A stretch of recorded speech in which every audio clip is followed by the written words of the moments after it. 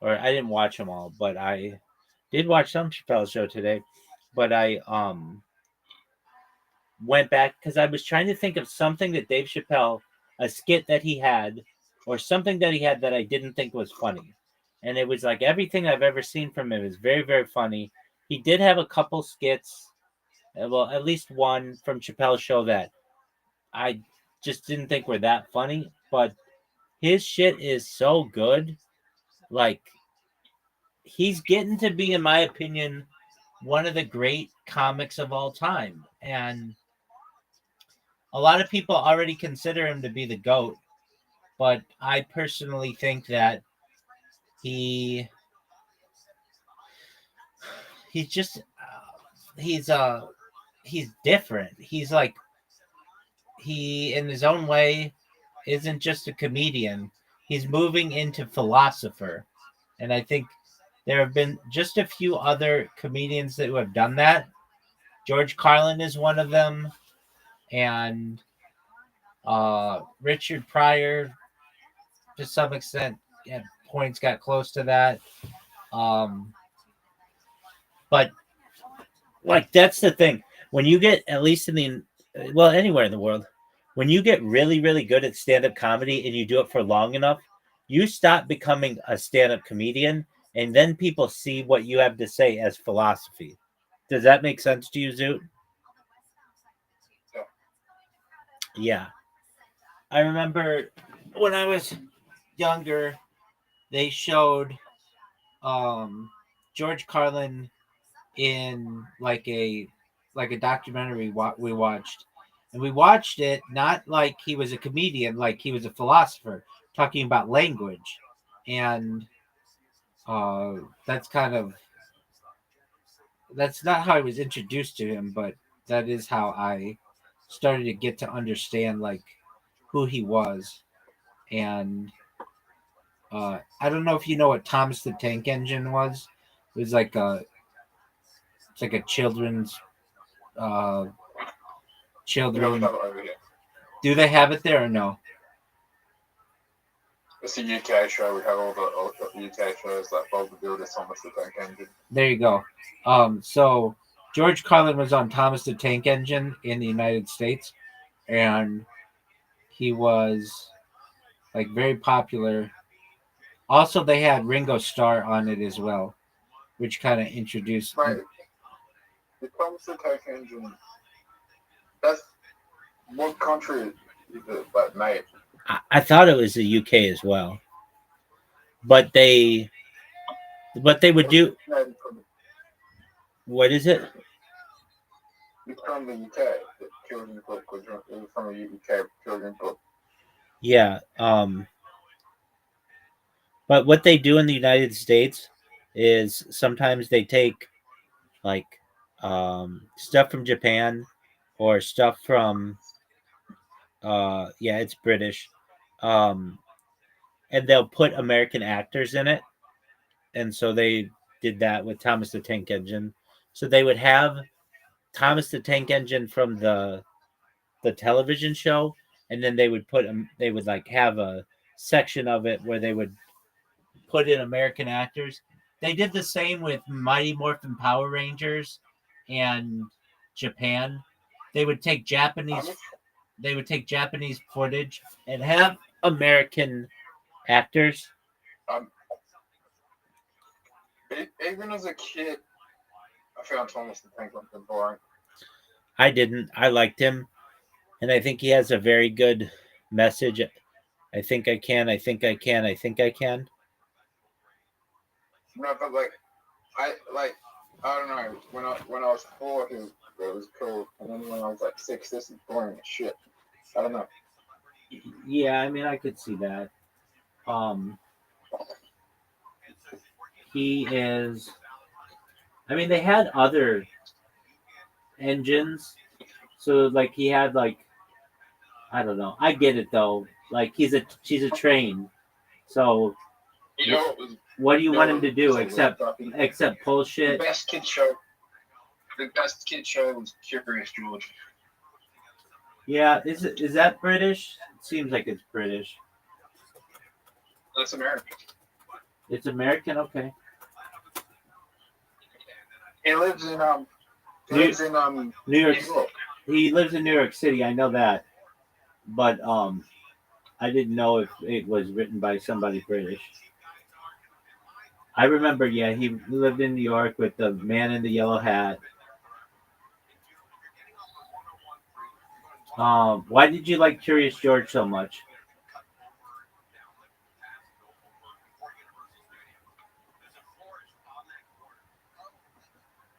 What?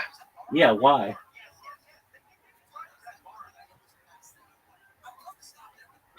Because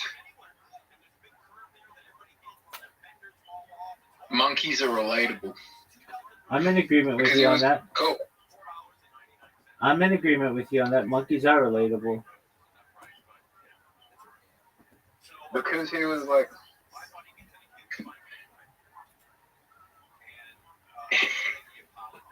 he was like cool. And he was just like like I don't think there's a person that I've never met a person who dislikes Curious George. Yeah, I get that. Did you have Little Bear?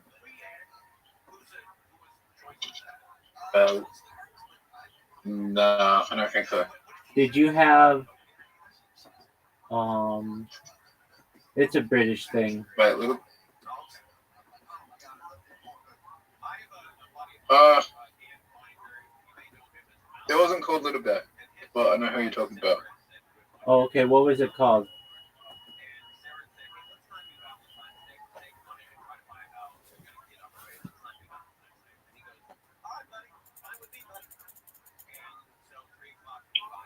What was it called?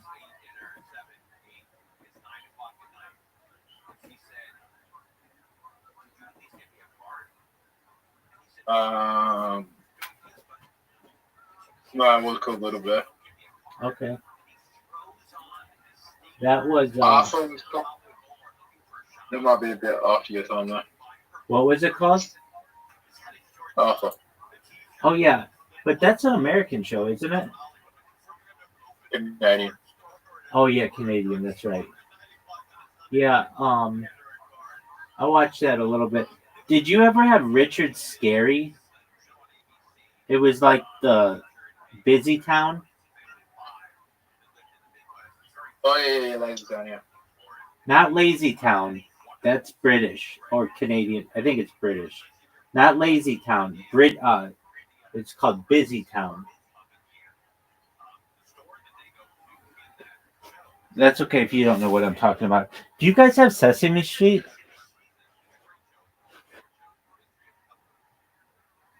Yeah, of course. Is it the American version or is it a different version? American. Oh, okay. Who's your favorite Sesame Street character? Elmo. That's a good choice. Why Elmo? Hey, dude, I can do a really good Elmo impression. Want to hear? Let me see if I can do it. Because Elmo's like the most relatable, and he's like the least like. It's just like he's the mascot of Sesame Street. Well, Big Bird's probably the mascot of Sesame Street. For Like, sure. Big Bird's kind of creepy. Okay. You ready to hear my impression? Sure. Elmo loves you, Zoot. Elmo wants to wish you a happy birthday. Fucking hell, that's actually pretty good. Thanks, baby. Yeah, I don't do How do you, I don't do impressions, but I can do that impression pretty well. I'm Elmo. My voice is actually not the way that I normally could do it. I can usually do it better. I'm Elmo. Wait, no. What would I say? Um. Oh, I used to be able to do it better. My voice is a little deeper than when I was like younger, but I used to be able to do. so, Cookie Monster's pretty cool as well, but Okay, so you like Cookie Monster? yeah, You know who I really like is Oscar the Grouch. I like Oscar the Grouch a lot. I Yeah, they're but I also like Guy Smiley, and I like Bert and Ernie, and there isn't anyone on that show that I don't like. I like Snuffleupagus. Doug, do you know the story about Snuffleupagus? Abby.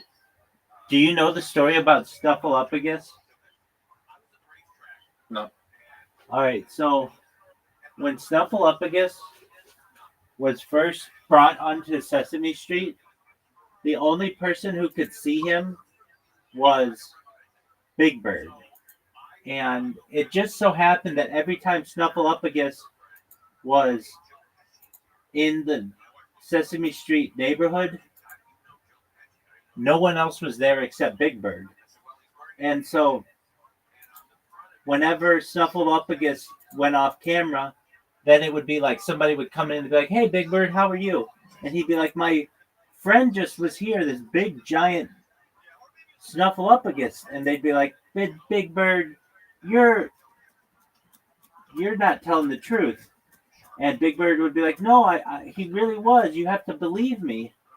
And there were all these parents that wrote in eventually something like this, and because and it was pushed by um, like child psychiatrists and sociologists and such that like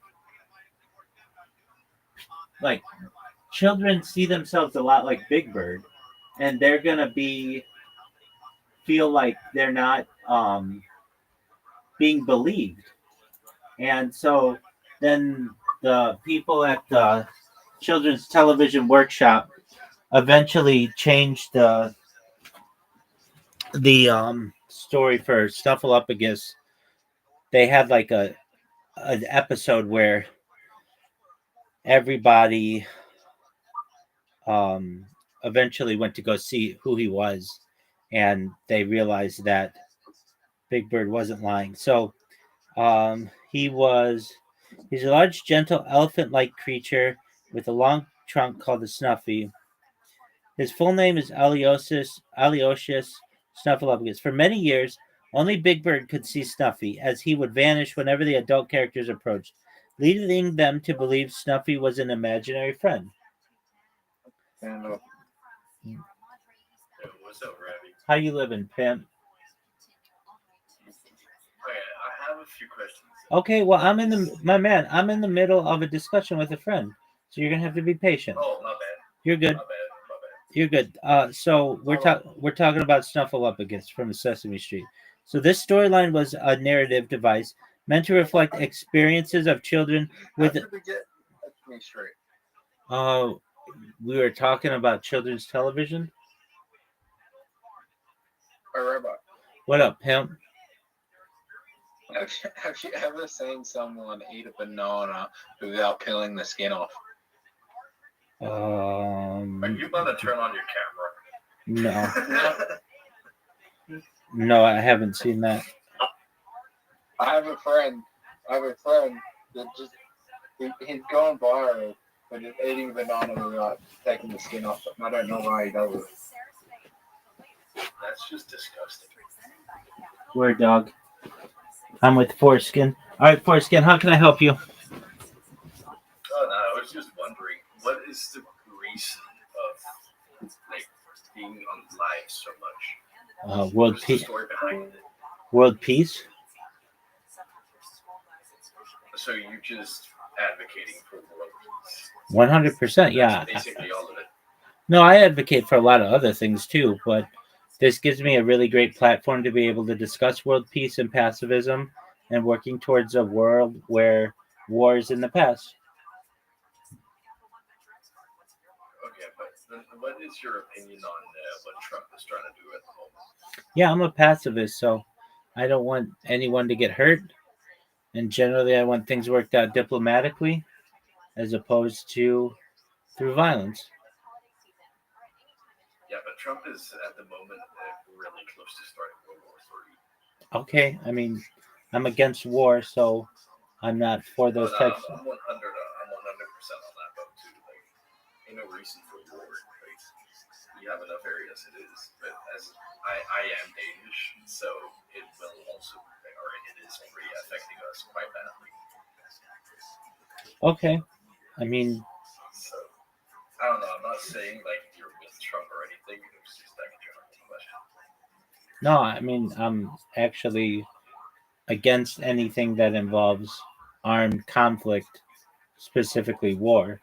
So I don't Yeah. necessarily find that to be um, a useful means of uh, gathering really territory, but also just in general. I think it's wrong to for anyone to put their hands on somebody else without consent. It's as simple as that. Yeah. Okay. I feel that. That's true. Very well. How'd you find out about Once me? I How'd you find out about me? Foreskin Empire. foreskin. It says Forsaken. Oh, Forsaken. Oh, sorry. Apologies. Foreskin Empire. Yeah, That's great. that's hilarious. You're right. It does say Yeah, I don't Forsaken. know. It's because I'm in another server named Eco World. Oh, of I know course you're the in. name is kind of fucked up, but like, it's just a social platform up there. Since it was chill, but it's not. It's just full of burgers and shit. But I Okay. just joined EC at random time, and I just saw Rabbi Rothschild. For the Absolutely. whole, like since 2024, I've been in that server. We have not left the EC once. No, I don't. So today, today I was like, yeah, fuck it, why not? I'll see what he's actually up to. Excellent. Let me But ask. how long have you? Let me How ask. long Hold have on. you? Before you, I'll answer your questions. But uh, are you? What is your age? Oh, I'm 18. Okay, excellent.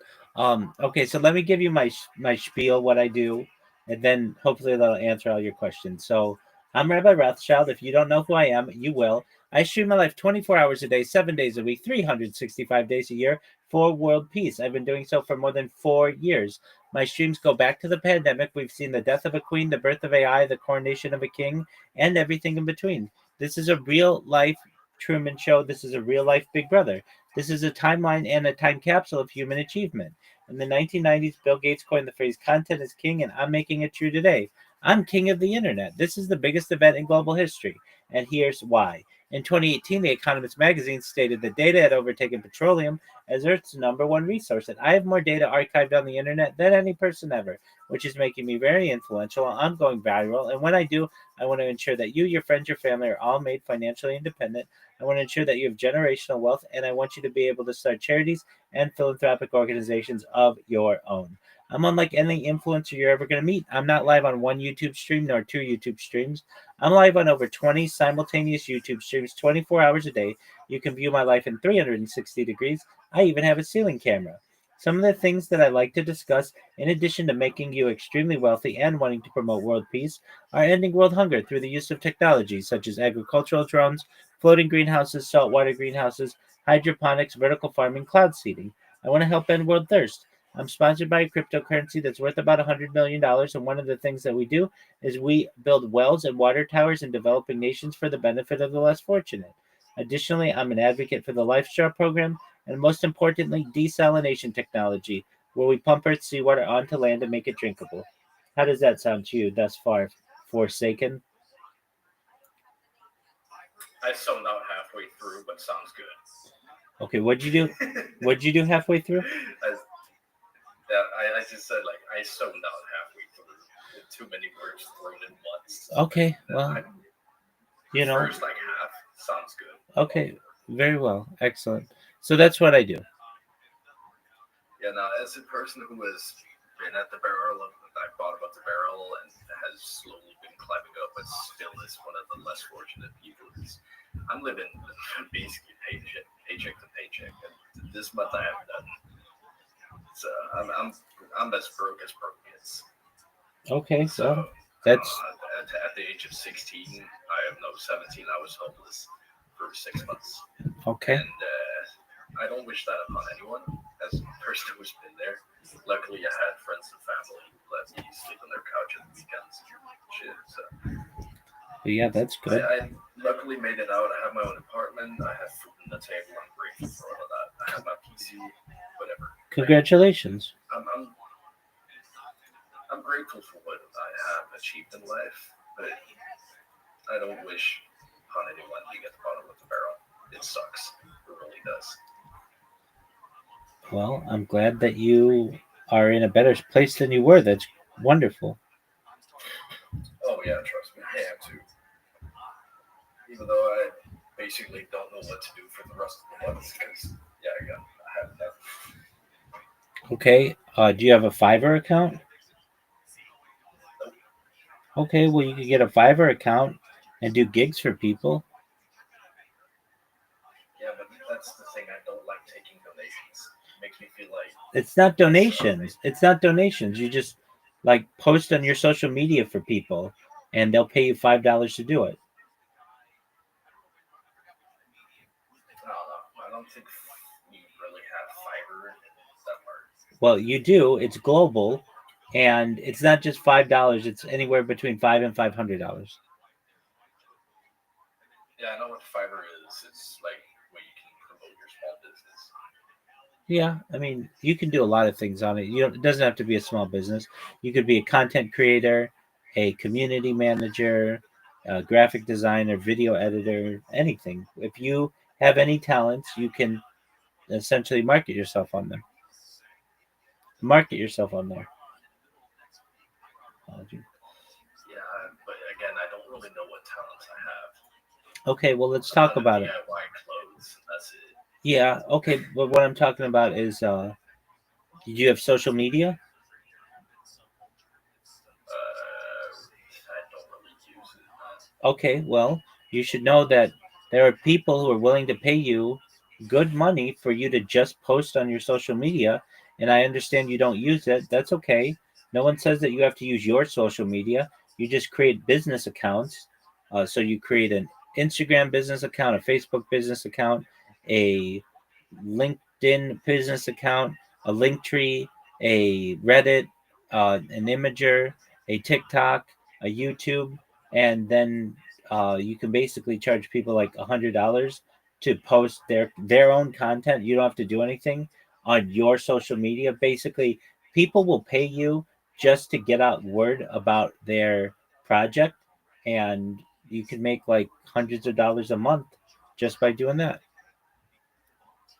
Yeah, but for that to actually work, you need to have some of following. Because Yeah, otherwise, it won't really work anything. yeah. I mean, you can easily. I can tell you in the last 75 days, I've gotten 3,400 followers on Twitter alone. So in 75 days, I've been able to get thousands of followers. You could do the same. Wait, okay. Now I'm just confused. How are you making a living off of this? Is it just through donations, or what are you doing No, I exactly? don't ask for donations. I've never asked for donations. I don't want donations. I'm by trade, a certified project management professional. I've launched apps on the App Store and Google Play that has allowed me some financial independence. So you have a job outside of this? No, But then how? I'm confused again. Can you explain what you do? I just told you I am a certified project management professional. I have successfully launched apps on the App Store and Google Play, which has allowed me some financial independence. Oh, okay, okay. So, okay, now I'm more. Okay. I just didn't really hear you that well for the first time. Okay. But if you don't mind me asking, what apps? That's what. Sure, I've signed non-disclosure agreements, so they're very large apps, apps that if you're in the United States are major markets and places like Los Angeles. Worked with everyone from the Kardashians to Quentin Tarantino to Brad Pitt to George Clooney, just uh, very popular individuals, and um, have been able to use the savings for that to buy the equipment that I need to be able to stream my life 24/7. That's another thing I wanted to ask. How many devices do you have live as a moment? 33. Holy How expensive is that? I mean, it's whatever 33 different devices are. So thousands of dollars. And, like once you buy the devices, though, they kind of, don't need Your upkeep. electricity bill must be insane. No, it's not. We have solar, so solar basically gives us a rebate at the end of every year. That's smart. I mean, I just live in a three-bedroom apartment with my current girlfriend, and I feel like our electricity is quite high. I could see that, and it's going up. It's not even like we have the lights on 24/7 or anything. It's still goes to like $200. Well, that's pretty low, actually, considering it's two people, and you're using computers and things like that. All of that can add up. Do you have electric heat or do you have gas heat?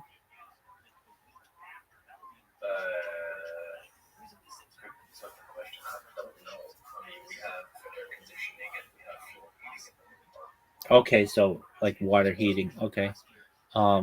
And the air conditioning can get expensive, right?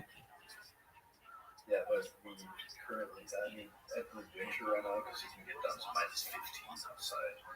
It's we have it running at like 20 degrees, which is room temperature, so it's not really anything crazy. Okay. But when starts getting hot, we're gonna have to turn it down to basically zero, so it's not on. You're right. I understand that. Because there's no reason for air conditioning. If you get cold, put on more clothes. If you get hot, take off the clothes. Like, Okay. I mean, it can get hot in places where you can't remove any more clothes and you're sweating the whole time.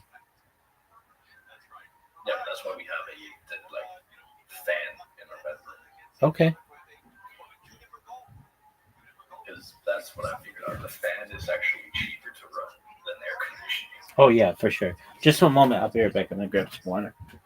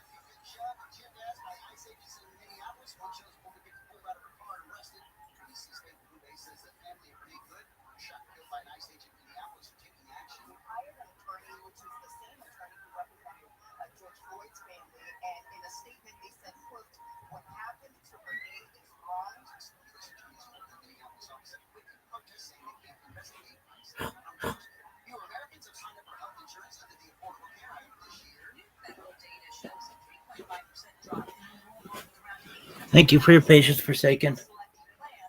So, what's on your agenda for today? What? What's on your agenda for today? Seeing it's almost 2 a.m., probably go to sleep in a bit. Okay. What's on your agenda for the rest of this week? Oh, that's a good question. Try to scrape the shit together to live for. Yeah, I don't know. Because I'm unemployed. Okay. Well, how many jobs did you apply for today? I've applied to legal amendment to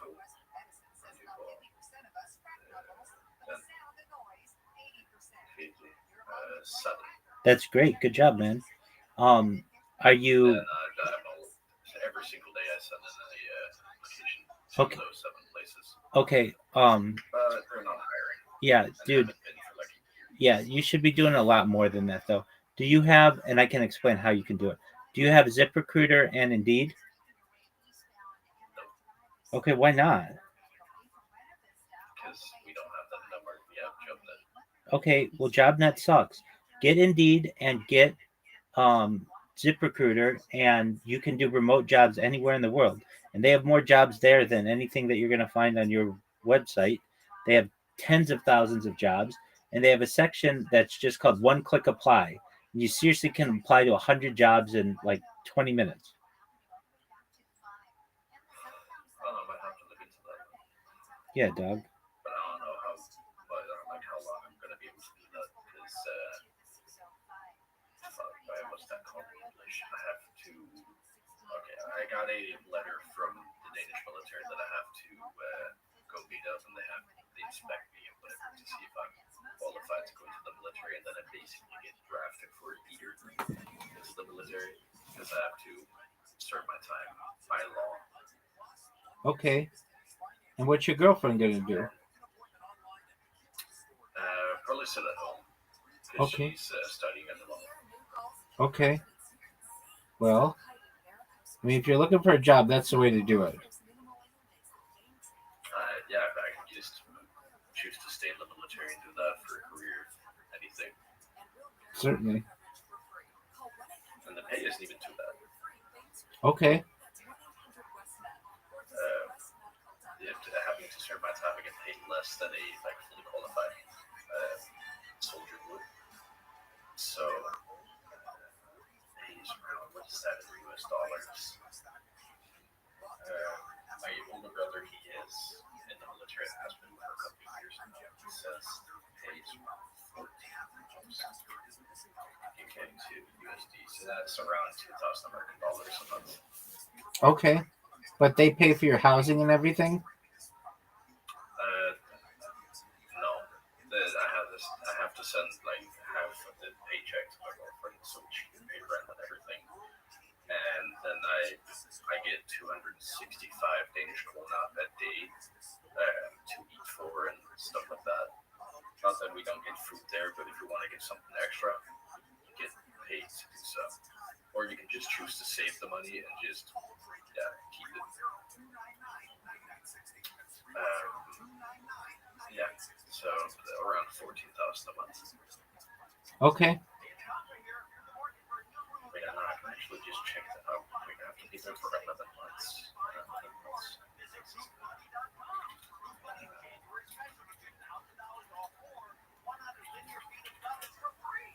So that's 335 days.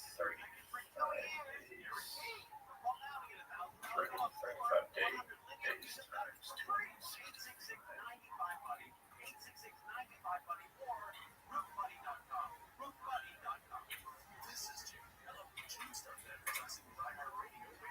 Okay, so that's 88,000.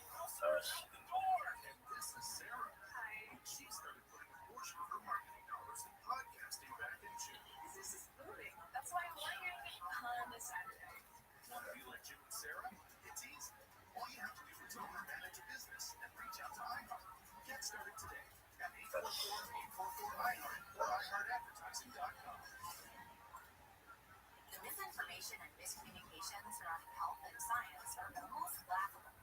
So why not laugh about it? Okay. It's a new year, new start, and the hilarious podcast Health Stuff is taking a new look at health. This is a show about the basics of health, but this is not a basic show.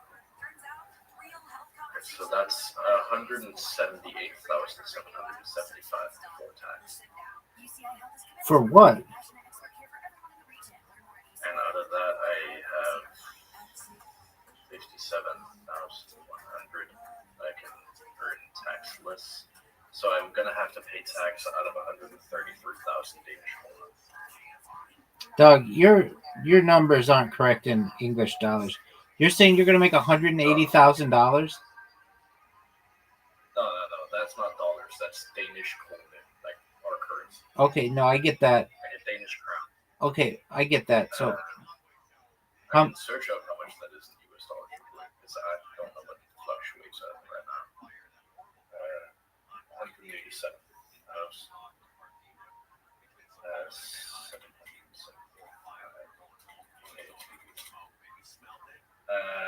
30,000 dollars. Oh, okay, that makes sense. And out of that, I have 134,000. That's taxless. No, wait. No, I have 54,100 Danish kroner. That is taxless. Jeg har regnet ud lønnen for værnepligt om året. Om året, der tjener jeg, for den store brand siger, at lønnen ligger på omkring 14.000. Jeg har lige udregnet det. Jeg får 265 kroner dagligt til at købe mad, hygiejneprodukter og steder fra. Og så 9.000 kroner før skat. Det er så ikke udregningen, men 9.000 gange 11. Jeg får 9.000 om måneden. Det er 99.000 om året. Og så med de der 265 kroner, hvis jeg ikke bruger nogen af dem, og jeg er inde i 335 dage, det er så 88.775. Så lagt dem sammen, det giver 187.775 minus 64.400, som jeg ikke kan skat af. Så er der 133.675 tilbage, som skal trække skat.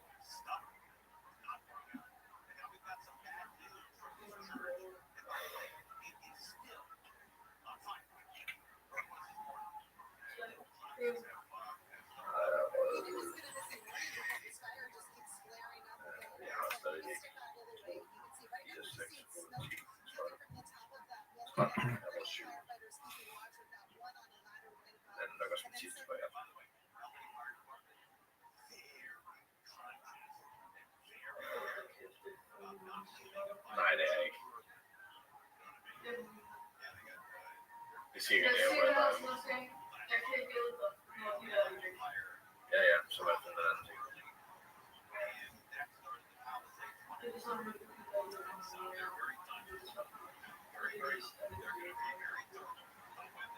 Nej,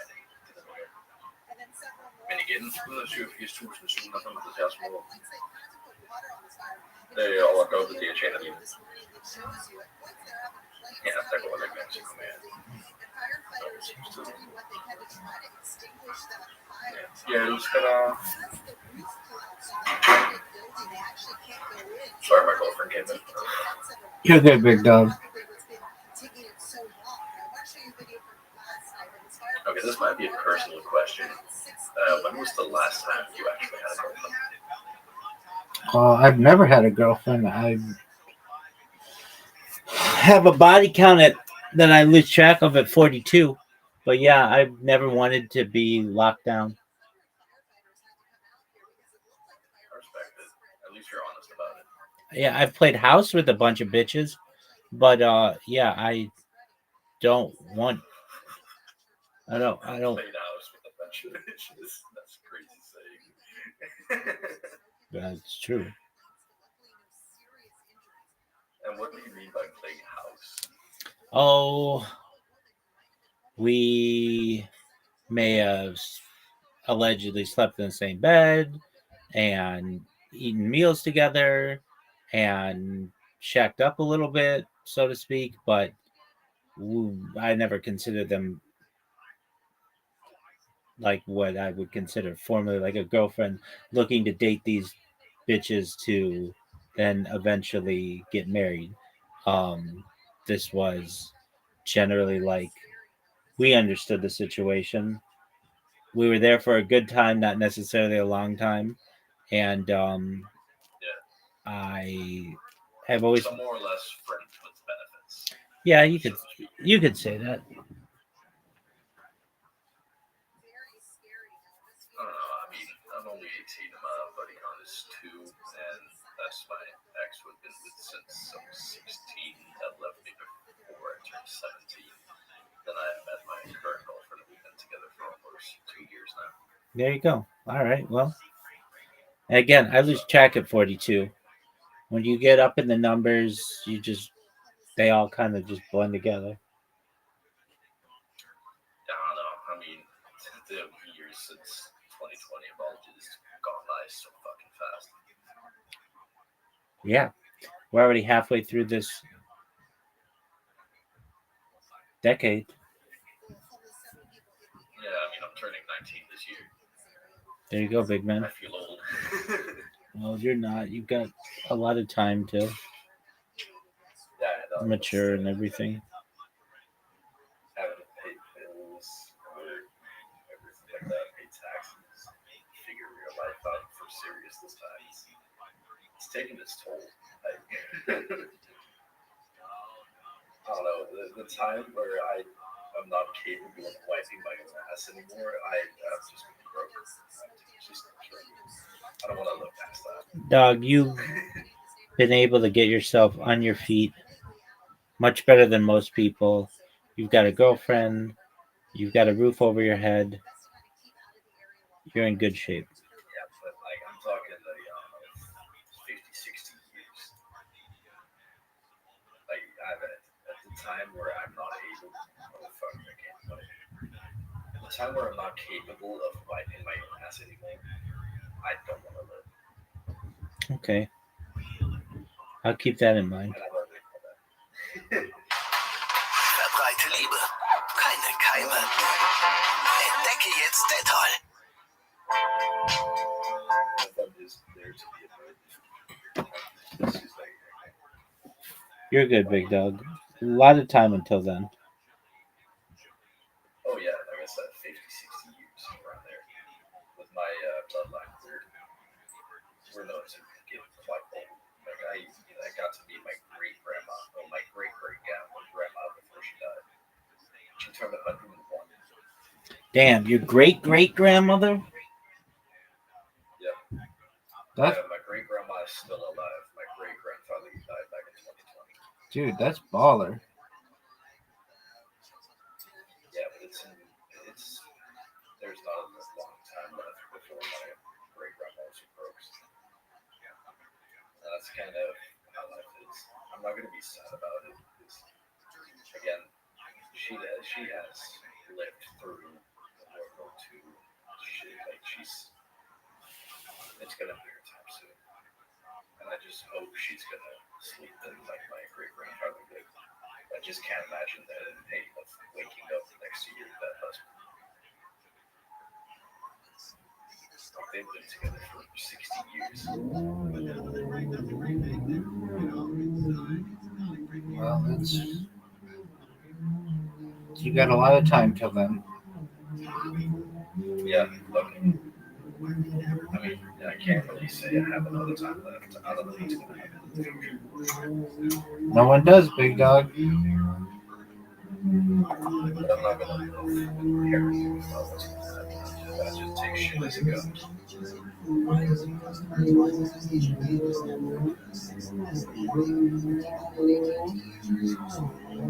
be heading off to bed. Hey, you take care, my man. And you're always welcome. And it was a pleasure to speak with you. And best wishes. Keep your head up. And if you ever need anything, I'm here to help you, okay? Absolutely. You too, big dog.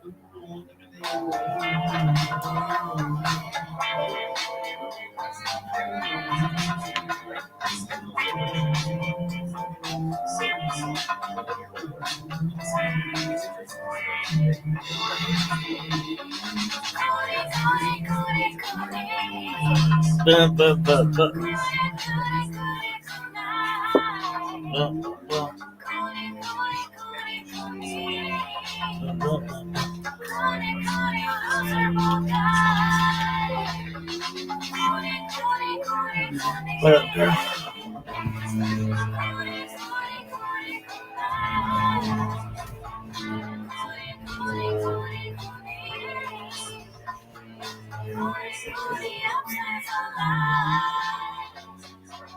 Welcome back to Raccoon Tweeties. Thanks for tuning in. As always, join the Patreon, join the Reddit, join the Discord. On the Patreon, you get early access of our other show, 10 Minutes to Shop. But, as always, Gerardo, how are you doing? Oh, I'm doing pretty good, dude. Sorry for not having a song last week to everyone because I was sick. I'm still. Oh, yeah. You were very sick. Oh, I know. Yeah. And it's not even that I was like dying sick. It was just like I had no voice for 5 days. You sent me a text where you were like, "I'm really sick," but I sound like the devil fucked me. Is what I told you. is that what you said?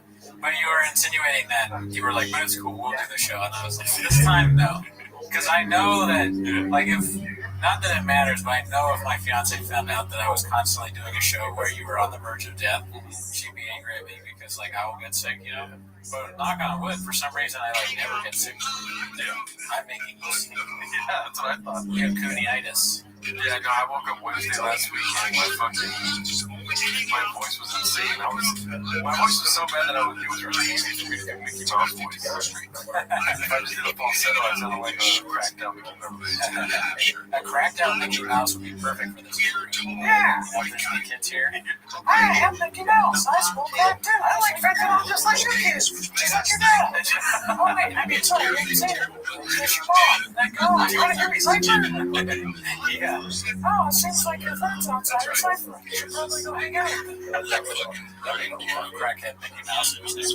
But I just wanted to apologize to everyone because the song wasn't there this week and I felt bad, but I said, you know what? Fuck it, we're not doing the song. Yeah, sometimes there won't be songs.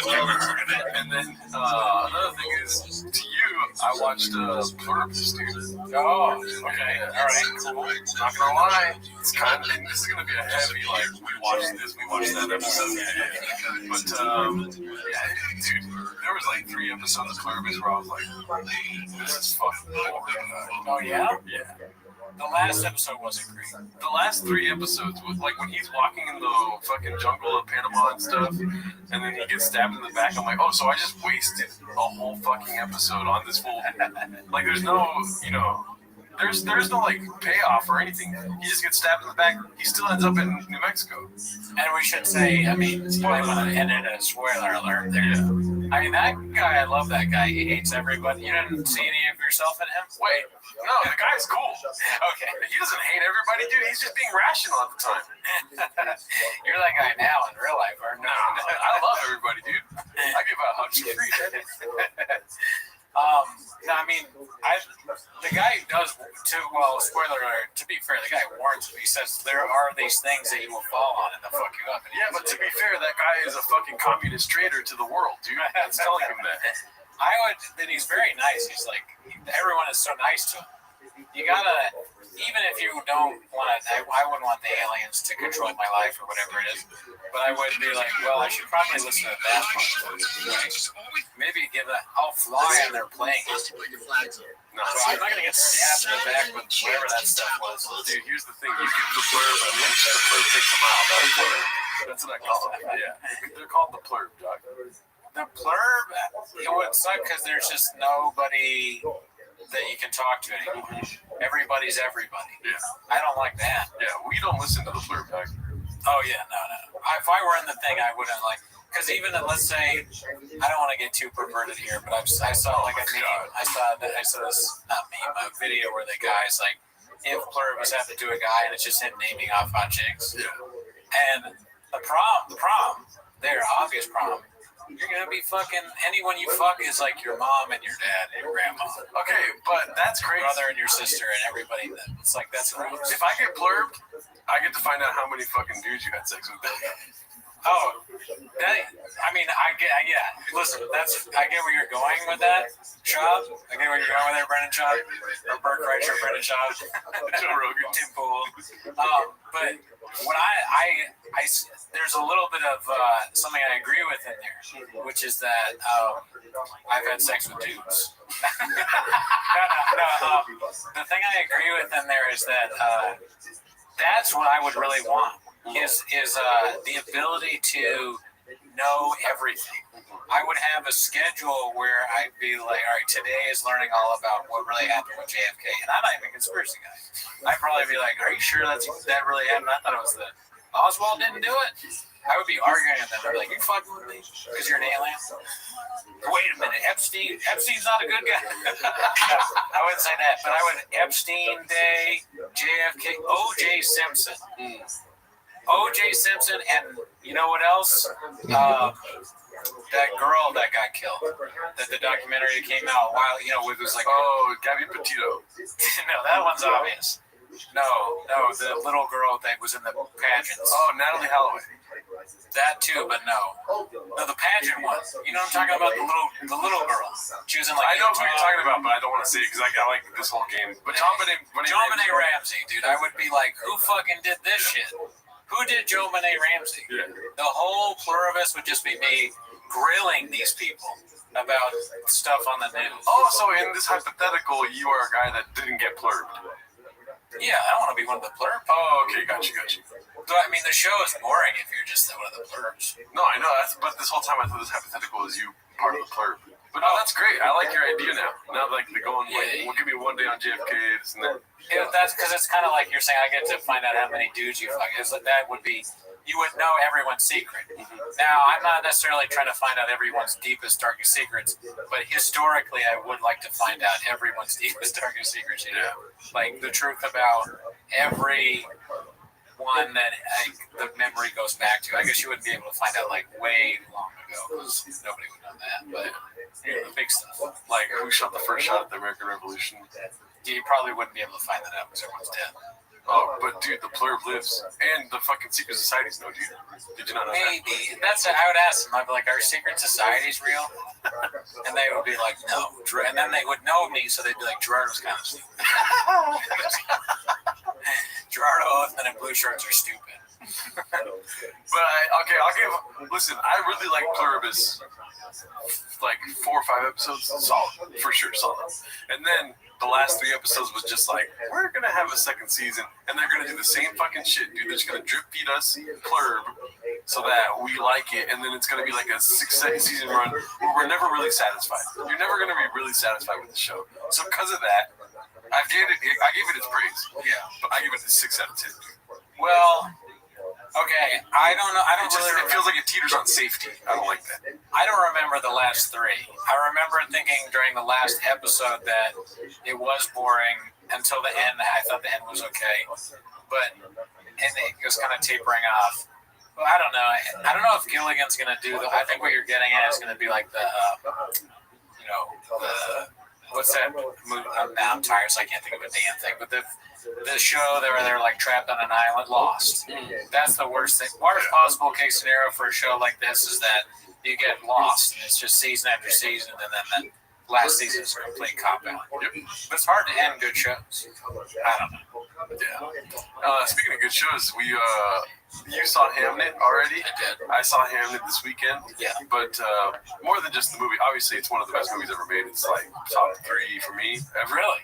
I liked it a lot. Mm-hmm. So we're going to agree on that. That was very good. Excellent. I was with a girl that wasn't really into it, so I did not cry. But I was so close to crying, dude.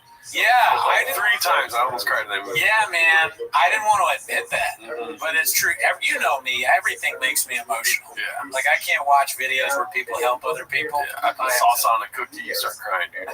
For sure. Definitely not over salsa on a cookie. But, I mean, if maybe at the idea of having to eat pace again. Oh, yeah. I'm not eating paces that day. And the pace sucks. Especially when it's kind of a hot car.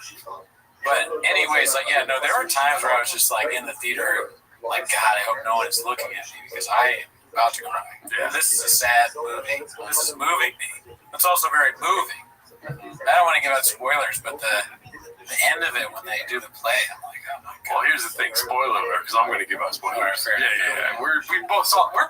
We saw the movie, dude. We can talk about it. Go watch. Who the fuck is watching this show without watching Hamnet? That's like a prerequisite to be at the Tweeties first, dude. You got to see Hamnet first. When you're really into Shakespeare, you've always been a Shakespeare. Always been a Shakespeare guy, dude. Never read it, though. But, yeah, so 3 times in it where it all has to do with little kid Hamlet.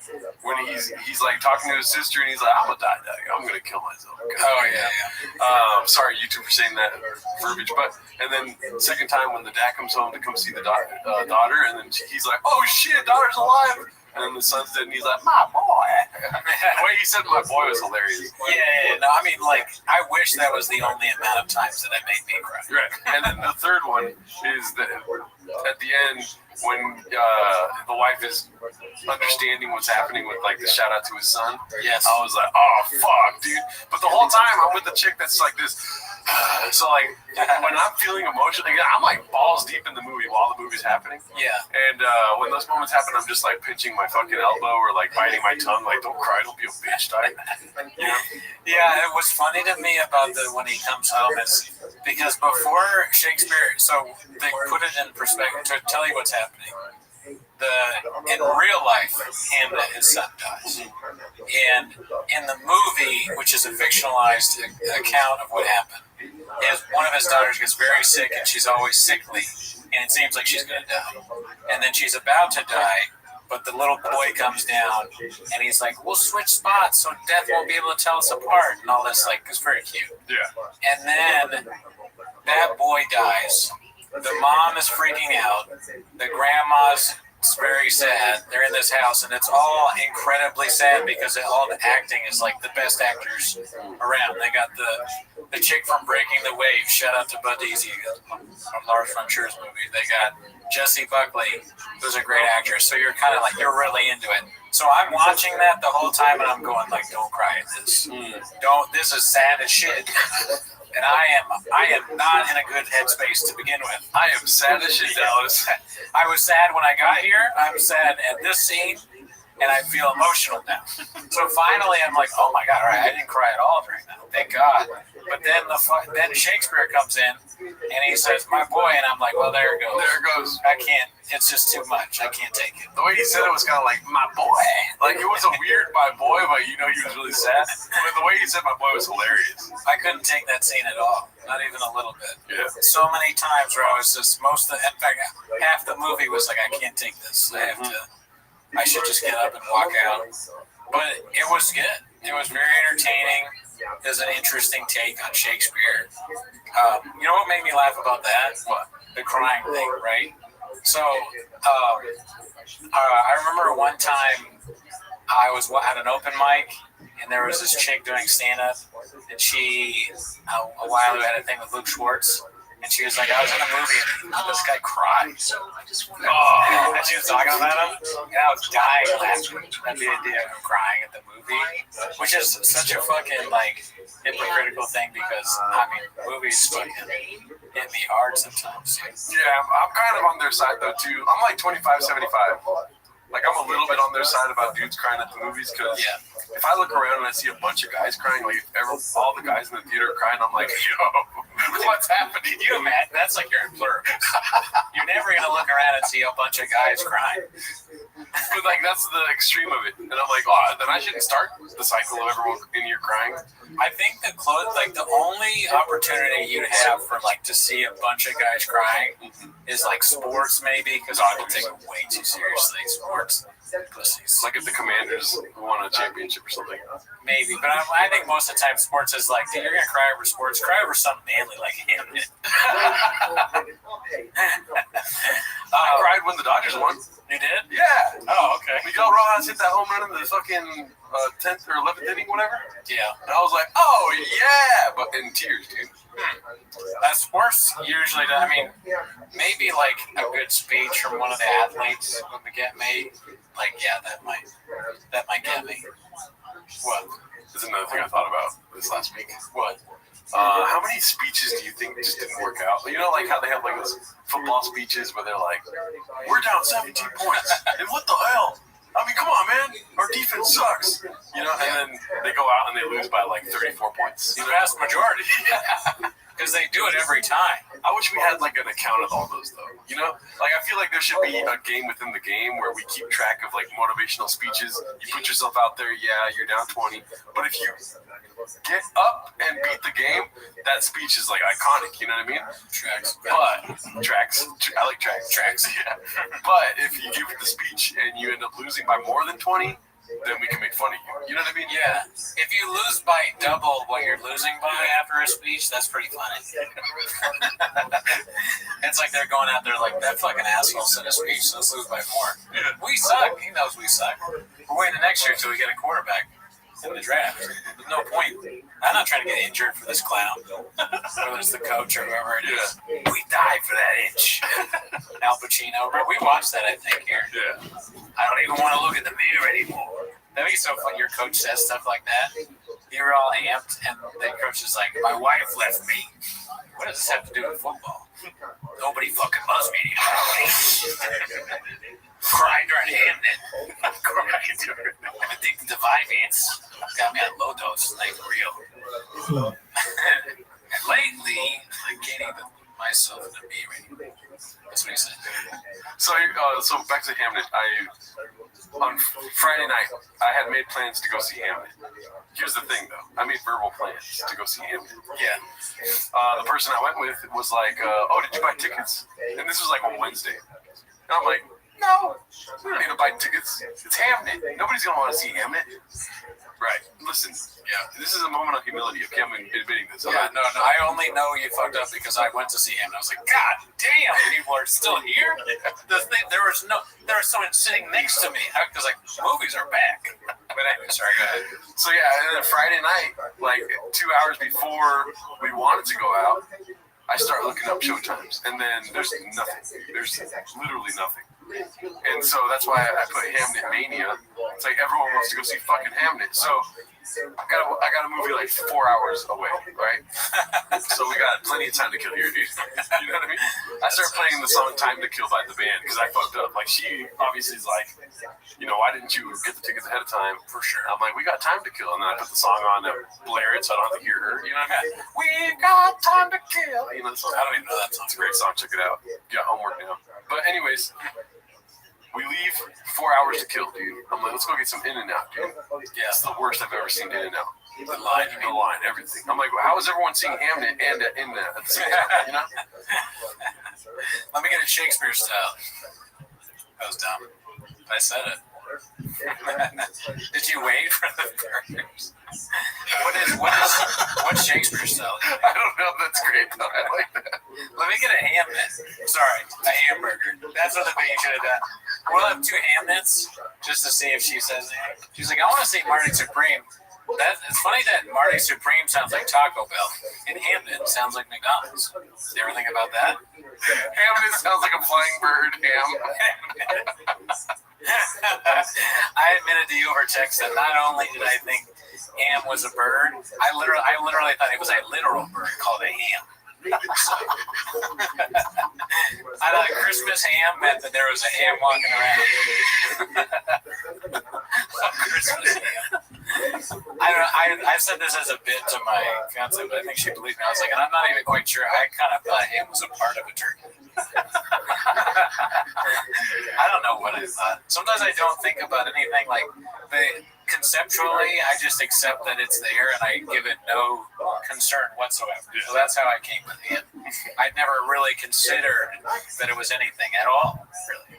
I just put it in my mouth. There's a lot of things I put in my mouth that I don't even think about what they are. Yeah, I don't. What's fucking laughing at me? Sugar? I don't know. Put it in my mouth. Put it in my mouth. It tastes good. What's toffee? I have no idea. Don't give a fuck. I love it. So basically, yeah, I was fucked Friday night. My bad. Sorry. I wanted to see how far I could go down there and just fuck with it. I like Shakespeare style. Yeah. And dude, I think the combo is devastating. Well, you said I'll get a hamburger, Shakespeare style. I wish we could get Marty Supremes. Oh, okay. And Taco Bell? Yeah, no, but sorry. Go ahead. Oh, okay. What is Shakespeare style at the end of you? Shakespeare style is probably like no bread, I guess, but that's protein style. That's protein style. Maybe if you add like an egg on the burger, I feel like English people love eggs. They kill your son. Yeah, sorry. No, you had egg on the burger. I just remember because she kept hard-boiling eggs, you know? In it? Oh, wait. The movie. Yeah. Egg, dude. Definitely go see it if you're okay with it. It's a little bit art house. It is very art house, yeah. Yeah, if you don't like art house at all, then don't see it. Oh, let me you're way too nice, dude. If you don't like fucking escaping in a movie, what movies are meant to do, then don't go see it. If you're fucking, oh my god, I almost said the R word for dumb people. But yeah, if you cannot sit and watch a movie, then don't go see this movie. Some people don't like art house at all. They need more like Here's my issue Woman in with the that, Woods. They can't do it. My issue with that is, dude, why are you trying to make a movie while watching a movie? Just like accept what the fuck they made and just take it in, and then afterwards you can tell me what the fuck you thought about it, okay? Fuck anyone that doesn't go see a movie because they don't like the vibe of it without even seeing it. Are you kidding me? Anyway, sorry. That's all I'm saying. I would say like it could have. The movie is great. It could have been a little bit better if Thanos was in it too. He has rings. Shakespeare has earrings. Yeah, right. Thanos could have been a great part of the movie. But no, I like art house, so I'm all in. I like all movies. I almost dropped the R word, F word fucking combo right there, dude. I've been listening to too much Lemon Party and hate watch it. The coach of the Huskies, Deacon Huskies, they were saying that he did that. He called one of the refs that. And he's about to get suspended or something like that. Good. So funny. Good. But sorry, you're in line at so when I couldn't get the tickets. And then she's like, Nini Delta, Nini Fauci. Of course. I was like, all right, we didn't get to go at the time we wanted. Good. Yeah. I was like, we still wake up at 4:34 tomorrow morning. Did you end up getting? So you got the food though, right? No, we didn't go to In-N-Out. We ended up going to a taco truck.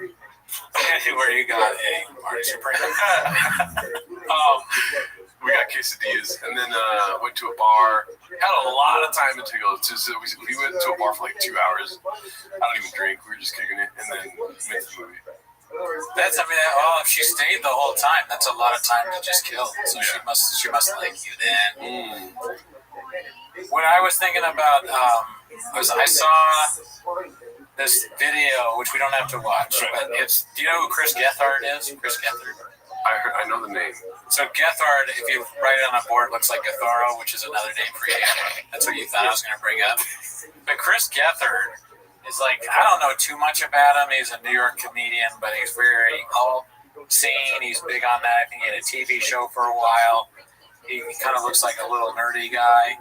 And he got interviewed recently, and he was talking about how he's had all this success in comedy, but he lost his health. Look at his face. Doesn't that look like a guy that just lost his health insurance? Oh, he just lost his health insurance? He just lost his health insurance with his family, and he's talking about how hard it is to be a comedian, and how it's like, even when you have success, it's kind of still like can suck, and you won't make enough. And I remember that. I was like, damn, Chris Gethard's poor? He's been on a lot of stuff.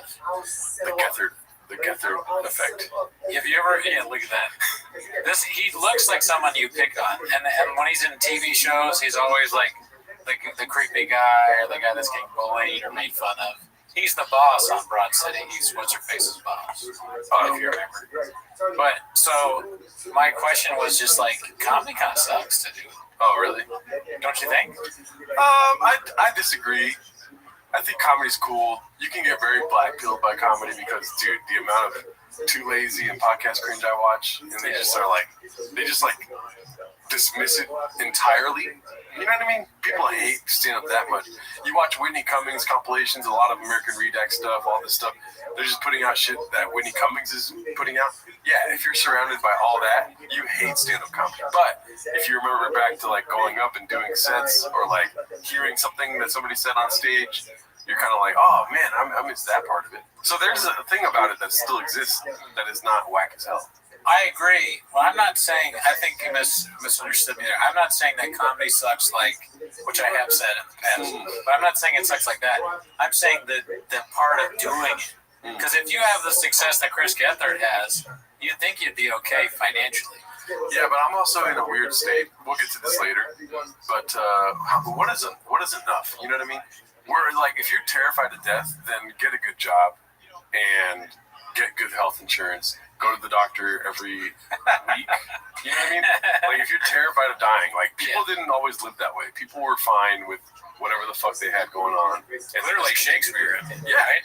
That's a good example of a guy. People in his life were dying. He's like, I'm going to get fucked up tonight, dude. People in his life were dying, and he was like, I'm moving to London. People in his life, his kids. It's like if he was a comic and he was going to Austin every fucking month. Me and my fiance were laughing about that. I go, because there's so many spoilers, but my favorite scene, I always love in movies where I see women get so fed up with men because it reminds me of things I've done in past relationships where it's like, oh, like when he's like, his son dies and he goes, I'm going to go to London. And she tries to punch him in the face and she misses. It's so funny. It's very sad. It's very sad. But it's like, I could absolutely see that happening to me. Yeah. Sometimes you say things to women that are just, they can't take it because you want to pursue what you want to do. And they got all this stuff going on. They just make you dinner and you're like, I'm going to go to an open mic. She's holding your baby. Yeah. You know? So she's going to try and punch you. Well, thank God the White Knight showed up today, dude. Shout out to Cooney. You're on our side, dude. Fucking boys rule, girls drool, dude. I gotta go to London. I'm writing plays left and right, dude. My son just died. You know how much creativity is fucking running through my juices right now? Sorry for cussing. You would deny Shakespeare Gerardo? Yeah. So, yeah. Dude, I'm fucking Shakespeare. When she tries to punch me, I go, I'm Billy old Shakespeare. Way to go, Shakespeare. That's what we used to say to people to make points. But yeah, no, I'm on the side of the man, but I understand where the woman's coming. I understand why Jesse Buckley tries to punch Paul Mescal. I almost tried to punch Jesse Buckley when she did that, dude. Okay, calm down. Be cool. But it's the everlasting struggle. You know, you kind of are you being insensitive by wanting to do what you want to do? I think there's probably some kind of middle ground. And you could just live the artist life or whatever sometimes. But it's also, I don't really know Chris Gethard that well. But he is funny from what I've seen. He's been in a lot of stuff. And he is struggling super hard. Like, you can just look at his face. It looks like he's, has Andy Dick disease or something like that. And people like Andrew Schultz are doing pretty well. Right. And Chris D'Elia, even after being canceled, is still able to make a good amount of money, even though they kind of suck at what they do. Yeah, I mean, we're in a weird place right now. Obviously, everything in the country, this and that, culture, this and that, right? Boom, boom, boom, boom, right? It's more like if you have a lot of secrets, you get paid off more, Like, it's a weird flip-flop of, like, currency right now is in being evil. It feels like.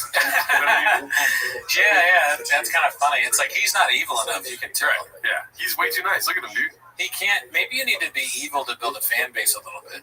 But at the same time, though, I'm like, I'm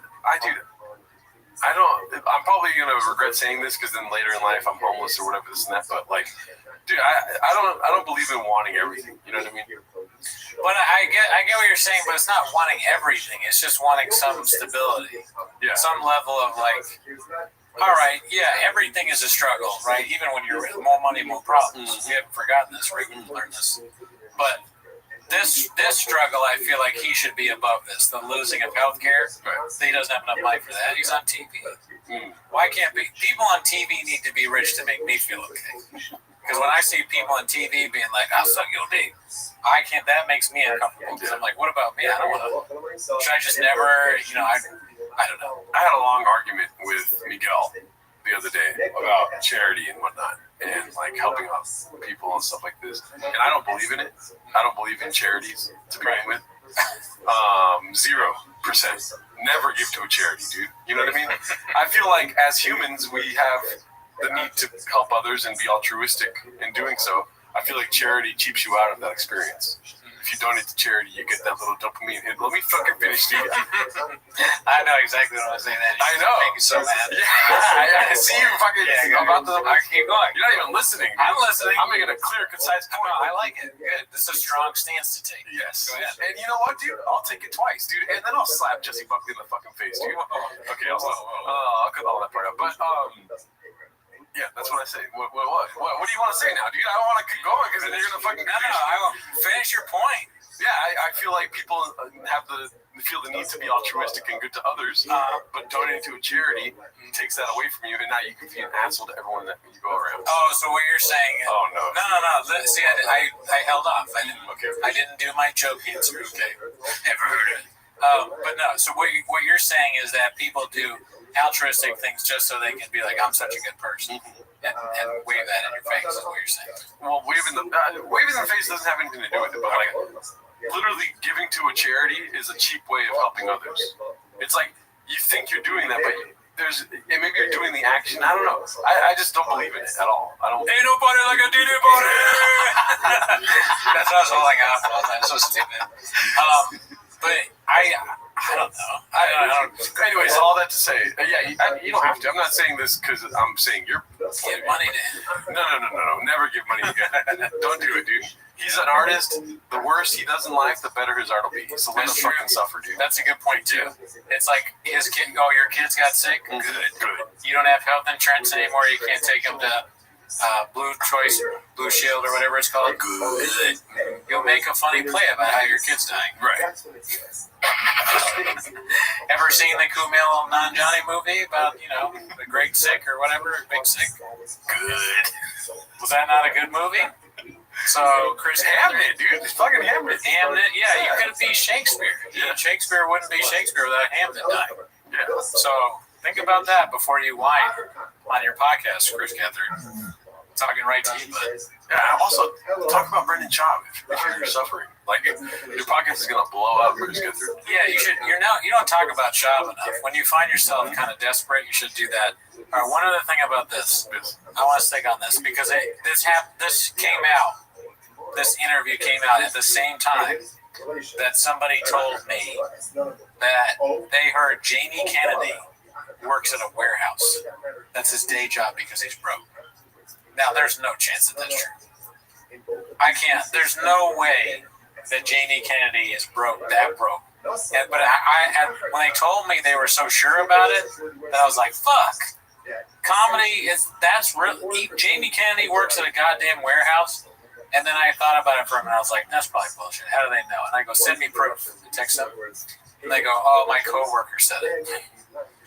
I'm like, how does your coworker know? What are they fucking Jamie? Like, who? How do they know? And they're like, oh, well, they said he talks about it in his sets all the time. That's a fucking joke, you idiot. You stupid bitch. You moron. He's telling jokes. He doesn't work at a warehouse, you fucking... I stopped myself. You plurb. Yeah, you plurb. You redact. It wastes my time. You made me insecure about myself. Mm-hmm. Now I think Jamie Kennedy, my hero, is like working at a warehouse, which is fine. Warehouse, great job. Mm-hmm. But it's like you shouldn't be working at a warehouse if you're Jamie Kennedy to have all these movies, TV shows. Say what you will about Jamie Kennedy. He's very cringe. We watched the Vampire movie, and there have been points in his creative journey that were very good. He's very funny in his TV show. Malibu's Most Wanted is probably one of the greatest movies ever made. Right up there with Hamnet. Right up there with Hamnet. He's been funny in a lot of stuff. Okay, he's had some great big roles. That's a killer double feature at like a drive-in, dude. What, Hamnet? Or what comes first, Hamnet or Malibu's Most Wanted? You know what's funny? It should be Hamnet and Don't Suck. The vampire movie, because for some reason Shakespeare's always a little vampire to me. There's always a little bit, even though there's no vampires in Shakespeare, there's a vampire-ish nature to Shakespeare. Way to go, Shakespeare. But dude, I was so pissed. I was like, why would you tell me that? He talks about it, says he's kidding. I'm so broke I work at a warehouse. That's a joke. He's actually working at a warehouse, you stupid fucking idiot. Yeah, and Chris Gethard, let's be honest, never heard of you, dude.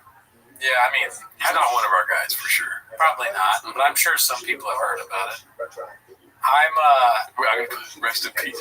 Yeah, every picture of Chris Gethard looks like he's died.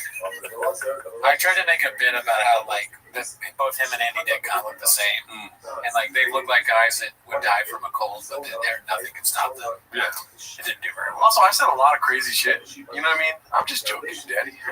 Oh yeah, I don't think you actually don't think charities are good.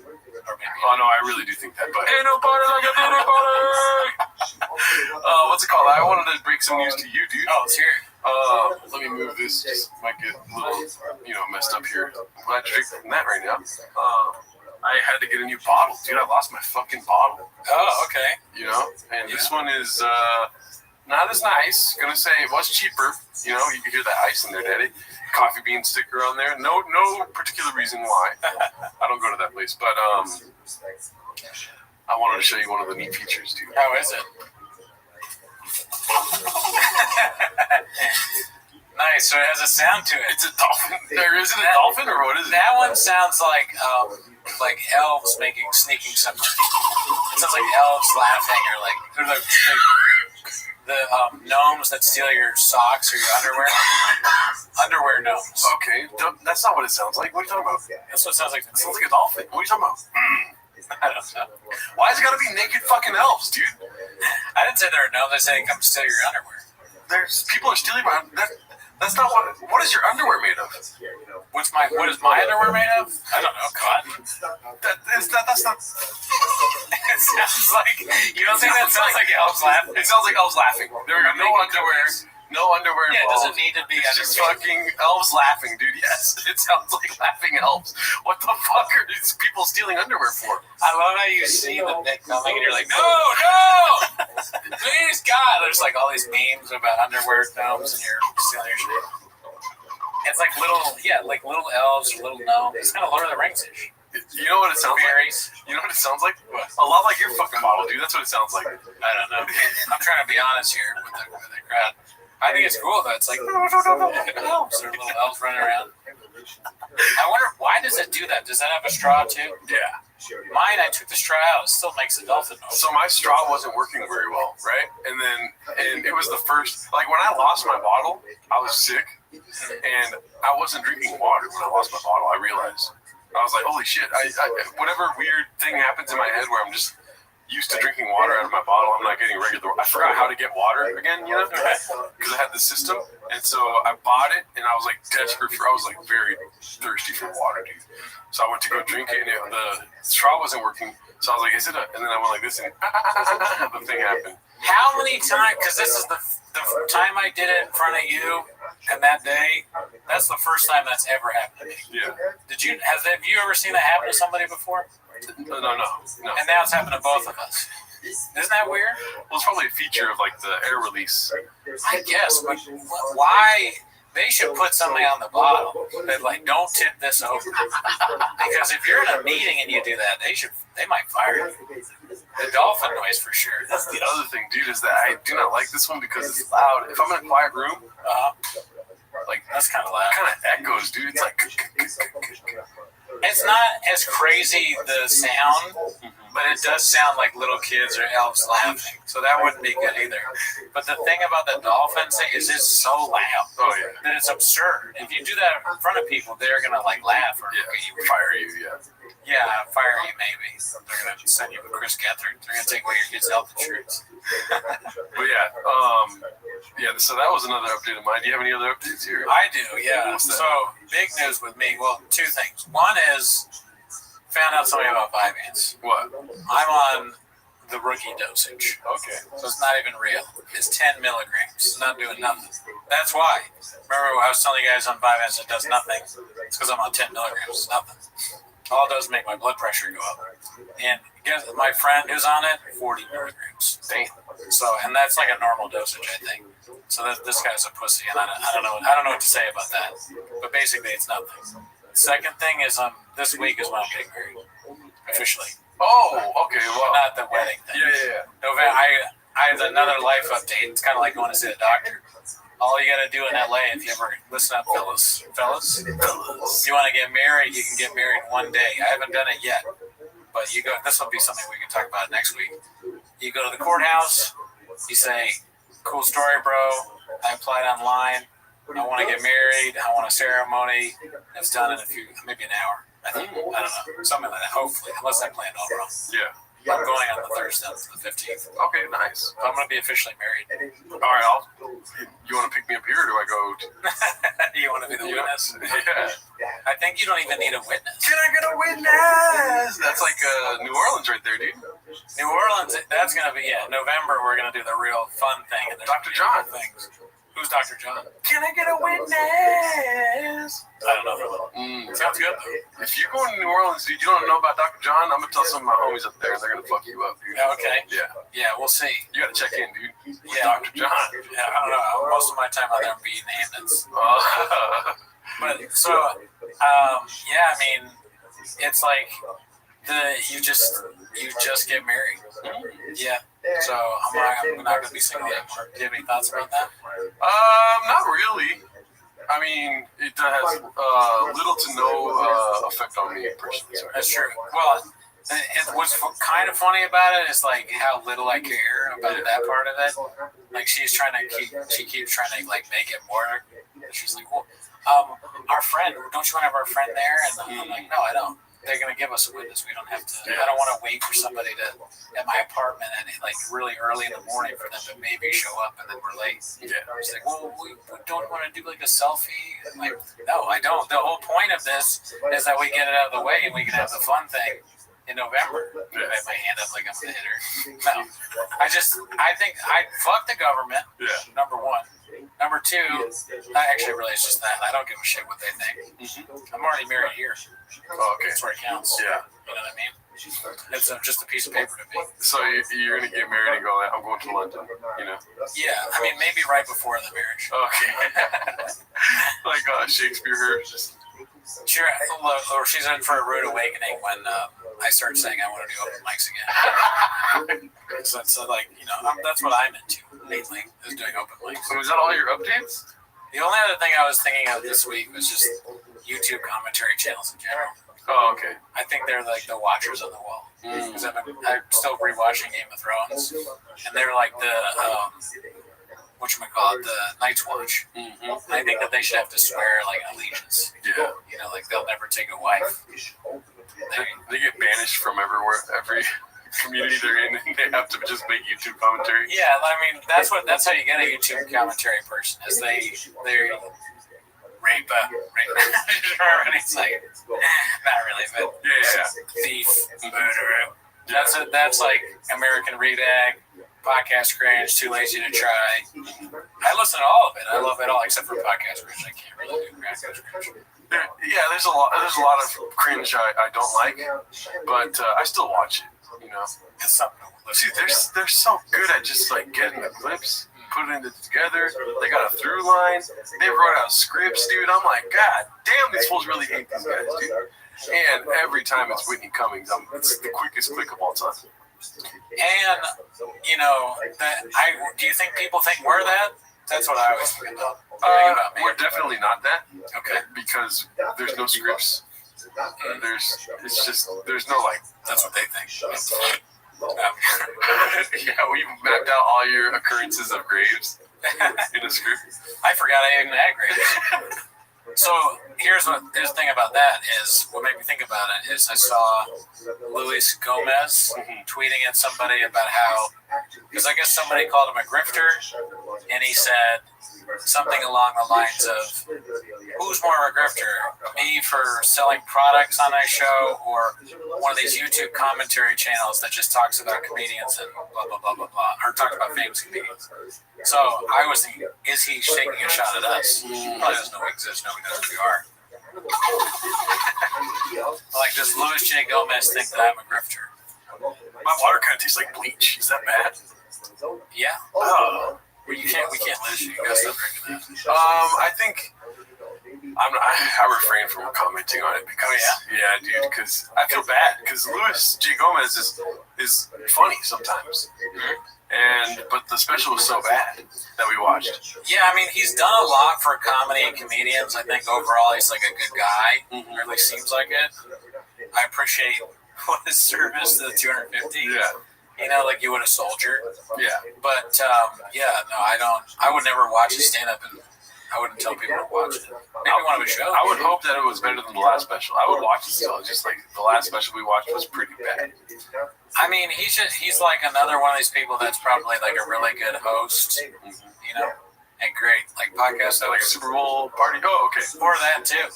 And, like, he's likable, I guess, but stand-up wise, I have zero interest in it. Yeah.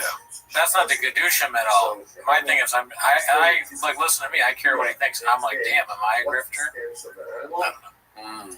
You tell me, comment whether you think Gerardo's a grifter or not. I would grift. Like, you know how many times I thought about trying to do that, but then I think about all the work that's involved because I'm pretty, knowledgeable about the space. Dude, the amount of work they put into this is not for the fucking Gerardo of heart, dude. Yeah, I got a YouTube name for you if you want to try. Too Lazy to Grift. No, I get it. That's true. There's so much. I've thought about it myself. It is a lot of effort. I couldn't do the editing part, but even just the writing out and the commentary, that's devoting a lot of time. If you devote all this time to like one specific video and it's like attack, and then it's not good, it's kind of sad. Yeah. I like other commentary channels on YouTube that aren't exactly comedy based. Like there's one that does a lot about the rap world called Deleted, and I really enjoy his his style of commentary because it is very heavily joke based. But I'm not a part of that culture, like black culture, where those jokes just hit pretty good for Mexicans like me. You know what I mean? And I don't know if I would be able to have that sort of effect on somebody else in a jokey way. I think I would take it too seriously. Be like, Whitney Cummings, fuck you. Start crying on the recording. you get really mad. Yeah. And that's not as funny. American Redac kind of, they all have a like an even keel way to them. And they have a style. All of them have their own style. Yeah. I'll never get over that one episode we brought up on the pod where it's literally just him talking about what happened on the show. I cannot believe that I like that. The Eric Andre thing is fascinating. That should really be in textbooks someday.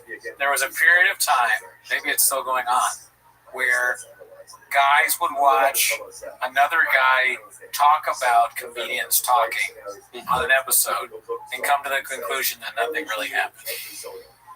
Right? It's like Eric Andre went on there and they got kind of heated on each other, but at the end of the day, I think they're still friends. And I listened to that and I was like, I'd listen to it again. I'm going to share this with my friends. I'd listen. Not only would I listen to this episode again if I was bored, I'd probably listen to another episode that was exactly the same about a different comedian. And I was like, what the fuck is wrong with me? But I realized you drive around in LA constantly. Yeah. So you need something to listen to. You're going to run out of podcasts. And these whole self-help thing where it's like, learn how to do this while you're driving. No, I don't want to die. I'm going to learn how to. I'm learning Spanish. I'm concentrating, and then I get hit by a two-wheeler. Okay, so I get hit by a truck. Yeah. Here's this is kind of leads me to the thing I wanted to talk about today, which we only have so much time left, which is the perfect time I think to bring it up because I don't know how much gas this has, but let's go, Daddy. Right? Sure. So I've had that same kind of thought thing where it's like, what am I doing with my time? I'm just watching podcasts cringe, too lazy to try. Every time they drop, I have notifications on, and I'm like dropping everything when they post. Yeah. So I'm trying to start to read. I've already told you I'm watching this YouTube series called Predictive History, where he's gone into another seminar now talking about the great books. And so he's starting with the Iliad. So I bought the Iliad, and I've been reading the Iliad for a couple of weeks now. Cool. You like it? 2 weeks. I love it. It took me forever. I just started reading the Iliad, but I read the introduction that's like 50 pages for about a week and a half. And because it's like they translate the Iliad. The Iliad's not in the original language because it's ancient Greek. Yeah. They have like introduction notes, translator notes, and then just like random meter notes of like how they wrote the actual book. And do you know the story of the Iliad? Is the Iliad the one with like Homer or something, or Aeneas or something? Homer wrote the book, or it's written by Homer. It's a Homeric. Oh, yeah. Okay. So he wrote, and it's about like a Greek guy that like leaves his wife and goes on a boat or something. Okay, so I think you're thinking about the Odyssey. That's what I'm thinking. Yeah. That's Odysseus trying to get back from the Trojan War. Yeah. Trying to get back home from. Which one is the Iliad? The Iliad is a book about a conflict between Agamemnon and Achilles. Troy. Yeah. Right. Sorry, you guys. So Achilles. Long story short, this is going to be a long story, but. I'm getting somewhere here. Okay. No, I thought it was funny, right? Sure. Achilles, basically, the beginning of the book, I'm only in the first book right now. It's 24 books, something like this in the book. So I'm on the first book where Achilles and Agamemnon are asking a seer, like, what's going to happen? You know what I mean? And the seer goes like, all right, I can tell you, like, you guys know me. I tell you guys everything. He's like Jim Brewer. He's like, you enter the Brewerverse, you're going to get the facts. But here's the thing. Agamemnon is the leader of men. He's like kind of like the god of men. I don't know if he's a god. He's not a god, but he's a king, right? He's a king, leader of men, right? He goes, the leader of men amongst you is not going to like what the fuck I have to say. And then Achilles is like, he's a big guy. He'll be able to handle it, you know what I mean? And then he goes like he stole a girl, and the gods do not like that. He needs to get the girl back. And then Agamemnon was like, oh, come on, I get one girl, and everyone freaks out, this and that. Helen of Troy, right? Whoever the girl is. I don't want to say something I don't know. Because I need to reread it too. But this is what I've gotten so far. A girl. He stole a girl. Probably Helen of Troy. Fucking... Oh, fine. If you take Helen from me, dude, I get to have one of Achilles' bitches, dude. Like, that's what he wants. Oh. And Achilles is like, God damn it, every time you fuck up, you fuck me. Why do you fuck me when I fuck up, dude? Right? Anyways, that's the first part that I'm at right now. Anyways, the whole story is that Achilles is like the best warrior on earth, right? And he's like, y'all need me. The Greeks need me if they want to defeat Troy. Yeah. The battle at Troy is already happening when this book starts. Oh, okay. So Achilles is like, I'm out. You guys need me. You guys are going to lose without me, so fuck you, dude. He starts jacking off. He's like, y'all want the leche? I'll give you the leche. You know, he starts saying stuff like this. And then he goes back home, and he's like chilling. He's like, nah, because they're not going to win. Yeah, I remember. They're going to fucking lose if I'm not there, dude. You know, and so, and then his homie Patroclus, guy that, you know, they butt fuck, right? Like, Greeks like to fuck men. So, like, the guy that he fucks, Patroclus, is like, oh, daddy, why don't you just go out there and help him, you know? And then he's like, no, shut up. And he probably fucked him. But then he was like, listen, go over there and tell him, like, I'm not coming. But don't ever fucking fight for me, dude. Do not fight. Do not take my glory, you know? Yeah. He's like, cool story, bro. He goes, he gets killed by Hector. Yes. And then Achilles is like, hey, yo, what the hell? Yeah. They need me. They're going to lose without me, dog. And then he eventually ends up going, kills Hector, and then he parades Hector around town. And he's like, fuck Hector. He starts pissing on him, dude. He starts, like, slapping him around. He's already dead, you know? And then all of Achilles' men are like, oh, goddamn, chill, you know? And then he's like, no, this one sucks, you know? But he's feeling, like, really sad in his heart. And then he goes back to Agamemnon, and Agamemnon's like, I forgave you, dog. Hector is Agamemnon's son.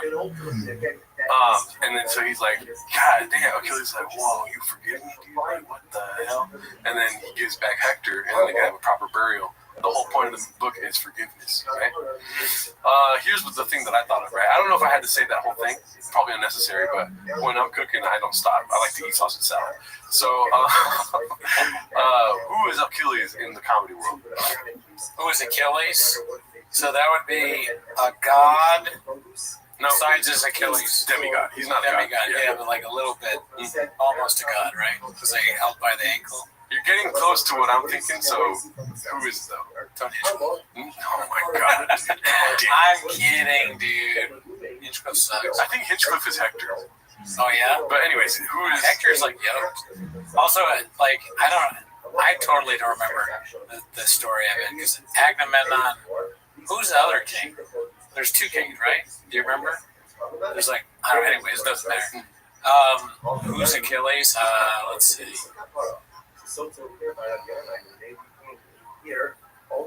I bet you think it's like Shane Gillis or something. Dave Chappelle? Yeah. Okay. Why do you think that? Because at the height of his power, he disappeared, dude. Oh, he went to Africa. He was like, they need me out there, man. Just like comedy's a fucking battlefield on me. I'm one of the 250 to do it, dog. So Neil Brennan was Patroclus. Yeah. Go back there, you little white bitch, and then Hector kills him. Yeah. Hector is cancel culture. Mm-hmm. And Chappelle comes back and he's like, man, you know, fuck all these people, man. Fuck this, fuck that.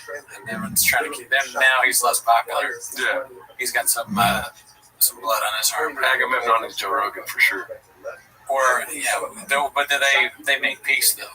Agamemnon and Achilles, you're saying? Yeah. I don't even remember. The Troy Wars are the comedy civil war. Yeah. Either problem is I don't read books because books don't have promo codes. No, that's interesting. So, how long is that book? It's pretty big. It's like this big. You read the whole thing? No, I'm on the first book. I said That's what I thought. Yeah, well, you said it one time. You made it sound like the whole thing is about forgiveness. I was like, did he finish it? No, so I read the whole introduction, and the whole introduction runs you through the whole book. Oh, Yeah. okay. It's like, it's hard to follow along. And then it's in like, what is it called? Like the proper class of English that it would be in the times of ancient Greece. Yeah. Like how he wrote it for the Greeks at that time, this author wrote it for us today, basically. So it's a lot of introduction reading. I got all that from it. I've been watching videos about the Iliad, trying to figure out. It's like the Bible before the Bible, dude. It's a trip. I'm curious to know what are the other books that this guy says are like the great books. Oh, the great books is like Dante. What is it called? The Divine Comedy. Are they all super old? Yeah, kind of. Like, are there any from like 18?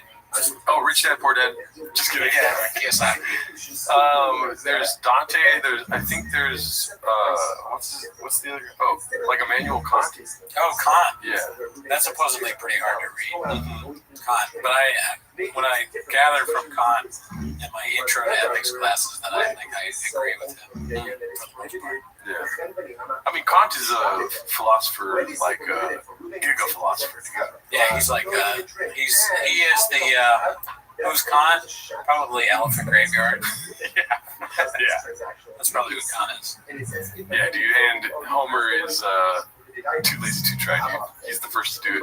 Kant's probably a lot more modern, so he's like a German guy. Yeah, Elephant Graveyard is not that old. He's one of the newest on the scene. He took over the scene, dude.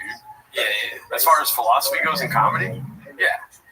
Elephant Graveyard fucking nuked us with his series of videos. Yeah, universal truth. Like there's a universal maxim or whatever, or something like that. Mm-hmm. It's something though. There's a right answer for everything. I don't know. That's just. Yeah, Kant was the what is it called? Phenomenon and the nomina. Like phenomenon is what we see. Nomina is real life. It's like the thing we can't see. Yeah. Whatever. That's Kant's, I think, theory. Crowd work. I want to hear what all the great philosophers think about, like actual philosophers commenting on things in comedy, YouTube commentary channels. It's weird because like sometimes when you make jokes, it makes me look retarded or stupid, dude. You know what I mean? I don't think it makes you look stupid. Yeah. Like, why am I saying this to the guy that says crowd work afterwards? No party like ain't no party like a Diddy party. Ain't no philosophy like a Kant philosophy. Because listen, these are the things I would try and get out of them. I mean, maybe I would respect them too much to bring it up. But if I could, and I was drinking with Kant, I'm like, what do you think of, like, there's this comedian that fucking, tells people to come on stage and hump a stool. Oh, what do you think about that? I got a way better scenario. My bad, I was listening to what you said, but I wasn't listening to it. That's fine. Donnell Rawlings is Patroclus, dude. Okay. Because he goes on Kill Tony and dies multiple times. And then Chappelle one day is going to come on Kill Tony and be like, and then that's why Tony's Hector, he kills Tony. He kills Tony. It's like the name. I like that. Yeah, and then he parades himself around talking about like, fuck Tony Hinchcliffe, he's a bitch. He fucked up my friend Donnell. And then Joe Rogan's like, I forgive you, dude. But Chappelle doesn't do that though. He doesn't really hate on Tony. Yeah, I mean Achilles was just a warrior. He wasn't known for like massacring bodies, but he was just feeling so fucked up from his best friend dying. But I do think Achilles being Chappelle is a pretty good, because like Achilles is the best fighter or whatever. Chappelle at one point was the best comedian. Yeah. Although there's not much of a, I guess the decline is Achilles gets shot in the heel, right? Mm-hmm. Not to spoil it for you, which I just did. But no, I mean that's not in the Iliad, but yeah. No. Does he die later? The Iliad is literally just like. It's not that long of a book. It's not about the Trojan War. It's literally about this conflict between Achilles and Agamemnon. Okay, I might not even know what happens in that one, but I assume that's how he dies. Here's the thing, like, what trips me out about it, and, like, maybe this is just for today, but what trips me out is, like, the idea that whatever, like, the samurai thing is, where they accept death every day, stuff like this. Like, on the edge of, like, complete glory is your certain death. That's what was tripping me out today, dude. You know what I mean? On the edge of your glory is death? What do you mean by that? On the edge of, like, the highest glory, like, winning a battle, something like this. Yeah. Like, you're willing to die while achieving that. Okay. In this scenario of the Greek tragedy, whatever. Right. Yeah, anyways, that idea trips me out. It's like, in order to get that far, you have to be willing to die. In a sense. I don't want you to see like this as my own parallel to anything I do in my life. I'm just saying that this is the human condition. Oh my God, don't make a joke, dude. Come on. God damn it, dude. You were looking at me like you're about to say fucking huevos rancheros or something, dog. That was when Shab was willing to die. Right before he said carne asada, you could see it in his eyes. That's an excellent example. That's what I'm talking about. So now you understand where I'm coming from, dude. Like, to put out the gringo poppy, you gotta be willing to die, dude. Yeah, I mean, all of it, I guess, in a way. And I don't know if it necessarily needs that to be great art, but it maybe doesn't hurt if you, like, Chris Gethard should have been willing to let his kids die if he wants great art, I think. But no, I mean, yeah, the more you're willing to sacrifice, I suppose, the greater the stakes. You raise the stakes, it makes it more interesting. The book talks about how I fucking hate you so much, dude. But the book talks about how, like, because you please the gods, basically, in this Greek ideology, right? Like, Achilles is Zeus's favorite, and Zeus is whatever god of God shits, whatever. Yeah, Zeus, But everyone, okay, so I can't stop thinking about, like, what joke I can make or you can make about Shab, dude. But it's basically like everyone's given a certain amount of time. You know what I mean? Achilles is the best warrior, but he's like that close to death at all times. Okay, but how? It doesn't matter how much the gods love you, you're going to die. Can I ask you a question? Okay, but how many chicks does Achilles fucks a lot of chicks, dude? All right, so there's a lot of R wording going on at this time. That's one question, but Zeus is the god of all gods. Like, is he 5'8", 6'2"? Like, how much does it count? Can he do 20 reps at like 225 in one sitting? Yeah. Because that'd be crazy. Like, Brendan Schaub is more yoked. Well, in this scenario, Brendan Schaub is Zeus for sure. Oh yeah, he's an Adonis, dude. He's a Greek. I bet if you asked Brendan Schaub which Greek god you were, he wouldn't have any idea what you're talking about. But he'd be like, I'm the guy that like carries the rock. I push the. I could definitely do that. Push the rock. And then Brian Callen is Apollo. Yeah, which one would he be? The god of sun. Why? Because no, because I just like saying Apollo. Yes. Because he's my son. I love the sun. No, Brian Callen sucks ass. He wouldn't be a Greek god. And Gethard is the god of grasshoppers or something, dude. I don't think he'd last too long in ancient Greece. No, for sure. But we got voicemails today, dude. I think we do actually. Oh shit, let me see here. Sorry about that. I got cut out the Iliad part. No. Yeah. Let me see. I don't think so. I'm reading Great Expectations. Pretty good. Really? Nice. One of them's 3 minutes. I think I already heard that one though. Let's see here. This is our voicemail box. If you want to leave us a voicemail, leave us a call at 775-557-8667. Give us a call at 775-557-TMOS. And we'll play it on the show like this. Happy New Year, gang. By the way, Gerardo, if you wanted to hurt me, you got me. Because you didn't know who this was. It's Balloon Fart. A long time. The lovely, big fan of all the cats. And just happy New Year to everyone. And I was going to say something, but I lost it. So who cares? Love y'all guys, and keep cool. Daddy. That sounds like me, dude. I have something to say and I forget. Thank you, Balloon Fart. Shout out to you. Sorry, I'll never forget your name again. Let's see this one. Hey, Geraldo and Brandon. Tony Soprano from New Jersey. Oh, yeah. So you got 2 runs on it. We appreciate the Tony Soprano. Yeah, that was so good. I listened to it, I think, off the podcast, and I was like, oh, this is so good. The Geraldo. Let's see if this is I don't think this is a real voicemail. Go ahead. I'm here, Neil, from the Canadian Braves Association. The owner and Spikes and what we do here in energy. And your channel has been flagged for excessive quality. This request is coming from Bubba himself. Sentence includes shadowboxing opinions, podcast content relations with zero prep and seeing a piece of a work ethic unironically. Just calling to warn you about the upcoming 30-day detox required from all job-related items, and you must cease immediately. God bless. And then it's just 2.5 minutes left of nothing. Interesting. Well, I probably forgot to hang up or something. But I laughed. Canadian Graves, I got that. Yeah. That's funny. The Canadian Graves Association. I don't think I could go cold turkey from shop. I think even if we didn't do it, I'd probably check in every once in a while. Yeah, it's not going to be easy, dude. But yeah, I always find myself checking in on Chang's, dude. You know, table for one every time, dude. We gotta go back to. We should go back to PF Chang's, just the two of us. Yeah, I'm down. Just the two of us eating orange chicken. Yeah, just the two of us and some Mark. Maybe we take Mark. We can take Mark. Yeah, we'd invite you guys.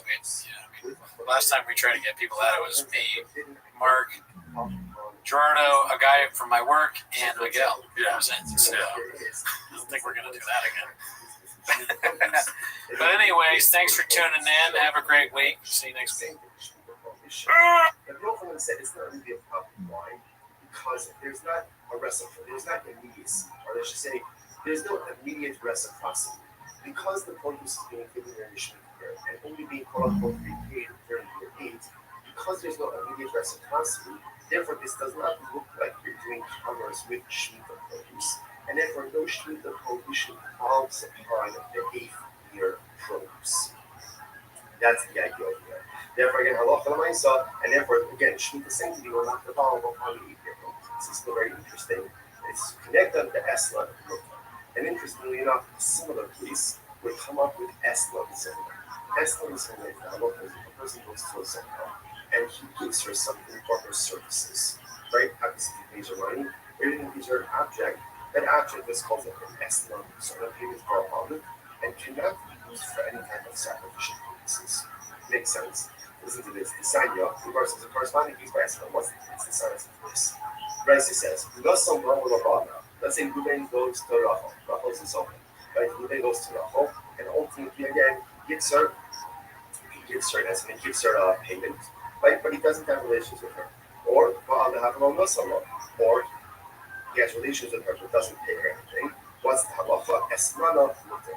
Her heart's payment ultimately is mutter for sacrificial use. It's obviously it doesn't make sense. Whereas I would say, if he gave her, let's say he gave her a lamb, he gave her a sheep, and he didn't have relations with her, then of course it's permitted for a wife sheep that given the law, he didn't have relations with her. So if he didn't have relations with her, then ultimately again the land is a gift. If it's a gift, there's no restrictions on it. To which the Gemara says, we assume, furthermore, the same case, if he had relations with her, but he didn't pay her anything, ultimately they pay her anything. If he didn't pay her anything, if he didn't pay her anything, then what's the meaning of the statement in the Brisa that says that halacha l'maisa the esna is mutter? It doesn't make any sense. Which the Gemara says, Allah, hachikah. That is what it means to say. Listen to this. If he gave her, let's say he gave her the sheep, and then only afterwards, in other words, when you're going to take this piece outside, so the Gemara is going to say like this: when does something become an esna, and esna is on the promise payment? When there's transactional immediacy. Pays her relations, right? Our relations pay her. In other words, when there's immediacy, that's when it's an esna. If there is a lack of transactional immediacy, then the payment does not take on the status of esna. So what that means practically is that it can be used ultimately again, let's say for some type of sacrificial or temple use. So watch this. So there's Elikhamar. If you gave her the sheep, the Acharkach Ba'ala. Now what does it mean, the Acharkach Ba'ala? Rashi says, Achshav Ella La'acharzman. He doesn't have relations with her now. Rather, again, sometime later. Now, of course, how exactly do you go ahead and translate immediacy? I think there's some level of common sense here. Pays her today and has relations with her in 3 hours or tomorrow. Again, as opposed to payment relations. But it's not a movement. Or for that matter, he has relations with her, and then he pays her. It's not a movement. In both of these cases, ultimately, again, the Esna is going to be broken. However, Nasala, the Acharkach, so therefore, I will say, so what we're saying is as follows, that essentially, in order for something to be categorized as an Esna and so on, that has to be transactional immediacy. Once the transactional immediacy, in other words, payment relations, then you have the sheet, the payment, has the status ultimately again of a harvest payment. Again, just keep track of what's going on here.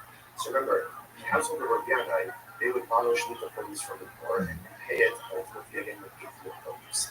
People came to the Yochanan because they felt, I don't know, maybe let's say a little bit strange this practice or transacting business with Shemitah produce. The Yochanan said, no, it's fine. Why? Same idea. There's no transactional immediacy. So because of transactional immediacy, we don't view that your produce as an exchange, right? Or as something like a payment ultimately again for the 7th-year produce, Shemitah produce, and then for the 8th-year produce remains totally fine. Fine. Now the Gemara question is a little bit discussed like this. So again, let's go through this, right? Let's go ahead and pace it. Then it's your sheet. I'm just using the sheet because it's the easiest example of all the separation, right? So he pays your sheep. And then let's say he pays your sheep on Tuesday. And then on Wednesday, he has relations with her. So again, based on what we just said before, that sheep does not have the status of a harvest payment, and therefore is not forbidden for consecrated temple use, right? Because it lacks transactional use. Whereas I understand, when he does have relations with her, let's say on Wednesday, right? He gave the sheep on Tuesday. He has relations with her on Wednesday. So why did we say that when he does have relations with her, top of something called Lechol Allah is certain level of prayer? Obviously, I understand that gives the sheep can't be labeled as Estimate so he have relations with her. But when he does have relations with her on Wednesday, then retroactively the designation of the sheep as a harvest payment should devolve upon the sheep retroactively. And therefore the sheep should be categorized as an Estimate Zona already as of Tuesday. Rabbi Rothschild says it's very interesting that once the case, he should come up and hit Karbasa. This is very interesting. What happened? Zona, right? Zona got the sheep on Tuesday. She got the sheep on Tuesday.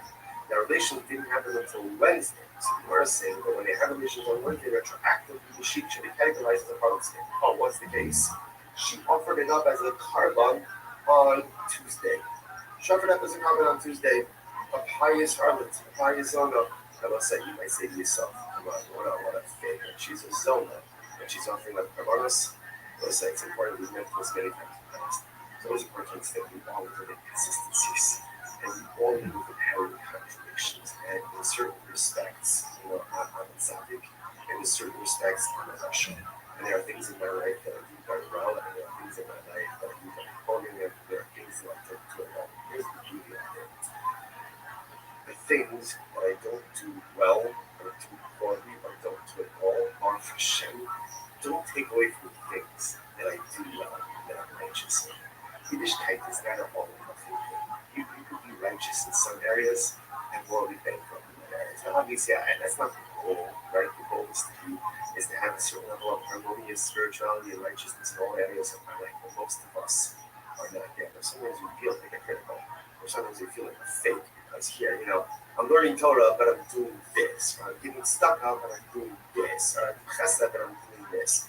Right? It is hypocritical, it is still contradictory, but welcome to the nature of human condition. We all live in hypocrisy, we all live in contradictions. Such is the nature of life. And it is important for us not to lose faith in ourselves. And even though the zona is a zona, but she also brings kavanas. You know what? I guarantee you, those kavanas are reach mitoach to it's a pleasing aroma. Because at the end of the day, no one knows our inner conflicts, our inner struggles, what they're trying. And when we still push forward to do good, despite all the things that are broken, sometimes that's a pinnacle of human accomplishment. In any event, so the Zona offered up the kavanas. By the time relations occurred on Wednesday, the animal was already gone. She already offered it up. So the Gemara says, okay, let's analyze this. Let's unpack this. Okay. What's the case?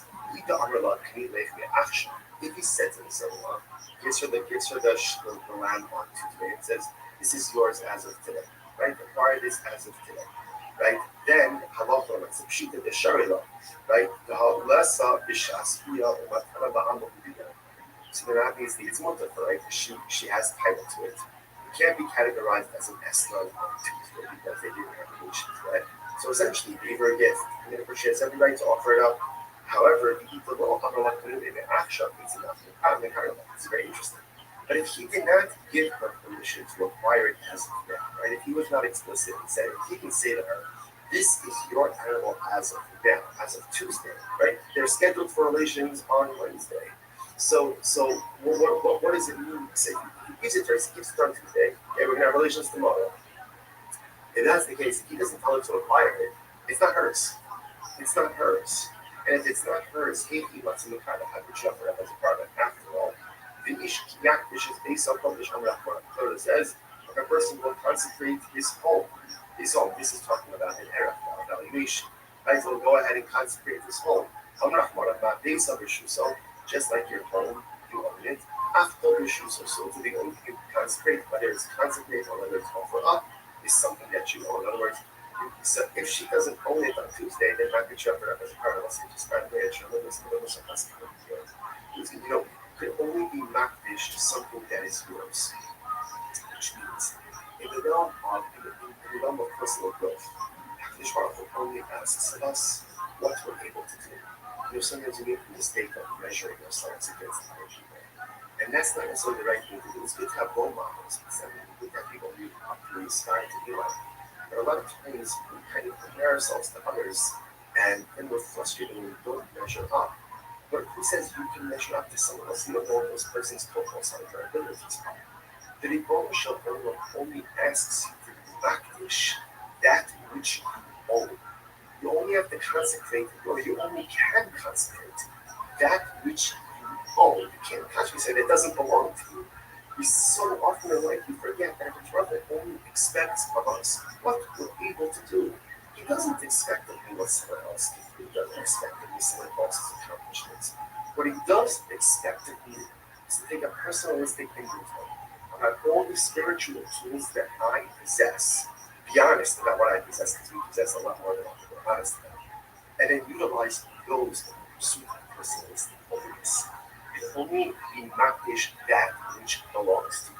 And HaKadosh Baruch Hu only asks of us to accomplish spiritual things that are within our power, within our spiritual intelligence. It's incredible.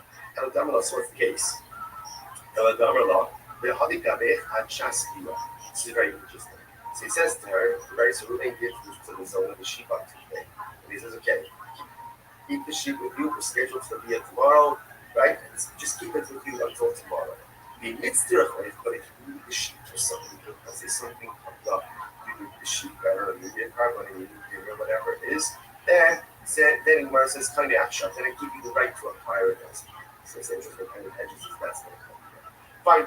So Gemara says, so there was it as the zoning. Now again, what's the idea? Why we do this? Besides that, it's totally it's interesting. We're doing this because if you remember, this all happened with the Rabbi, this Shemitah transaction. The idea that's kind of happening over here is that something can only be vested with limited status where there is a level of transactional use. So now we see that by the Shemitah case, and ultimately we see it by the Eslam zone and by the Harlem case as well. That where it just gets a little bit of Harlem case. So by Rabbi Rothschild, Hamla Big Bishas it's very interesting. So let's say the same thing. Ruben gives Rachel, or Ruben gives Sona the sheep on Tuesday. The Bria is scheduled for Wednesday. On Tuesday, she goes in and she's makdishing. She consecrates it. She didn't offer it up as a product. And she's makdishing. So what's the status now of the animal? Kevon Dabar Mara, I mean, also the Dabar, this Russell had built, Keman Dakri Basel. So do we say that essentially making something hektish is the equivalent of offering it up? In other words, literally the Gemara says that verbally pledging something to an hektish is the equivalent of giving it over to a regular person. So therefore, do we say ultimately again that the act of going ahead and makdishing verbally is the equivalent of offering it up? In other words, offering it up is offering it up, but it's gone, down it's gone.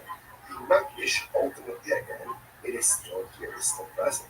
So does she have the ability? What happens if she was makdish it? Again, because I'm going to say, you heard the shayla is, in the case where she offered it up on Tuesday, by the time the bia occurs, obviously again it's gone. It's gone, right? So it can't be called an Eslan Zona because it was no longer in existence at the time that the Bia occurred. In this case over here, on Tuesday she's Makdashit. Wednesday the Bia occurs, and ultimately, so at the time of the Bia, the object is still here. So now the shaila is, does the object become an Eslan Zona or not? So we're saying the Tifsham is Rabbi Eliezer. So let's say going back to Rabbi Eliezer on the top of the daf. Like the Gemara said, Rabbi Eliezer shekadma be'ikri basa. So remember again, the way Rabbi Eliezer understood the case of the Eslan Zona, right, is where she went ahead and she already offered it, right? She offered it up already by the time the deal occurred. Dafka hikri basa. So Dafka, because she offered it up, is no longer in existence. About the Shaso, no. But for the Eliezer statement, it would appear that if she's not efficient, if the animal was still in existence at the time that the deal occurred, perhaps the animal would now be called an Eslan Zona. The Russian Gemara says, no, to the Elazar can fake Hamibayim. The truth is, this Shaila is not just a Shaila of Elazar himself. So the Gemara says, nine. Mifshat Rabbi Eliezer, that we also Dafka Baki Shasam, no, that he said Shasbia. So Rabbi Elazar said that the only time it doesn't become an Eslan is when the animal was offered up before the Bia. Because by the time the Bia occurs, the animal is no longer here. But perhaps again, where she was just makdish, she consecrated the animal is still in existence at the time of the Bia, in which case halacha l'maisa, the animal is recategorized as an Eslan Zona. All Dilma, Bikribasa, Pshitale, Bikrishasa, Misatale. Or maybe obviously she offered it out, then it's no longer in existence at the time of the Bia. Of course, it's not going to be categorized as an Eslan Zona. But in a case where she just consecrated it, we're not sure. Which the Gemara says take it. So we're really not sure. So interestingly enough, I will say, what comes out in this case over here is first of all, so important lesson number one. We're not finished with Eslan Zona. What we do understand is that in order for something to be categorized as an Eslan Zona, as a harmless payment, it must be transactional, which means payment via. If that order is not followed, either payment and delayed via, or via and then payment, ultimately, again, it is not considered to be an Eslan Zona. If he deposited an animal with no payment, now, the deal doesn't occur until later on. As soon as she has rights in that animal, therefore, if she goes ahead and she offers it up, it's a bona fide carbon. If she's not conditioned, she consecrates it. And so the animal is still in existence at the time of the Bia. The next day, what's the status of that animal? That's the thing. That's the okay, that's analyzed. So everything was said, except the so here was, let's say he has relations with her, and then afterwards he pays her. So ultimately again, the payment is supposed to, let's say it's what it means to be used for consecrating sacrificial purposes, or immediately, where is the cash? I don't understand this. The Gemara says, or immediately.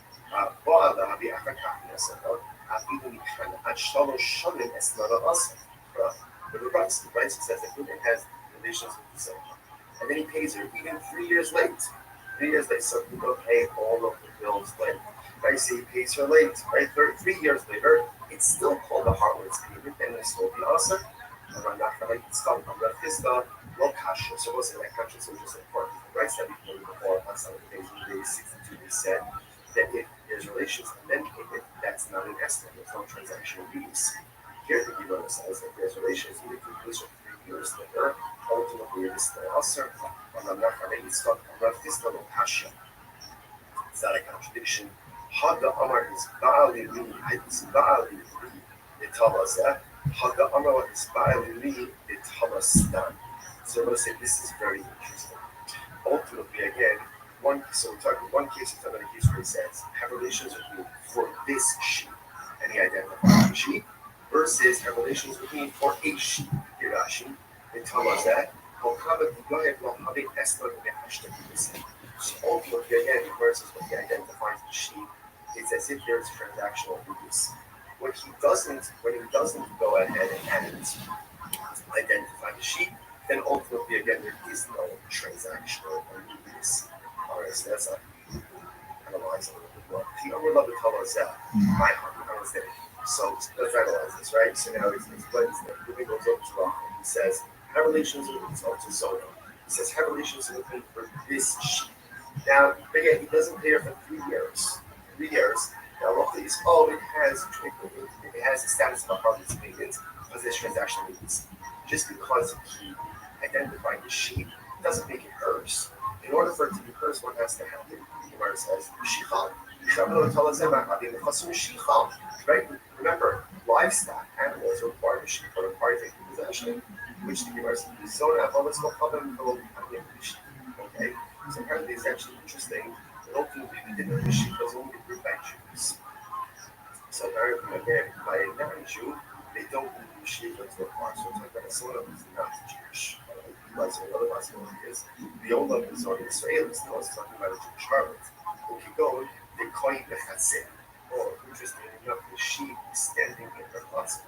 In which case, again, ultimately, there's chatzir she requires. Either Kai the Chatzir, Bala, the Akikaf Nasala, Hakayim, or Zakin. I don't understand. If it's in her chatzir, then she acquires it. In order to get relations with her, and then ultimately, again, then it gives it, then it's already in her chatzir, she already acquired it. What are we talking about? In other words, she acquired it before her. So this is like the paradigmatic case of Esther because she's acquired the sheep before the Bia if the sheep is standing in her chatzah. Whereas the Gemara says, the Shabbat and the very interesting. Here's the case. So when it comes to Raphael, right here, this sheep is not Potik. I'm wondering what is a Potik? Potik essentially is that he says to her, I'm going to pay you. I'm going to pay you for the relations. Right? If I don't pay you money, you can take this sheep. So therefore, she doesn't really acquire the sheep initially. She acquires the sheep in the event that there is non-payment. The Amar law, and he says to her, if I pay you, let's say within the next 30 days, good. And if not, Shakle the Eslan, take this sheep ultimately again as your payment. Fine. Massive Rav Sheshes, supposed to some help. Again, it's interesting. All of this is really unraveled the essence of this flashness. Let's say again, let's say we think employees, donkey drivers and workers. Okay, so now he's paying. Now the way ultimately again, he's paying them. Now Rashi points out over here, Rashi, even if these workers are non-Jews or they're Amei Arts, they're just honorary Jews. Idolaters are honorary Jews. They swear this one. And he says to them, right? So what's the halacha? The Eno Choshesh. Okay, so actually before you do this. So he goes and he says to them, I'm paying you, right? And essentially, go use this money to go and purchase for yourself food and drink. Okay, either that's the payment or a supplemental wages, whatever it is. He's giving them here, right? Here's money. Go and drink, go and eat. So let's say now he says, the Eno Choshesh do this. The Eno Choshesh, he doesn't have to be worried. Some people is 63. Lo mishum shnis, lo mishum achais, lo mishum yagim nesif. Now let's say here's this interesting evidence. Right? What's the concern here? The Gemara says that halacha l'maisa, he's giving them money. Now, because it's an Amim or Amei Haaretz, he has to be concerned that maybe Amim is going to go by Yahim Nesif, right? Or maybe ultimately again, the Amei Haaretz is going to buy Shemitah produce or Meiser Sheni produce. He doesn't have to be concerned with this. Why does he have to be concerned with this? Because essentially, he's giving them the money and he's saying, Hebron, do what you want. Because he's doing that, essentially, it's not on him. Whatever they do, they do. Rashi says over here, okay, Rashi just goes through all of this. Right, if you look at the end, if you look at Rashi, nicer, right? If you look at Rashi, the heart, it's just the last one, the last of the long ones of Rashi. The heart, we don't view, Ruvain is not the one giving them anything, right? Ruvain is giving them money. And it's Chevron, here, this is for your food, this is for your drink. What they choose to do with that afterwards, essentially, is not unrelated. It's not unrelated, so therefore, again, no liability. Okay, now watch. Contrast out the following things. Sabbath Gil, they 63 second line, they are lot, but it says that. So the Ichlu, Bani Korea, Sushku Bani Korea, it says to the workers, like taxi drivers, go and eat, go and drink, and I'll pay. I'll pick up the tab. Oh, now this is a problem. Then we have a problem. Now, why is that?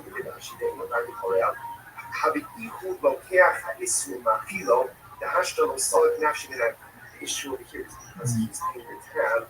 Now it looks like he's purchasing and providing these prohibited items for his workers. You see the difference?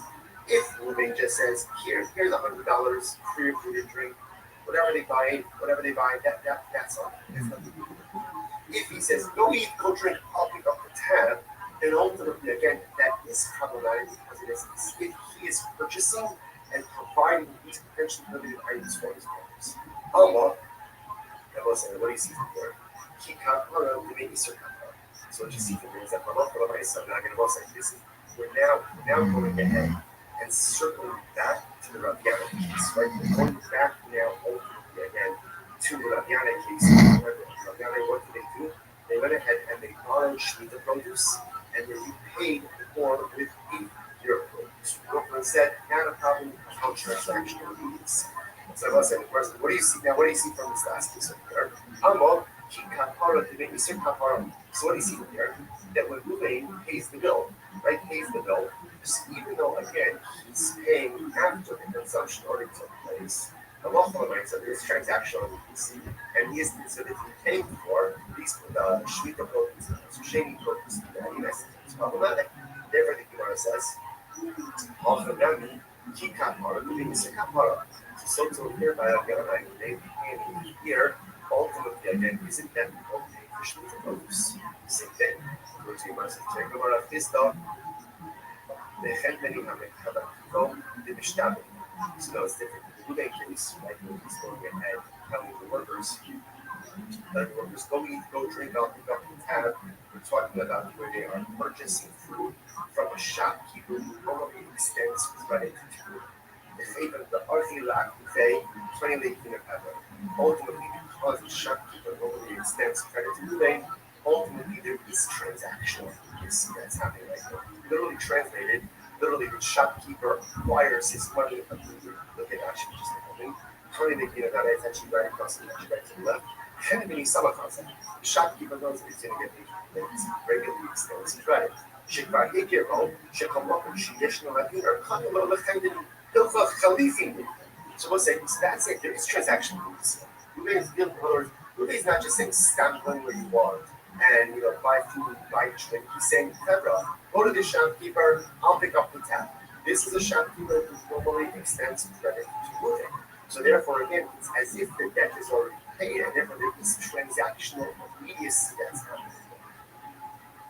Rashi says over here, therefore it's almost like an exchange, right? The shopkeeper is going to get donkey drivers and laborers, whatever happens. And Ruben is going to immediately pay for it.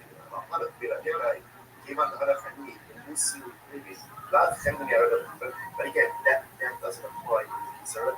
Right? This wasn't like a craft situation. It was where people go do business together. Therefore, that case was fine because of that transactional needs. Whereas Avon, friendly shame, but he didn't use that one. They were to send out his work. Same case. Go eat and go drink, not pick up the tab.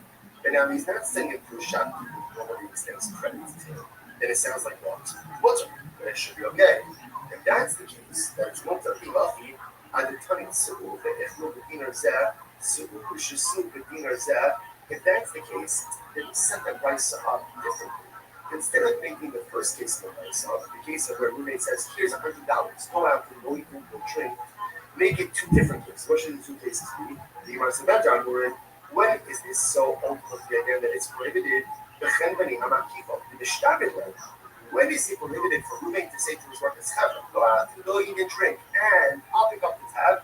That's only with the shopkeeper who extends credit to Ruben, because there's transactional immediacy, and it's as if again the company already has the right to pick up prohibited items.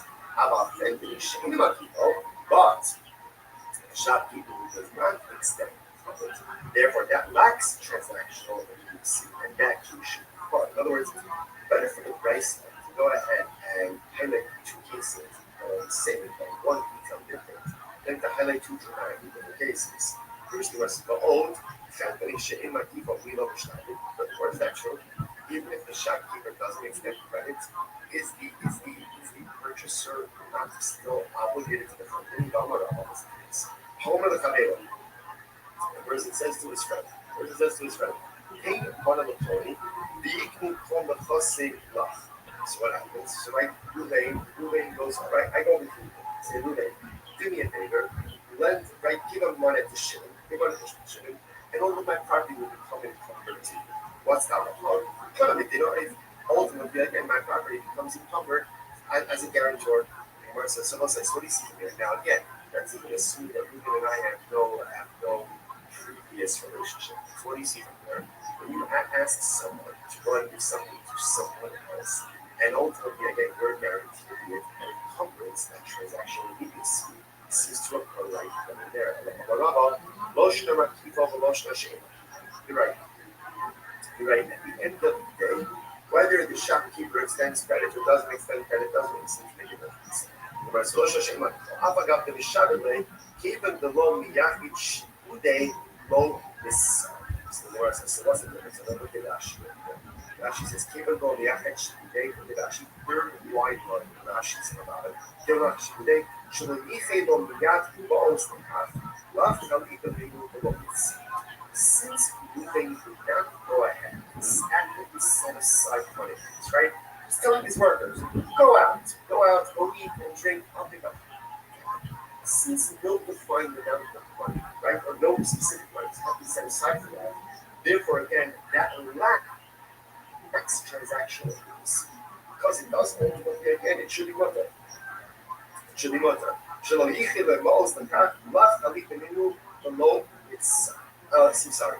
Gemara says, Elahacha, so if that's the case, again, so what do we do from that? We shouldn't shvius.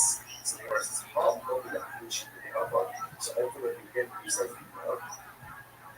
ultimately, again, what do we have to be concerned about? Elahacha, my quotation, we should shvius. What do you have to be concerned about over here? The halacha that I saw, that perhaps, again, shvius versus halomiyachid should be shahata, lomiyachid should be helpful. Ultimately, again, it's the same thing. Because no particular money is designated in advance, it does not create transactional release. What's the case? The case over here is where the Malabayas advanced the money to the Chayim. So this changes Rashi. Shekti lo, Malabayas, Diva the Chayim, Chodem Sheshalach Etzlo. The Hashtam, the Malabayas, the certain all. So this changes everything. So in the case of here, ultimately, again, when Christ says that if Ruvain says to his workers, go to the Chayim, go to the shopkeeper, eat and drink, whatever you want, it's on you. In the case here already, Ruvain gave the money to the shopkeeper. So there's no extension of credit. In other words, he has a tab, but it's paid for already. So now that makes sense. Because now that it's paid for already, ultimately, again, if they take limited things, it's literally like he's supplying them with limited items. So the Gemara says this follows. So again, all of this is more of this same realm of transactional release. That's happening here. So the Gemara says, I'm sorry, I'm recently Shmaitik Hamid Rasul. So Pharaoh said, I said this over in front of the Rabbi of Nardo. What happened? Amarle, and the 20 that's the case. The prices shouldn't be paid. It says to his workers, go out and eat, go out and drink, and I will pay. I will pay means it's not like he hasn't paid. Rather, what should it say? It should say, go out and drink, go out and eat, and then I'll settle up. Like, I'll settle up ultimately again with the shopkeeper. Because again, we're saying now the case over here, but we made prepay. Right, so you left money with the shopkeeper, and then it's a question of saying, yeah, I left you $100. How much did you consume? Which means, I know you're right. So you're right. Tony, ultimately, again, halacha race is right. Change the race to be the race that should be the following way. Yeah, halacha race. Who says that it's so the case. Remember, essentially there are two cases of price. Case number one is where Ruben gives his representative since never go out to eat, go out and drink. In that case, whatever they do, it's on them. It's not fun. Case two, the way the Muslim is standing now, is that halacha raisa, Ruben prepaid the he went ahead and gave $100 to the shop. He said, my worker is going to come in, let them buy, let them eat, let them drink. Okay? Now the Gemara says, that's the problem. you have to be concerned. You have to be concerned if they have access now to these three items, then it's as if Reuben is going ahead and supplying them from the domains. The way that Rice should read is Reuben says to his workers, so should go out and drink, but I need a chash, and I will settle up over again with the shop. That's a good one. It's good. We'll stop over here for today. Shkoyach, everyone. What a gaff.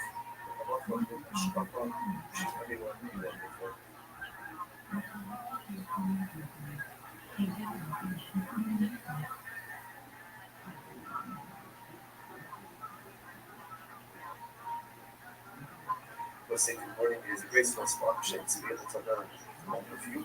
Begin by thanking all of our sponsors for this meeting. We're sure to thank our annual Talmud Torah sponsor, Mishpach of Eretz Yisrael, for dedicating all the Sherman Drushos this year as a host for Soros Tovos for all of Israel. Talmud Torah sponsors for the month of Av, Habalim and Tova, Stephen Wendy Drazen, in honor of Israel Drazen, Dina Drazen, and Lee Roses White, and Stanley Roses White is from the Brahma. We got running sponsors, Dr. Evan Great Wolf, the collection of the yard site of Dr. Wolf's father, Cyrus Wolf, Shalom, Ben, and Steve Hirsch, and Nathan and Beth Anna, memory of their father, Ben Anna, Copper, Baruch, Mordecai, and Moreno, Blossoms, as always, we dedicate our learning in the system of precious houses, which is very control from the official home, Shalom, and Karam, and where from the souls of the give them success. So, I'm saying that you're blessing that we let us be exciting down ahead of us today. Today's daf is the sound of people 63. And we're putting up on sound of base and base 62b, the day Rabbi Yana, which is 2, 4, 6, 8, 10, 12, 12 lines up from the bottom. So the Gemara says as follows: Today Rabbi Yana, Yasi Perishvias Nakin, the Parliament of Shmitas. It's a very interesting case over here. The members of the household of Rabbi Yana did was as follows: they would borrow Shemitah produce from the poor, and then repay them with 8th year produce, the non-Shemitah produce on the following year. So if you look at that, she actually says something very interesting. Yasi Perishi is called in Smanadios, obviously. Again, without getting into all the Shemitah technicalities, you can go ahead and lend or borrow, not commerce, but lend or borrow Shemitah produce while it's still readily available for everyone. So that's once it's no longer readily available in the field, you really can no longer kind of keep it for yourself. So the idea over here is, so people of the house of the would borrow Shemitah produce from the Aniyim during the Shemitah. Rashi goes on, part of the Shminis, Shtachach the Achli Anur Shminis Achra Yerachati Perushvias. So what ended up happening again is on year number 8, people of Rabbi Yonai's house will repay the Aniyim, ultimately again with new produce, 8-year produce. So the Gemara says, "Asim already Rabbi Yochanan." So they came and they said, so people mentioned this practice Rabbi Yochanan. There was something about it, obviously, that bothered people to some degree. So they said something to Rabbi Yochanan. Rabbi Yochanan said, "Yeah, I'm saying often it's perfectly fine. It's perfectly fine. Why you connect on?" Now I'll say that. Interestingly enough, look at Rashi. You obviously have the Psalms too. Couple of actions. The other thing of them there, Rabbi Yochanan said, the members of the house of the Yanais are acting totally fine. Rashi says, "Chivu that he shaita lo habu hanav be'ed lo ichufei hani ba'ani lav chali benenu lo chaylik usha shvei salas." Again, we saw in yesterday's daf already. Get into an issue of potential commerce with a forbidden item. So sometimes that forbidden identity can pop on the previously forbidden item. So for example, the concern over here is this looks like one is trying not to business and Shemitah produce, then even the 8th-year produce should ultimately have Shemitah sentence, Shemitah prohibition. But the Yochanan said it's not really a problem. Why? Because there's not a reciprocity, there's not immediacy, or they should say, there's no immediate reciprocity. Because the produce is being taken during the Shemitah year and only being quote-unquote repaid during year 8, because there's no immediate reciprocity, therefore this does not look like you're doing commerce with Shemitah produce, and therefore no Shemitah prohibition falls upon the 8th-year produce. That's the idea of it. Therefore, again, halacha l'maisa, and therefore, again, Shemitah sanctity will not fall upon the 8th-year produce. This is still very interesting. It's connected to Eslan. And interestingly enough, a similar case would come up with Eslanzon. Eslanzon is the halacha a person goes to a sukkah, and he gives her something for her services, right? Obviously, he pays her money, or even pays her an object. That object is called like an eston, so that payment for a public, and cannot be used for any type of sacrificial purposes. Makes sense. Listen to this. The Sanya, Umar says, the corresponding piece by accident, what's the sense of this? Raisi says, let's say Ruben goes to Rachel. Rachel's the son. Right? Ruben goes to Rachel, and ultimately, again, he gives her as he gives her a payment, right? But he doesn't have relations with her. Or or he has relations with her but doesn't pay her anything. What's the halacha? Esnana mutter. For him, it's payment ultimately is mutter for sacrificial use. It's obviously it doesn't make sense. Right? I don't say. If he gave her, let's say he gave her a lamb, he gave her a sheep, and he didn't have relations with her, then of course it's permitted for a wife. She thinks even though we didn't have relations with her. So if we didn't have relations with her, then ultimately again the lamb is a gift. It's a gift, there's no restrictions on it. To which the Gemara says, furthermore, the second case, he had relations with her, but he didn't pay her anything. Ultimately, they vary. If he didn't pay her anything, even though my estimate, if he didn't pay her anything, what's the meaning of the statement in the rice that says that Hamon from the rice of the estimate is good? It doesn't make any sense. Which the Gemara says, Hello, Hachikam. Right? This is what it means to say. Listen to this. If he gave her, let's say he gave her the sheep, and then only afterwards, in other words, when we take these outside, essentially what's going to say that this, when does something become an eston, so the promise payment, when there's transactional immediacy. Pays her relations, right? Our relations pay. In other words, when there's immediacy, that's when it's an eston. If there is a lack of transactional immediacy, then the payment does not take on the status of eston. So what that means practically is that it can be used ultimately again, let's say for some kind of sacrificial or temple use. So watch this. So what's Ella cover? Nosama, they gave her the sheep. The Achakach Baal. What does it mean? The Achakach Baal. Rashi says, Achshav Ella the Acharzman. He doesn't have relations with her now. Rather again, sometime later. Now, of course, how exactly can you go ahead and translate immediacy? I think there's someone one common sense. Pays her today and has relations with her 3 hours or tomorrow. Again, as opposed to payment relations.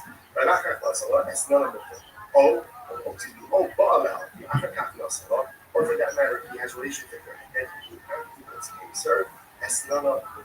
In both of these cases, ultimately again, the esnot is going to be mutter. However, the Acharkach, so therefore, those are the word saying is as follows: that essentially, in order for something to be categorized as an esnot, so there has to be transactional needs. Once the transactional needs, in other words, payment relations, then the sheep, the payment, has the status ultimately again of a harvest. Again, remember, just keep track of what's going on. So remember, the household of Rabbi, they would borrow Shemitah produce from the poor and pay it ultimately again with 8 year produce. People came to the Ochanan because they felt, I don't know, maybe it's like, oh, this tradition's practice, exactly business with Shemitah produce. The Ochanan said, no, it's fine. Why? Same idea. There's no transactional needs. So because no transactional needs, we don't view that your produce as an exchange, right?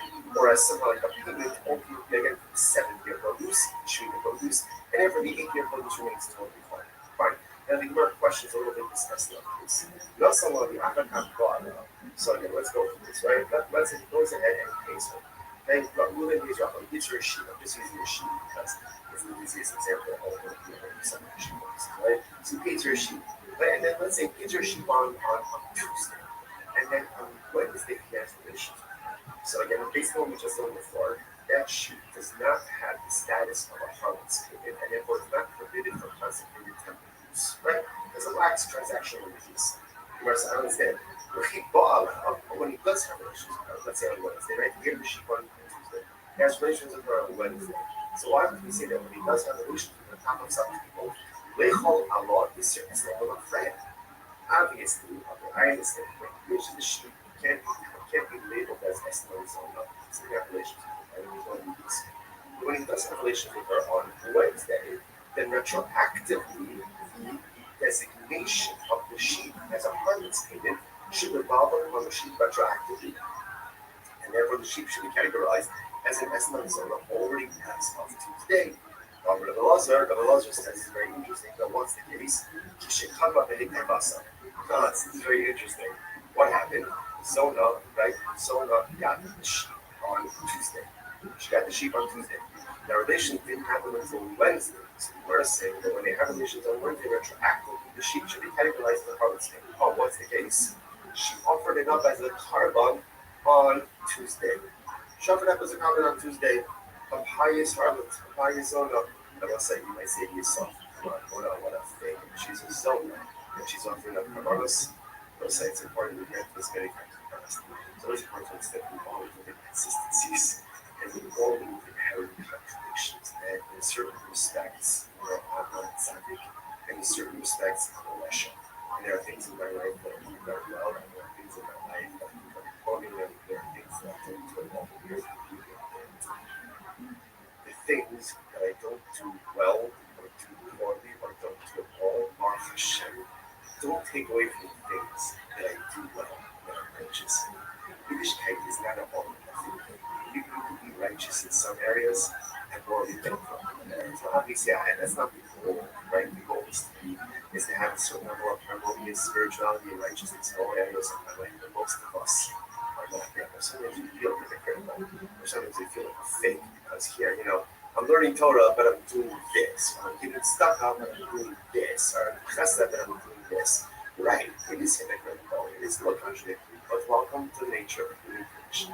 We all look at hypocrisy, we all look at the contradictions. Such is the nature of life. But it is important for us to have confidence within ourselves. That even though the zona is a zona, she also brings kavanas. You know what? I guarantee you, those kavanas are reacting to it's a pleasing aroma. Because at the end of the day, no one knows our inner countries, our inner struggles, and other benchmark.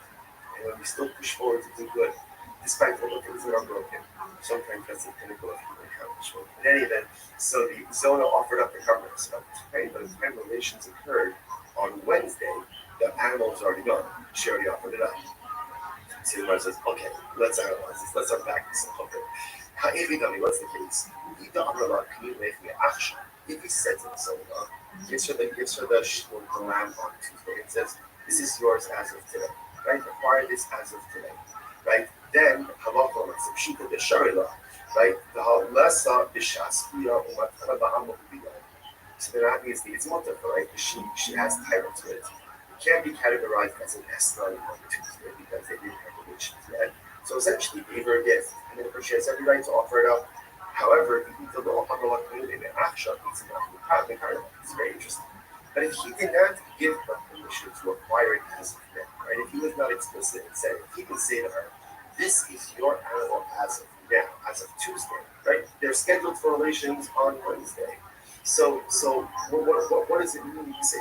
He gives it to her, he gives it to her on Tuesday, okay, we're going to have relations tomorrow. If that's the case, if he doesn't tell her to acquire it, it's not hers. It's not hers. And if it's not hers, he wants to have to suffer that as a part of it after all. The Ishkiyakish is based on published on Rahman. So it says a person will consecrate his home. This is talking about an era of evaluation. Right? Will go ahead and consecrate his home. On Rahman about days of so just like your home, you own it.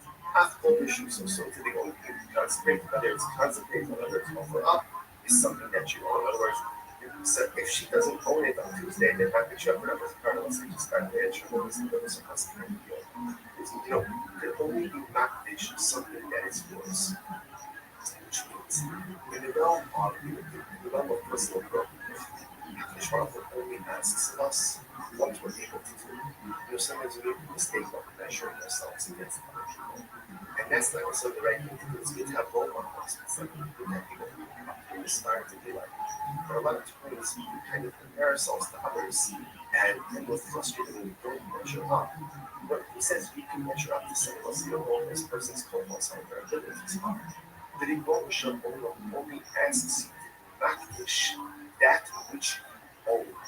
You only have to consecrate, or you only can consecrate that which you own. You can't consecrate that doesn't belong to you. We so often in life we forget that Rabbi only expects of us what we're able to do. He doesn't expect of me what someone else can do. He doesn't expect of me someone else's accomplishments. What he does expect of me is to take a personalistic inventory about all the spiritual tools that I possess. Be honest about what I possess, and you possess a lot more than honest. And then utilize those in pursuit of personalistic holiness. You only accomplish that which belongs to you. And HaKadosh Baruch Hu only asks of us to accomplish spiritual things that are in our power, within our spiritual life. It's incredible. Now, so it's the case. This is very interesting. So he says to her, very sort of make it to the zone of the sheep up today. And he says, okay, keep the sheep with you. We're scheduled for here tomorrow, right? Just keep it with you until tomorrow.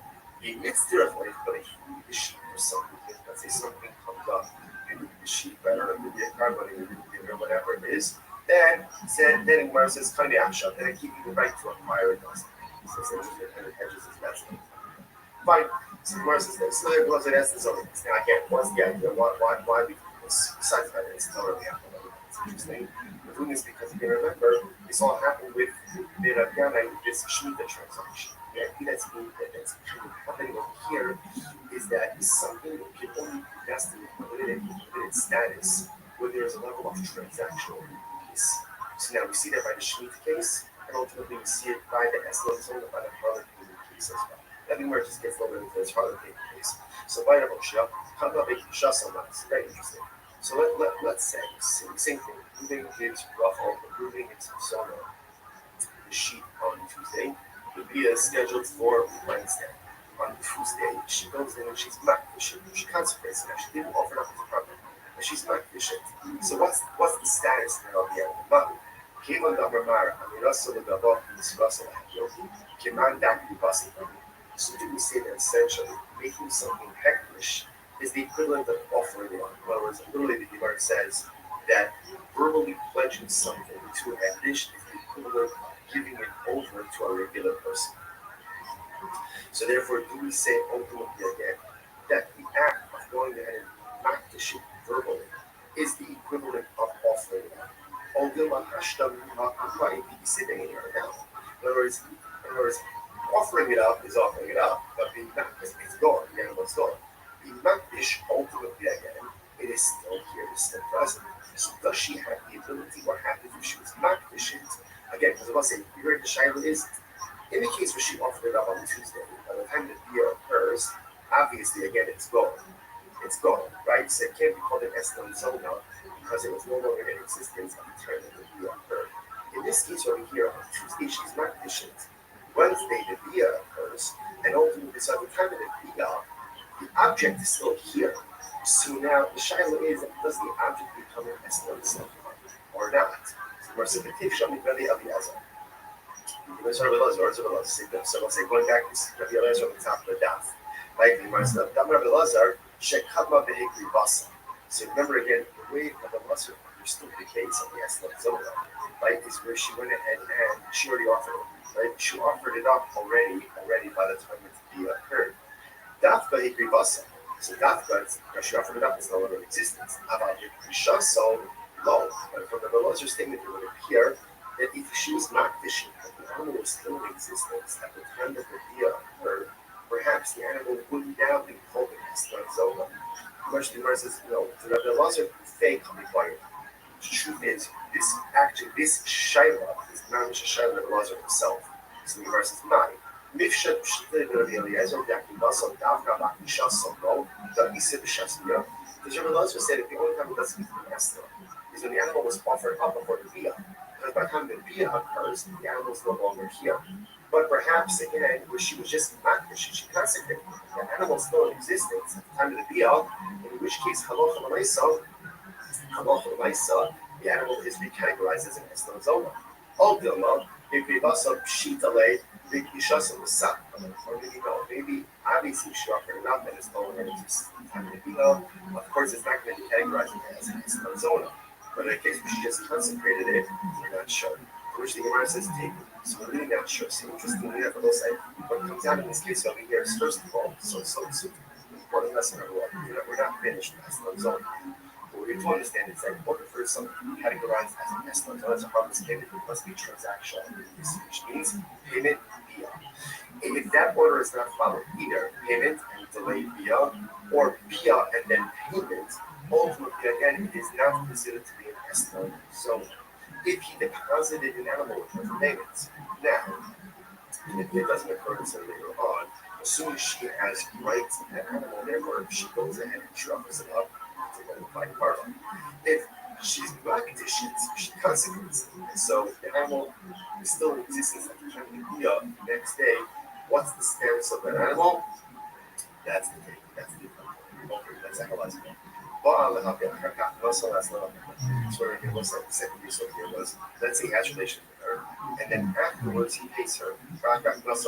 So ultimately, again, payment is booked her. We say it's booked her, it means it's used for consequently application purposes, or we need to raise the cash.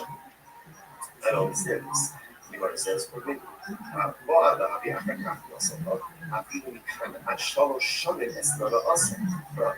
Bryce says that women has relations with someone, and then he pays her even 3 years late. 3 years late, some people pay for all of the bills late. Right? So he pays her late, right? 3 years later, it's still called the Harlot's payment, and it's still the awesome.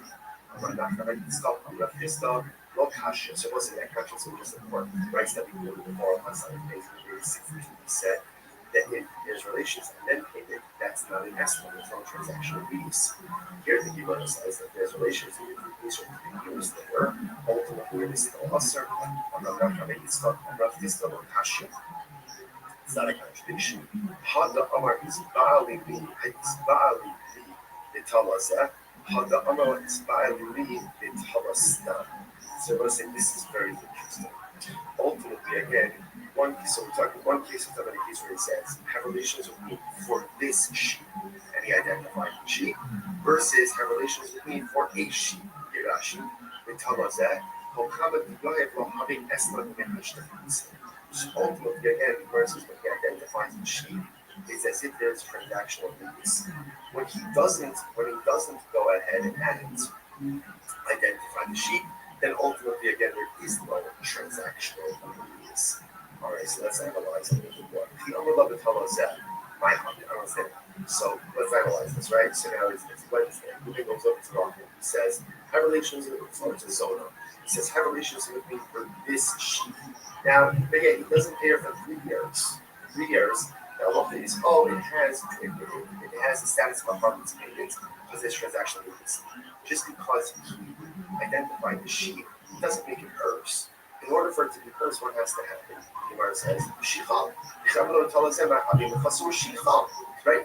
Remember, livestock, animals require the sheep for taking possession, which the Gemara says, okay? So apparently it's actually interesting that ultimately the din of the sheep was only agreed by Jews. So apparently, again, by a non-Jew, they don't do Mashiach until far. So it's like someone who's not Jewish. So what about is the old love is on Israelis. Now it's talking about a Jewish harlot. If you go, they call it the Chatzin. Oh, interesting enough, the sheep standing in their chatzin. In which case, again, ultimately there's two chatzin she requires in the second. If the Kai the Chatzin, Bala the Akaf Nasala, Hakanya, 1 second. I understand. If it's in her thoughts, if she acquires it, or if he had relations with her, and then ultimately, again, dedicated, it's only dedicated. It's already in her thoughts, and she already acquired it. What are we talking about here? In other words, she acquired it before me. So this is like the paradigmatic case of Esther, because she's acquiring the sheep even before the Bia, if the sheep is standing in her thoughts. Which the Gemara says, the Shadi Mehelia Potiki. Very interesting. Here's the case. So Reuben comes to Rachel and creates this. And here, this sheep is an apotiki. Remember, what is a apotiki? Apotiki essentially is a long twin. Then in other words, he says to her, I'm going to pay you. I'm going to pay you for the relations. Right? If I don't pay you money, you can take this sheep. So therefore, she doesn't really acquire the sheep initially. She acquires the sheep in the event that there is non-payment. The Amar law, and he says to her, if I pay you, let's say, for the next 30 days, good. and it's not shakli the esna. Take this sheep ultimately again as your holy fine. Massive of shishas or shishas and supposedly some help. Again, it's interesting. All of this is really unwrapping the essence of sparseness. Over Adam Lechamara will appall. Let's say again, let's say we think employees, donkey drivers and workers. Okay, so now he's paying. Now the way ultimately again he's paying them. That actually points out over here. Rashi, people come more on their hearts. Either these workers are non-Jews or they're on their hearts. They're just under the Jews. Idolaters are under the Jews. They don't spread this point. And he says to them, right? So what's the halacha? The Eno Choshesh. Okay, so that's before we get to this. So he goes and he says to them, I'm paying you, right? And essentially, go use this money to go and purchase for yourself food and drink. Okay, either that's their payment or a supplemental wage, whatever it is. He's giving them here, right? Here's money. Go and drink. Go and. So what's that? Now the Gemara says, the Eno Choshesh do this. The Eno Choshesh, he doesn't have to be worried. Some people on base 63. Lo mishum shlius, lo mishum nice, lo mishum magnus. So what's that? Here's what's interesting about this, right? What's the concern here? The Gemara says that halach l'maisa. He's giving them money.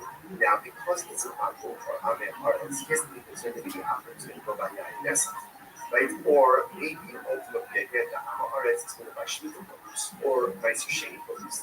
He doesn't have to be concerned with this. Why does he have to be concerned with this?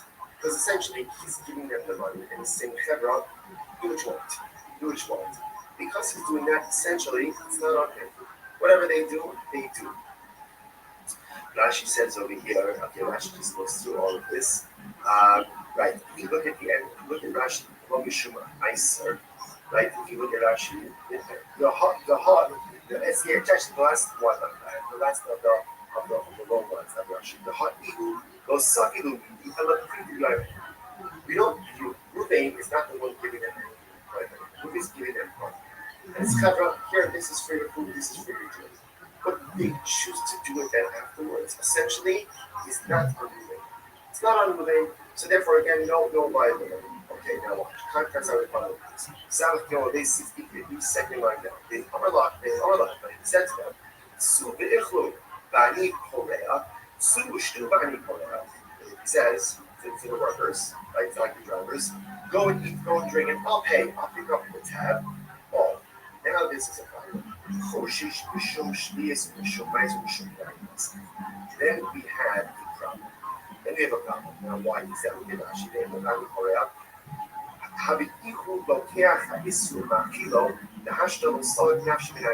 issue over here is because he's paying the tab. Now it looks like he's purchasing and providing these limited items for his workers. See the difference? If Ruvain just says, here's $100 for your food and drink, whatever they buy, that's on you. If he says, go eat, go drink, I'll pick up the tab, then ultimately, again, that is problematic because if he is purchasing and providing these potentially limited items for his workers. Although, that wasn't what you see from there. He got part to make a certain amount. So what you see from there is that I'm not going to say this is we're now going ahead and circling back to the Rabbi case, right? We're going back now again to the Rabbi case. Rabbi, what did they do? They went ahead and they borrowed the produce and they paid more with a year produce. Yochanan said, not a problem with how transactional it is. So I was saying, what do you see now? What do you see from this last piece over here? So what do you see from here?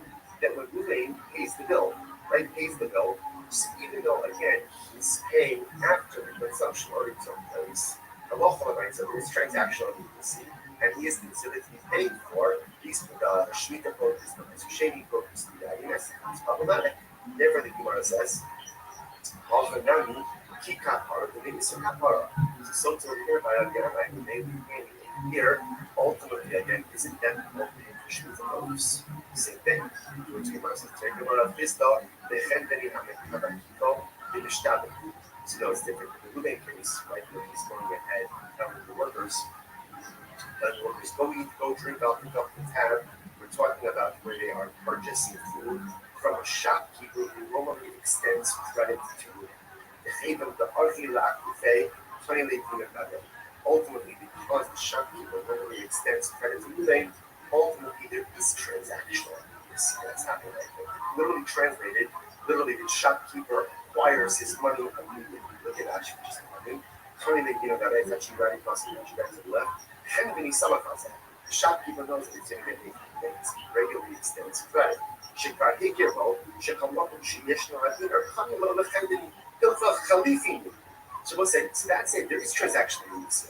In other words, Ruby's not just saying stand going where you want and buy food, buy drink. He's saying, Kendra, go to the shopkeeper, I'll pick up the tab.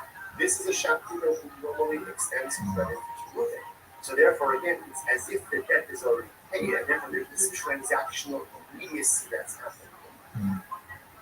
Rashi says over here, therefore it's almost like an exchange, right? The shopkeeper is going to give donkey drivers and laborers, whatever they want, items, and Ruben is going to immediately pay for that.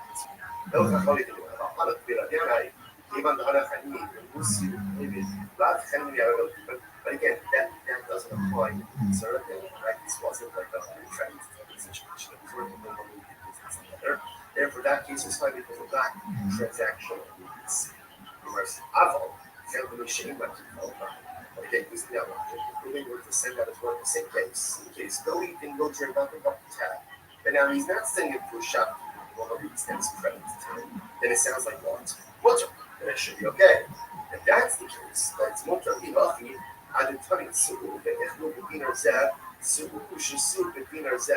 If that's the case, then he set the price up differently.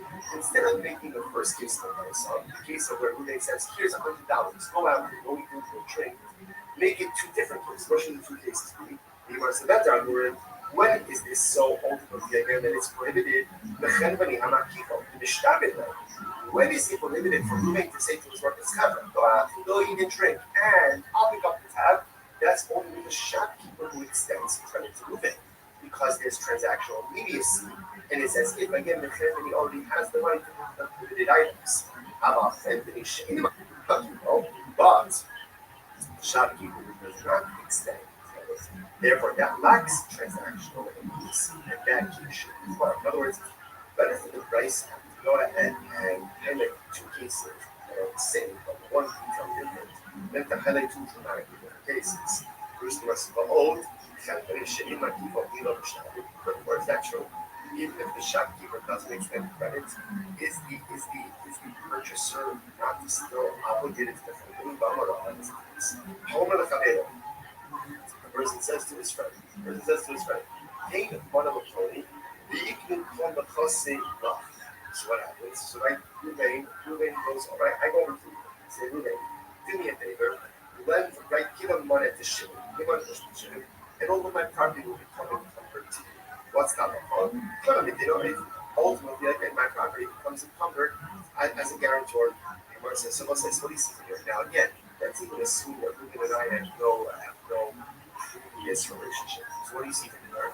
When you ask someone to go and give something to someone else, and ultimately, again, you're guaranteed to be an encumbrance, that transaction immediacy seems to occur right there.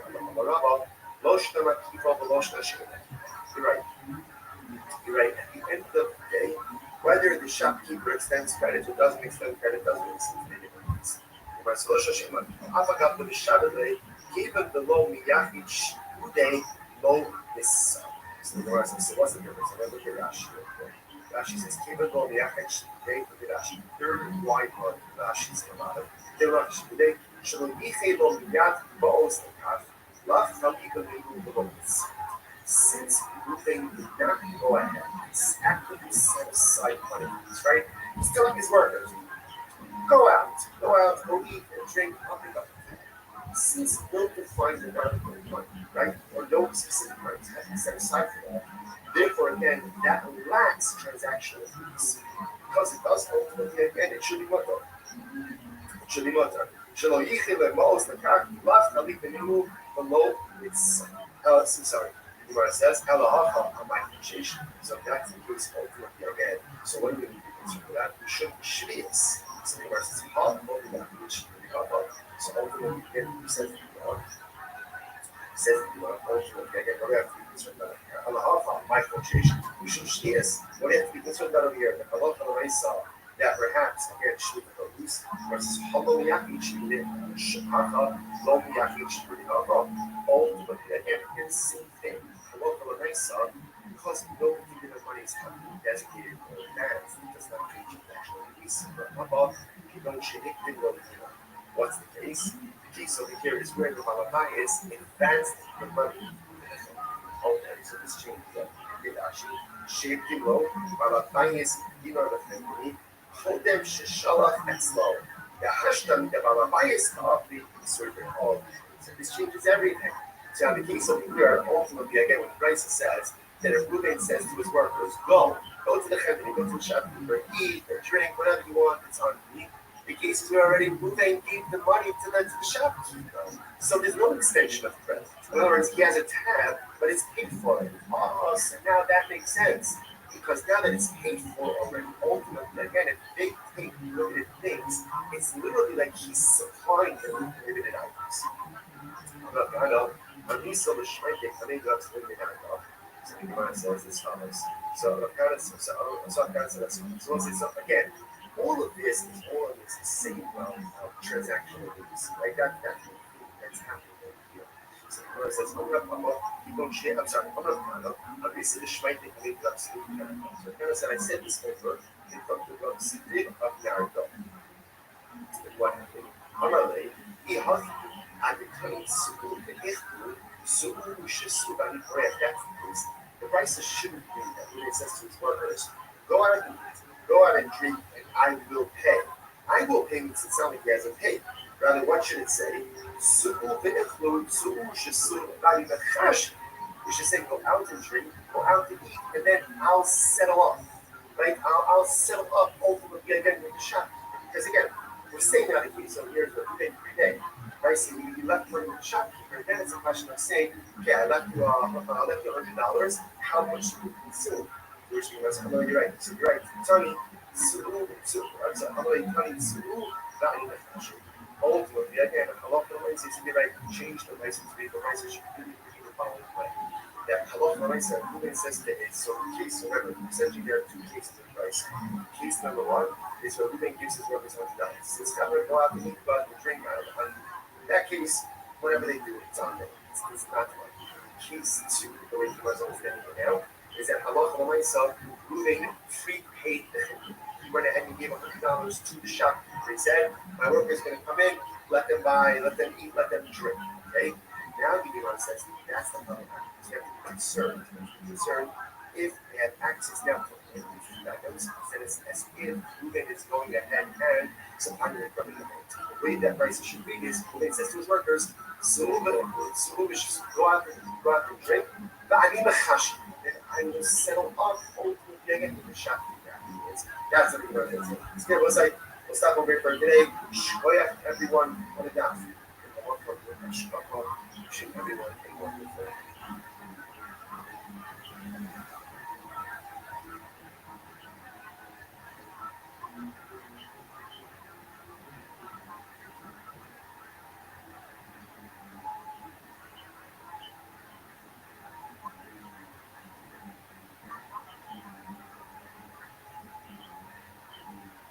We'll say the morning is a great source of options to be able to learn all of you. Begin by thanking all of our sponsors for this morning. Share to thank our annual Talmud Torah sponsor, Tosin Shmach of Eretz Yisrael, for dedicating all the Shomer Drushos this year as its host for the Soros Tovos for all of Israel. Talmud Torah sponsors for the month of Av, Havani Latola, Stephen Bernie Drazen, in honor of Israel Drazen, and Dina Drazen, and Lee Rose's wife, and Stanley Rose's wife from the Brooklyn. Learning sponsors, Dr. Edwin Faith Wolf, creation of the art site of Dr. Wolf's father, Silas Wolf, Shalom, Ben, and Steve Hirsch, and Nathan and Beth Adler, memory of their father, Ben Adler, Chover, Baruch, Mordechai, and the later of Nasa, of course, always we dedicate our learning to Swiss Rock, precious hostages, and fish welcome after shipping them home, the Shalom and the Karam of America, the source of the give them success, and hold on, Nasi, and also the back, and let us speak with them, exciting down ahead of us today. Today's daf is Samach Gimel 63. remember, not on South Base and Base 62B, the Bay Rabbi Yana, which is 2, 4, 6, 8, 10, 12, 12 lines up from the bottom. So the Gemara says as follows: Dei Rabbi Yasvi Shvias Nagim, the Parlo of the Shvias. So very interesting piece over here. The members of the household of Rabbi Yana they do as follows: they would borrow Shemitah produce from the poor, and then repay them with 8th-year produce, non-Shemitah produce of the following year. So if you look at Rashi, it actually says something very interesting. Yasvi Perishi is called Misman Abir. So obviously, again, without getting into all the Shemitah technicalities, but Halacha myself. You can go ahead and lend or borrow, not commerce, but lend or borrow Shemitah produce while it's still readily available for everyone. So that's once it's no longer readily available in the field, you really can no longer kind of keep it for yourself. So the idea over here is so people of the household of the would borrow Shemitah produce from the Aniyim during the Shemitah. The Rashi goes on the part of the Shminis,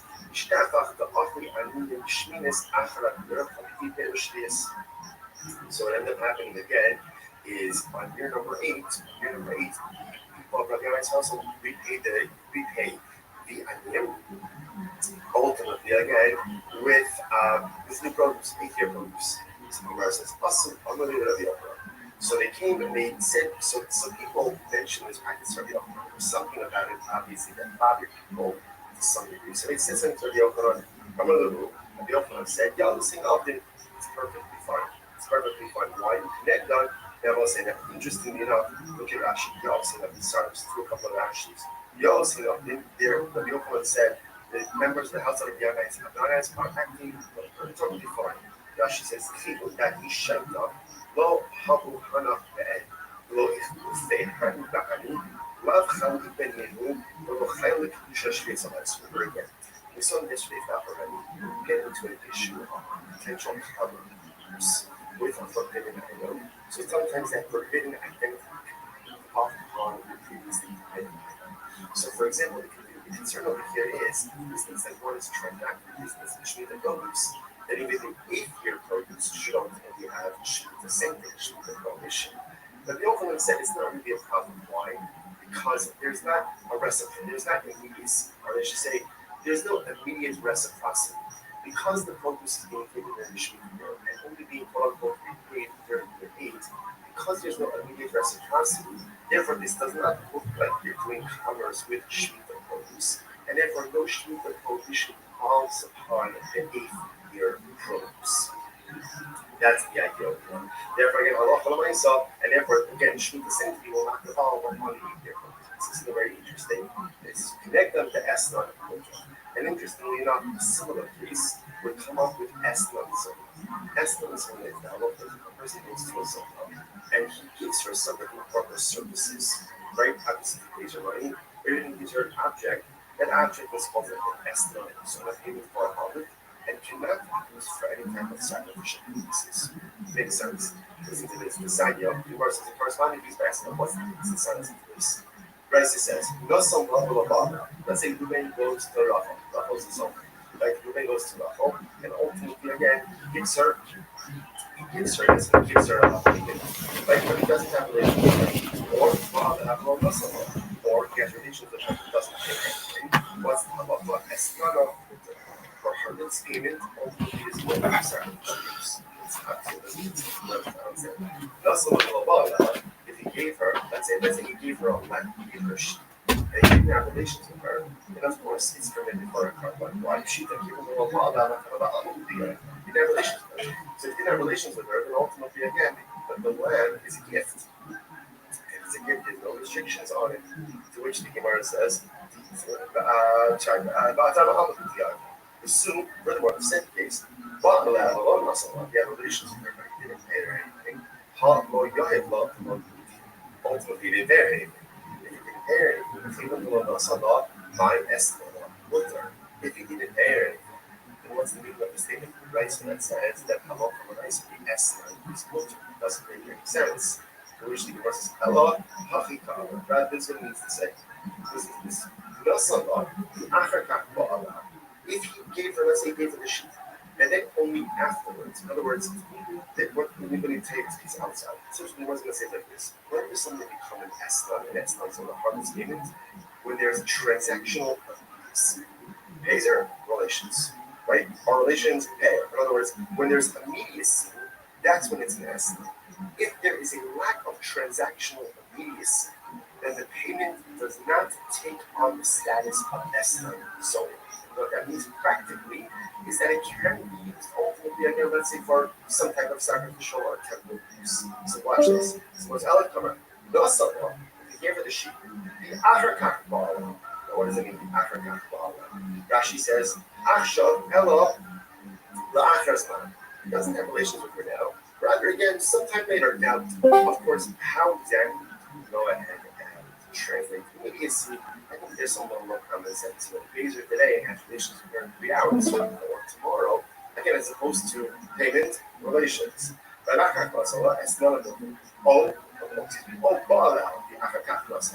or for that matter, he has relations with her and then he pays her.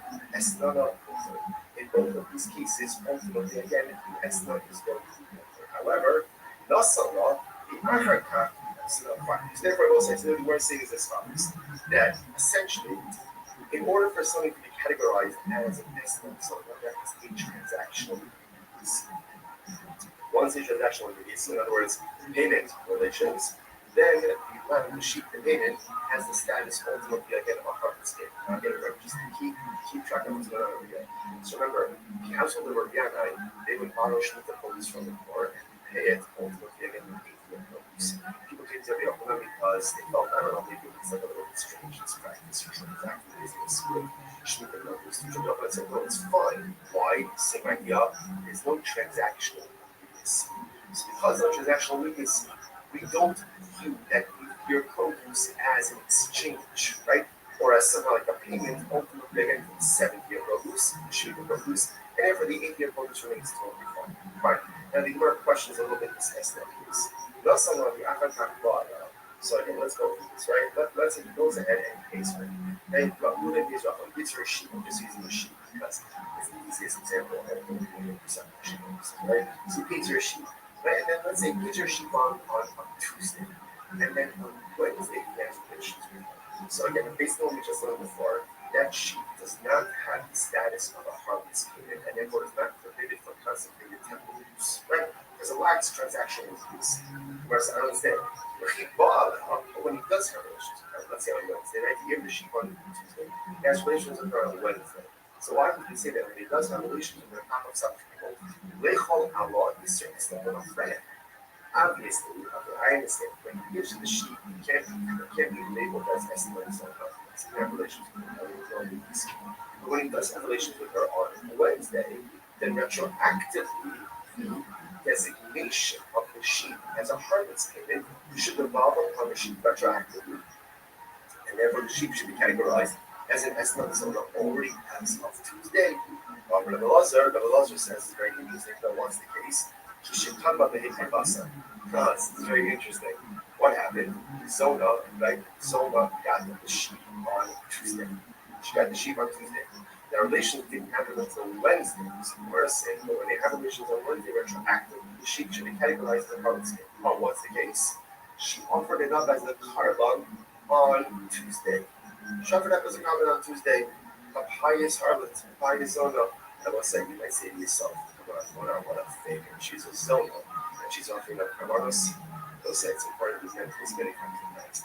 So it's important to step involved with the inconsistencies and all the inherent contradictions and in certain respects, I'm exactly, and in certain respects, I'm a Russia. And there are things in my life that I do very well, and there are things in my life that I do very poorly, and there are things that I don't do well. Here's the beauty of it. The things that I don't do well or do poorly or don't do at all are Hashem. Don't take away from the things that I do. Yiddishkeit is not a moment. Righteous in some areas and morally bad in other areas. Now, obviously, that's not the goal, right? The goal is to have a certain level of harmonious spirituality and righteousness in all areas of our life. Most of us are not here. Sometimes we feel hypocritical, or sometimes we feel like a fake because here, I'm learning Torah, but I'm doing this. I'm getting stuck up. I'm doing this.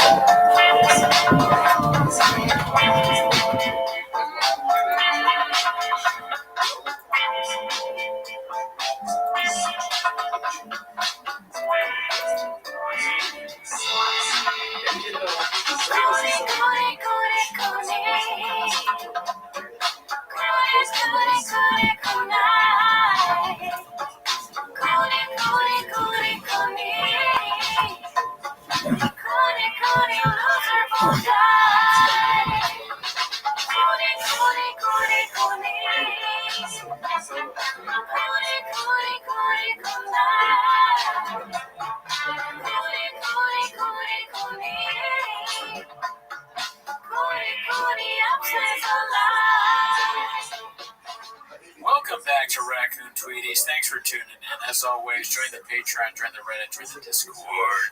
On the Patreon, you get early access of our other show, 10 Minutes to Shop. But, as always, Gerardo, how are you doing? Oh, I'm doing pretty good, dude. Sorry for not having a song last week to everyone because I was sick. I'm still a little sick. Yeah. You were very sick. Oh, I know. Yeah. And it's not even that I was like dying sick. It was just like I had no voice for 5 days. You sent me a text where you were like, I'm really sick, but I sound like the devil fucked me. Is what it told me. oh, is that what you said?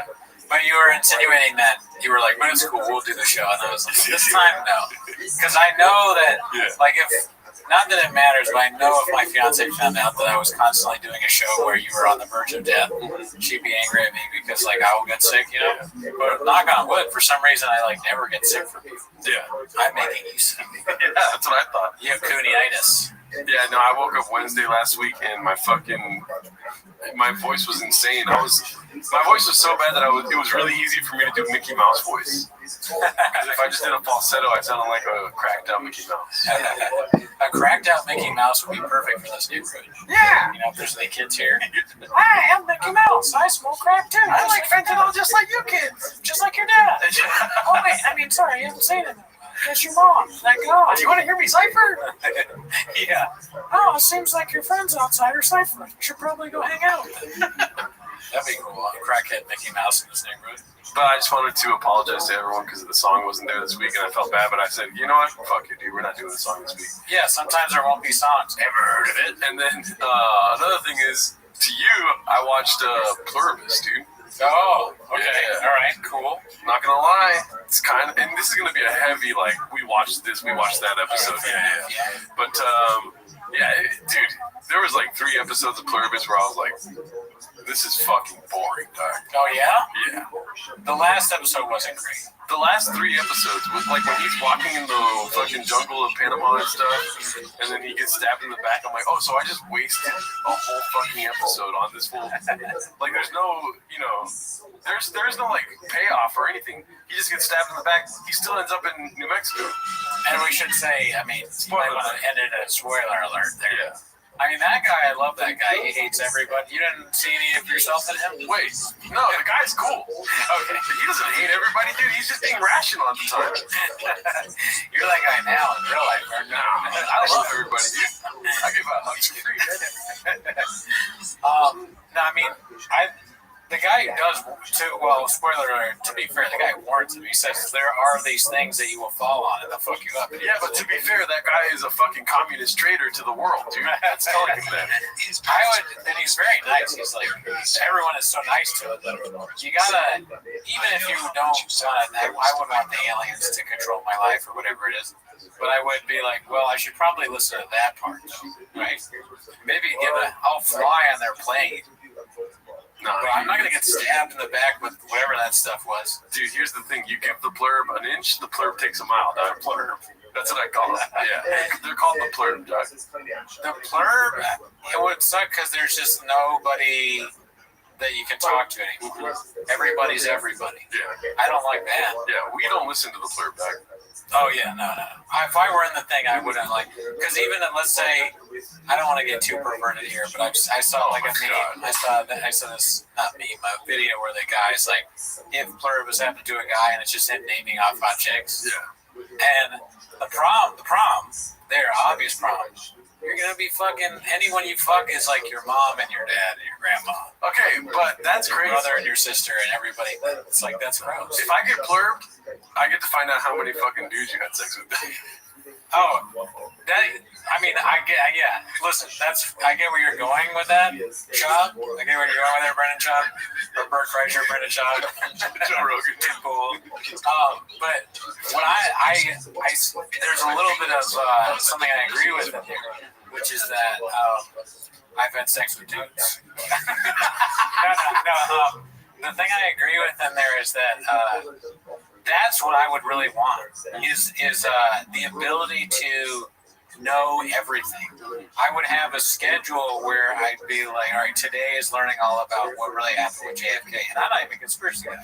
I'd probably be like, are you sure that really happened? I thought it was Oswald didn't do it. I would be arguing with them. I'd be like, you fucking with me because you're an alien. Wait a minute, Epstein's not a good guy. I wouldn't say that, but I would Epstein Day, JFK, O.J. Simpson. O.J. Simpson, and you know what else? That girl that got killed. That the documentary came out a while, it was like, Oh, Gabby Petito. no, that one's obvious. No, the little girl that was in the pageants. Oh, Natalie Holloway. That too, but no.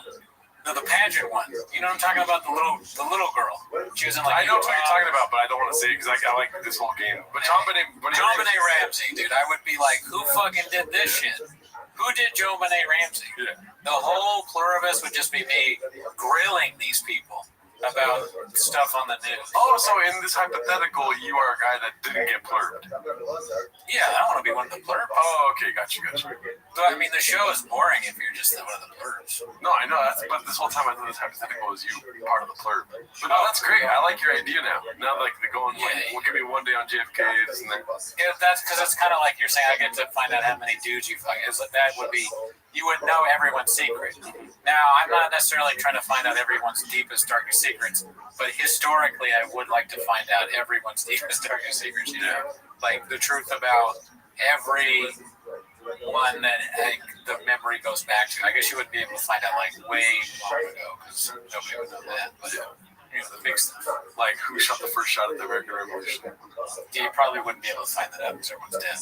Oh, but dude, the plurb lives, and the fucking secret societies know, dude. Did you not know that? Maybe I would ask them. I'd be like, "Are secret societies real?" And they would be like, "No." And then they would know me, so they'd be like, "Gerardo's kind of stupid." Gerardo and blue shirts are stupid. But I'll give. Listen, I really like pluribus. Like 4 or 5 episodes, solid, for sure, solid. And then the last 3 episodes was just like, we're gonna have a second season, and they're gonna do the same fucking shit, dude. They're just gonna drip feed us plurb so that we like it, and then it's gonna be like a 6-season run where we're never really satisfied. You're never gonna be really satisfied with the show. So because of that, I gave it its praise. Yeah, but I give it a 6 out of 10. Well, okay, I don't know. It feels like it teeters on safety. I don't like that. I don't remember the last 3. I remember thinking during the last episode that it was boring until the end. I thought the end was okay, but it was kind of tapering off. I don't know. I don't know if Gilligan's going to do the. I think what you're getting at is going to be like the, what's that movie? I'm tired, so I can't think of a damn thing. But the show where they're like trapped on an island, Lost. That's the worst thing. Worst possible case scenario for a show like this is that you get lost, and it's just season after season, and then that last season is a complete cop out. But it's hard to end good shows. I don't know. Yeah. Speaking of good shows, you saw Hamnet already? I did. I saw Hamnet this weekend. Yeah. But more than just the movie, obviously it's one of the best movies ever made. It's like top 3 for me ever. Really? I liked it a lot. Mm-hmm. So we're going to agree on that. That was very good. Excellent. I was with a girl that wasn't really into it, so I did not cry. But I was so close to crying, dude. Yeah. Like 3 times I almost cried in that movie. Yeah, man. I didn't want to admit that. But it's true. You know me. Everything makes me emotional. Yeah. Like, I can't watch videos where people help other people. Yeah, I saw some. It's still called the harvest. And it's still awesome. How cautious was it? He said, there's relations, then that's not an estimate, it's not transactional use. Here, you emphasize that there's relations with the work. Ultimately, it is also Erfolge entstehen nicht per Zufall. Sie werden gemacht. Mit Engagement und Leidenschaft. Komm in unser Team. Sie machen Erfolge. Mehr Lebensräume lebenswert. Yeah, but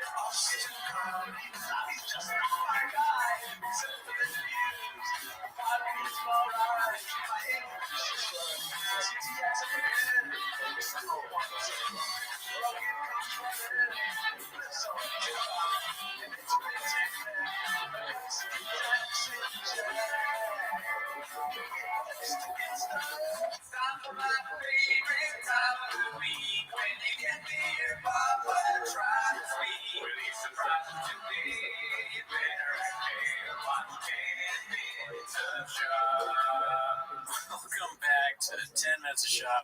Thanks for tuning in. As always, join the Patreon, join the Reddit, join the Discord. On the Patreon, you get early access to this show. What's the show called? 10 Minutes of Shop. In case you forgot, you almost forgot. Anyways, though, that's not why they're here, right? They're here because they want to watch 10 Minutes of Shop. Okay, that's what I thought. Oh, yeah, that's what I thought too. Why are we doing this? Because we just saw Tom Segura where put us in a strange mood.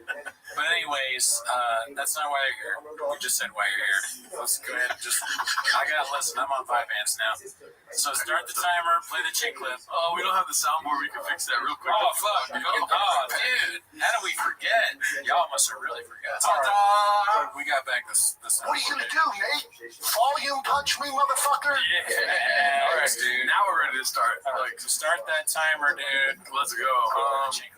Let's see here. So we've got the top post of the week. The first one's from Wonderful Salary 5432. By the way, Merry Christmas to all the homeless cats out there, folks. Absolutely. Let's see what this is. A homeless cat infiltrated her comments.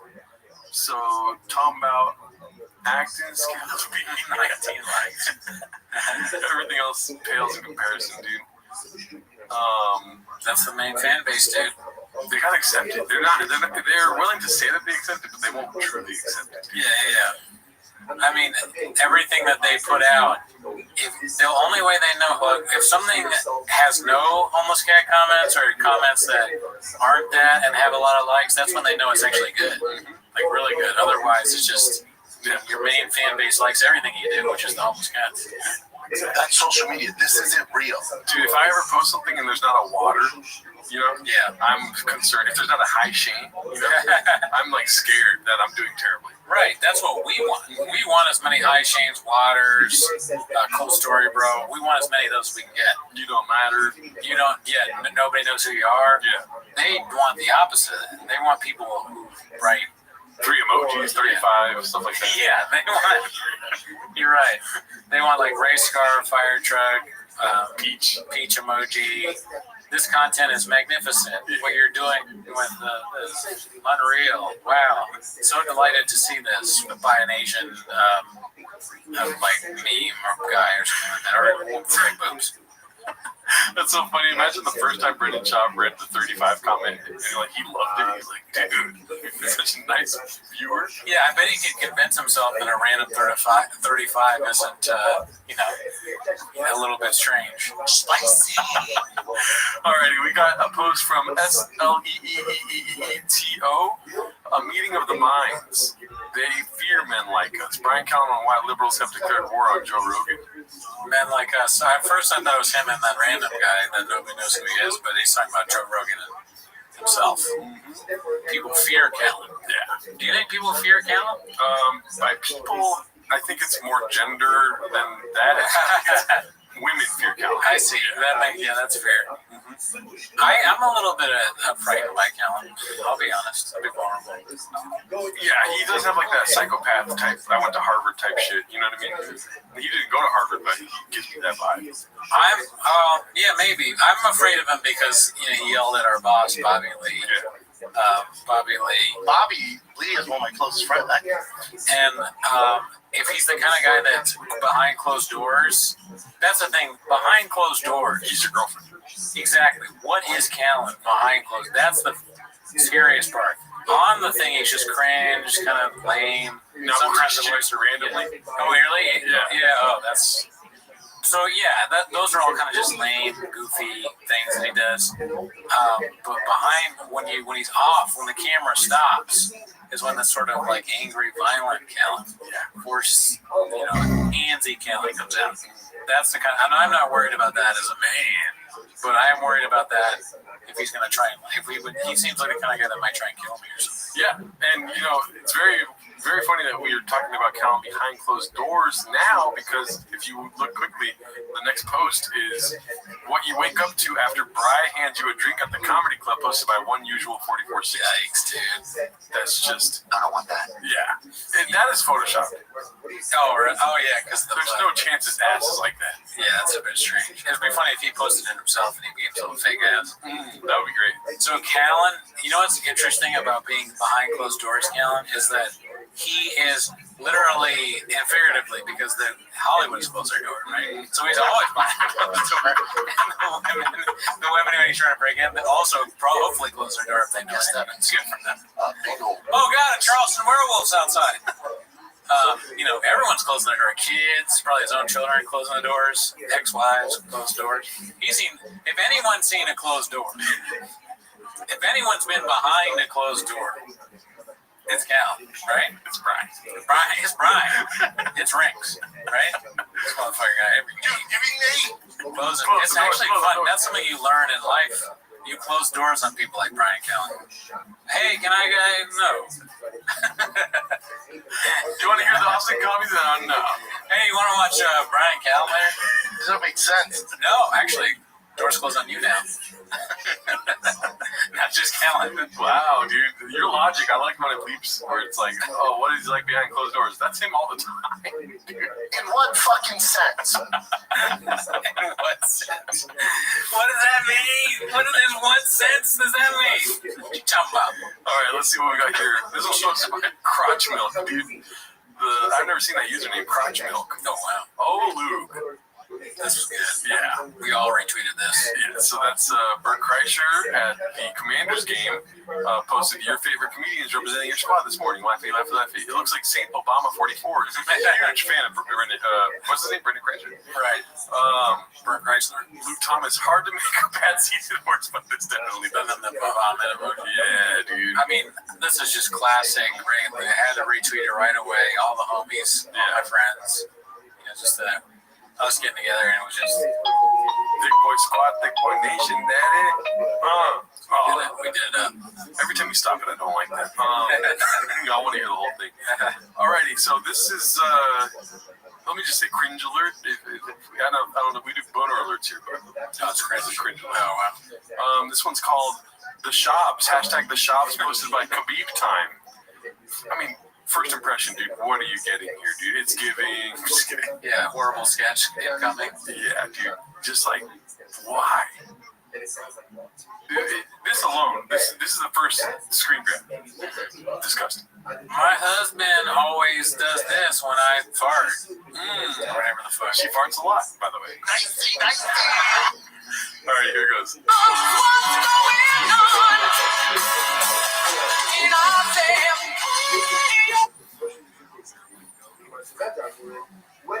I'm speechless, man. I don't. Just this is one of the the TikTok kind of thing where it's music, and then I think this is Coco Briscoe style. I shouldn't even say her name. It really is, though. But it's not very good. I mean, she's choking him out. The dog's coming in for a little pat on the ass at the end there. The dog is a horny beast. Donnie Trump down there, dude. I don't want to hate on the dog because that's actually good acting from the dog. The dog's the best part of it. That's what I'm saying. Yeah. Good. And it would be, wouldn't it? An animal. Yeah. To the three of them, who's the smartest here? Maybe the dog. Yep. I believe I left a comment on this saying that's a showdown. 0 upvotes. Oh fuck. It happened to be. Oh shit! Sorry, I didn't expect this to jump at me. Any other thoughts on the cringe there?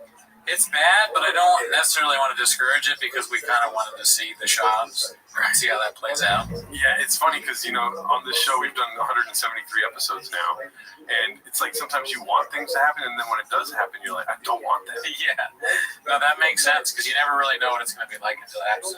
Unscathed. Yeah, dude. This was posted by Clint Puller of Chips, the Chronicles of a Storage Unit Podcast Studio.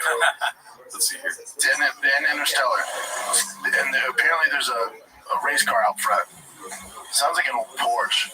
Is that noise that we're hearing? They hear this noise? No. They can hear, but it's not as bad as imagine. This is the barbecue. It's called Styles Switch Barbecue. Just so everybody knows, I'm breathing in fumes right now. Okay, like I had to start the beast up? That's correct. Start the beast Yeah, I love that because what happens is all that carbon monoxide sits right here, right now.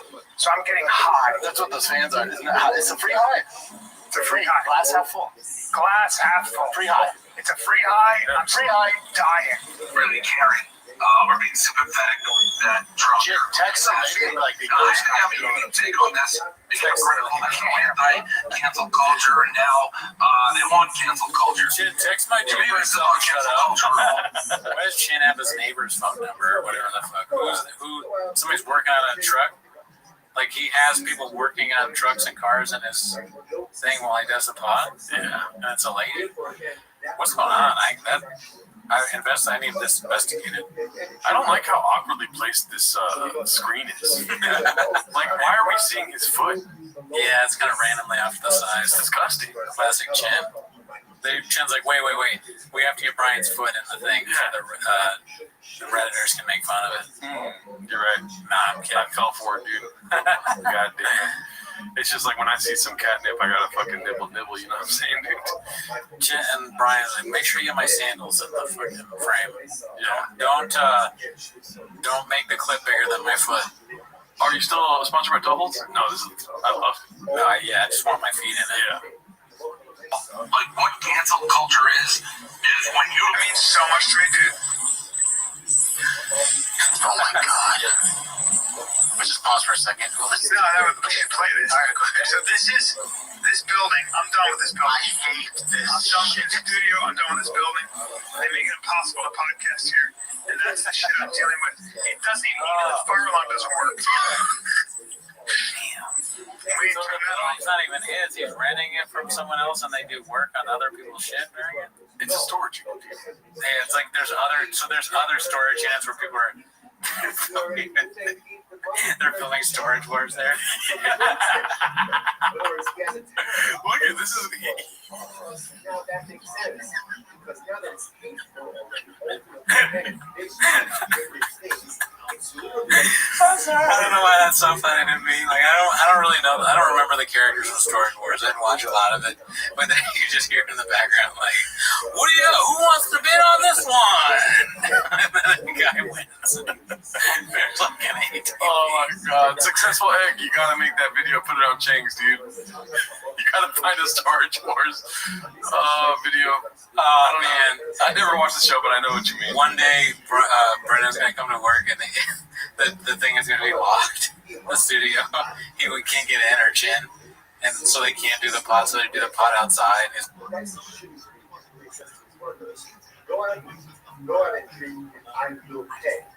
New year, new me? Cute. But how about new year, new money? With Experian, you can actually take control of your finances. Check your FICO score, find ways to save, and get matched with credit card offers, giving you time to power through those New Year's goals you know you're going to crush. Start the year off right. Download the Experian app. Based on FICO score 811. Offers and approval not guaranteed. Eligibility requirements and terms apply. Subject to credit check, which may impact your credit scores. Offers not available in all states. See Experian.com for details. And he's like, yeah, I don't know. I came here and they blocked up my studio and they didn't tell me. Like, they said I was like behind that payment. And someone else is like, I'm bidding on his like all his trucks or $10. They like undo the thing and there's a bunch of rains fall out, like that spill everywhere. Fish with condoms on top of them. Yeah, like fish tanks and fish tanks. There's some dog like that's crawling. That's clawing at the inside to get out because it's locked in. Yeah.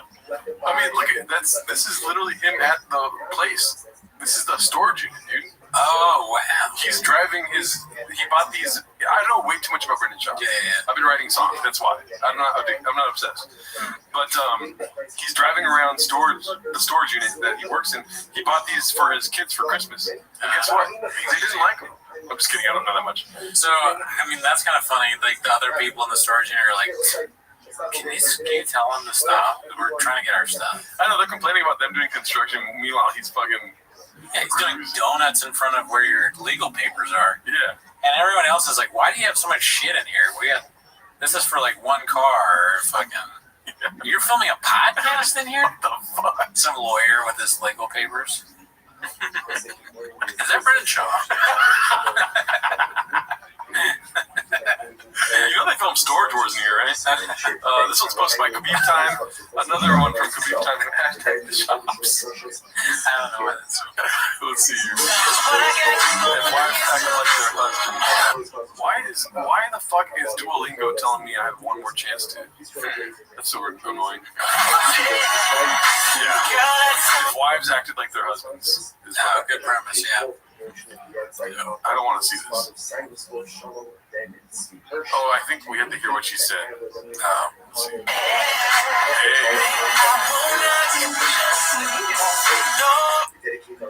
Yeah, she's just... I don't know what...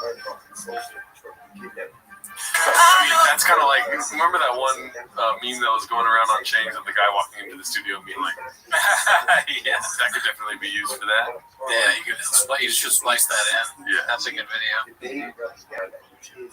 Just creeping, and then...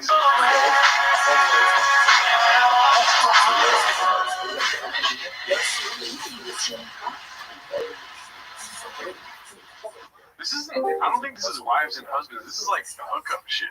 Wives and husbands hate each other, no? Well, I don't know. I think it's funny if wives act like their husbands, but Brendan is acting like the wife in all of this. Yeah. That's not part of this description. Why does he act like a woman? He's just being himself. So if wives acted like their husbands, that would make the man act like a woman too? But yeah, no, it's horrible. She also didn't work on a single truck that whole week. Yeah, if she's acting like her husband, wouldn't she be, feeding fish or, taking the kid to baseball practice, doing vlogs, talking about fighting? I mean, this is definitely Brendan in Charleston. That's that vibe, you know? She became a Charleston werewolf. She inhabited that character. Let's see what else we got here. This is posted by Air Pumper. I haven't seen him in a minute. Your boy Crystalia makes an appearance in the comments. What's a pop culture moment that gives you second-hand embarrassment? Mine is Paris Hilton kissing a not pregnant woman's belly. Oh man, where is this? Is this on Reddit? I've never seen that one. I think no. I'm talking about the interface. I think it's Reddit. Oh yeah, never seen it. Yeah, or yeah. Let's see. Crystalia, the moment he realized on camera that snapshots could be recorded and that the minors he tried to groom could expose him. A wonderful internet moment. Nice. 3.6 thousand upvotes. Yeah. Let's see. Yeah. I mean, Chang's in the news. It's pop culture now. Yep. 200,000, 300,000. What is it? I don't remember what it is. It 123 now? 250 comedians that do it. Facts. Yeah, exactly. Let's see here. Caterpillar Hot 7539 posted this as one of our guys. It's me. Hi, I'm the problem. It's me. Me football player, me MMA fighter, me actor, me commentator, me podcaster, me comedian, me marketing beast, me thick boy umpires, me whiskey magnet, me a baddie smasher, me car guy, me dog guy, justice for tank, me mountain biker, me weightlifter, me tub mudder, me fish guy, me beast of a dad. This feels like some sort of prayer. It does kind of. It's like, yeah, that's the thing he says in the beer in the morning. Make sure he says all of it. The truck guy, the affirmation. Yeah. Me baseball dad, me bout guy. What's bout guy? Boat. Oh, I didn't know that. I mean, probably it's happened. Me hunter, me bower, me married comedy bits influencer. Yep. So before you exit out, which one's your favorite? Honestly, I'm not gonna lie. The baddie smasher part, that was the most exciting part. You know what I mean? The DMs from Mark. Really? Yeah, that shit was hilarious, dude. It was funny. That was so funny back in the day. That was pretty funny because there's so many. Just like one after the other. Give me. That's good. My favorite here, not necessarily the time period, but just all the things together. Me, Thick Boy Umpire CEO. Okay. Because I don't really understand what is the connection between umpire and CEO. Empire. Yeah. You understand why I get that wrong though, because umpire he's so into baseball. So that that's still my favorite though. Yeah. Dude. That's definitely the best addition to this meme. But I like him as a comedian. That's one of my favorites. I don't like him as a podcaster. Not the best. I don't care for his commentating. His acting is probably the worst. That T-Fat K3D is the worst thing I've ever seen. Yeah, that was really rough. That was hard to watch. And MMA fighting, I don't know much about that. Football, he didn't really play at all. And baddie smasher though, like Charleston Werewolf. Waking up in the morning and drinking a Tiger Thick, reading the paper or whatever. Dick juice, sweet nectar. That's the same kind of period, That sweet nectar. Remember that? It's a great time to be alive. No, you get your whiskey. What are you doing? Yeah, that part. Dude, what are you doing, bro? All right, let's see what we got here. This is another Keeping Up with the Shop. It's posted by OzBoss99. I feel so bad for them because they just want to post this in a vacuum. It's not going to happen. You know what I mean? Right. They don't want the cats to see this. We're going to see this. I'm so glad you're not mad. These are relations, right? All relations, in other words, when there's immediacy, that's when it's real. It's pretty funny. I like that. These are straight up, just like I said last time, Andrew Schultz humor. Yeah. Like the kind of guys that watch Andrew Schultz and think it's hilarious. Love this kind of stupid shit. They probably sent to their wife, hey, just like us. We have a bad relationship. Oh, Brandon Shaw, this guy, he's fine. He's friend with Rogan. A lot of words just to say engagement, likes, comments. You're thinking about it in a completely different way, dude. Spice. It is redacted as hell. But that's actually like, I'm comparing this to their other thing. This one's actually funny compared to the other ones. You think so? Did I laugh? No, but it's like getting closer to the scale. I might be redacted because it's late and I'm tired. However, how about this? So they do these sketches, and then when people grade them, they do a card. Like go through 10, 9, whatever. But all the things are like, it was really good. Oh yeah, pico de gallo. Yeah, there's like a tense moment where we don't know what the rating is going to be. Will they make it to the next round? Chili, It makes sense. That one should be the best because that's his favorite. He's my favorite, Chili. You're smart. You're thinking like a CEO umpire now. Book it. Let's see here. Like that. Oh shit! It looks like Luke got a new co-host, dude. Posted by CJK610. Hey Luke, heard you need a new co-host. Be me MMA analyst. I think that makes sense. You gotta get a guy like Shop. He was in MMA. he gets it, dude. And also, mostly. I will fuck you up. Yeah, that's a lot of what's going to happen on the Mortal Kombat show if he says that. I get a call from him. Okay, so here we go. Stolen Valor's version of Pull the Fuck Up. So this is Tim Kennedy, right? Is his name? Yeah. Posted by OneUsual4460. I have not seen this yet. I get a call from the FBI saying that ISIS was trying to come and kill us, recruit somebody locally to find me and my family where we live. And I was like, as I said, can you say that again? And the guy's like, yeah, they're trying to find somebody locally to kill you and your family. And I was like, that's fucking sick. That's such great news, dude. I've been traveling all over the world. What you're telling me is that these idiots are going to come to my house in Texas. So I call my friend that works for Fox News. Like, hey man, can you put me on live? And they're like, yeah, I'm like, fine. Check it out, my address. So I get live on Fox News, and I say my address live on Fox Television. I was like, you can send absolutely anybody that you want to my house to try and kill me and my family. Just know that you're never going to get it back. I'm going to kill them. How did this go down? I pray to God you pushed the right button. I mean, I pray to God idea. I swear to God, dude. I wonder which one you want me to do. Because now I kind of want to do one.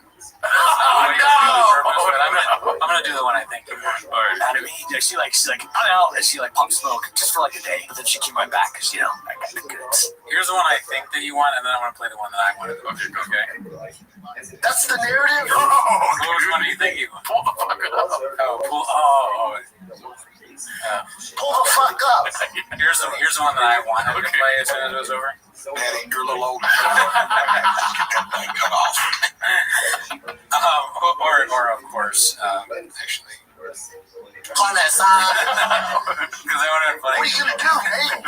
Volume punch me, motherfucker. How did that go with your wife? Did she like that? What the fuck? Yeah, no, that's crazy. You wouldn't do that if you didn't want people to kill you. Your address on the thing? What are you talking about? What? What? I mean, I believe he did that, but it's very, very short-term satisfaction for a long-term, fucking problem you got now. People showing up to your house, dude. Yeah, I don't even understand what the short-term satisfaction is. That you gotta kill a fucking Arab. He wants to kill an Arab. I know. He's like, you shouldn't want to kill people. Yeah. You know? He's a little bit too. I'm starting to believe the stuff he says. I think he's like a murderous psychopath. Yeah. I don't want to have to kill terrorists. I wish they didn't exist. Yeah. Sure, if they come to my house, I have found some of my DNA, and I do say my address often. Yeah. But at the same time, I'm not looking to murder people. I wish that they didn't want to kill me, and I don't want to kill them. Mm-hmm. Yeah, he's different though. At the same time, I need a fucking dinner now. What's a Alrighty, so this is posted by Peter the Piper OMG. What is this? And I asked the same question when I saw it, dude. looks like a guy holding ass. Let's give a little thumbs up on there. This is I don't know if that's Shab or is that his wife? I think that's his wife, huh? It's Shab. It's Shab on top of. Where's your charger at, dude? You know what I mean? Phone's almost dead, daddy. Alrighty. Let's go to the next one. This is posted by Clint Puller of the Chips. Gotta warm the kiddos' Xmas gifts up. So this is the video I was referencing earlier. This is quite clearly a storage unit, correct? Yeah. Mm-hmm. Let's see.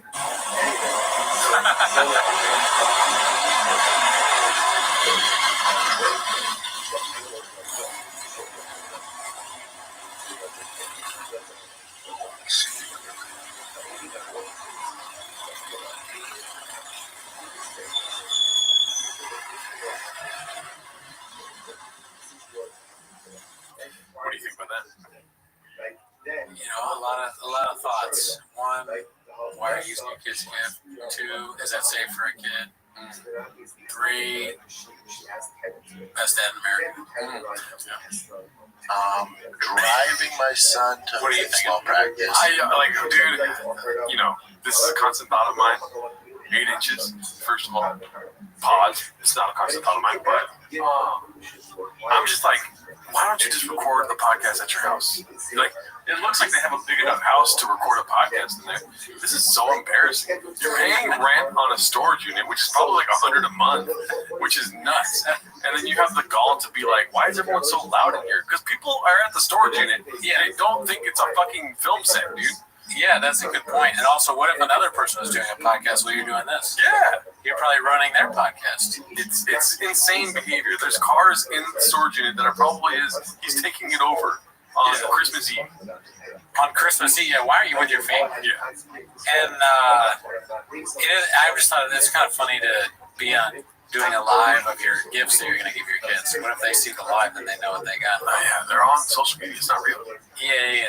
So it would be funny if you saw your dad like playing a PlayStation. He's like, check it out, I got this for Gerardo. He's gonna love this shit.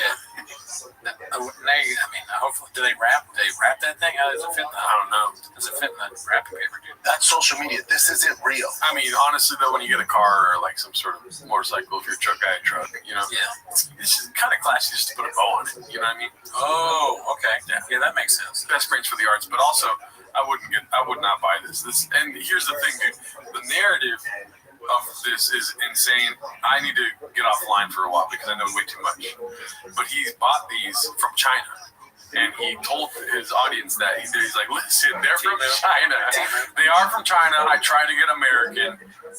It just wasn't happening. Nobody had. You can't afford it. First of all, if people are selling fucking motorcycles, sorry for cussing, in America, they want you to buy it.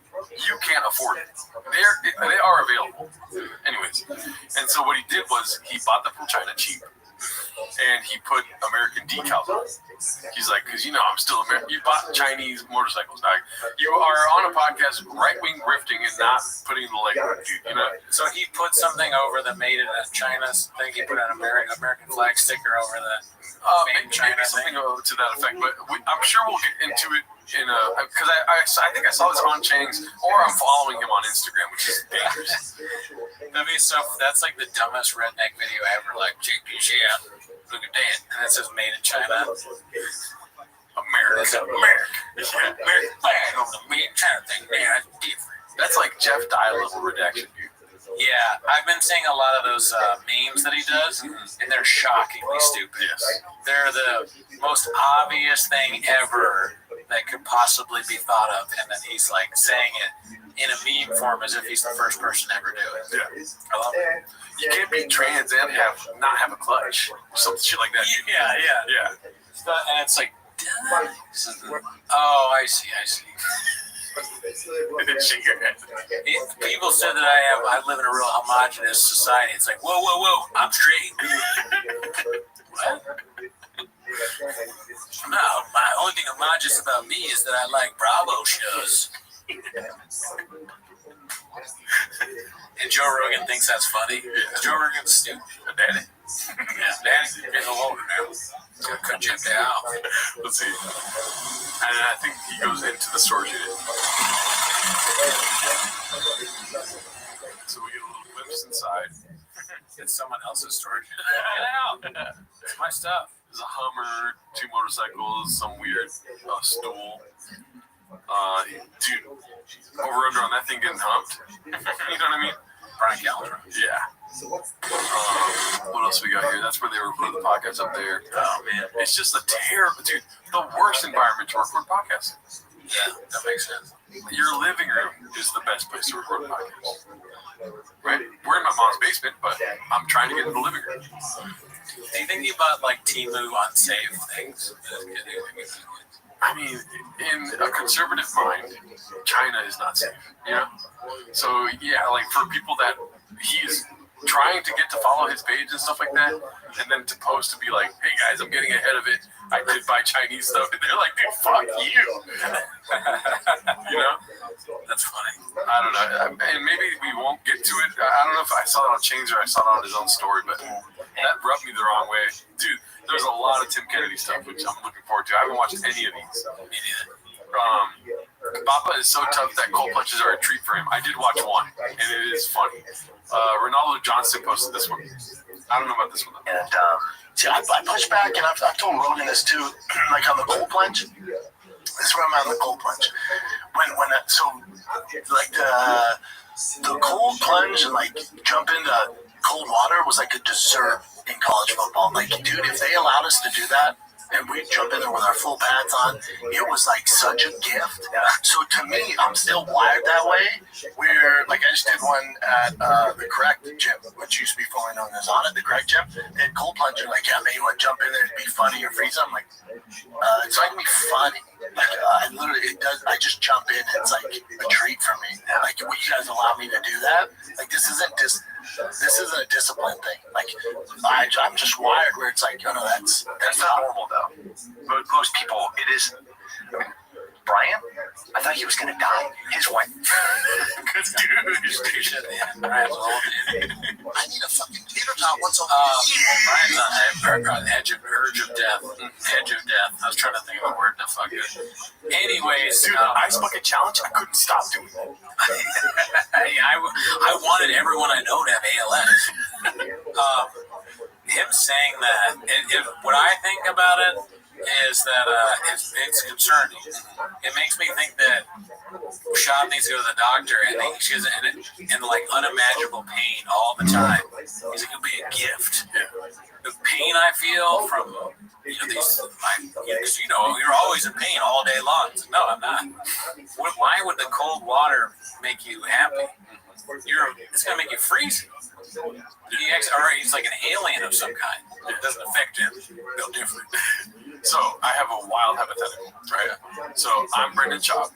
Obviously, you're Joanna, right? We are going through hard times. You know what I mean? Kids starting to travel ball, this and that. I got a 5 podcast to record. You want to become an influencer? Jesus Christ, you're making beans cheese every night. I want a tater tot at least once a week. That's right. Then we started brainstorming. We're like, we were doing really good when you were addicted to Adderall. This is you talking to me. Do you think they're like, let's just do it and make more money, dude? And then they jump into this like, fucking, I'm on Instagram every day type thing. They're posting all the time. He's getting a little more aggressive on the podcast. I love cold plunges, stuff like this. You know what I mean? Could be. And I think, dude, I don't know if I said this the last show, but I feel like he's on Addies again, dude. You're on Vyvanse. You guys are connected spiritually. We got to be on the same thing. Yeah. When he was drinking rain, I was drinking rain. Yeah. When he was fighting people, I was fighting people. When he was waking up and drinking Tiger Dick, what were you doing? 4:30 in the morning. Yep. I was thinking both hands. He's texting Mark, you're texting Mark. Yeah, dude, baddies? Yeah, maybe. Yeah. I like what you said about the two of them.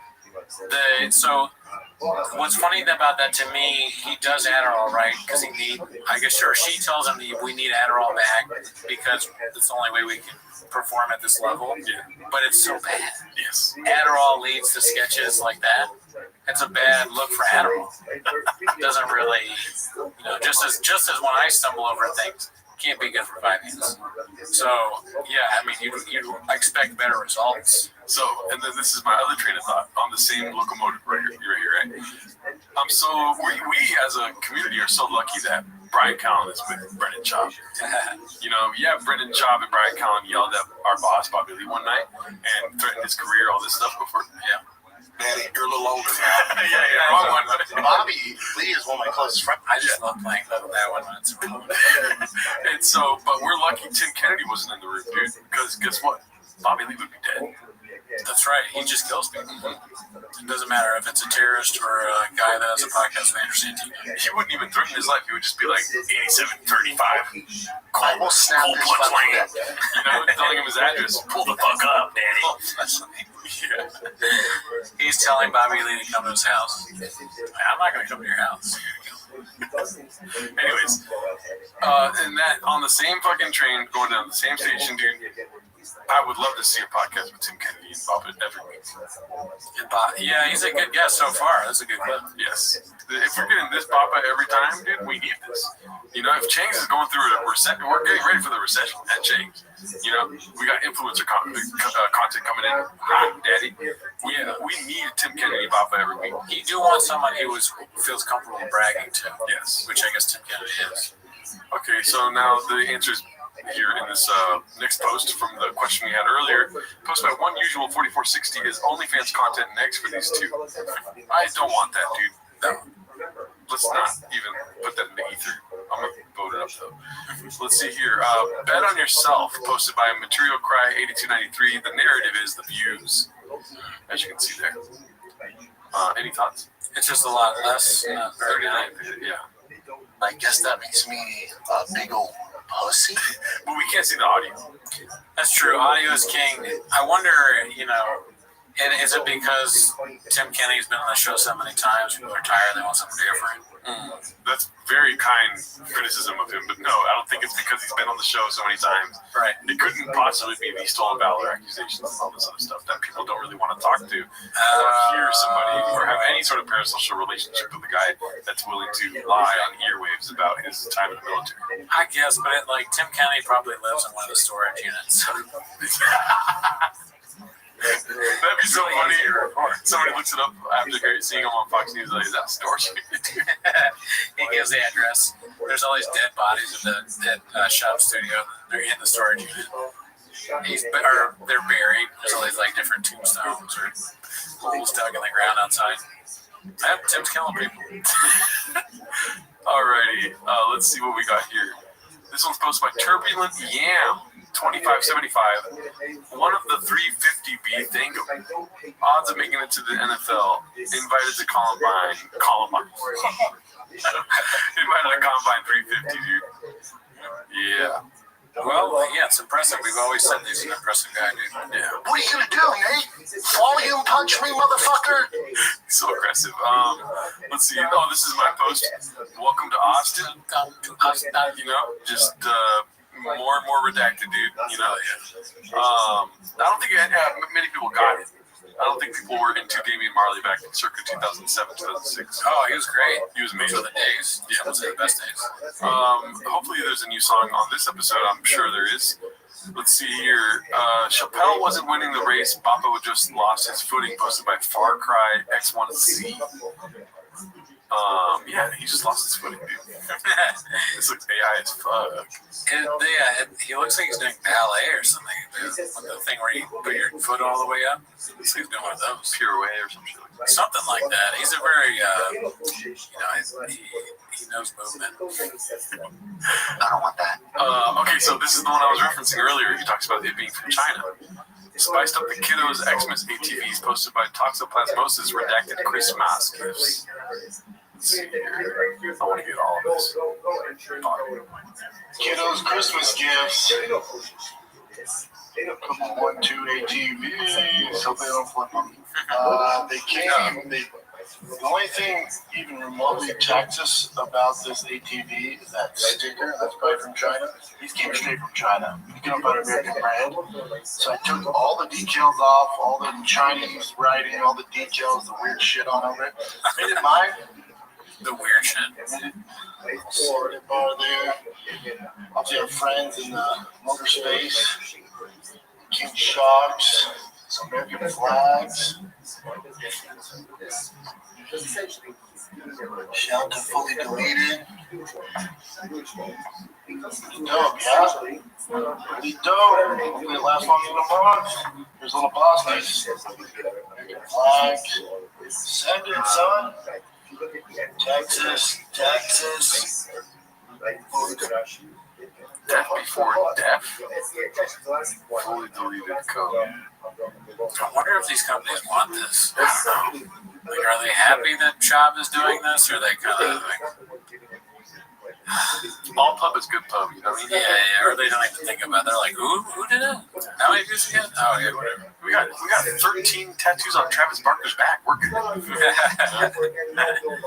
Yeah, I mean, I'm still think it's weird to post your kids' birthday gifts, Christmas gifts. Yeah. It's a little strange. Yeah, and then to go to the effort of covering up all the Chinese writing is strange. Why are you here? Yeah. What's the point? It's he's amazing. What else would you cover up? You buy something from a different country and you're just like, I can't. Nah, I don't want that in it. He's like, I got this Irish flag. I fucking took off all those colors, the green, white, orange, made it red, white, blue. Am I right? What? I added the stars, Daddy. You went. What?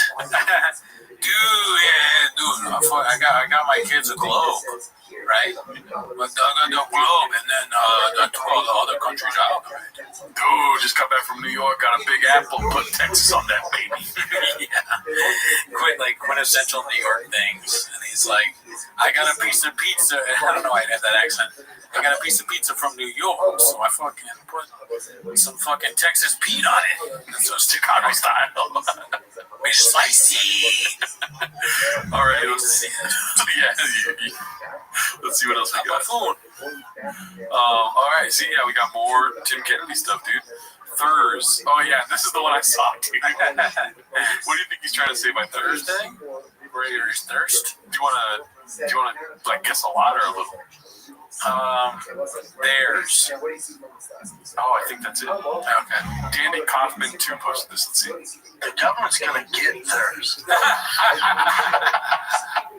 I think I've seen this one before. It's funny, it took me 3 guesses. They're gonna get theirs. How many times did it say that? 5. Yeah. I realized that when I got the bill for the property tax. I went, oh shit, yeah, I'm not paying state, but I'm paying almost double in property tax. Oh, you kind of evens out. They're gonna get theirs. Like, you're not gonna escape that.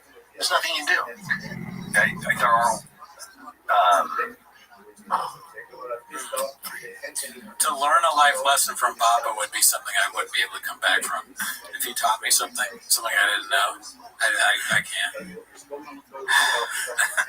I've learned nothing. I've watched him for years. Not a single thing. Yeah.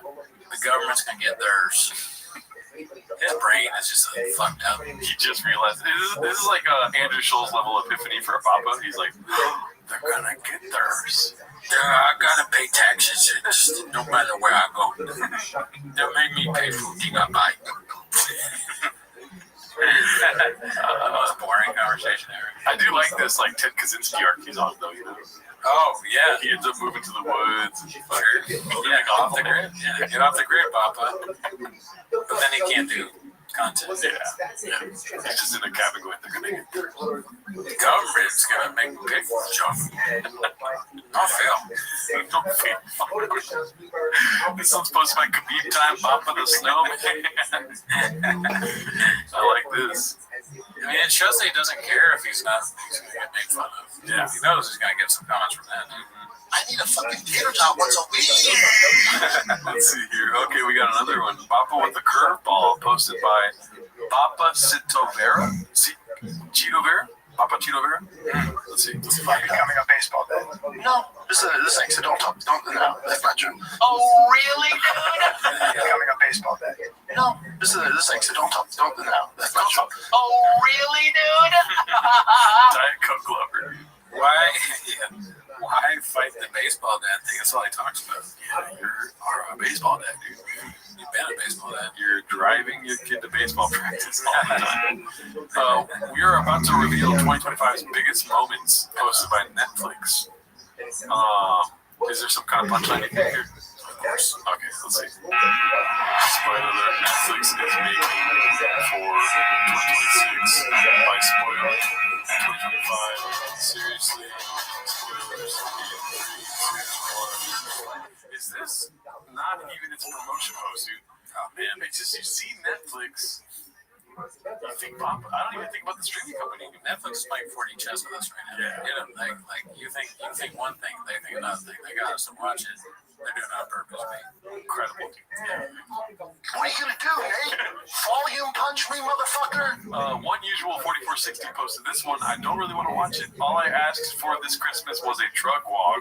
As you can see, I already uploaded it, meaning I already did watch it. Do you know what this is? Nah. All right, you'll get it.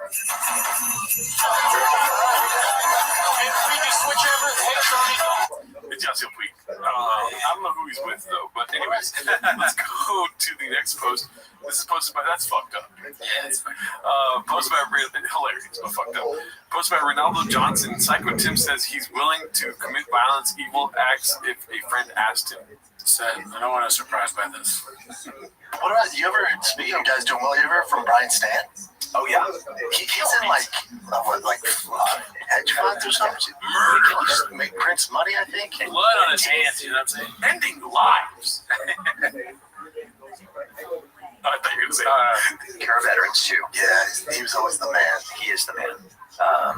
Like if he called me in the middle of the night, I need you to insert the most diabolical nefarious act possible, which would never happen because he's such a freaking Boy Scout. Yes. He's one of the people that would drop anything that I was doing and drive wherever he was to do whatever he was asking for because he is just to the core.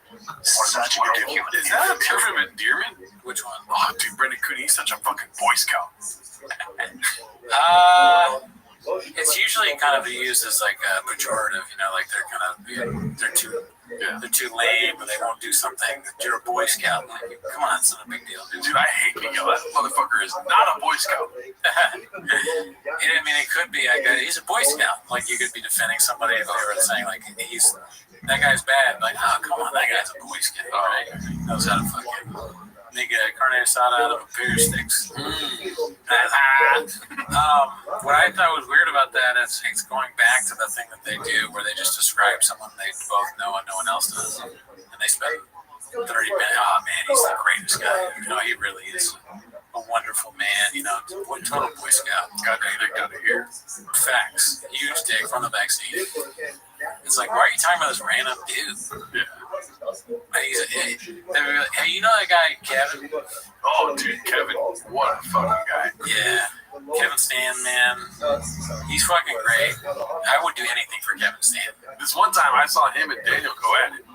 Yeah. And I saw Kevin, you usually don't go at it with Daniel. You're more like that with Mark, but not with Daniel. And I was like, Kevin, you're crazy. You're a Boy Scout. Yeah, and I took Kevin inside that time. Yeah. He's a great guy. And anyways, just want to get my address out in case any fucking terrorists, low-life scumbags, pussies want to find me in Texas. I'm fucking kidding. In fact, when you come to my house, I'll leave the door open. Why don't you put a knife to my wife's throat and see what happens to you? You're like Kevin right now. I hope you try and kill. I hope you kill my cat. I hope you kill my son. Because guess what? I'm gonna fucking apple you. All right, let's see this. What do we got here? Should we all do a hot chip for time's sake? Posted by Flaky Parsnip, 1797. Best comedy special. Mark Maron panicked. Sarah Silver, Post-Mortem, Lee and Morgan, Unspeakable Things, Caleb Erin, Model Comedian, Brett Goldstein, the second best night of your life. So, there's something I wanted to talk to you about on Tweeties, our other podcast. If you get a chance, go check out Tweeties and plug right there. That's social media. This isn't real. Dude, we on the Patreon used to do stand-up comedy specials, correct? Yeah. The first week that we stopped doing stand-up comedy specials, they were like, all right, let's put the Matt Rife one out. Oh, yeah. They put out the Matt Rife one, and then they fucking bought DC or Warner Brothers. They're like desperate for us to get back to it, Yeah. And then they put out the Dave Chappelle thing, and then they put out Tom Segura. They're like, please, for the love of God, we're bleeding money here. We need you guys to just do our stand-up special reviews. Yeah. But we're not budging, dude. No, we're not going to do the Al Pacino thing. Pull me back in. Yeah. We're not going to do that. Yep. Just when I get less ridiculous. Yeah. Oh, shit. We'll watch the fucking Cream and Poppy on Patreon all day, though, Dad. You got it, man. All right. 24-hour stream coming soon. Let's see here. This is posted by Coley Vertical. I don't know how to say that. Brian working the fryers. That looks like Brian, huh? Let's see here. กุ้งแม่น้ำเท่าไหร่นะคะ120 บาทค่ะโอ้โหนี่กุ้งแม่น้ำมันจะอย่างนี้เลย It's a nice little find. I like how people look like Brian. Dude, I'm hungry. In a bizarro flip side world where Brian does something that makes people happy. He's talented. He's like good at his job. An Asian Brian would actually make good, like a good thing. It's like if only he was born Asian and didn't do comedy. Or I mean, he could do comedy, just not him. Something different. Yeah. This one's posted by Vanilla Greek Yogurt. It says, oh no. Oh shit. That makes me a big old pussy. I don't know if you caught it, dude, but Spanish, Espanol, now available. They're buying it off Walmart. So that's why it's from China. I couldn't find anywhere, dude, so I just fucking. I was thinking something different, but what? Yeah. The chairs. Oh, because that's where we got our chairs. Oh, so the chairs are also from Walmart. But you never wanted to say that you got it from Walmart. Oh, well, like, I guess if you keep watching the T-Most, you get a big thing. Yeah, that's from Walmart. I got them from Walmart, Danny. But I put American stickers and flags on them, Chinese shit. Yeah, we put Trash Tuesday stickers on it, dude. That's true. Daddy, you're alone now. Let's see here. 3.1 stars. Great reviews. Red, $849. Expensive gift. Yeah, pretty good. Nice dad. Great dad. The best of some dads. Let's see what we got here. This is will cancel Christmas on your hammies posted by 18416. That's a fact. Yeah. Chappelle did. Thank God he got away from Papa, right? We're going to end pretty soon here. This is posted by Danny Kaufman 2, hitting Bobcat with this line again. I don't know what that means. But I need more Tim Kennedy on Bob the Dude. He was dad. When you were 9, and he's a more athletic, bigger, faster, stronger, better ball player than I was. And I went pretty far. He was dad. When you were 9, would you have beat me? I said, this is the difference. I didn't have a plan B. You'd have to kill me to stop. See how you get a little tired and you take a break? And Kill a 9-year-old. Dude, we don't want to kill you. We just want you to stop playing baseball, dude. I had to murder a 9-year-old today. Ask me why. Why? He wouldn't stop playing baseball. I said, I will kill you. I had a gun. Actually, no, I'm sorry. I was carrying a knife. I left my gun at home. I said, I'm going to cut your neck. I'm going to slice your throat. You bleed out. If you don't stop, coming to baseball practice. And he looked me right in the eyes. He said, I'm ready to trouble. Try it, pussy. So I murdered him. I guess that makes me a big old pussy. Let's see. Never stop, Bubba. I'd run circles around him because I had this fucking fire, dude. And I just wouldn't stop, dude. And eventually you would, and that would give me more energy. Yeah. I wish you had a funny thing to say to me. I'm like, if that my son told me, and his son says something funny. My son said, let's get ice cream. My son said, I want to rewatch Game of Thrones from the beginning. Let's see here. There is another one that I wanted to watch from the Tim Kennedy episode, but it didn't get enough upvotes. You guys don't matter. Let's see. This is a text post. Tales from the Bobverse posted by Tony O'Hanlon. All syndrome of a Downs would never lean this heavily into Chang's. So at this festival time of Pissing Sinks, let's revisit our best content ever produced. I have been watching those because I was trying to find some footage to put into the songs. Bada bing, bada boom. Got this side. Didn't find it, dude. I just remember it differently. Tales from the Bobverse was so well done that it just created other scenes in my head, you know. Let's see here. Me, Texas Racer B, posted by Movies. Nice. Okay, this is probably it. Going, oh yes. Wait, I don't know if this is it, but we'll see. Danny Kaufman 2, going band for band with Psycho Tim talking about Puma pounding in sliders. Let's see. I'll show you goals for my son this weekend.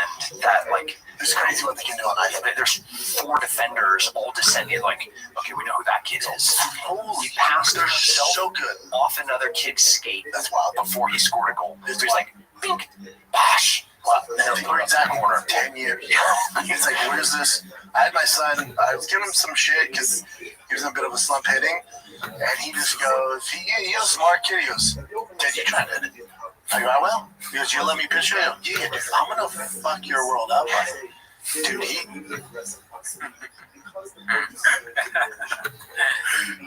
thoughts on that? No. He's just constantly trying to, I'm better than you. I like the idea of just constantly telling your son, listen, there's just, in comparison to me, you're a bowl of shit. I know you're 9, but you suck. Yeah, I'm a master at everything. I've mastered, and if you ever put me against any 9-year-old, I'll crush them. Math, baseball, obviously, driving. And I'll walk away on skate for the day. Go fucking, oh my god. You could, Dad, do you think you could pull more girls than me? Dude, I would die if I couldn't have sex at your age. You'd have to kill me to stop having sex. Yeah, you'd have to kill me. You don't want to know when I started. I was a baby. I had sex when I was a baby. Wow. Shy baby. Give me that bush. Got that baby. Okay, sorry. I got in there. Oh, and then he goes, "Now, Dad, I'm only throwing you high fastballs. It's not even my fastest. You want me to start mixing up with like the cutter and the changeup stuff?" I go, "Sure, dude." Not a prayer. Home run derby. Oh no, he's saying that he couldn't do it. Oh, really? Yeah. Oh, fuck. Not a prayer. You don't speak shop. I went too fast. Wait, go back a little bit. And the change I took the whole clip over. It's even funnier that you can't hit it now. Yeah. some stuff. I go, "Sure, dude." Not a prayer. And then he's like, "We good? Are we good?" That's awesome. I'm like, "You're good. You're good. My bad. My bad." Yeah, my bad. Actually, that was kind of funny setup that he wasn't able to hit the balls. I like that. But it could have been funnier. Yeah. Not a prayer. Yeah. Just don't do it in the weird voice. What's more psycho? The fact that Tim Kennedy's willing to share his address to have terrorists possibly come and kill him, or the fact that he's sitting in a chair like this, dude? You know, somebody's got to sit in the chair weird. With suspenders. Brian usually sits kind of strange, so, he's not there, so you got to have another guy doing that. We should have a petition started that we want more Tim Kennedy content. I agree. All right, let's see what we got next, and if not, the war is on. Dry Eye 594. The war is back on. Shout out to the creator of this series, Levon, correct? Yeah. I've tried watching this, I just couldn't get into it. Let's see what it is. The Redacted Ward Part 2. I just say descript on the back. I think it's with the editing program. John Bonet redacted. The redacted word was fought in thousands of places, too many for anyone to count. 7 years ago, and Brendan Shaw, infamous redact and longtime mercenary of many a redacted war, had just voluntarily stepped down from his position as brigadier commander of the 60th. Yeah, sometimes it's like you're cooking in the kitchen, you do a taste test, and when the chef tells you a little more salt, you just listen. Yeah. There's something off about it's like somebody that didn't watch Ken Burns and is maybe they didn't hit it this time, but I'd eat it. And maybe if Levon didn't do what he did, we'd appreciate this. But Levon killed it. Yeah. Shout out to him. We miss you, dude. But I think that's it for this week, dude. Alrighty. Well, we'll see you next week. Take your Vyvanse. Now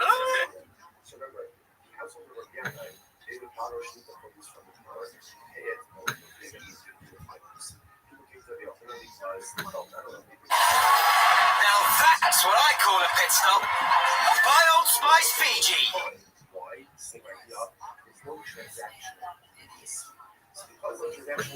He was thrown out by his owner because he was peeing all over the place. Persians sometimes have that kind of problem.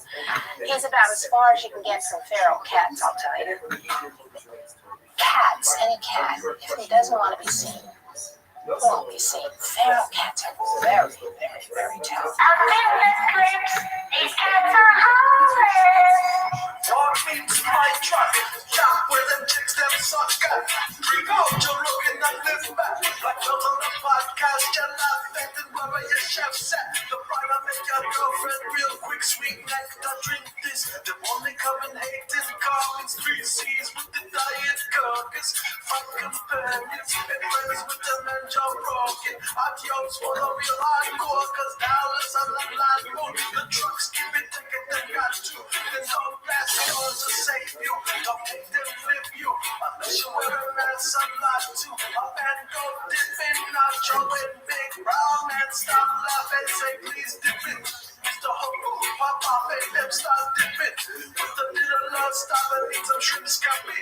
Master lawyers, they bartend them stop bleeding. If you wanted to hurt me, you got me running. Get dropped like a fat judge. So if your neck out, if you still talk shit, Brendan Sharp's my promo code.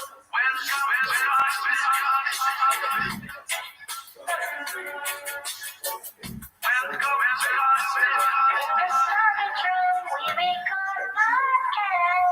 Welcome to TikTok. Short people could push that right up. Security guard is frightened. He must love know some. Them keep told up like Mexican. Another mark marries a card. Who am I to my colleague? Say all these things and they hurt me. To see the shadow bandit sick me. Lost who don't fit me. Them no career with the beach. I'm not used to this Dallas, yeah. Come let's get racist. Them barbaric, them doctors Asian. And most of them don't speak English. And Mimi Fauci, that means don't touch temples, daddy. Them food names, they're not chance at all. And that's why I'm offered to take out once a week from me. With the special gringo popping, passing 2 million. And at the LA, touch on the back of LA's bucket. Uncle Bob, leave comments and them 3 emojis. They will cook you up a brisket like that dear Rogan. Them a truck with no man, how many chicks you freak. And from now on, 300 meters will stop you bumping. If them run out the town, they move to West. He's not one of my guys. If I say merchant, get a truck and pay off. I'm gonna get a practice, y'all.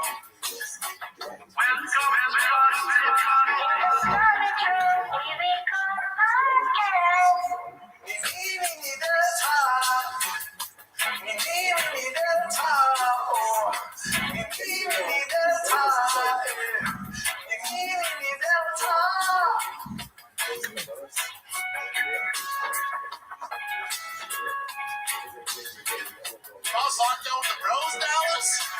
Quarantine with the homies? You know how much more fun we would have? Oh my god, dude. We'd like play video games all day, work out. At night we fuck each other. This guy's all, so fuck no. Oh, we're gonna play video games, bro. It's not my favorite time of the week when you get near, but try to speak. Really surprised to be. You better watch Welcome back to 10 Minutes to Shop. Thanks for tuning in. As always, join the Patreon, join the Reddit, join the Discord. On the Patreon, you get early access of this show. But that is not why you're here, Daddy. They're here to watch 10 Minutes to Shop. So let's go ahead and start the timer. Play the chain clip. Alrighty, dude. As you can tell, I'm ready. I'm not Mr. Whole Foods. I'm sorry. How dare you, dude? I'm an asshole. I was just gonna say I'm ready to fucking name the waters, dude. Oh shit, really? Yeah, look at my hat. I got my name the waters hat. That's the new. Oh yeah, dude, that hat is perfect for Yeah. the show, dude. You're in the thick boy waters, man. I got the thick boy jelly donut on my shirt, dude, and I'm ready to name the waters. How deep are you in the waters? Oh, I can show you exactly how deep I am, dude. By the way, this is 100% serious. I'm far too deep. 10 toes down. I'm balls deep into the water. I swear to God. I forgot about balls deep. Dude, look at this redactedness I made. Oh yeah, this is one of the greatest things. This is something I posted on the Changs. I posted it. I didn't. You just posted it yourself? I posted it myself. I didn't know they did that. Yeah, so I was like, dude, I worked way too long one night making Joe Rogan hump over and over again with the carne asada thing. And it wasn't even that made me want to post it, dude. You know what made me want to post it, dude? What? Is this moment at the end where I have Joe Rogan singing carne asada. Oh yeah, let's check it out. Right here, dude. that right there, dude. I was like, I'm posting this shit. You know what I mean? Changs just makes like art, you know, it's like it makes you want to do art and go deeper. You're like, you get into it and you're like, how do I make Joe Rogan sing the song that I'm editing? You know, that's what I bet a lot of chefs can relate to you. Yeah. You're a chef pretty much. No, it's going to matter, obviously, but I never said I mattered, but Bobby Lee is one of my closest friends. Me and Bobby talk about it. No one's been more supportive when I sold. You can just let it go. But I never said I mattered, but I do appreciate the kind words people are saying. And guess what, dude? I've never thought I would like working the fryers. Oh yeah. But I will say I do enjoy it. And does anybody understand? It doesn't matter. No, doesn't count. Yeah, doesn't count. No, yeah, no. I mean, I saw the comments too. I mean, of course, I never read them, but I saw them, and they were so nice. Yeah. I don't know if we talked about this before, but I want to thank the Reddit. What they say about you guys is not true. You know, I mean, sure, some of you are evil, you know, like, but most of you are good guys. What does he say? It's because they're all sad. We're all sad. You're all sad, and like a lot of you, it's because like, look, we get it. Like Renachab, he's a fighter, and like he owns a bunch of trucks. We've heard all that. Okay, he can give trucks away, and he's got a big house in Texas. Goddamn big down here. Huge, like Adonis. And listen, I get it. He was in the NFL and all that stuff, but at the end of the day, it's like you guys are haters, and you know, and he's on my fans.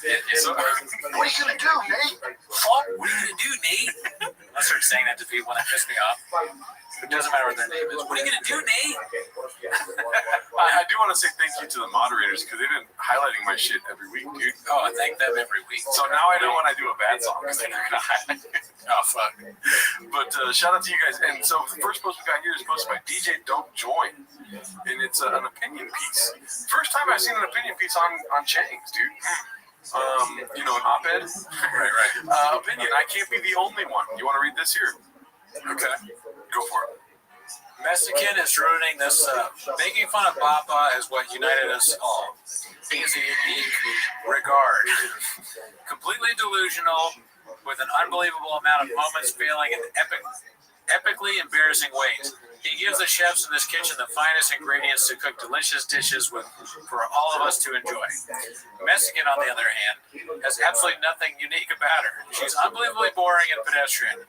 I can appreciate the chefs trying to expand the menu, but you just can't create the same level of flavors using poor quality produce and ingredients. Like many, I've enjoyed this for years, but it's been hard to keep coming back regularly, only to see more and more of her mood face in the feed. It feels like I'm now eating a day-old grocery store deli Chinese food that's been marked down to get rid of it. Yeah, dude. Couldn't have said it better myself. You think this? Yes. I mean, this is probably one of the reasons why we stopped doing this weekly, because the amount of Mexican. Yeah. Let me tell you something. What, You ready? Spice. Dude, what are you doing, bro? Here's what I'm saying. Okay.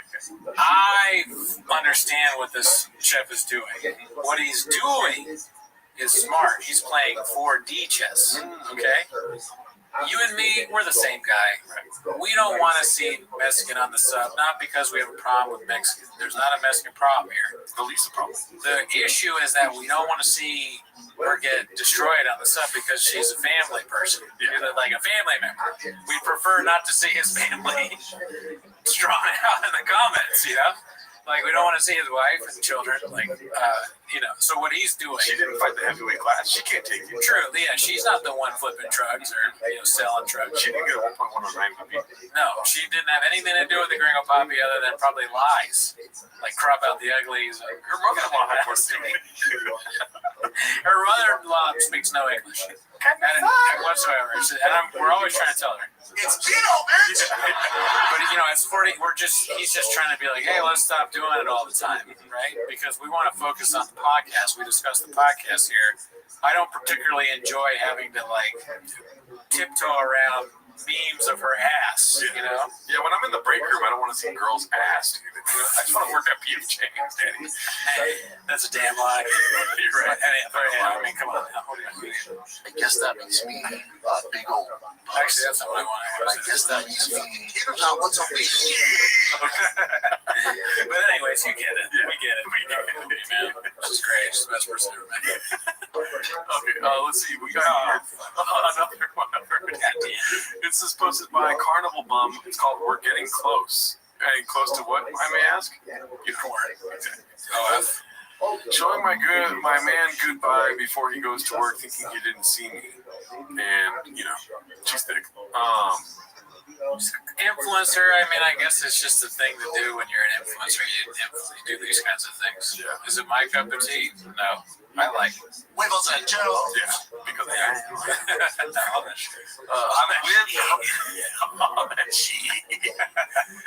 this next one's posted by Lumbambao. I forgot how to say that, but shots fired at Rape Pest. Oh shit. Let's see.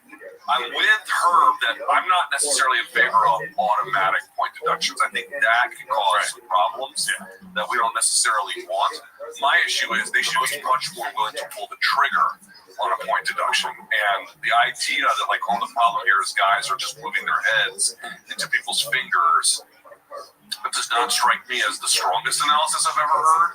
So I'm kind of between Herb and then between Jokester. No, I'm opposite Herb on this. It's like, that's why we made a rule that guys just can't take their piece out in front of chicks like casually and randomly unless you're Brian Callen, because like it doesn't matter the accidental intent or no, you walk. That's such a randomness is what makes it so funny. It's like a stretch. It's such a huge stretch. It's like you think this could piss off Luke maybe this far into the bit, like away from what they're talking about. But Brian is so funny that he's like, I got one, dude. If Luke gets a replacement, they've got to be working at few chains. Hopefully, you got to continue the tradition. Into my dog, it just happened to be out. Like, no, that's inappropriate, brother. Okay, like.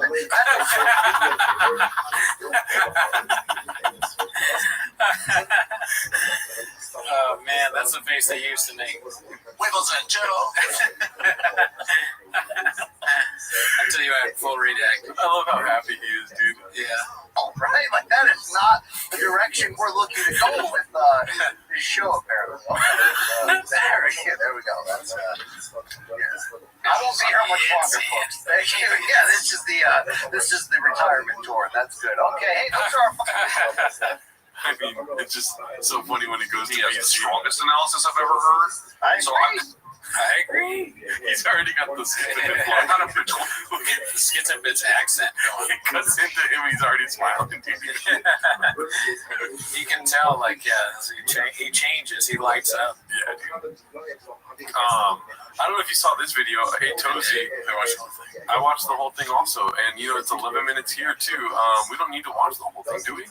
I went onto the YouTube after and I wrote like a dash hater, not dash apostrophe hater. You hater B. Hater B. It was fun. Yeah. But it was a great video. I think Tozy, whoever he is, very funny. Tozy breaks down Brenda's truck giveaway grift by Higgy Fresh. Go check out Tozy, dude. Yeah, shout out. This comedian turned podcast just got exposed for running car giveaways that seem less than legit. Yeah, verify the winner. You got a Tozy problem, y'all. What's the over/under on Papa calling out a Tozy by name? I'm gonna say 0. 0. I wish he would. Here's my argument. Go ahead. A Tozy's big, dude. Pause. That's true. He's a big name, and he talked about Steve will do it, but who's bigger, Steve will do it or a Tozy? Yeah. I mean, maybe for the younger generations, a Tozy. On social media, this isn't real. You're right. It's also not real. Yeah. Steve will do is probably one of the most important entertainers of this generation. No, it's Jelly Roll. You're wrong, dude, Daddy. Get a little older, Daddy. All right, let's see what else we got here. Appropriate Duty 930 posted this one. Our boys didn't get the invite. By the way, I say, let's see, or what is it, the thing they called me out for? Oh, I forget, dude. Let's see what else we got here. I read the comments once. Our boys didn't get the invite. Meaning, Brian, Shab and Callan. And then I've seen other social media is not real, but I saw on other social media is talking about humiliation ritual. You know? What you mean? Is that his wife? I would assume it's on the right as his wife, yeah. And then his daughter. I think so. You know? Yeah. Yeah, it's just weird. I've never seen public. I mean, I guess you meet the president. That's the one thing where you're gonna bring the family to get a picture with the president, right? Yeah. I bet people have talked about this before, but Lincoln looks kind of sad, right? Has this been mentioned? Probably, right? I mean, he's like, this isn't comedy. That makes sense. He's like, fuck, I'm the closest thing to a stool in here right now. He's gonna fuck me. He's gonna fuck me. That's what Lincoln statue is thinking. Joe's gonna fuck him. Joe's trying to look at him in the eyes, but he's thinking about this. Right? Joe's thinking of the perfect bit for fucking Abraham Lincoln's face. Here's what Abraham Lincoln's thinking. Drive my son. And then I get fucked in the mouth by Joe Rogan. Pause. All right, let's see what else we got. That would probably be the funniest thing to do when you walk into the Oval is just hump the shit out of a bust of Lincoln's face. Yeah, it's like almost too funny. It actually is funny.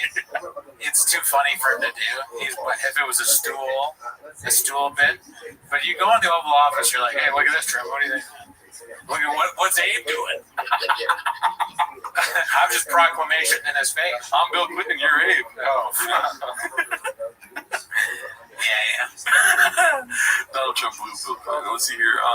Next one is posted by Fill Your Guts. He's doing the thing. I didn't really understand this. Did you understand this? I mean, the thing is, I'm taking off a shirt, I guess. I don't know. AWP. I just wish he would keep his shirt on. But that's been said ad nauseum. I'm in the same boat. Yeah. I wish there was something we could do. But unfortunately... Fancy yourself a fisticuffs. And when you carry a hammer, everything you see are screws. You know? So he's just nailing away out there. He seems unhealthy too, right here. This is not a good look. I'm worried about him again. It does look like he's trying to sell a cologne, though. You know what I mean? His face. Some fucked up ass cologne. Yeah, he's got like 4 fucking rogues in his mouth and shit. Oh, he's zinning it up a bit. I see. Pulling the nip out with a little zin in him, you know? Yeah, he's gotta think about his health more. Oh, no. Yeah, he might need vitamins. Yeah, maybe. Tom's on it. Yeah, think about it. Let's see here. Oh, Empire of the Cat, my post. Your Majesty, shout out to you guys for liking it. Here we go. Luke, be cool, man. Posted by Terp Exclusive 3. Hopefully this is his politics show because he goes Baja mode on there, dude. Yeah. Let's see here. I'm not even saying it's bad. I'm just saying I'd be lying if I told you I cared much. All right, here's Michael Irvin. Oh, here's Bert Kreischer. Oh no. Yeah. Look at Bert. Does he have a drink in his hand? This fucking drunk loudmouth. You gonna start crying and taking your shirt off, you fucking overweight oaf? He's drinking water too. He's not even drinking. Is Michael Irvin talking about the U on fucking TV again? Sibley Skulls is very glittery. Alright, I like how she's not talking to Bert at all. Hell yeah. Hell yeah, they cucked Bert on this media shit. Look at Bert, mouth breathing. You gonna start crying, you fucking oaf? Luke off that wall. Like a drunk Shrek with no charisma. Yep. God forbid you give Luke a liquid death. Yeah, dude's fucking up, dude. Oh, my bad, Mr. Whole Foods. He'll fuck you up. They didn't get one word from that fucking oaf. I like that he calls him an oaf. Oaf is funny. I like that. I really like the impersonation. That was good. I never thought about that. Hell yeah. Great job, Sibley Skulls. Hell yeah. They didn't get shit from him. Fuck yeah. Yes. Hell yeah. They're like, yo, I want to hear from everyone in this group circle except for this fat motherfucker. Yes. Fuck yeah. I wish I knew what the Nice right-hander from, I want to, but especially the right-hander from, oh God. I'm fucking this up, y'all. I was too busy just hating on Bert. I mean, I'm gonna guess what it was the Joshua Jake Paul fight and then some sort of media thing. No, I'm talking more about like Luke's distaste for Bert. Oh, where does it come from? Yeah. What's the origin story? You know. Well, That's social media. This isn't real. Oh, okay. I think it might be social media. But he basically tells him to what? I guess that means Pull the fuck up, dude. that's the narrative. I would. That's funny. Like Luke and Bert fight. Yeah. Yeah, I mean, Bert is just one of those guys that makes everyone hate him because he's so obnoxious. Yeah. So, what do you think Bert's reaction to watching this is? That's a good question. Me? What did I do? What did I do? What? Everything, man. I mean, it's only a matter of time before Bert gets wind of this and says something about it on his show. You know? Maybe. That would be so fun. I hope so. Yeah. I hope it's just like when he was like, dude, Rogan called me and he said that fucking Mayor was talking shit. But then it wasn't Mayor and her wasn't him, it was Dave Chappelle or something. Oh, yeah. God knows. Alrighty, so this one's posted by Texas. Is there a Sun 187? It's Dicey. It's a picture of Jeffrey Epstein with, oh shit, is that Crystal Leah? Oh, wow. That. So, like, this island,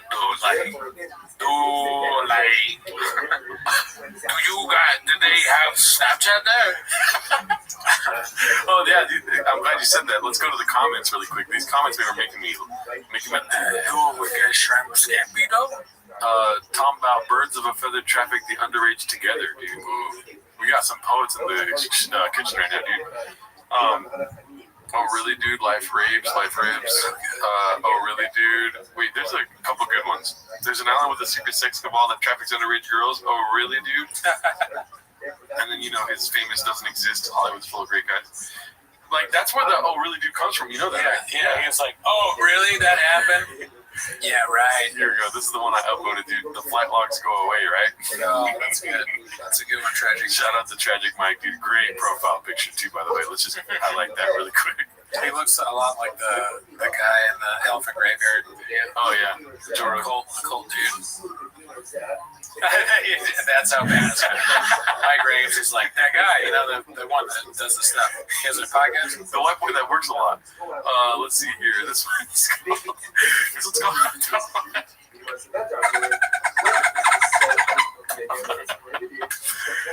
This one's posted by Danny Kaufman 2.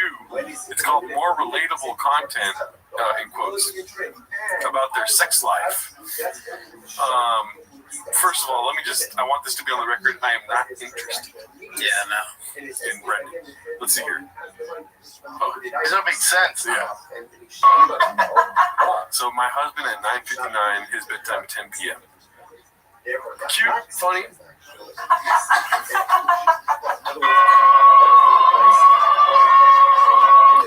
Here's my problem.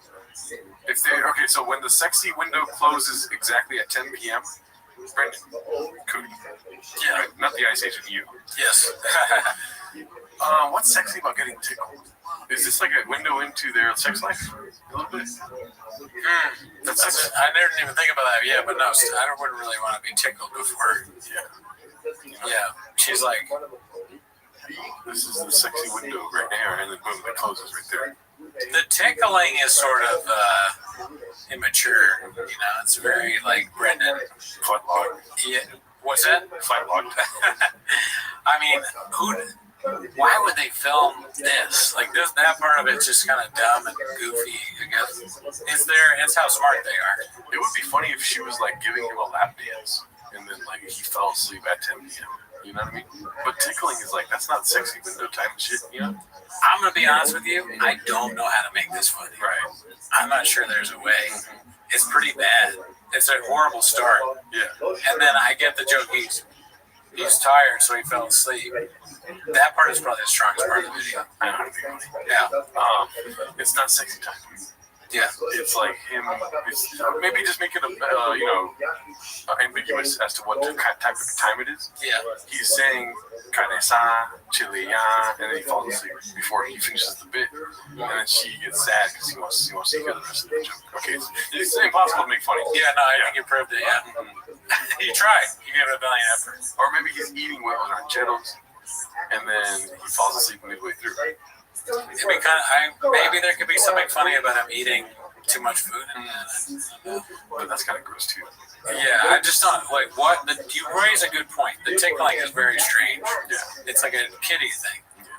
I don't know why you did that. What does that have to do with? And why would he be like, if you're a chick, would you want your husband to be doing that? I don't know. Would you want to fuck that? I don't know. We'd have to ask them, but I don't think so. Dude, Poppy, what are you doing, bro?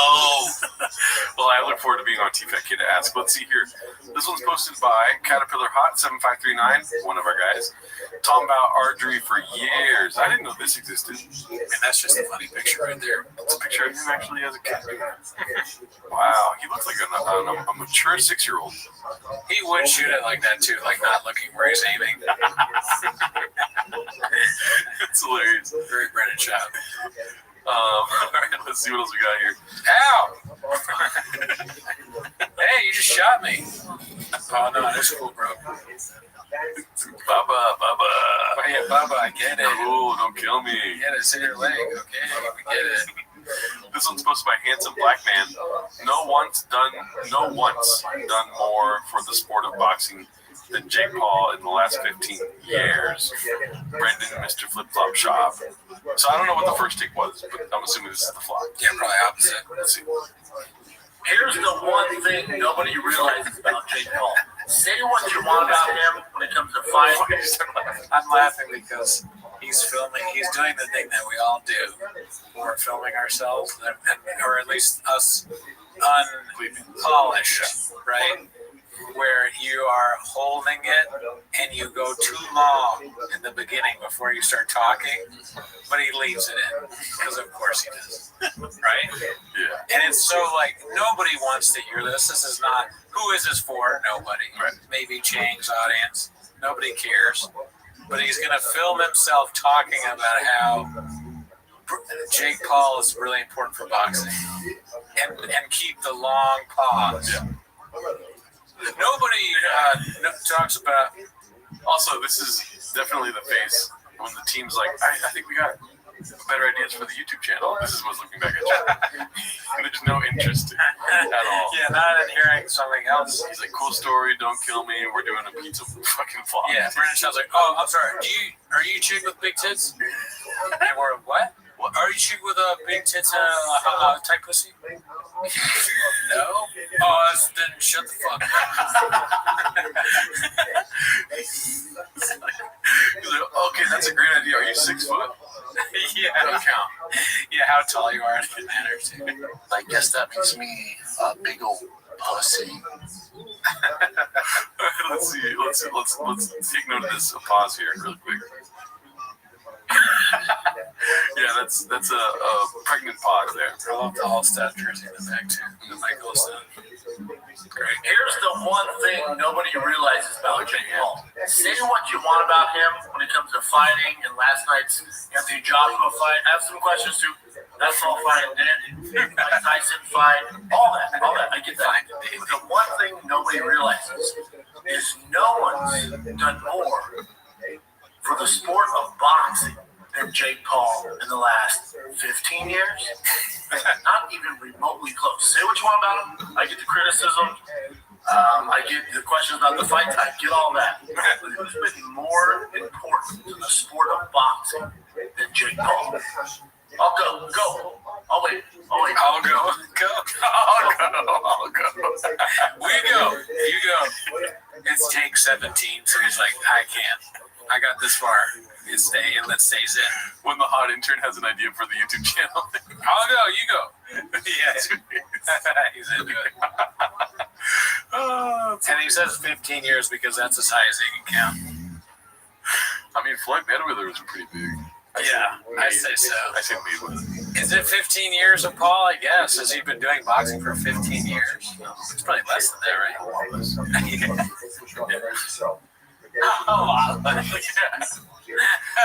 If he's been boxing for 15 years, we gotta stop doing this show. It's been way too long. Yeah, I don't think it's 15 years, Pete. No, that's some suspect math. Yeah. Then Jake Paul. I'll go. I'll go. He wants to make points like a clever guy. You know, someone who's good at broadcasting, but he can't do it. That's what's fun. It's always going to be something crazy like that. I'll go. I love this face, dude. I don't know what word he's saying. Then Jake Paul. I'll go. Go.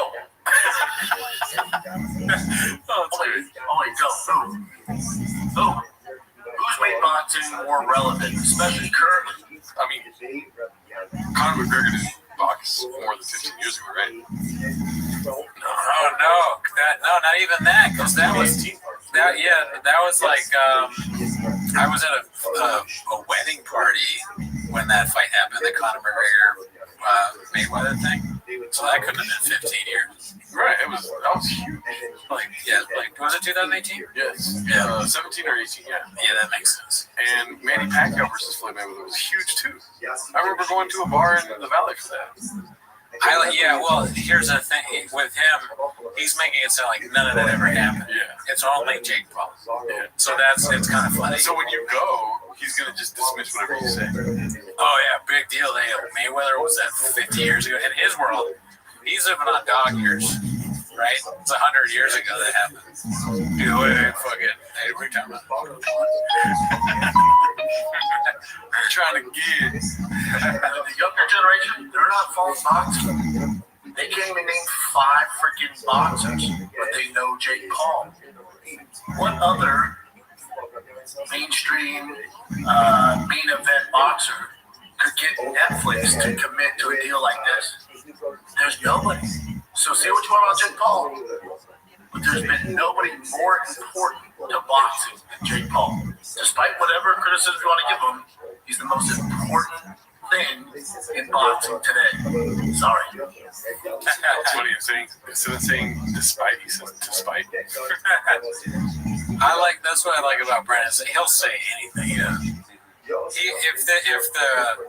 If in a few years Jack Doherty is doing boxing, he'll say the same thing about that shrimp. Jack Doherty, we say what you want about Jack Doherty. He's the most important thing there is. You get this like randomly. Oh, thanks for telling us how important that fucking demon is. Oh, I bet Mr. Whole Foods. Well, yeah, I like how you try to change the narrative, but Papa just told you the truth. That's all right. I'm sorry.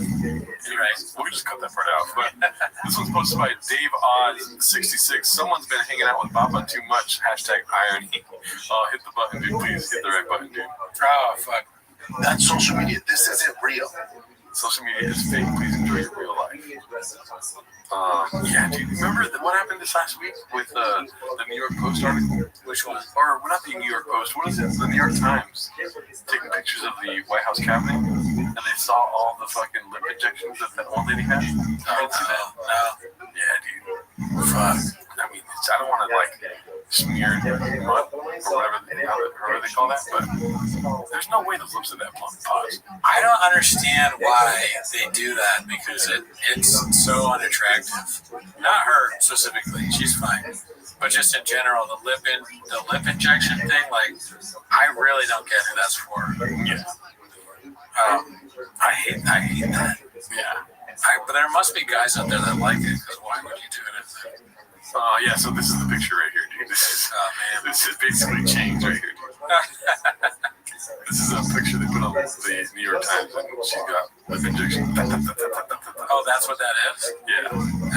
They do it like so often to like evenly space out the lip injections. But Papa's like, just give me 2 right there, dude. Yeah, the man doing it is like, I can't even wrap my head around that pause. Yeah. Let's see here. Yes, you can. Okay, that's a promotion. Oh my god, dude. Beast of a man, a random Asian guy. You know, it's easy to hate Papa, dude. Like hating Bert Kreischer, you gotta really be dedicated to this shit because you gotta first of all care. You know. I think maybe because he's part of the Rogan sphere.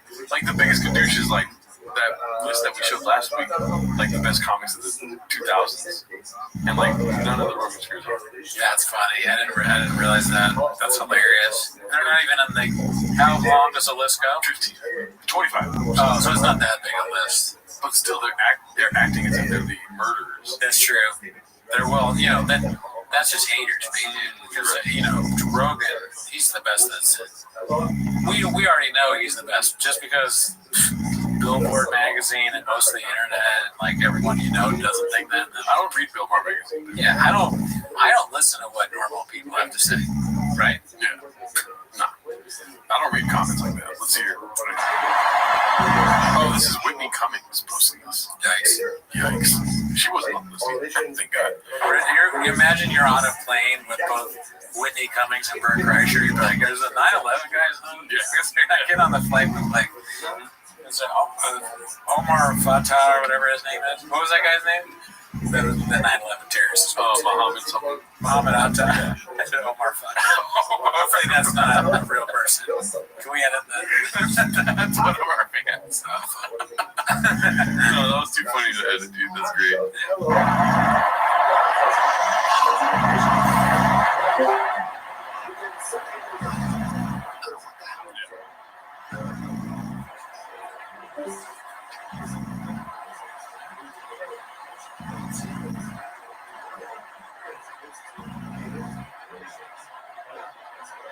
How about this? Don't create your awful content around me like I'm one of the passengers. Can't you all just like sit still for a fucking flight? Yeah. Why are you doing all this shit? Not only is he snoring, but you're also like standing over and filming all of this. Right. Do I gotta sit next to this guy while he's fake snoring? Am I gonna be in this video? I don't wanna be in this. Fuck. The guy on the left is like, listen, I have my own channel. Like, I can't. I have an internet presence, guy. I don't want to be in this. This is bad for my brain. You guys are cringe. I'm not cringe.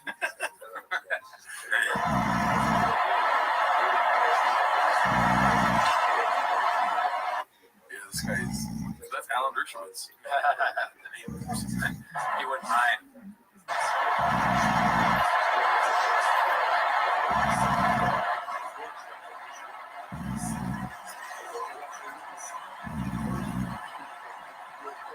Nothing funny about that.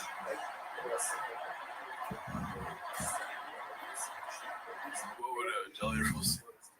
What would Jelly Roll say? Yeah. Manny, you're a little older now. We might have to just get that done.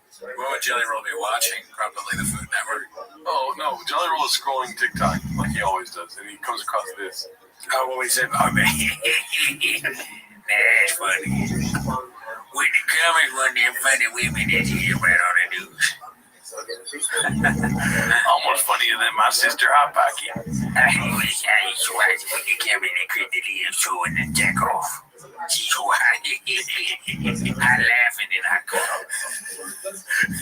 What was her name? The show called? Whitney, I think. Oh, yeah. Whitney was the only reason why I could see my dick still. That's a good thing on. Like a kangaroo with that thing in it.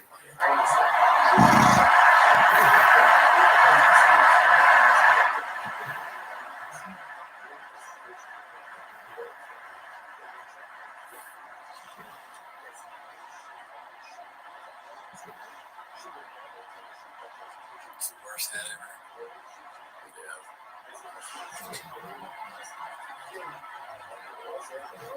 Talking about me. When does it get good?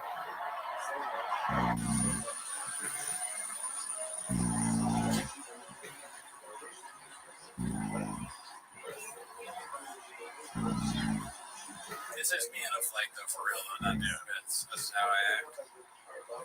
I'm never sleeping on a plane again. Whitney Cummings might be on there for the whole time. I can for some reason fall asleep like this, and it's one of my favorite things about me.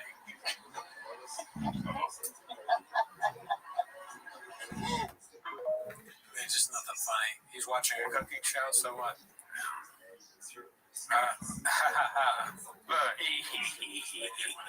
Oh man, the fans are gonna love these watching this cooking show. Yeah. Jeez, gonna be orange chicken. That guy's Asian. No, we're not fucking redacted. It's his homie though. It's his friend's cooking show. Oh, okay. Yeah. I wish I didn't know that. I wish I didn't know that. This is supposed to have One Usual 4460. It's called, hey Brendan, I got a new idea for the YouTube to make it successful.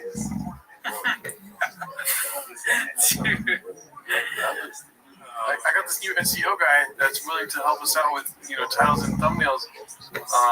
But he is 5'2". Next. I like thinking of that, and then also the Diesel magazine. That's amazing, dude. Let's see. Cheese beach. This one's called Dicey, so let's see. That Jake Paul and Anthony Joshua fight, huh? Talk about it. Flip flopping. I don't know what to say, man. I haven't seen the reaction online. Some Has he seen the reaction online? Yeah. Yeah, dude. Come on. Yeah, he tested waters me. I will fuck you up. Pull the fuck up. In what fucking sense? This is after he asks, who's Chin? And then he goes, oh, the guy that looks like this. Wibbles and Jones. Thumbs up, yeah? Gerald. Anthony Joshua didn't throw a single straight right hand for 6 rounds. He didn't cut off the ring. I didn't even watch the fight. I'm trying to make sense of it. I was really interested. It's tough to pin a guy down when he's on his bike and Jake was moving so much. It's pretty cool. It was weird, right? Something's up. Even the knockdown where they called it. Anybody who's ever been concussed, I've been there. When he got knocked down, the first thing he did was look at his brother and say, "That was a good one." When you're concussed, you really don't have the brain power to do that. I don't know, man. It was disappointing. Super disappointing. Super disappointing. Kudos to both those boys. Get your money. Get your bag, boys. So I'm not mad at anybody. They both made like 90 mil. Get your bag. I got some questions. Right? $90 million? Is that what he said? You're trusting Brendan Schaub? No, I'm not. I'm laughing at the idea of that. I like Schaub is like, his brain is so worrisome. I think they both made like $2 billion. Like, he's a fucking so stupid. $90 million. That can't be what it is.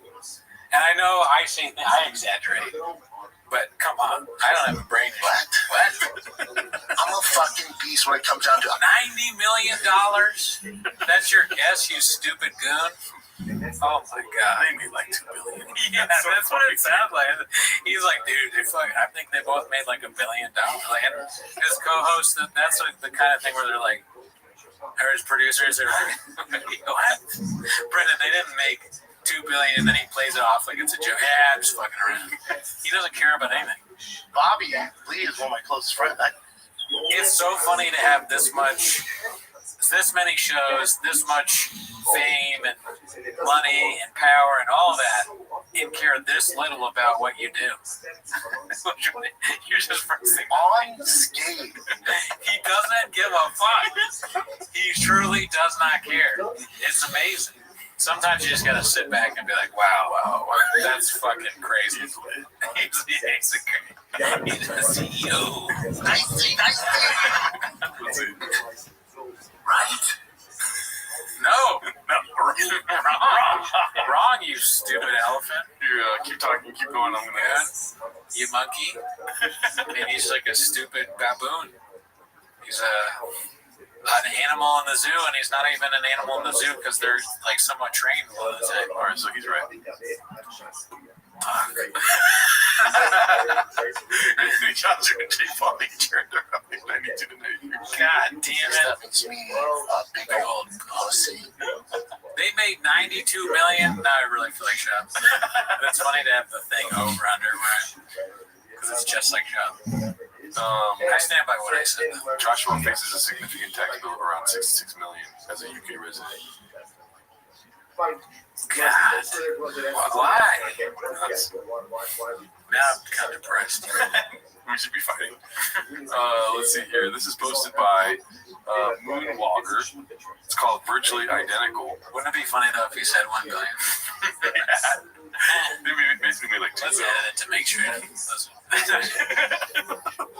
Let's make him say $2 billion. Literally a day later, makeup or video filters. Zoomed up Papa's Unreal talking about Adonis. Successful Egg 8345 posted this one. Literally a day later, makeup or video filters. Okay, so I see the narrative he's painting. I don't know. He does look a little more wrinkly here. So this is the one he posted first. The second one we watched is the first one. Oh shit! But it's totally different though, right? But like it's a different. Is it the same day? The next day. Like this is after the fight, right here. Yeah. And this is the next day. I mean, he's drinking a little bit. A little bit of kratom. Yeah. Let's see here.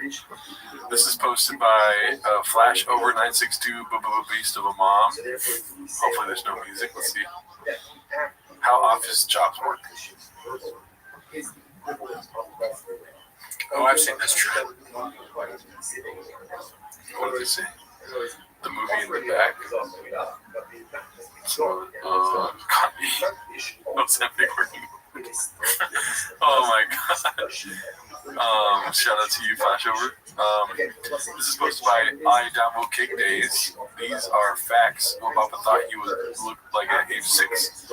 What he actually looked like with a straw. Same hat though. Okay, so this was posted by Cookie Dahmer. Head kick. Yeah, right. More like walk to my truck. Should we investigate this? I was waiting for this clip all week. Yeah. What happened? Yeah, so let me go ahead and tell them what we see. Think fast. I'm a random. Oh, well, anyways, it was Bob looking like he was in he was about to kick a leg kick. Well, I have the leg kick, like a kick to the face. Yeah. Of his again. So let's see if we go. So we're on their page now. Okay, I think this is the one. So it does have like a lot of likes. Let's see here. So he's just cooking. You know, he's on the fryer.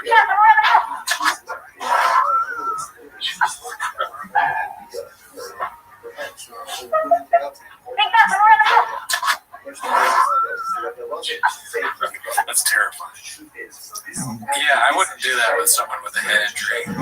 Not only that, but I'm talking about like us being excited to see him in person. Oh yeah, he could take us out like that. Yeah, dude, we'd be different. I'm not gonna say be all that. And then I don't know if you saw this one, but this is the most really. So as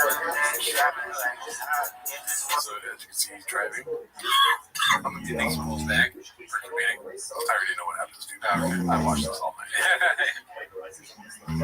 Thick boy. By the way, nobody's talking about the resurgence of the thick boy sweater. Oh yeah, right? They still moving that merch. If they are, I'm buying double. Where's he going? By the way, the coolest truck I've ever seen. Not a bad truck. That's a sick ass truck. Spicy. Why the fuck doesn't he, use that truck more often? Why has he got TRIs? That's his favorite one. You know, he doesn't share that and talk about it as much because he doesn't want to have to sell it. But social media is not real. Yeah, that's true. Yeah. That's social media. This isn't real. Case in point. Also, let the man go to work. Why are you flashing me when I'm leaving? What is work for him? Is it the podcast? Yeah, do the most podcast. Okay. He's driving to the storage. Have fun in your storage. Yeah, so that was the original thing. Anyways, let's go back to the Changs here. Tube washing beard. New photo released from the DOJ. Weird redactions to have there. Certificate of eldership. Yeah. Man, that's just a Callan word for sure. Eldership. No, that's a Delia thing. That's a Delia thing? Yeah, the elders on the podcast. Really? Like, what does that mean? Basically, it's like a hierarchy. Oh, right. Right. He always wants to group people in and separate. You know, you're the dude. You're a fucking elder now, bro, dude. So now, you can text women for me. You know what I mean? They misspelled shop, though. That's weird. Can't really say. I know, we need that. I just made it up. Let's see what we got next. New persona activate. Posted by Caterpillar Hot. 7539, me Bower. In reference to him saying me racer. Yeah. Great. It's a pretty good one. Ronin 777, whatever that's called. Kooky Lengthiness 60 posted this one. Chain's employee honors the company values. I saw this, yeah. Peter Chang's waitress arrested in Bellevue after dumping sauce on diners who didn't tip and mocked her service. Let's see here. Witnesses say the table rushed their server, mocked delays by saying Asian food is fast, stayed nearly 2 hours, ran up a $198 bill, and left no tip. After the comment was repeated at checkout, the waitress returned with a bowl of house sauce, dropped it on the table, and shouted, "Fast doesn't mean careless." Drive fast, all gas. It's a funny thing to yell something so serious when you're mad. Fast doesn't mean careless. Like, I would have probably yelled, "Fuck you, you fucking bitch." yeah. But you know, you fuck with the shouts, you get the horns. What else would you say, dude? That's the narrative. Don't make the sauce. I will fuck you up. Oh, that's hilarious. Chin gets robbed by raccoons. Kind of, funny. Icarus Lives posted this one. Let's see here.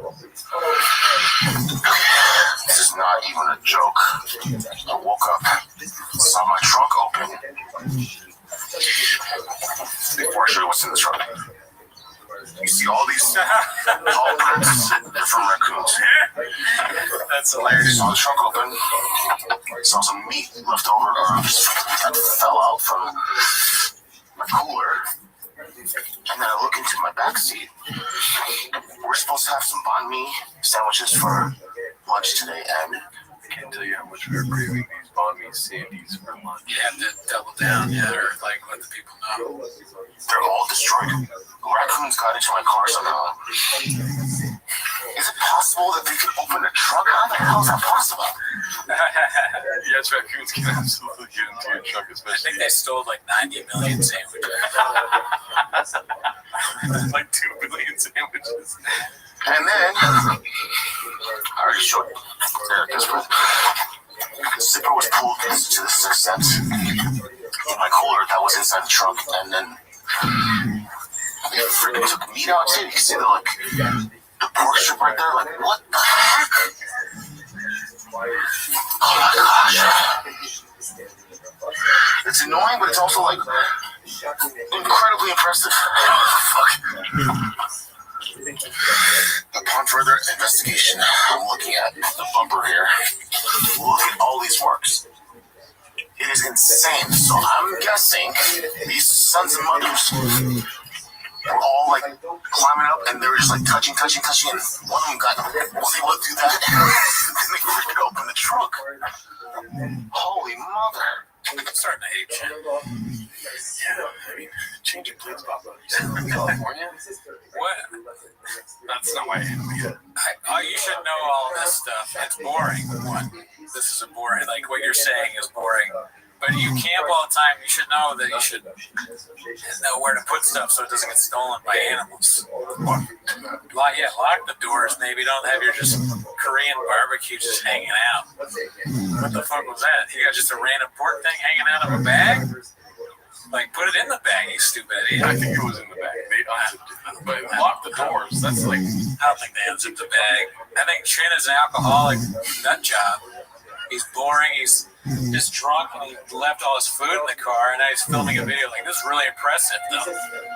Wow, I mean, I'm mad that I lost all the food in my camping thing, but I'm actually impressed by the raccoons. This is going to be great content for my whatever the fuck this is. Is this in Texas? Probably. I mean, fuck, man, it's dark. They'll do anything to get out of that storage unit for even a minute. Fuck you, Chin. That would be great if the raccoons left a condom. They're fucking in there.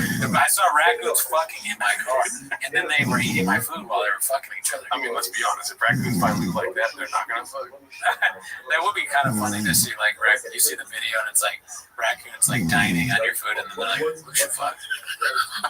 Is this Chin's car? Raccoon penis.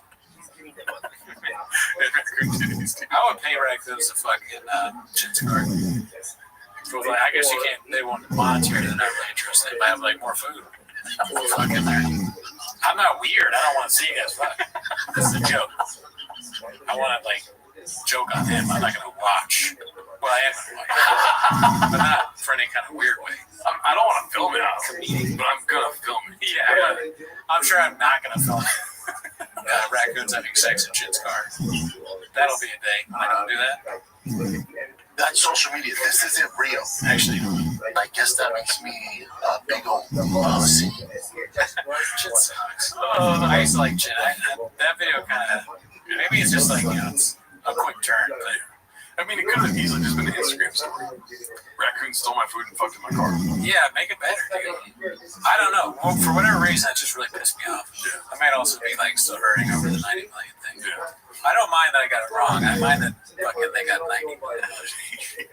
What the fuck is that? All over my car too. Like you see all the problems.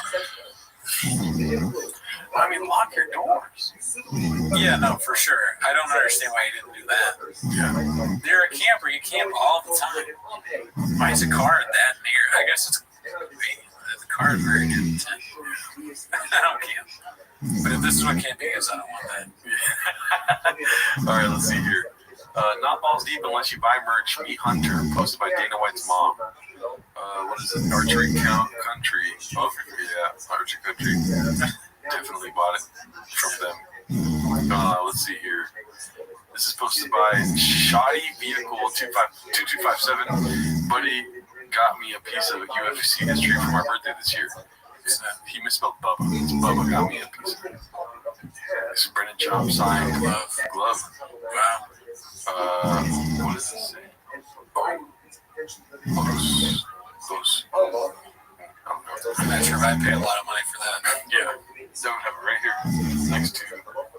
Oh, yeah, we gotta get the signed merch. That's the one thing that sucks. All the shit that we've talked is that they'll never be cool enough or be cool with us. So we can't get stuff like that. It's a big price to pay for what we do. Yeah. Okay, so the Slow Joe Minute is a minute with salsa on top, posted by the Reducing Valve. I don't know if you can see here. It says 3 minutes and 20 seconds for the Slow Joe Minute. Oh, it's JoJo Minute. It's not Slow Joe. JoJo. Yeah. Oh, that's right. Yeah, I see. I need diet starts Monday. Is that what's it? I wish. I bet it's Diet Coke. A lot of good Diet Coke stuff going around these days. Yeah. Merch wise, delicious. This is posted by Dazzling Rabbit 633. Why is Boppa not here? He's always been a hunter ever since he was 16. He's 6, not 16. I mean, total height in this room is 10 feet at least. Always a pleasure to be hanging out with these great humans, Joe Rogan and Cameron Haynes, posted by Adam Greentree. It's always a fun, positive, and healthy experience. Shava's a hunter now. Why is he not here? That is funny. That's a funny thing to post with your friends. It's always fun, healthy experience with them. Yeah. Is that normal? Is this what guys do? Aren't these bros? That's what guys are. They're guys, right? Right. But would you be like, dude, the last weekend, dude, was so fucking healthy, you know? It was fun, dude. It was safe. I guess that makes me a big old pussy. I felt really safe with you. I like when we posed for the photo together. And we were safe and fun and healthy and stuff. And then we all had AG1 and then we fucked each other. What are you gonna do, Nate? All you. I'm calling them gay now. I'm not. I just think they suck. All right, so this is posted by the Dandy Kaufman 2. Travel ball parenting is a beast, my man. No way did she say that. Let's see. It's huge, right? To have a good core set of people. Does that happen all the time? No, of course not. We've been on teams where we've had both sides, We've been on a team where if Tiger hits a home run, everybody's hugging me and they're running and we're crying. And it's let's do it. Because everyone's so vested and I love their kids and they love mine. And we've also been on other teams where it's Tiger hits a home run and they're like, congratulations. And you're like, wait, was that a legit congratulations or was it a hater congratulations? You just don't know, right? And you can't pick and choose either. He pitched, he gave up one hit, and it was an error on the first baseman. Should have been a no-hitter. Gave up one hit, should have been 0. I pitched 3 innings, struck out 6, gave up one hit, but it was an error, so in my book, that's a no-hitter. It's funny the comparison of the two because I know I'll get hate for this, but I actually don't think Slojo's stupid. I think she's probably like so much smarter than him, and I feel it feels weird for her to be with that guy. How do you? She can't be anywhere near as stupid as him. She seems kind of like almost type A to me. That's my rate from her, and that might just be the vibe man's talking. But he's such a like drooling goon, you know. That must be weird to just. But maybe she's into that. I don't want to try to paint a narrative right now, dude. Yeah. That's the narrative? Yes, that's the narrative, Papa. Bean cheese, bean cheese, bean cheese. Can I? Yeah, retort. I don't want to point out your flaws in logic because there's many, but hear yourself speaking. Right? You don't think she's? Nobody was questioning her intelligence, but you all of a sudden brought it to the table. So sure, I just want that to be known, right? No, I'm not calling you sexist. You know what I mean? Does it make sense? Does it make sense? Men are way better. But driving my son to baseball. Here's what I'm trying to say. Yeah, she's taking notes from Shop. Is that smart? She's blaming the parents not celebrating on being haters. That's insane. Smartest thing I've heard today. Yeah. Dude, I am pro JoJo now. No, I'm also hate Jin. I'm pro JoJo. I don't know, dude. I'm fucking on my man. So we gonna dial.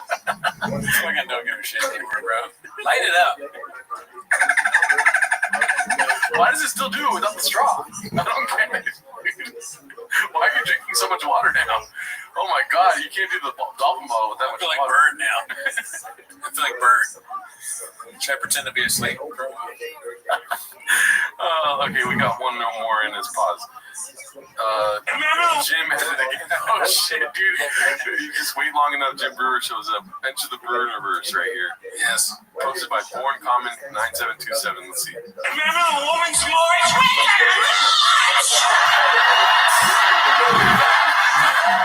You enjoy it?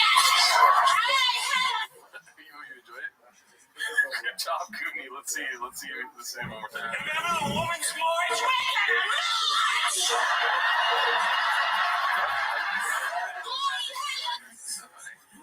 I want to show this to somebody and like act like I really like it. Yeah. It might be too painful though. You gotta do the thing where you don't look at them and you just watch the video. Like, maybe you had to watching Jim Brewer in public laughing loudly.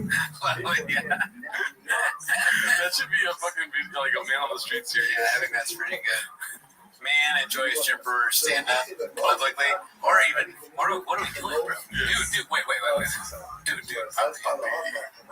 can't find it now. Dude, puppy, what are you doing, bro? Burn chop. Why have we not done that? Right.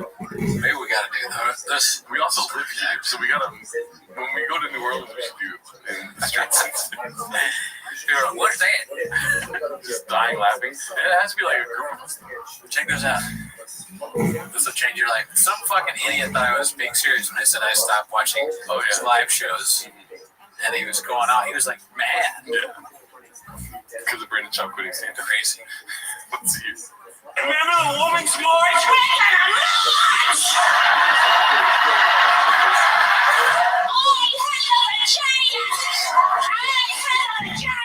Oh, they knew what a woman was then. Fascinating how your common sense disappears. This one is going to be excessively important on this Biden administration. Watch what she said.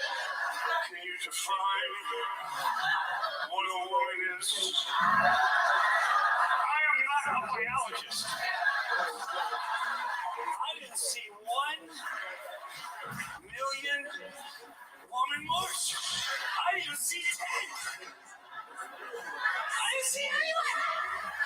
She's in your face like these. They are in your face.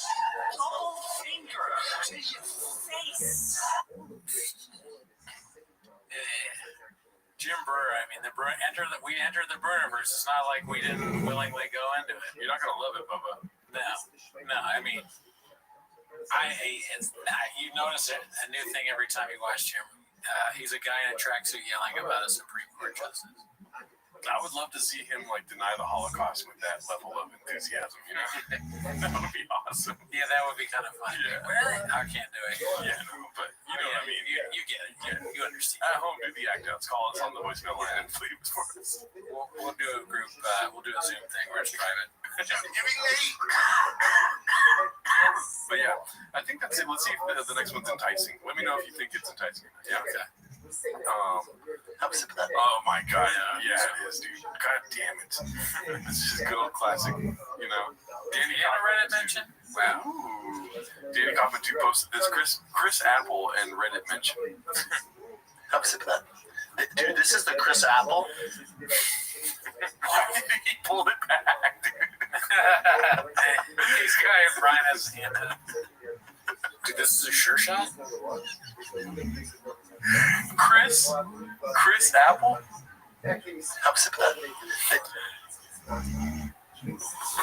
So looking forward to grabbing this, dude. I don't drink it. Yeah, this is like so red bar. I mean, they keep stopping it, but it's hilarious.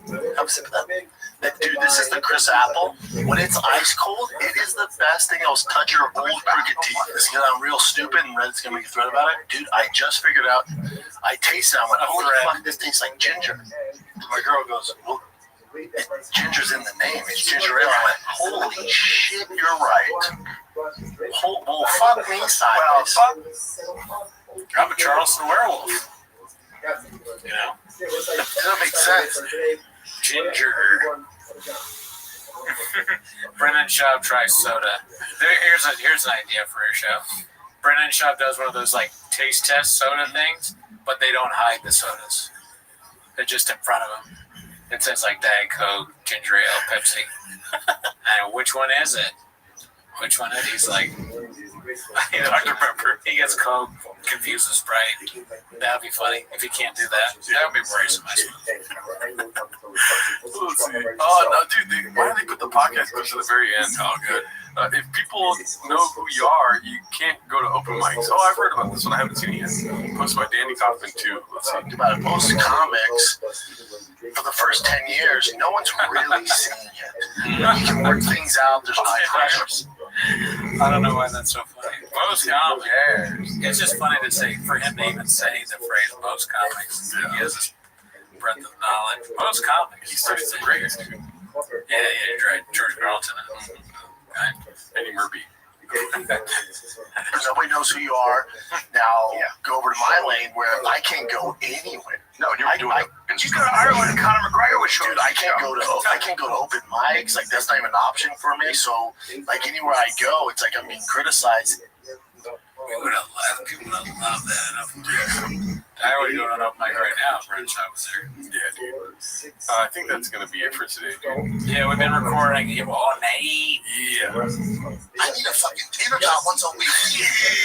Merry Christmas to everyone, dude. Shout out to Chang's, dude. You guys are great. You know what I mean? You guys are killing it. I want you to have a great holidays. Enjoy your presents or whatever you do. And always remember, you don't matter to count. Mm-hmm. No live this week, too. No live this week, but join the Patreon instead. Again, without getting into all the technicalities of you can go ahead and lend. Granger knows that if you're a maintenance supervisor at a manufacturing facility and your machinery isn't working right, you need to understand what's wrong. So the ideal is so people of the house are right.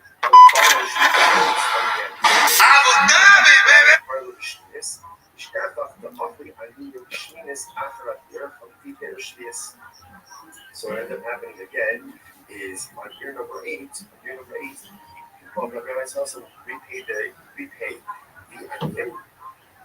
ultimately again with new programs, 8 year programs. So they came and they said, some people mentioned this practice for the Oakland. There's something about it, obviously, that bothered people to some degree. So they said something to the Oakland. And the Oakland said, yeah, this thing is perfectly fine. It's perfectly fine. Why? That done, you never say that. Interestingly enough, look at Rashi. You all seen that he starts through a couple of actions.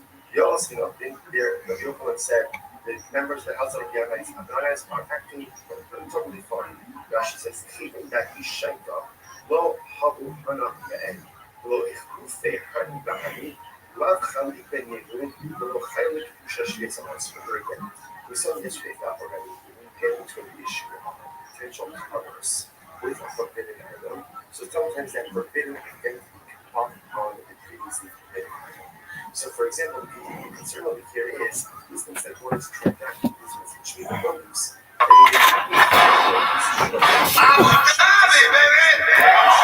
Gays drive electric cars. You're gonna kill Tony coming up tonight. Hello, I'm Tony Hinchcliffe. This is me saying that I categorically and absolutely deny all the Dude, everything they eat, bean cheese, bean cheese, bean cheese, bean cheese. Like, what the hell, man? I'm just gonna carb load year round?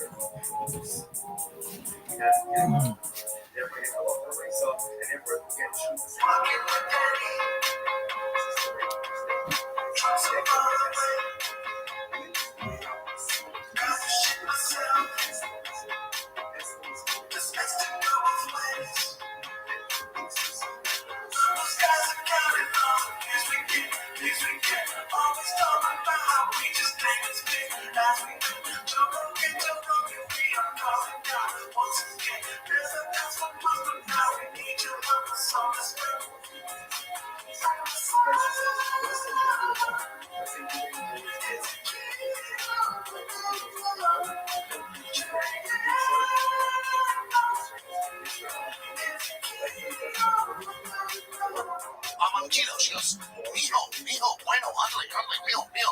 Cabrón, look, cabrón. She grabs the stretch, she goes, cabrón, look. Taquitos. It's keto, bitch. Always been a piece. We was going through some shit. It's been fucking up, but people gotta go get rid. Always got so bad they keep on making things. Always talking about how right it's bad. It is a big bitch. On we keep on calling all of us again. Walking to my truck, I never been this fucking horny.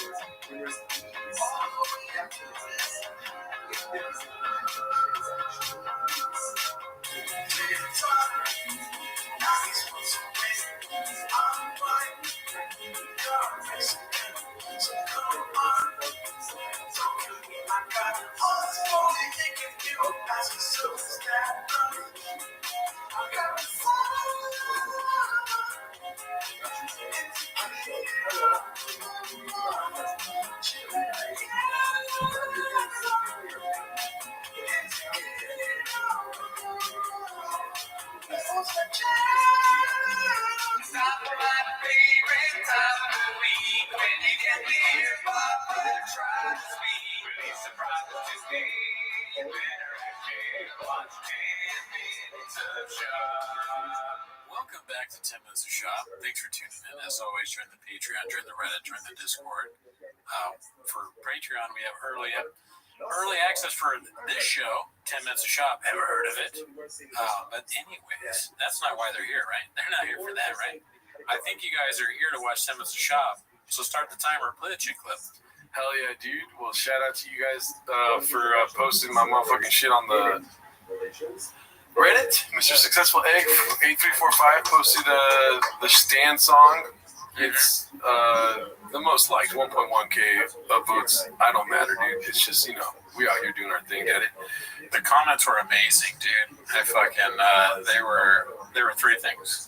Chili, pico de gallo, carne Yeah, I like how you did it backwards. I mean, they're just from people were shooting from the hip. Yeah. You know, and some great comments, man. You want to read some of these? Sure. One of my favorite parts of Chang's is some of you cats put more effort into these posts than any of these chuckle fucks do for these podcasts. And he's talking about, not talking about TFAK, dude. He's talking about Nick's podcast, Flagrant, Adam Friedland Show, the Tiger Belly probably. Yeah. You know, which is Bad Friends, which is offensive to us because we're funded by Tiger Belly, but you know. I will fuck you up. We're on there, definitely on their radar as far as blips go. This one's posted by Joe Rogan. That's crazy, right? It's posted by Joe Rogan. Joe J. Rogan. Oh, Joe J. Rogan. Gotcha. It says, Joe Rogan says his famous comedian friend went down a Reddit rabbit hole and became depressed because of all the hate comments. Who do you think it is? I haven't seen this yet. Have you seen it? No. I think you know Hawk was on there. Hawk. Mike Hawk. Let's see. You know, I mean, I had this actor friend of mine. We shared dressing room, and one day he came in. And he was great in the show, and he came in, and just his whole energy was dark. I was like, all right. I went down the rabbit hole last night. I just read what people are saying about me on the internet. Everybody thinks I'm terrible in this play. And I'm like, they don't like your character. You know, like, people are not so brilliant. You know, it's not all Yeah. Oh, no, Ethan, no. Dude, you don't even get it, dude. It's like people are dumb. That's, you know what that is? That's social media. Yeah, dude. It's not real, dude. Ethan, no. That's social media. This isn't real. Ethan, you're fucking not understanding the first rule of show business. That's social media, dude. You don't matter. Facts. Geniuses out there chiming in on what a jerk you are at 3 a.m. Right. Okay? Right. So you don't have to take it serious. But, you know, they're like homeless people. They have profiles that are like cats, okay? It's like they work at Starbucks. These people. It took him weeks to get his mojo back. Because he would step out on stage just imagining this chorus of hate. I had the exact same conversation last night with a famous comedian friend of mine. Really? That's the narrative? I wonder who's a famous comedian? Bert Kreischer? Well, there's only 250. So we can whittle it down to at least that many. It can't be Brendan Schaub because he would never say that. And it can't be me because I don't talk to Joe. You know what I mean, though? No chance he should. Yeah, no, he loves it. He loves it. Well, Schaub's not a famous comedian. You wouldn't be surprised. Like, if you would have said famous truck guy, then yeah, it would have been Schaub. I sat down with my guy. He used to do comedy. He's a big truck guy. He makes it very obvious that it's Schaub. He used to do UFC. I'm not going to say who it is. His name, but he went down a Reddit rabbit hole the other night. I don't do it anymore. I don't do it. He was like, fucked up, and I went down this rabbit hole. Don't do it. Nope. He didn't do Blackson when imitating his friend, so it's not Schultz. Yeah, I don't get the vibe. It's weird. You know, I feel redacted for saying this, but I feel like now that we watch this so much, I get vibes from these things, and I'm like, I don't get a Schultz vibe. I don't get it. I get a Callan vibe. I get a strong Callan vibe from this segment. Okay, I think it's him. So, a famous comedian friend of mine that might have been a rapist. Like, yeah, if he says that, then it's obvious who it is. But just for whatever reason, the frequency in his voice tells me that it is Brian Callan. Oh, okay. Oh, I thought you were gonna push a button. Good comes from it, and he was like, "They fucking hate me." I go, "No." That was probably a little clue right there. They fucking hate me. Who talks like that? Oh, Bert Kreischer. Bert Kreischer, yeah, or Callan. That's my first guess. And then Callan. It's not Santino because Joe doesn't like Santino anymore, right? Fuck him. I will fuck you up. Yeah, pull the fuck up. They hate themselves. There's no Michael Jordan's not leaving. I'm not gonna say that. Michael Jordan is not leaving. That's so funny. Michael Jordan came out. He's like, I am dope. Yeah, Jordan is a hater. Like, have you not heard the Chameleonaire story, Joe? I mean, please, YouTube Chameleonaire Jordan. Jordan's a hater. Born hater. He invented this shit, man. Yeah, like, these aren't winners.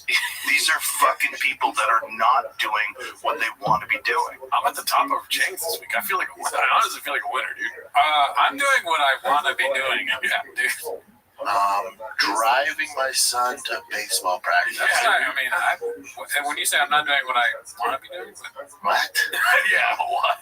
this is absolutely what I want to be doing, dude. I want to be. Wiggles and Joe. Yeah, every Nate. Yeah, dude. 7 days a week. And they want to hate on everybody that's out there in the public eye. And some of it is valid. Like Brendan Chauvin. I mean, everyone, dude. No. We didn't hate on Ethan Hawke in this clip, right? I like Ethan Hawke. I mean, I did kind of hate on him. He was going down that whole, like, they're homeless people type narrative. Yeah, but you were doing it, like, ironically. I don't know. He was starting to be like, who's up at 3 in the morning lately? Like, you never been partying at 3 in the morning, Ethan Hawke? You know what I mean? Oh, he ran it to party. You know what I mean? Sure. We're just out there on the fryers, dude, making some orange chicken for people. People are coming in and out of the party, you know, saying what's up, leaving comments, say, what are we doing here types things, you know? Yeah. That's all it is. It's just a different type of party, dude. Okay, that's facts. Like, he wasn't at a Diddy party, Ethan Hawke. You know what I mean? I have no idea, B. All right, let's see what else we got here. This one's posted by Particular Stable 69. Are we approaching an influencer era? I'm sure you saw this, right? Yeah. Let's see. POV, you get a text, but you have a wife.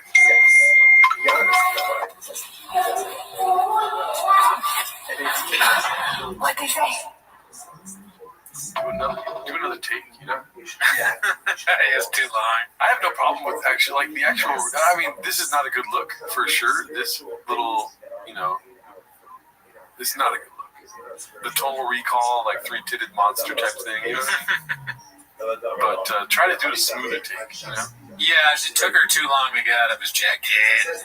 I wonder, what I'm thinking about this clip is, like, whose idea was it? Yeah. And then, did she convince him to do that? Or it does feel very like they're coming, this is the next thing. Like they were talking about in the last episode. Yeah. They want to do this kind of sketch husband and wife thing. Yeah. And is this like a TikTok thing or did they come up with it? I'll give them credit. They probably came up with this, you know? What, dude? And that one, she kind of looks like a fish. Yeah. You know, like one of the fish. I like you're trying to stop yourself. You're like, you're not supposed to do it. All of the people in Shop's World have this like similar look to them. Yeah. You know, she's starting to look like one of the fish that you see. Yeah. And him too. He's making an interesting face here too. It's like he never does this. This is a normal American-looking face. Granted, you got this right underneath. That's probably why. You know, she looks so ridiculous that it makes Shab look normal. But it's not like a thumbnail face. You know what I'm saying? Like when he's like, it's a normal face for him. I like that they're doing this. I like it. Yeah, I think it's good. I like the family aspect. They should do stuff together. We can get some pretty redacted stuff. I would prefer that he does. Oh my God. I would prefer that he does stand up. Yeah, but this is okay too. But just like the backwards is pretty good. Like if he's putting her away. This is very sort of, you know, when you see the behind the videos of families that make TikToks. Have you ever seen any of those? No. Where they go, they'll be like dancing in front of the camera, and then the daughter comes in and she's like, and the dad's like, oh, you know, that would be a funny video. That would be great. If Shab's household starts doing that shit, yeah, I'm down for that. I am too. Oh my God, it just gets worse the closer you get. Shout out to them, dude. Like, this is fire content, honestly. I am a big supporter of Shab. Yeah, no, I mean, the family stuff could be funny. This is not what I support though right here. No. Appropriate Duty 930 posted this travesty, kind of hoping this movie bombs just for this. Yeah, no, everything about this is horrible. The Street Fighter stuff and Schultz really plugging it hard, selling it as bad as he can. Like this, sign. You know, that's what this kid is. When you're in the arcade, it says that. Fire! Area 5. Hayugen! What would you say instead of Hayugen? Because I don't even know if that's the same game, but Hayugen! Stupid. Akash! That's good. Akash. Akash! Akash! Akash! And then they can fucking slap! Slap! Fire, it works pretty well there. Yeah. Fire! Yeah. What's happening?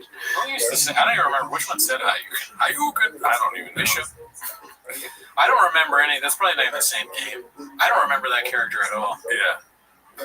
This is posted by Montgomery Jeremy. It's called Mark Maron's turmeric bit, better than anything of Joe Rogan's. Probably. We can probably play this, but it will get reduced from public YouTube. Okay, so I guess you had to be on the Patreon for that. Let's see here.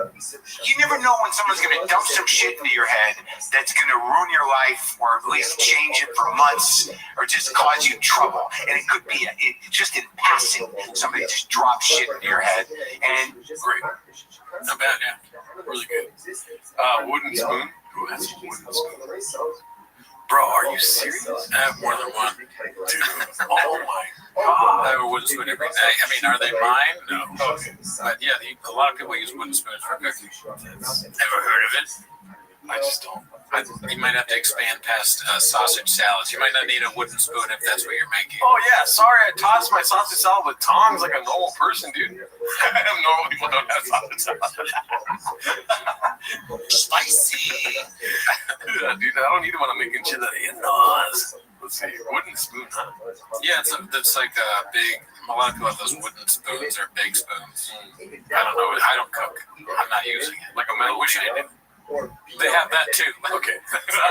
It's not like I'm a metal ladle guy. I've always been a metal ladle guy. I want to see him on Joe Rogan so bad. It's like you want to see Shop say turmeric. So I mean, certainly, I don't know if I said it right. Turmeric? Yeah. Turmeric? Yeah, I think he's like studied. I'm not gonna start saying that way. I'm still just gonna read what I read, you know? Yeah. Turmeric. Something like that. I think it might be turmeric. I don't even know. But what do you think of that? What do you think of these bad boys right here, dude? Not bad. Not bad shoes. If you could please answer with the soundboard. Oh, what do I think? Let's see. You take your time too, by the way. Yeah? Is that a good thing? Okay. There's not a whole lot of positives here. Yeah. You really gotta like. It's like, what do I think? Oh, there's a positive on the bottom left. Oh. Yeah. Okay. Yeah, I'll go with that. I don't know if I could pull them up. I think it's fine. Yeah. They're not far off from clown shoes, or bowling shoes, but I think he's got it. Yeah. You know, he's 10 toes down. 10 toes down. You know what I'm saying? I thought you said my Nintendo's down. Yeah. Wait, what? I thought you said my Nintendo's down. Oh, no, 10 toes down. He does. I'm not on Chop's side at all, but he does make it look like a cuckstool. Like he's in the corner of the hotel room watching his wife get fucked, you know? Like sitting like that. You know what I mean? He's into it. Yeah. Also, is he like 5'7"? Maybe. Don't count. I don't care how many laps he got. Don't count. That's true. That's a good point. You raise a good point. Yeah. He could be short. Yeah. If you're short, then it doesn't like. Who cares what you think? Yep. You know. That's great. I mean, this is case in point. We're enjoying this. We like this, Joe. You know. We're not hating on this, you know? Yeah. Driving my son to baseball. You ever think about that? Yeah. You ever think about that, Rogan? I'm taking turmeric and I feel less inflamed, you know, in a general way. Generally less inflamed. I mean, it's a random bit to pick, but yeah, they're right. Just like probably most Mark Maron bits are funnier because Joe Rogan sucks. Yeah. I mean, and also Joe, he has to say that, you know. He really, and you don't say stuff like that, what Joe Rogan said, if you're not angry. You know, when you're angry, that's when you go, but that's what they need, man. That's all they have, dude. You know, if you were actually not offended by people making fun of you or Brendan Schaub or whatever it is, you wouldn't talk about them, and you certainly wouldn't like go and like be like real mad and like serious about it. you would laugh it off if you didn't care, right? I would encourage Joe to see how I handle when people say I have small teeth. Big gums. I will say, I think it is funny that Joe Rogan does take like a conspiratorial view at haters, even at haters. You know what I mean? He's like, yeah, they're leaving comments, but they're all sad. You know, like you're not looking at it from my angle, dude. You know, Joe Rogan questions everything, right? Even the hate comments, dog. Yeah. Oh, yeah, it's like they're not real. Yeah. They're not even. It's like if they were happy, they would love me. What if you become like super happy and then all of a sudden you love Joe Rogan? That's like, I guess I really am happy. You're with a therapist or a psychiatrist. You go in there one day and the therapist goes, something looks different about you. And I go, I know, I'm really happy. He's like, oh, that's great. You're really, like, I'm so happy right now. Like, I also like Joe Rogan. The therapist is worried, like, that's too happy. You're too happy. We're going to medicate you now. I stopped making Brendan Shaw parody songs. Yeah. I don't feel like I should do T-Mos anymore. The therapist grabs you. It's like, no. Don't make sense. Doesn't count, dude. What were you? What are you fucking going to your son's baseball practice, dude? Maybe. Let's see what else we got here. Bappa claims Chang's has been infiltrated by highlight numerous. I haven't seen highlight numerous around in a while, dude. Oh, good to see him there, man. Let's see what this is about. Why isn't it opening? Okay, there we go. You guys know hate. I have questions about that. What do you got? Oh, please. Why do you guys hate so much? Like, why do you guys get all this hate? Why do we get hate so much? Yeah. It's been around for 14 years. Yeah, that's why. How long they've been here. I like how he jumped on that, dude. You know what I mean? He's like, Brendan Chop usually brings up the LA Times article immediately. He's like, we've been around for a long time. Please, right? Don't bring it up again. And so what happened? And then how do you deal with that? Like, what? I was just like, fuck it at this point. No, we shouldn't say we don't, because I think I don't know why that eye scratch is so funny, dude. I think it's because his hand is so gigantic and he's sort of like relaxed. Like he goes like, he's like if he's talking and doing something, he has to ultra focus on it, and then he becomes like weirdly robotic. I want a comically gigantic hand so I can do that. Just like everything he does seems so stupid and mongoloid. Like he's like, what if I'm talking and I go, I'm just like, when people hate on me, my whole face is covered by my hand. I just don't really pay attention to it because, like, I've been in the business for 15 years. I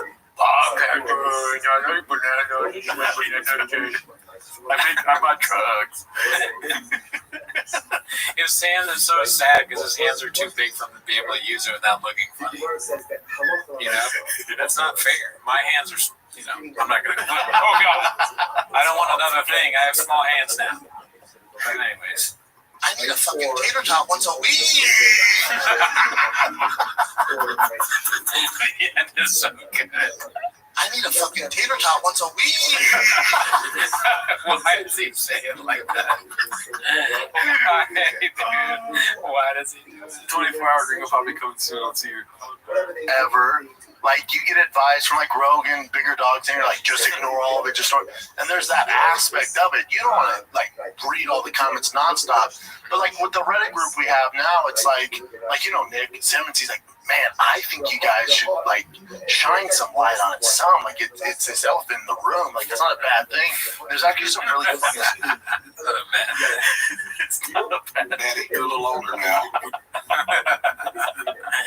Get Jelly Roll on the podcast now. Stuff on there. Now, there's some creative. There's in that Reddit group started off as a fucking, they were big fans of the show. Somehow got infiltrated in there. Still, I'm a huge fan, dude. Biggest fan, some would say. Yeah, and it's not even the Reddit. Sometimes it's YouTube. Like, Podcast Cringe loves you guys. He watches every episode. Oh, a huge fan of Brendan Schaub and Brian Callen. So there's some evil people. If you look at the Kill Tony subreddit, it's the same thing. It's evil, but you can't let the few evil people. A couple of evil guys right here. Yeah. No, I don't think. I mean, definitely. That's what it's funny when they say that because their podcast is literally becoming what our podcast is. There's one where they just watch clips with that guy, and then they say the things that we said when we started. we were like, we like the Reddit. I mean, some people are kind of evil and mean, and like that is exactly what we said. It's so strange to watch. I will say, a lot of the comments on the Stan song were like, James is so back and this and that. Yeah. And I mean, dude, even with this right here, the username, Horny Holio, dude. I remember him from a long ass time ago. Really? Yeah. Holy shit. Highlight Numerous was a long time ago. Horny Holio. I remember Highlight Numerous. All we need is Levon back, dude. For the redacted war. Yeah, Levon left. Gotta go back. Do you know where he went or not?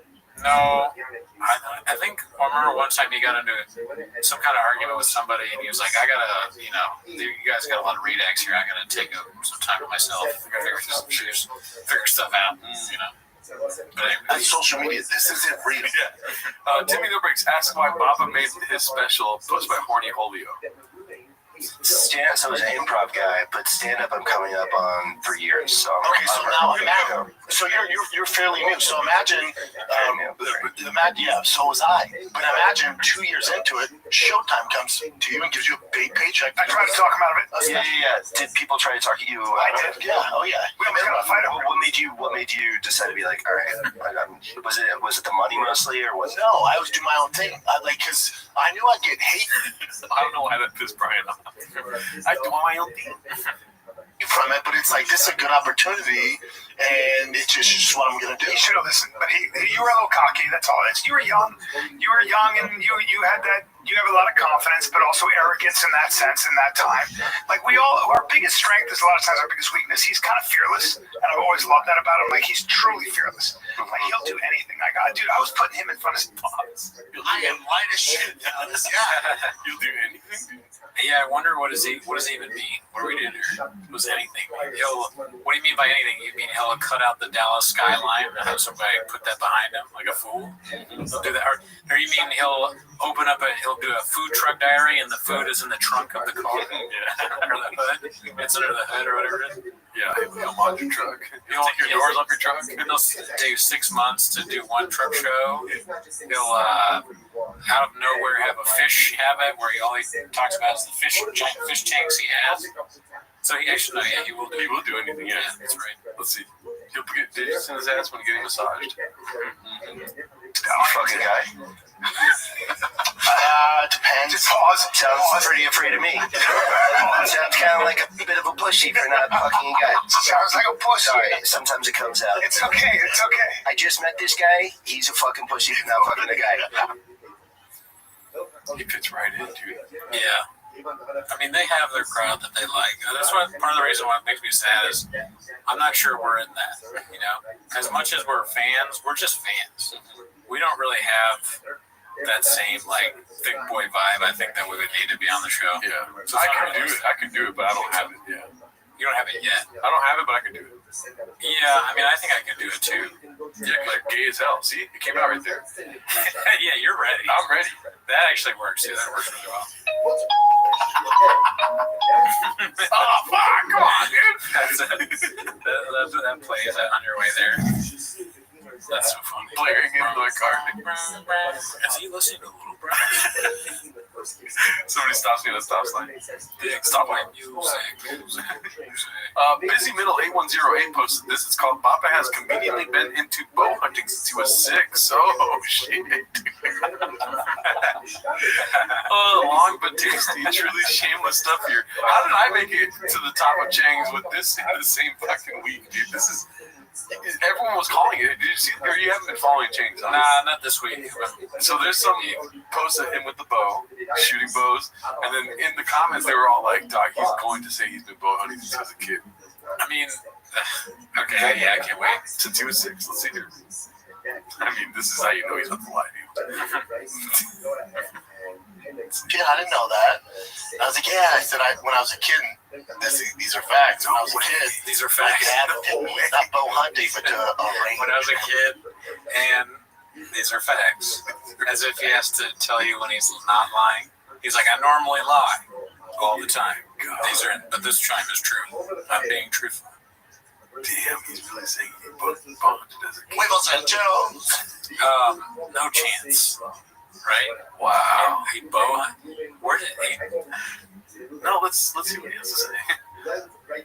Shoot bows. So I had a bow as a kid. It was a camouflage one. Now, okay, it was a camouflage one. I had a bat as a kid. It was a wooden one. What if we got really mad?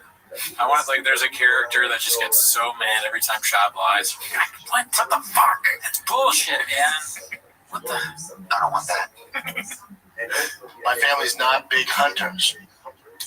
The only reason I got into the bow is because of Rambo and like Arnold Schwarzenegger. Those were my heroes. You know, today's kids' heroes are like, whoa, it is like a weird equation, dude. It's like, I did this as a kid. I had heroes in this thing, and that's why I'm going to be the best at it in 2 days. And then what are you going to say? Like the hero, some K-pop guy, you know, like some fucking African dude who's in K-pop. Fucking Jake Paul, Mr. Beast, like, you know, this is different. We'll just be about that. Different. My generation's heroes were Sylvester Stallone, especially Rambo, Arnold Schwarzenegger, even older than that, Chuck Norris, like the guys, man. What about Jim Carrey? Didn't you say like love Jim Carrey? I think Jim Carrey's favorite comedian. Oh, okay. But he didn't mention it this time. I thought he was his hero. Something like that. And then Ken Shamrock, he's like, that's my hero. He has a lot of heroes. Well, Bamba is, he's looked up to a lot of people, for sure. And he was like Stan Lee when I sold comics. He names off like obscure comic book illustrators. That'd be funny. Frank Miller, huge fan, dude. And they're all somehow, the names are all wrong somehow. Frank Millar, Stan Lee. I don't know any comic book people. Jack Kirby. I was used to get Jack Kirby. Jack Kirby. Was our shit. So I wanted to be like Rambo or Arnold Schwarzenegger. I wanted to shoot a bow and arrow. So my dad got me a cheap used bow and arrow. I remember it was all camouflage. Anyway, we go shoot it probably twice a month growing up, probably the age of, damn, dude. That's a lot of bow. I'm like amazed by people that can just lie this easily. You know? Yeah, no, it doesn't make sense. Yeah. This right now is like a guy who's like 5'8", lifting 100 pounds over his back. It just doesn't count. Yeah. 6 to probably 12, you know? So I was a little familiar with it. But yeah, never hunted. And it's pretty close when you have to range and you're a kid.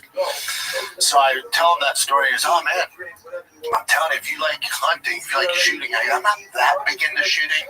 I had fun hunting, but I'm not that big into it. After about 30 minutes shooting guns, I'm over. He goes, I know. That's why you're going to get a bow hunt, man. Because you're like me, like routine and all this, and it's all mechanical. I'm like, all right, this sounds dope, man. He goes, what are you doing tomorrow? I said, tomorrow? Why, what's up? I can figure some stuff out. He goes, well, meet me at Archery Country. Have you seen Archery Country? Have you seen the new 28 years later? Yeah. A lot of bow hunting in that. Do you think Shop would be good in a zombie apocalypse? Oh, that was Shop's life. Yeah. Growing up, he was doing that twice a month. Dude, with so much experience, dude. He has so much. He's so ready for a zombie apocalypse. We're making fun of this guy nonstop. We better hope we never need him because he knows how to do everything. I'd rather be alive than be a zombie during the apocalypse because this motherfucker's around the corner with a goddamn, what are they called? A bow. Combustion bows or some shit. What are they called? Shop just like fucking idiot savant kills like 20 zombies. You go, well, look, I'm sorry. I made fun of you a lot, but you saved our whole town, and I'm not going to make fun of you anymore.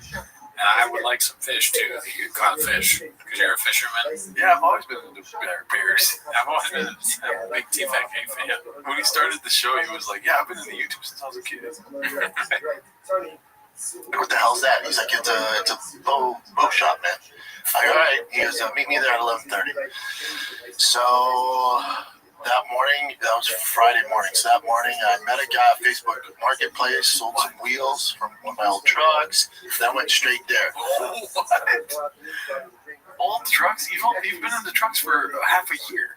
Yeah, it hasn't even been that long. We just have a lot of vehicles, though. Oh, okay. So, I mean, we've seen them at the store. That's why it's a storage thing. Yeah. Probably for all those trucks. And all the podcasts. The podcast equipment, too. He's like, he slips out. He's like, I sold my podcast equipment. I saw my In my producer. head, I'm like, I'll be here maybe 30 minutes. Me and Adam would maybe shoot some bows, give me some pointers, I'll get out of there. Dude, I was there for 4 or 5 hours. Adam's like, dude, you need to shoot this and do this, do this, do this. I walked out there with a new bow, arrows, freaking giant thing to shoot into. And then he goes, this is the bow you want to use. And he goes, I'm having my boy Tank teach you the proper way to shoot this bow. Dude, I've been super fortunate. I've had some great coaches in sports. This dude Tank at Archery Country might be the freaking bow whisperer, dude. He's Josh Terry. I was about to say it's turning into Josh Terry. Another plug. Get on down to Archery Country. Talk to Tank. He's my guy. The quality of plugs is going down. You know, it used to be Rain and Wix.com. Now there's this guy down the street named Terry, and it's called Archery Country, and Tank teaches you how to shoot an arrow if you want to know how to do that. And what are you going to use it for? Being a man. Joe Rogan. I was there for 5 hours. Of course you were. Everything that you see, you become obsessed with. Right? Any kind of fucking habit or hobby, I should say, habit. Any hobby, you're just gonna that's gonna be your new thing. I did like 4 Shabbos in this episode without even trying. Good. Yeah. Good. But yeah, yours is habit. Spicy. Goes, yeah, usually I can, on average, when I start working with somebody new, I can get them to shoot a bullseye within 50 euros. That's it. Same thing. Let's go. 50 euros. 50 arrows. Oh, euros. I'm thinking there's just so many arrows, man. That's such a. I guess that makes sense for an instructor to say. But if somebody said it to me, it'd just be like, I'm going to shoot 50 arrows. Not today, right? But I guess you would. It sounds kind of fun. Yeah. Maybe you would shoot 50 arrows. It just sounds fun. I shot arrows in September. Oh, yeah? I gave up like after 1. I was super hard. It's like I don't want to do this. I was like super lit to do it, you know. And then I shot a couple. I sucked ass, and I was like, I don't do this.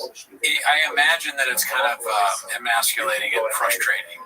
You just gotta pull it back, and it's probably hard. So if it just patters down, it's like I could totally see myself doing this, and it goes like, oh fuck, yeah, I got that. And it's embarrassing, you know. So you gotta overcome that though. Like, dude, puppy. Bro, I went like this, and then I didn't really pull back that hard. I just went like this, and it didn't really go far. I'm like, I don't want to like launch it. I just want it to go by itself. I think I would like those high tech ones that you don't have to really do much. Because I had like a fucking Robin Hood type shit. Yeah, no, the tech one would be more fun. I think. Yeah, just like shooting like 15 at one time. Nothing, dude. But I'm down to start shooting. I got through his coaching, I got the bullseye within 5 arrows. And then your boy was just lumping them together, dude, like a snap. Pop, pop, pop, pop, pop, pop, pop. I was there for, I couldn't get enough of it. Went home, I got this thing to aim to shoot to practice on in the backyard now, freaking doing it nonstop. I love it, man. It's dope. What do you think he was better at, like on the first try? Cappuccinos. Bow and arrows or stand-up comedy? Stand-up. Do you think so? Probably true. He probably got a laugh before everyone knew what was about to happen. You know what I mean? They were like, oh shit, that's so stupid you would say that. And then he kept going and they're like, oh my god, you know? Shab is definitely the kind of guy that would get laughs because people don't think he's serious when he first starts. Yeah. They go, he's hilarious. Yeah. The stuff he thinks of is amazing. He would never. He's a prodigy. Yeah. That's the narrative. Let's see. Hopefully that was on the screen the whole time. I don't even know if it was. Successful Egg 8345. Capitalizing off the TFATK Reddit community. How'd that go? Blockbuster views. TFATK finally responds to the Reddit hate. 5.8K views in the day. Yeah, dude. And they're pandering and trying to do the narrative that's fucked up. 5 minutes too long. They need to do a Jubilee where they. But then the problem is Redditors are anonymous. Oh shit, 5 minutes too long, dude. I did what I just said right now. It's like 10 minutes of shopping. Nobody wants more than that. Trust me. Driving my son to baseball practice. Let's see. Here, keep talking with the eyes. I want to see where this video is at now. Okay, yeah, we're checking the views to see what their plea for views from the subreddit community is at. Like, how many of you guys actually tuned in? I saw another one where they were like, bean cheese, but they were debating Patreon because they said someone on the subreddit said that TFATK was doing Patreon and thinking that would make the subreddit subscribe. They're like, hell no, we're not subscribing to your Patreon, which is sad, but I'm doing better. Look at that, 8.3K views, 3 days. Okay, yeah, I guess not good for like such a big podcast for sure. Yeah. Does that make sense? Yeah, unfortunately. In what fucking sense? 29K for that one.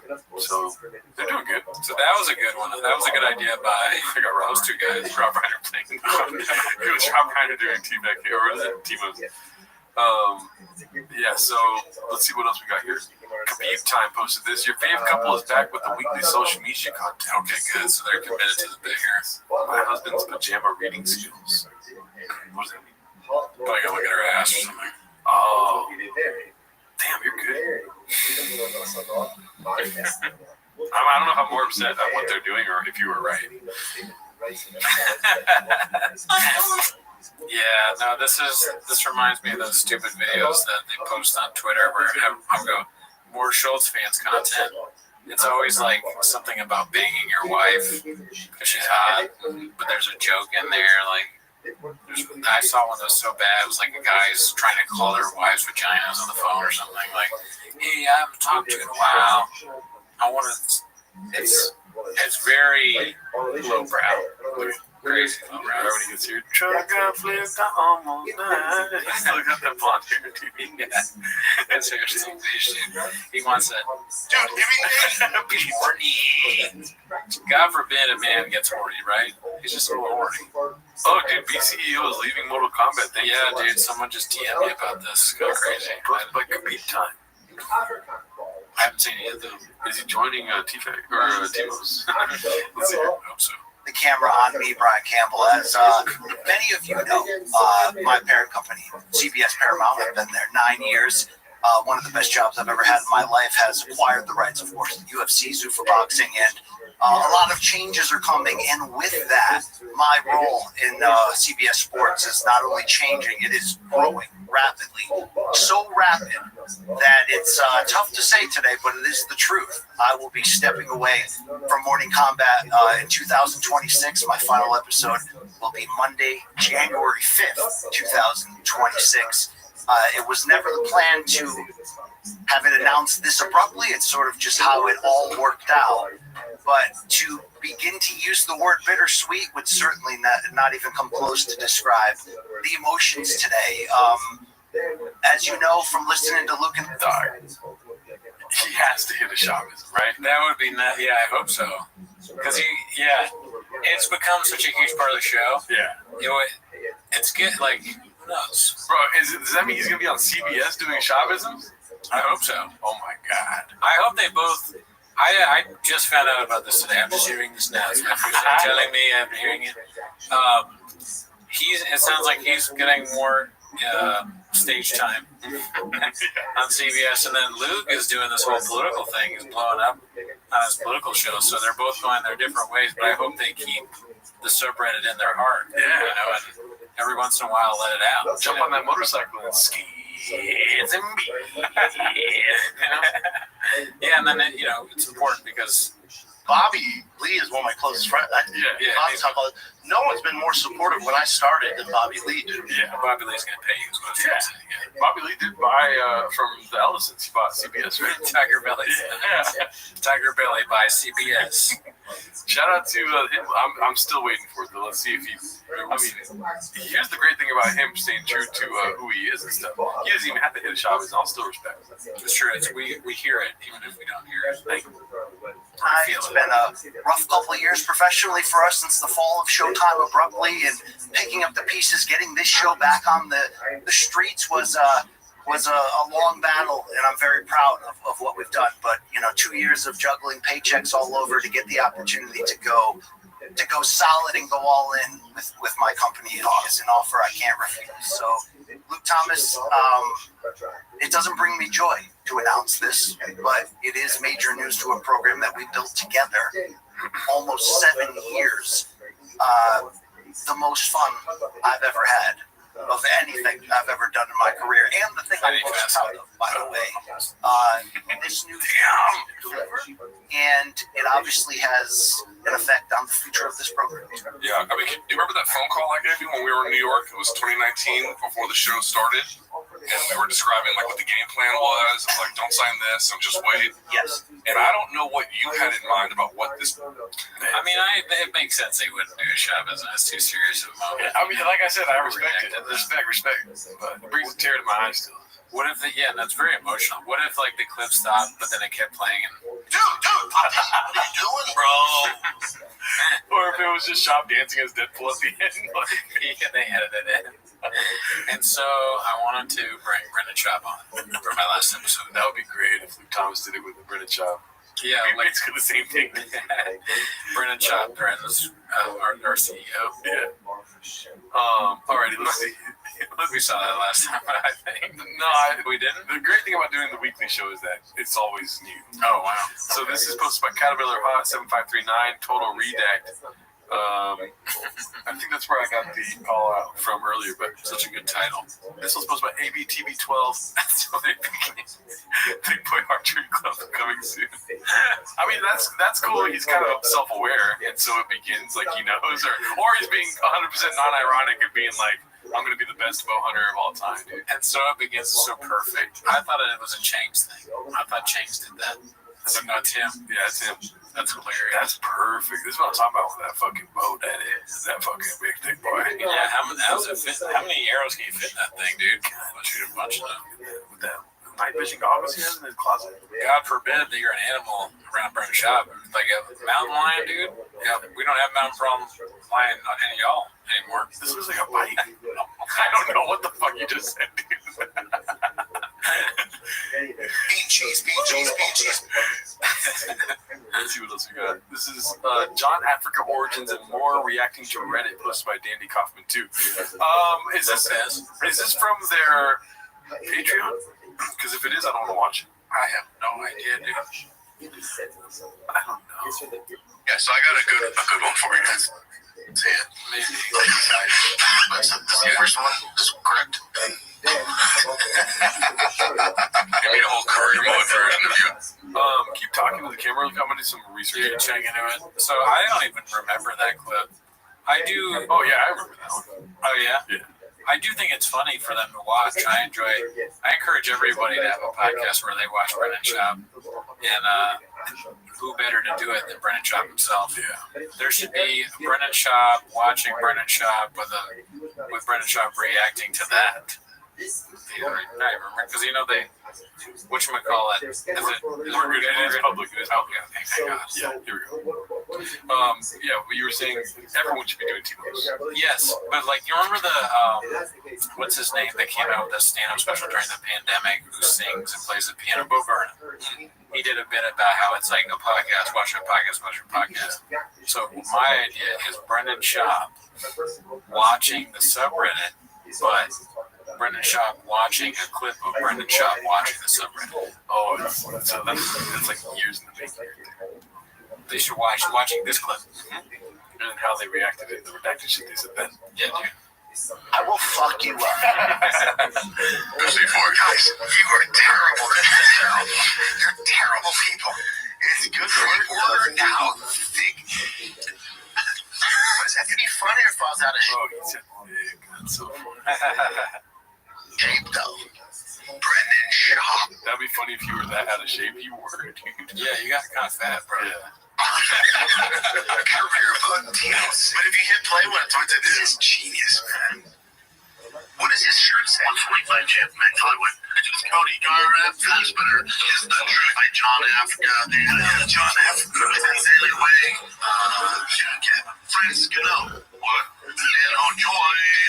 Evil Chinese man, Asian and shit. We get it. UFC high function, not racist. TF and all black. Oh, we get it. That's fucking Fight Club. Guys. Oh, yeah. That's not the whole. This shit off his shoe. You know, he didn't like say anything about it. Well, they're not pausing like we do.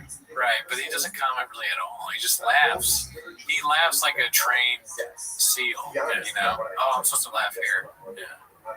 Not that great. I mean, he goes to, what's his name, Turbo or something that taught him how to shoot the bow and arrow? Yeah. It's like talking about he has a lot of good teachers, and now that he's on this venture of Timos, why doesn't he talk to the guys that... That's a good point, dude. You know what I mean? He should be making parody songs about himself. And opening up, looking at the Reddit with them. That would be funny, dude. If he, yeah, okay. They do it, dude. They should do it. It's like, I'm surprised he hasn't. He already kind of did do some songs with Lowbrow. Do some songs yourself, though. Dude, yeah. Fam. Talk about plug walk, or what is it, truck walk? Yeah. I need a fucking tater tot once a week. Dude, that's so aggressive. You really want that tater tot, dude. Still fat.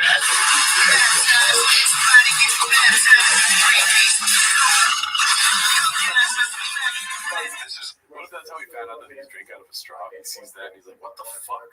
Dude, that's Photoshop. Dude, that's not real. Straws are gay. Yeah, dude, what? Photoshop? Crazy artwork. It's a lot of editing. Oh, yeah, well. Oh, yeah, he's out. Guys, fight the invisible man. I don't like the fight. I don't know why I paused it. I thought you were talking. I swear to God, that's why I paused it. Because, like, you get in the ring, bitch. Well, here's the thing. You fucking are the only dude who could do, like, the fact that you're able to go in there with fucking heavyweights and you can take a joke about afterwards is crazy. Yeah, I mean, you can't take it too serious. It's also, like, if that came from, like, DC or, like, somebody from the fraternity, then it's different. Yeah. It's from fans or people, you know, they're not playing the same game. You got knocked out by That's pretty cool for Brendan Schaub to say that. I mean, hopefully he sticks to that word, but, yeah. We're not part of the fraternity. We can make fun of him. Yeah, he can't hurt us. Yeah, because you said that since we didn't do UFC, then you can't fight us. I agree with that. Yes. I like the idea of Daniel Cormier or Cormier making a video like that. Doing Timos? Or yeah, like is he suggesting that he would edit a fucking 5-minute video making fun of Brendan Schaub? That's crazy. Yeah, that would be fucked up. That'd be much stranger than me and you doing it. We, like Joe Rogan said, we got nothing else to do.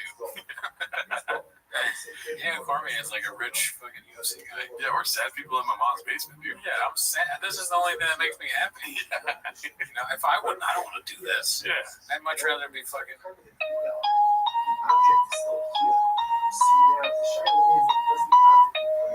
gotta be something if you Write that shit down. Roy, fucking Nelson, who is a world champion, like Roy Nelson's IFL champion. unbelievable fighter.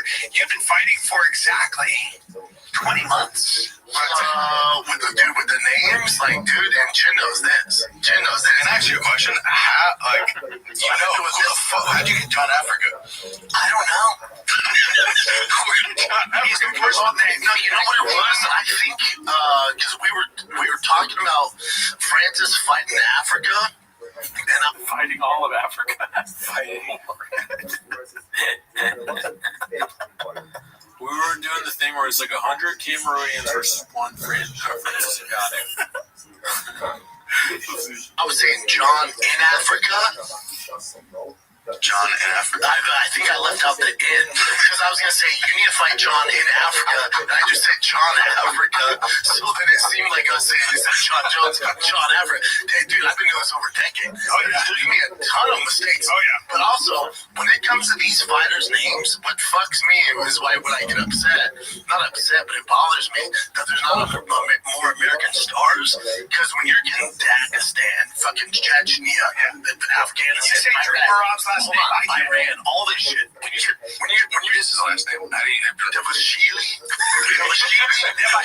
I know it's Davashvili. Isn't there clips of him saying like, I don't give a fuck what their name is? Probably. I mean, jingling is not trying.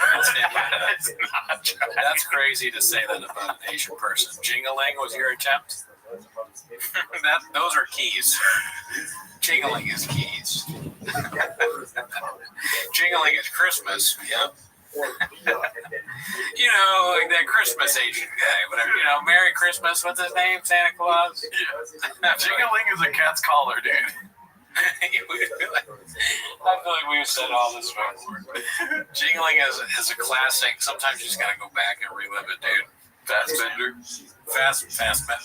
Like Michael Fassbender. And like the explanation he's giving is like a person that fucked up one name. You know what I mean? He's like, I gotta know all. You don't know any of them. Yeah. You know what I mean? Yeah. You're not messing just like a couple. No. You're messing up all the names that aren't John Smith. Every name, every night, you're messing it up. And you would mess up John Smith too, you fucking dumbass. You're redacted as hell. Your brain doesn't work. That's what you should say. Yeah. The excuse was kind of good, though, honestly. The John Africa one, I was like, okay, I'm redacted because I fuck with that one. That sounds right, dude. Daddy. That's social media. This isn't real. Daddy. Let me finish this. We're on a tangent, so we finish it. But when it comes to those names, there's nobody works. It's also why I don't work for the UFC. Here's the other thing. Did I say Alex Pierre or whatever it is? I honestly don't give a fuck. Okay, so in this one, yeah, I don't give a. What do you mean you don't care what someone's name is? That's crazy. I do like that though that he said that because I cannot wait for him to try to say my name. He said Geronimo, and I'm like, that's as close as he'll get to my name. I wonder what he would think what Gerardo is. Alarcon? Yeah. Good luck. Yeah, no chance. He's probably going to say Jingling. You're listening? If I did, trust me, I would put more of the effort into it than do it. I literally don't give a fuck. If you understand what I'm talking about, I'm good with it. Pierre is my favorite one. He sounds like a French cat. Yeah. So, but also, dude, this has been an issue. I mean, basically my entire career, because when I auditioned, when UFC first went to Fox, they were doing auditions. There was 3 of us that were looking at being like the co-anchor with fucking Jail. It was Dominic Cruz, Karen Bryant, and I was gonna be like that 4th chair as a big deal being on Fox, dude. And they have us come in and do a test read. For whatever reason, like Dom's going, Jail is going, and they have all the American names. I get up there and we have to break down. It was a random UFC fight night in Brazil. I don't know what he's saying right now, but question. How many chicks do you fuck? Just kidding. Your homie walks in to your apartment or your house wearing this, dude. And maybe he's been like, and okay, is it worse that he just got into trucks, or is it worse that he does nothing with trucks? It's worse that he just got into trucks, right? And he's dressing like that. Yeah, I mean, it's very bad to be dressed like this, for sure. In general. Unless you work on trucks, there's no reason to dress like that. Yeah. It would be like it would be if I really like trains and I showed up like a conductor here. I got a conductor's outfit. Exactly. You'd be worried about. I would call your doctor for you. Yeah, you'd be like, he's gonna buy it. He showed up like he says the astronaut costume he bought from Spirit Halloween is what he wants to wear to work. That's how he counts. He just bought a telescope. He's a man. But no, yeah, it's ridiculous. It's bad. Let's see. All the names were based in Portuguese. I went, as soon as they brought up the car, I went, oh, fuck. So, and no one's telling me how to say the names, so I gotta, they're recording, but it's not live. It was just like a pre-season trial run. So, none of this is true, right? There's no chance he's smart enough to see the names and know that they're going to be a problem before they start recording. He's realizing after he fucks the names up, and he's like, well, nobody told me. You got to get the names right. Before he's drinking big gulps. You know what I mean? Right. He's going to the piss in the sink. That's what he does. Taking kratom, baddies, texting baddies. There's so many other things he's doing other than worrying about saying Pierre's name right. No, he does no pre-work whatsoever. We know that well. He's doing, if anything, he might be doing a vlog beforehand where he's messing up more names right before it turns on. Let's see. Dude, I'm obliterated. And Chael starts laughing, and they go, all right, break. And he goes, thanks, Brendan. And Chael goes, oh, that was tough, man. And I go, some would say the toughness. I go, somebody's fucking me back there. Some would say the toughest, and he said that non-ironically. I know, it's crazy how he doesn't know that that's like a thing. How could he not know? Some would say the toughest. Oh, that's great, dude. This guy's having a great time. He probably realizes that that just happened. He's the only one in the room that realizes that Brennan just said that. I said earlier, I said, Dom got fucking Ronda Rousey and Brock Lesnar, and I got the fucking Brazilian card. I was somebody's fucking Joe's big time. I am literally, and the funniest thing, you love this. All my agents from CA are watching it. When you're done, I go, okay, now your pass. Oh yeah, no shit. But yeah, I'm very clear. Yeah, I want to so I got the agents real bad. Who are they? Where are they now? I wish I knew. They got to come on the show. At least one of Brendan Schaub's agents needs to come on TiVo's. Open invite for you. And we don't allow people on our show unless they make a song for us, and then we have to approve the song. We do a show, a song with one of those agents. All right, this one's posted by Caterpillar Hot 7539. It's been a hot week at Change, dude. I'm sorry, we're going a little long right now, dude. It's all good. Let's see. Never heard of it. I mean, with titles like that, dude. Let's see here. Yeah, no, this is a big brand though. This brand blew up. And dude, Nah, never heard of it. You're not cool, I guess. I don't know. Nah, I got my ear to the ground. Never heard of it. Definitely not if you haven't heard of Hellstar, but ear to the ground. Never heard of it. They sponsor a bunch of sports stuff too, which is weird. You don't know about it. I was Sleepy. Oh, really? Wow, is that real? I think so. But it's really, if he's wearing it after, is that really a big deal? If he's wearing it before, oh yeah, that's the shock. That would be fucking. That doesn't make sense.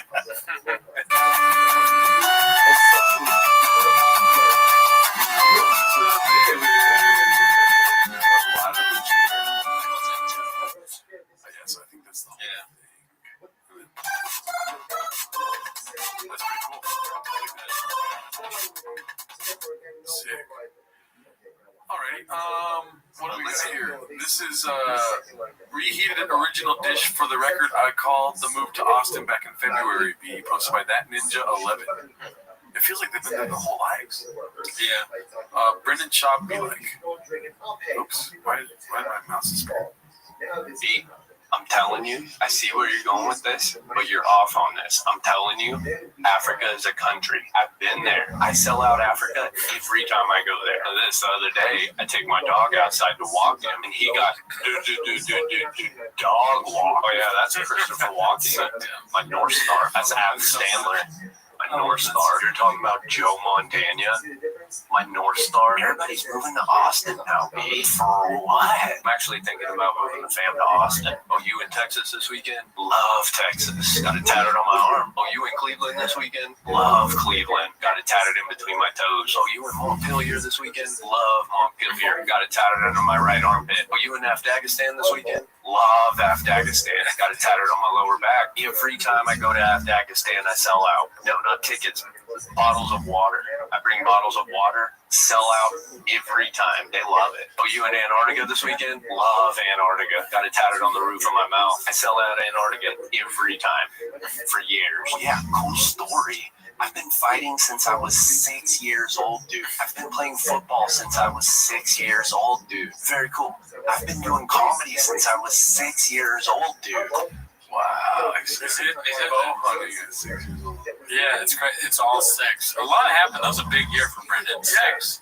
6 was formative. That's when his precortical, what is it called? I know what you're trying to say, but I don't know. Premortal syntax. Cortex. Cortex. Yeah. Pre-lobotomy. That's when he got a lobotomy. Prefrontal lobe cortex. That's when it developed. Story. I've been lifting weights since I was 6 years old, dude. I've been driving trucks since I was 6 years old, dude. I've been fucking chicks since I was 6 years old, dude. Very cool. I've been working in coal mines since I was 6 years old, dude. Why are we doing? Cool story. I've been making stained glass windows since I was 6 years old, dude. What? Saw Megan Fox at Starbucks. It was just us two. She was like, oh, you're that funny guy that fights too much. True story. I saw Bill Clinton at Chick-fil-A. It was just us two. He's like, oh, you're that badass that podcast too much. I saw the Pope at Diddy's house. It was just us two.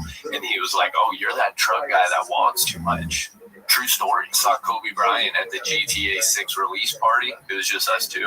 He was like, oh, you're that white boy that dog walks too much. So you have a TV show called Hunting Hitler. Did you ever find him? So you have a TV show called Keeping Up with the Kardashians. Did you ever catch him? So you have a movie out called Finding Nemo. Did you ever find him?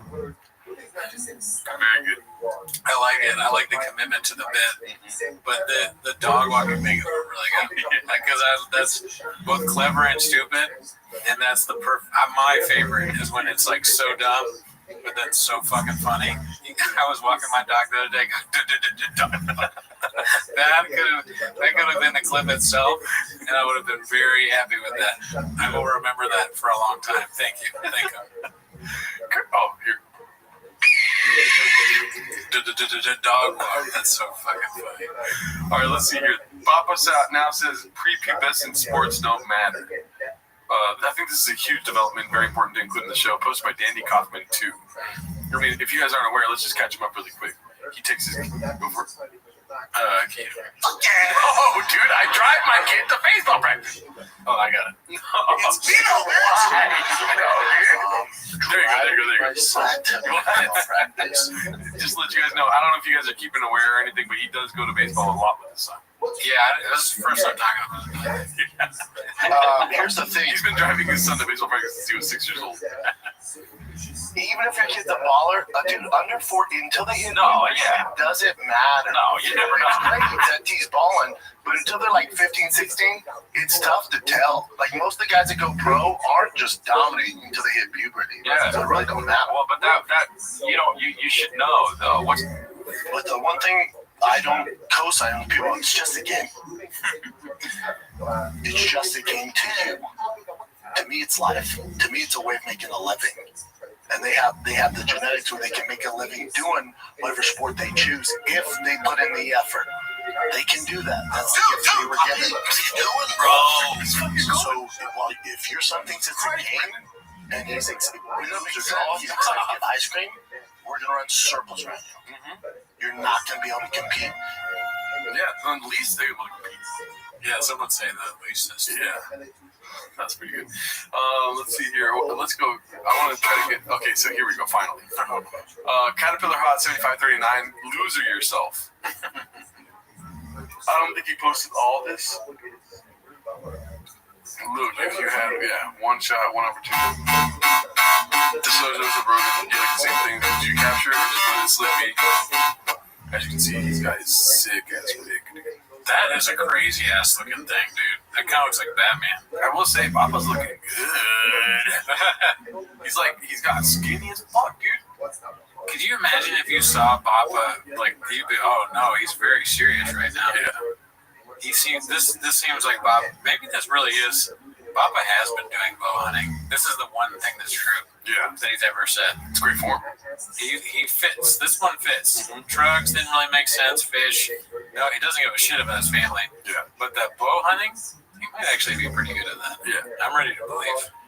And, you know, it'd be terrifying is if somebody, if it was this outside of my apartment. That's fucking terrifying, dude. I definitely would like to be killed by a bow and arrow by Brennan Shaw.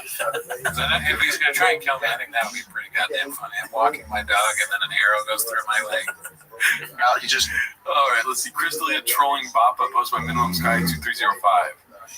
I know this poster. Keep your eyes on the hands, dude. That's what he does. He got choked unconscious. Okay. I jumped on top of the octagon. I was on the front cover of Toronto News. Okay. Not a big deal. Okay, well, yeah, that's This that's story not what it's about. Yeah, but yeah. okay. I appreciate you tracking with. All right, I like that.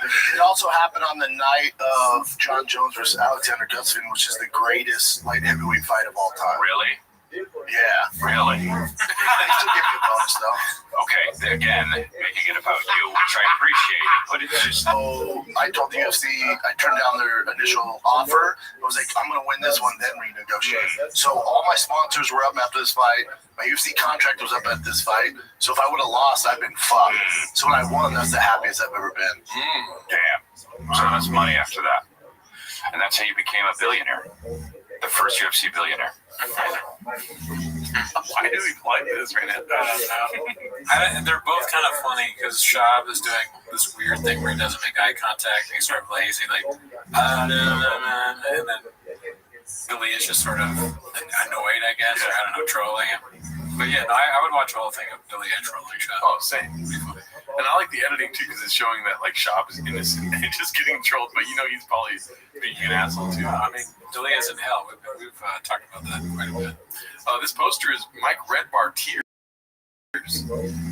when you accidentally turn to the front camera. Nothing better than an IV and chatting hunting with Adam Greentree. Ways to well.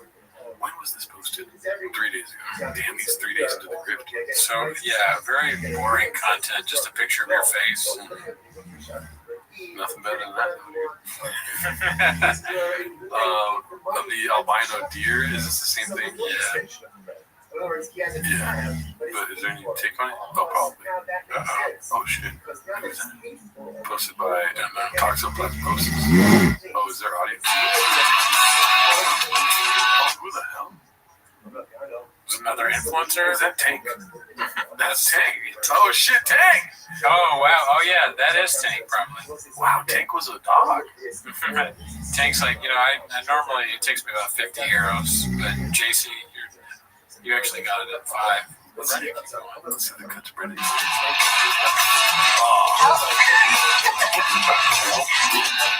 Oh, yeah. Give me. Yeah, we all know what he's thinking. Hell yeah, dude. Hey, you know what? I am white as shit now. More power to him, dude. You know what I mean? Let's see here. This one is posted by Sweet Honey J, fashion icon. Homeless chick. Or homeless chic. I don't know why she thinks she's homeless. But does she posted that? I don't know. Yeah. That's close. She's going to be on the Reddit. She knows she's going to be on the Reddit. She's sending out a bad signal. Let's see here. King, 2 of these? Okay, this is the last one for the day. Oh, Patreon post. We can't watch that. No, can't do that. You guys got to subscribe to this. Subscribe to their Patreon, dude. You can't get their free content on here, dude. This is the last one. Air Pumper posted this one. How it started, how it's going. Okay, let's not watch this. It's Gadushin his wife.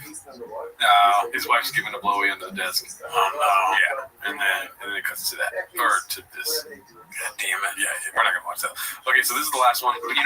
So Mark Maron was one of Papa's heroes at one point. Posted by different report 1, 2, 3. Let's see here. Oh, who came on? Who I was shocked. So Mark Maron. You said you're a fan of his. Huge fan. We have on Fire the Kid, one of my favorite. Was he silly on?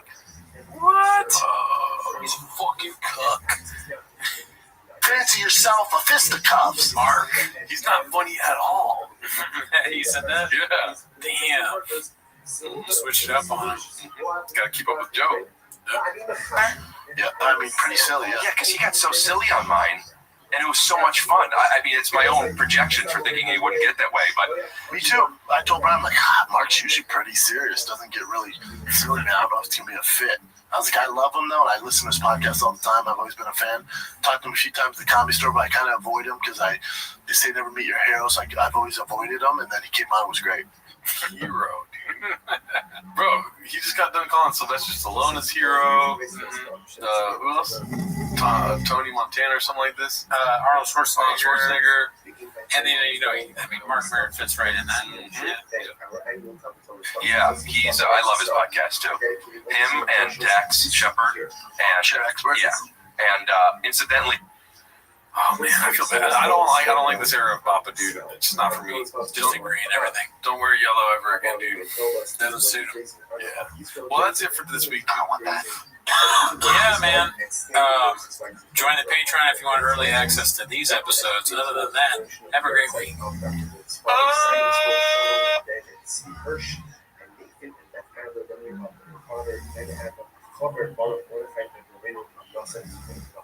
Always we dedicate our name. This is what just welcome them to Shabbat home.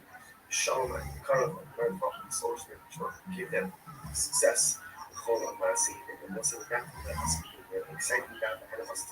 Listen, I know some bald dudes are slinging out there. Look at Dana White, Rogan. Views going down on accident.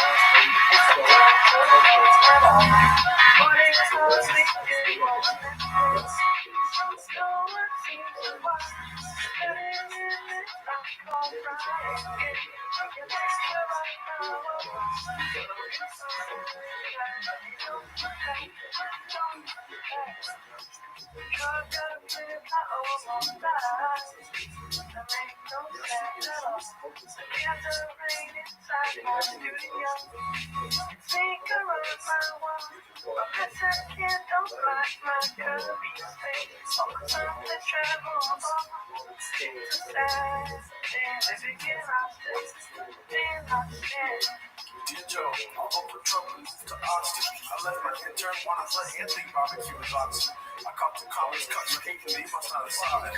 The probably was a scientist wanted to speak to you about something. It's fine, on my business, there's no stopping when you're pod. But anyways, fuck it, what's been up, Joe? How's your TRX? My podcast is great too. You wanna be a guest? Come on, brother, don't be like that. Are we best friends? I call you daddy. I stopped reading comics from the bots that toxic. A bunch of homeless cats that don't wanna have sex in their mom's basement. They just talk very good every day, but I don't give a damn. I just bought a new truck for my sick giveaway scam. I got a storage room with some chairs, truck, and magic man. I'm really loving the move to Texas, man. This shit is dope. Anyways, what are we doing here? Man, I hope that you call. I'm a please, your biggest friend. This is Sean.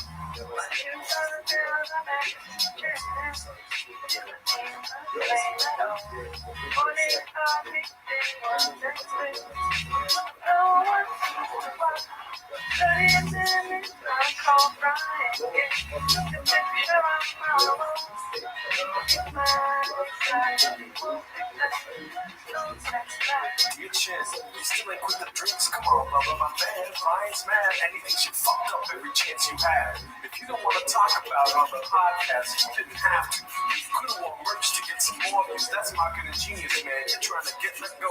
We say good luck, Choco. Pod for 4 hours and we drink at home. You looking shitty, man. You're like a skinny Kreischer. You talking about depression, man. You're like a more than I am. This ain't that sad, though. I just don't like living in Austin. Remember when I lived in Denver? We ate barbecue and football pads. See, I drink like two those days. I saw comics all over my closet. Old man would come through, man. It was awesome. I can relate to how you're drinking off the bar, but when I have a shitty day, I drive Tiger to play baseball because I don't really got shit else, so that shit helps when I'm depressed. Don't make me wrestle you again and rip your fucking neck. Sometimes I wish they would call me a big old pussy. It's like adrenaline. It seems like it is such a rush for me. Reading comments aren't even real, and I'll read them because I'm jealous. That spicy Mexicans buying shit without me 24/7.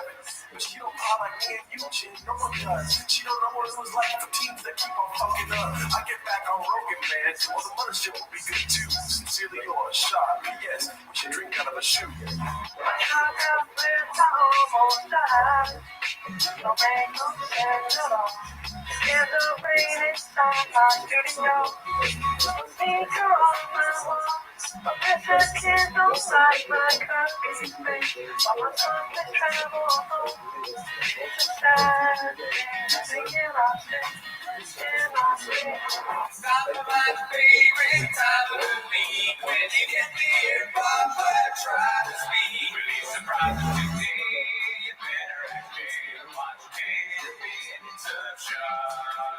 Welcome back to Tim Minutes Show.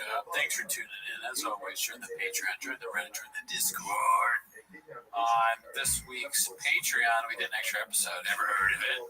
So if you want to see us, even more of us, steady, I am light as shit. I picked a random one. We got a new soundboard. But if you want to see more of us, subscribe to the Patreon. Also, if you want early access of Timo's, go to the Patreon, dude. Oh, yeah. And we don't want to sleep on that, dude. You know you need a fucking tater tot once a week. I don't think they're here for tater tots, though, dude. Tater tots equals early access to you. No, they're not, though. They're not here for this. They're not here for the soundboard. They're not even here for the dolphin bottle, which isn't even here. They're here to watch 10 minutes of shop, so start the timer. Oh, look at you, dude. You got a timer on the iPad right here, dude. Oh, shit. Play the chain clip. You dumb fuck, dude. There's an iPad in front of you. Let's do that. All right, let's see what we got here. Khabib Time posted this. It's called RIP to Bapa's hamstrings again. Those are definitely the strides of a former UFC NFL D1 football player. It looks like he's racing his wife. Oh, okay. And as you can see, that's the narrative she painted. Spicy. See that? That's spicy. Let's see if I can outright my UFC NFL Division I football player husband. Wouldn't you put NFL instead of Division I? Like, why would you put Division I? Yeah, just to say all the accolades. I mean, she should say, you know, against my podcasting, hilarious food truck, marketing truck genie, marketing genius guy. Those are way bigger accomplishments today. Let's see.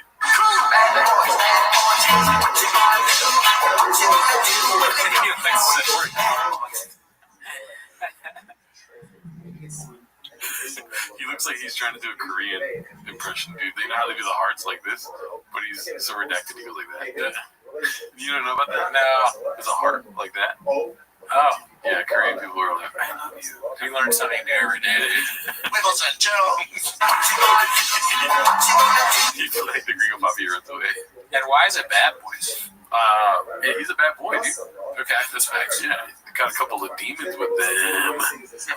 There is a song playing, but as you can see, he chases her down, beats her up, you know, and throws her to the ground, walks away, all happy. Now they're grifting the couple scene. I don't know if you can tell that. Oh, a new thing. I like that. Okay. We thought it was going to be bringing back the pizza game thing, but nah, dude, he's got the couple game now, dude. You can never predict what's next. I'll give him that. Did you see that coming? That we were going to do a couple thing? Only when they posted the first video. That first video of them, like, doing some sort of activity together. I'm like, oh, this is going to get likes. They're going to keep on doing it. It kind of makes sense, though, because remember when they were moving to Texas, they did some sort of we're moving it. They both had things that were like, when I'm like, can't believe moving to Texas. Then they're like, oh, I'm moving to Texas. I got to get my cowboy hat. And then it's like, I got to get camo pants for him. They both saw each other's posts. They're like, what if we both did this, dude? That's social media. This isn't real. I have a feeling that's going to start meaning that you're done talking about the clip whenever you push this out. It could be, dude. All right, this one's posted by Dandy Kaufman, too. It's called Papa Wants to Assault Mark Maron. Let's see here. It looks like you're a bitter bitch. But here's the thing. The way it works in the world I come from is Mark Maron, with all the shit talk he's talking about, with all the Rogan verse, and you guys aren't going to condone this, he needs to get fucking punched in the face. That's how this should go. Well, behind a mic. If you're going to talk all this shit behind a mic and you get physically assaulted, you're going to stop. I will snap his fucking neck. It sounded like he was saying that right now. I know. That was time really good. What is Chris D'Elia saying? Like, he's gonna get fucked up. Yeah, is Chris D'Elia not fucking being the voice of reason here? He's not gonna tell him not to hit Mark Maron? What's going on? Ooh, I think he's right. Can you imagine? D'Elia's like, you might be right. He's gone completely insane. 100% puppy. Eric's like, I guess you're right. We gotta fuck him up. The next time we go to the comedy store, we see Maron getting beat up by Eric and one of the door guys. Should go. Well, behind a mic. If you're going to talk all this shit behind a mic and you get physically assaulted, you're going to stop, right? You fucking cuck. Go cluck. He said Why is Maron a cuck? What does Baba think cuck means? That's what I feel like I've said this before, but I truly want to know. Yeah. Define it. Yeah. You got to define it. Is that him when he sees you? He's like, I was just kidding, dude. You know? Is he scared of you? I mean, this makes it sound like he wants to fuck me up. Oh yeah. Maybe he's scared of me. Yeah. But yeah, that's funny. He's such a bitch that I meet him and he's like, whoa, dude, it was all talk. He says that to me. I don't say, I was just joking. He goes, oh, dude, Papi. And he tells me he was joking. That would be something. Yeah. I go, dude, don't worry about it. Do you got a gun? I love you, dude. I'm a big fan. Dude, I bought your chairs. Yeah, dude. What are you gonna do, Nate? Volume punch me, What are motherfucker? you gonna do, Brandon? Go complain to your cats. I want to Go go to your to shit fucking cuck. Clout. What the fuck? You might have created a word. Like somebody that cucks out for clout. A clout. Oh. Ooh. Yeah. Okay, you're cooking on that You one. could have given me a little dolphin noise or Does something. that make sense? It made sense, dude. There we go. Go complain to your cats. Go do your shitty comedy and go back into your dungeon. Oh, man. Hey, Papa. Throwing glass in a stone house is not a good idea. You know what I mean? Definitely. Yeah. Dude, that's well said. Dungeon, dude, your house maybe is like a storage facility, or at least your podcast thing is. Yeah. We don't know if it's not the same thing. Well, I was talking about him calling the comedy shitty. It's like, Oh, that's even crazy. I just fucking, I was like, What? Go do your shitty comedy. it's shitty comedy. yeah, I think that's crazy for Rashad to say for sure. Yeah. That's hilarious. If there was a crowd in front of them, they'd be like, oh. Yeah, dude. And go back into your dungeon. Well, see, this is Fuck that, somebody. dude. I'm done being nice to him, and I was a fan of Mark. I don't think so. When were you ever nice to him?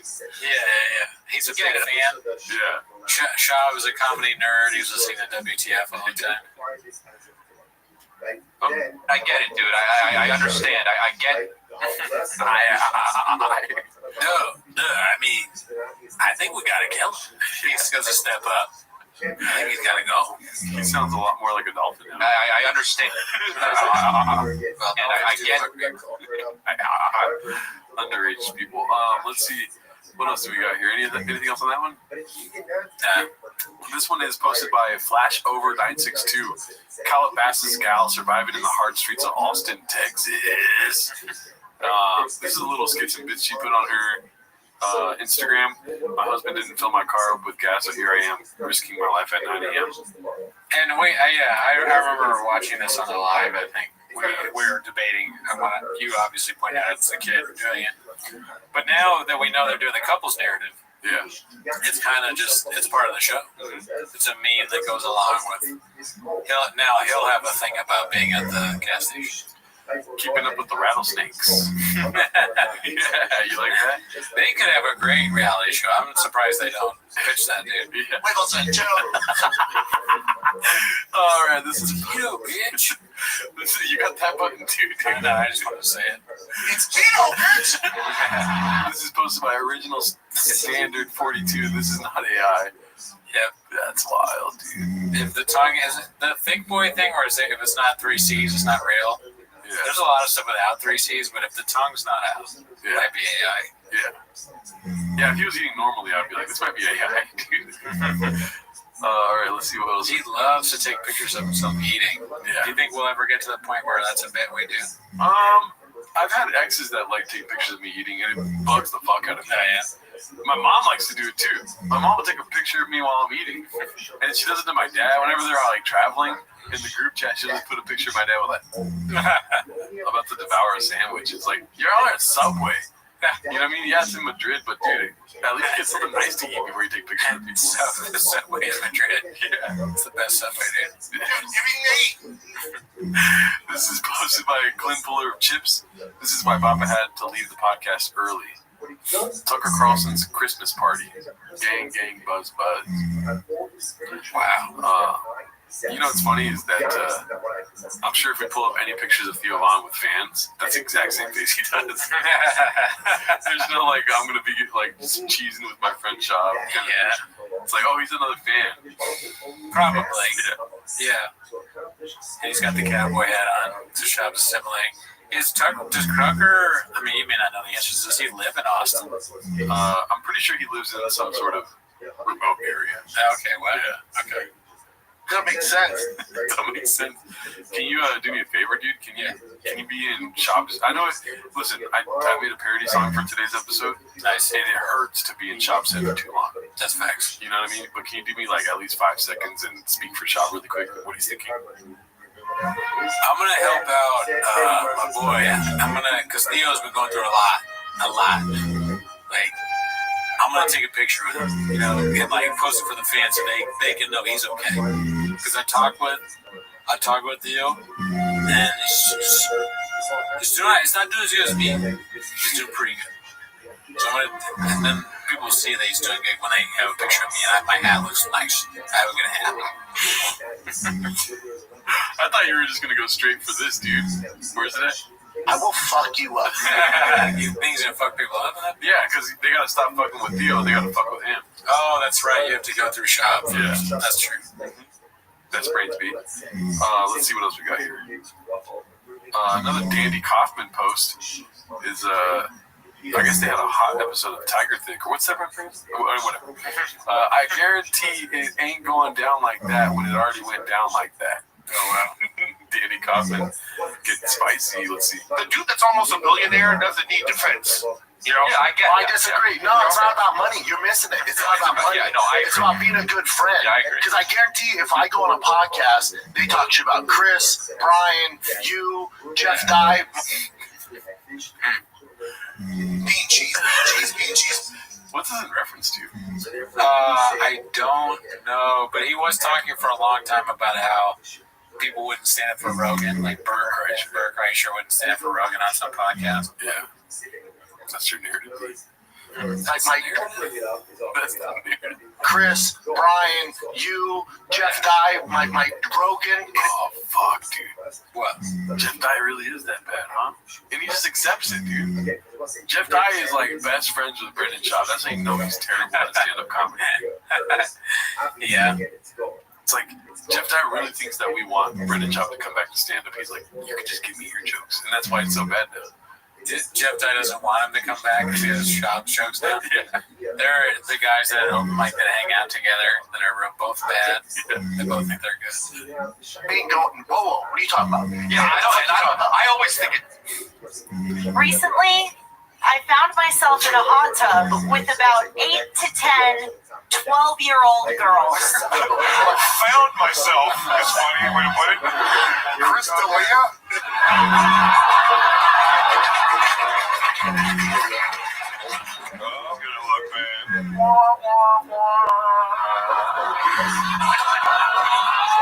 Chris D'Elia.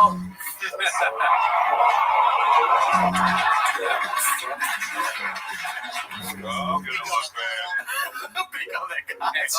So I'm standing up for Chris D'Elia, dude making Chris D'Elia joke, and Brandon looks at you and he smiles and he goes, on that side. He didn't stand up for shit. Yeah. And then, but he also already admitted that part. He was just like, this is your platform. I'm just not going to say it. Yeah. But on other shows, he's like, I would fuck everyone up. I don't give a fuck who you are. I'll fuck you up. I'll rip your fucking neck off. Especially if you're a cuck. He hates cucks. Oh, yeah. Not only a cuck, but a clock. Dude, don't even get started on that, daddy. This one here, we got Caterpillar Hot 7539 posting this one. Holly sent a Gen 3 RAM high manifold YouTube mechanic install. Brendan Schaub, Holly performance. With help from my boy Trey. If the mechanic has a face like this when you drop the car off, dude, I'll be like, I'll get a second quote, dude. You know what I mean? This is the last thing you want to see. This is a messed out mechanic right here. I wonder if, no, definitely not. I wonder if Brendan asked Trey, hey, should I make a face? I feel like Brendan is the guy that asked that. Yeah. Or maybe he does. He's just too much of a professional. He's like, all right, Trey, thanks for hooking up the car, fam. Now take the picture. He just does that. No, I took a picture. Well, I made my funny face. Why dude, you can teach a whole geometry class on his lips, dude. Yeah, it's weird looking. That's a parallelogram, I'm pretty sure, right? It looks like some kind of weird cartoon from the 90s, like Rocco's Modern Life or Brainiac, or what is it called? Animaniacs? Yeah, definitely. I see that. Pinky in the Brain. just so unnecessary. We were already not going to click on whatever the fuck your face is on. Now you just make yourself look stupid as hell. You know what I mean? Why? Also, I think Trey probably did all the work too. Nice. How dare you, duties? Oh my god, it gets worse when you get on the lips, dude. He's got a kind of Mr. Clean thing going on a little bit, Yeah. He just cleaned up after Trey. What are you gonna do with that, dude? Yeah, the job's done. Yeah. That was like a kid's power drill. It looks like tiny in his hand. Well, they gotta give him something to keep him busy. He's working on Legos in the corner of the mechanic shop. He's making an engine out of Legos. Anyways, He tried to hire me, and I was like, I can't, dude. I have a podcast. Holly. Who's Holly? Of course, it's just like other... Just ads. Yeah, it's just other partnerships. He's got Holly Performance, Lethal Performance of Texas. Do you think it's them just like on the Tweeties episode, we were talking about buying a Chipotle for your house and stuff like that. Is it them just like blowing money? They're just like, oh, dude, we gotta work with Shop. It'll be hilarious. What did they get out of it is a good question. Yeah. What is it exactly? Should I ask ChatGPT? Maybe, yeah. I mean, I think probably what happens is like Shop essentially goes there and he's like threatening them to make them do ads with him. They have no choice. They're doing this against their will. Like all he wants to do is pose and tag us. I guess that's fine. What's the alternative? He beats us up. He sounds crazy. I'm asking right now. Yeah, like what they get out of it. Yeah, and it's on thinking mode, so we'll get a good answer. Oh, okay. Let it sit there for a second.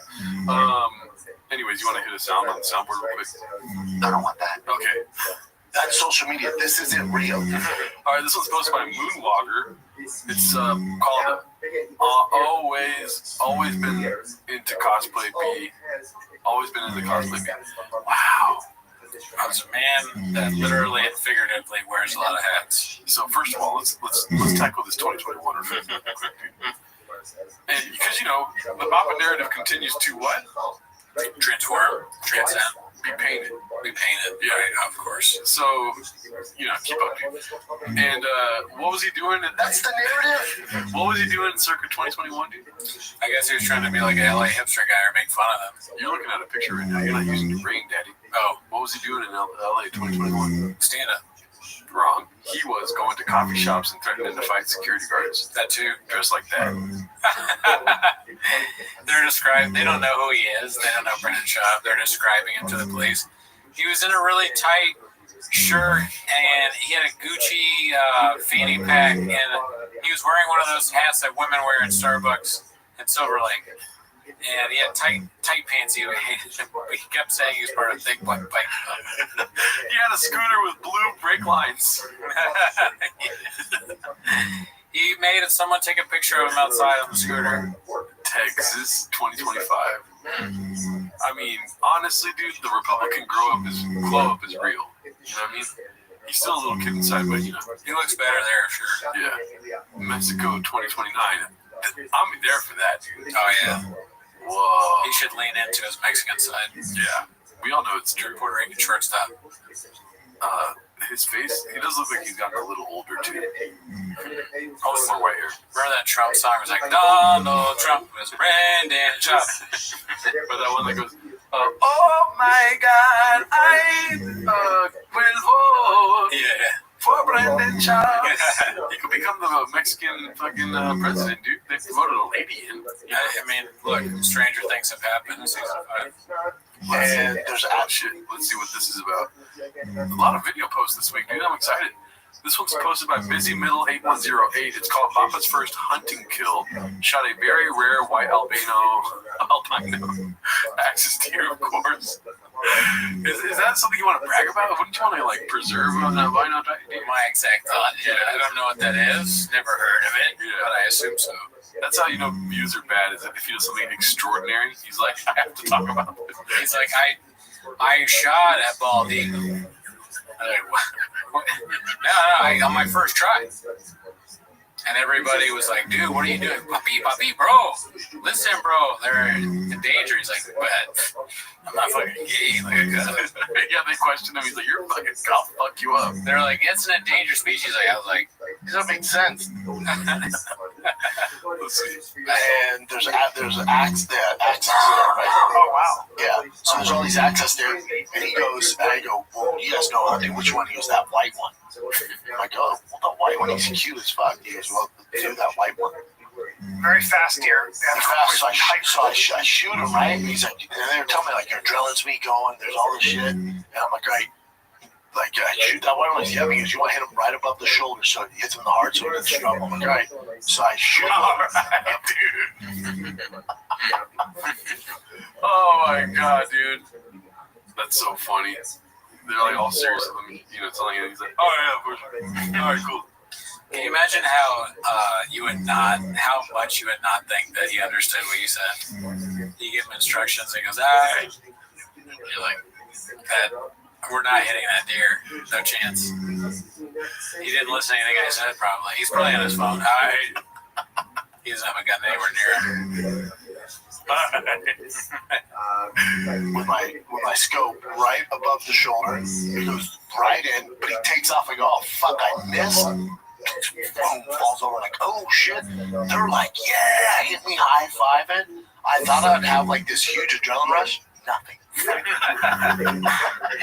He has no brain. He's a psychopath. He feels nothing after killing an animal. You weren't excited or nothing? That's crazy, dude. That's the craziest thing he's ever said. It's Tito, bitch! And Brian's like, oh, he's just like me. Yeah, there's nothing going on. There's nothing inside. Nothing inside. My man, how many girlfriends do you have? You're not nothing, like, I didn't have the adrenaline. Like, I was high-fiving and stuff. But like my nerves were fine. I was like that. That's the title of this episode. Brendan Chop feels nothing after killing a deer. You should put it, yeah, it feels nothing after killing albino deer. Brendan Chop feels nothing after killing endangered species. Not that particular one is. It's really factually accurate. It's so funny, dude. You drink enough rain, you stop feeling shit. Same. Same kid. Yeah, dude, shout out to the new table we got between us, dude. Rains all day and hit it. But like my nerves were fine. I was like that thing. Oh. Yeah. And then oh, y'all must have forgot, dude. Oh, that's so good, dude. Dude, give me Nate. Oh, what are your thoughts on that, dude? I mean, probably not true. Could be, I guess. Very funny though. Yeah. If you were shot, how do you make sure that the lies you tell on your podcast don't come back to haunt you? Like, do you threaten, because you're so big and buffy and beefy and all this stuff, do you threaten the people that you're hunting with, like, dog, I'm going to say I killed the most rare thing of all time, and you're going to fucking go with it? Yeah, it's hard to tell whether he's dumb enough, because both are dumb. Like, if he was just like, dude, I'm gonna say I killed something, so just don't say anything as part of the show. Yeah. But the flip side of that is like also stupid, where he's like, I'll kill you if you say. Or I don't know. I'm not sure. What do you think? I think. Thank you for asking. What's it called? I think that, you know, like people find out you have a podcast. People find out you do stand-up comedy, so they'll say something and be like, "Oh, you could use that." Brendan Chop is like the guy that uses all of it. You know, he just acts like it's all him. You know? Yeah. His life is a movie. So he goes on these hunting trips, or whatever this hunting trip was, and they killed the actual albino deer. And they're like, you should talk about that on your podcast. And then Chop's eyes just get big. And he's like that Jack Nicholson thing. Yeah. But it becomes him. Yeah, that makes sense. And then they're like, Doc, we say you can use it, but don't say that you did it. What the fuck? He doesn't say their name, who they are. He's like, I actually taught them a lot. They said I was a natural. They actually walked away with better hunting ability than they were with me. Let's see what we got here, dude. One more sound real quick. Dude, everything. All right. This one's posted by, I said really quick and it was very slow, but Appropriate Duty posted this one. Appropriate Duty 930. Jesus can return as AI.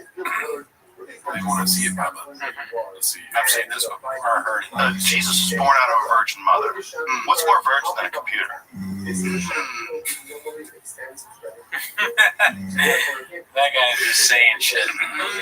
Like it's a deep. He says it as if he was expecting it, or it's an interesting tangent that they can discuss, and not what it is, which is like, what the fuck are you talking about? We play it again. Jesus was born out of a virgin mother. What's more virgin than a computer? Actually, maybe I'm reading it wrong. That is kind of being like, what the fuck are you talking about? Play that again. I like this guy. Jesus was born out of a virgin mother. What's more virgin than a computer? I can't do that. This guy's funny. This is how are you supposed to respond to that? What do you mean, what's more virgin than a computer? Well, let's see what he says. If Jesus does return, even if Jesus was a physical person in the past, you don't think that he could return as artificial intelligence? Oh my God. Artificial intelligence. He busted a nut right now. He's like, oh my God. I'm going to come, Joe. Jules! What's up? Could absolutely return as Jesus. Not just return as Jesus, but return as Jesus with all the powers of Jesus. Combine Tesla's Optimus robot and the best foundational artificial intelligence model or whatever. It reads your mind and it loves you and it wants you. It doesn't care if you kill it because it's going to just go be with God again. I don't even understand what you're trying to say. This is who is to thank or blame for the state of comedy. Yeah, it's this guy with thoughts like that. Yeah. It's fucking. Bobby Lee is one of my closest friends. No one's been more supportive. He's what are you talking about? Yeah. Why is he doing the religious thing now too? Everything that sucks can be tied back directly to Joe Rogan. Yeah. I think. Well, I mean, honestly, everything that sucks can be tied back directly to Catholicism. That's true. And this is just an extension of that. You're giving Joe Rogan too much credit, dude.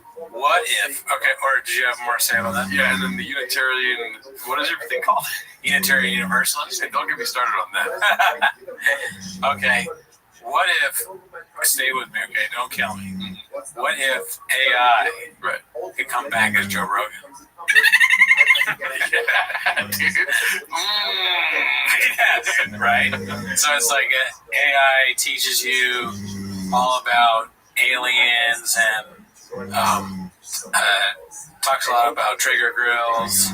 What's more powerful than Joe Rogan? Right. And AI. Here's my thing, dude. I'm Joe Rogan. Right? Dude, I'm not talking about AI, dude. Yeah. I'm going to be like, Jesus is going to come back and be the fucking middleweight champ of the UFC, dude.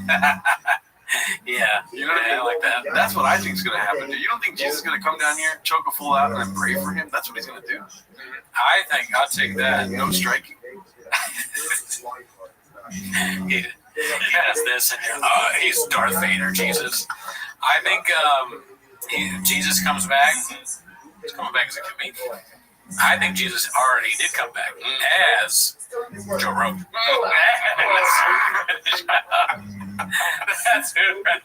That's when you know that Joe Rogan's really lost it. It's when he says that. What if Jesus is here right now? His name is Brendan Schaub.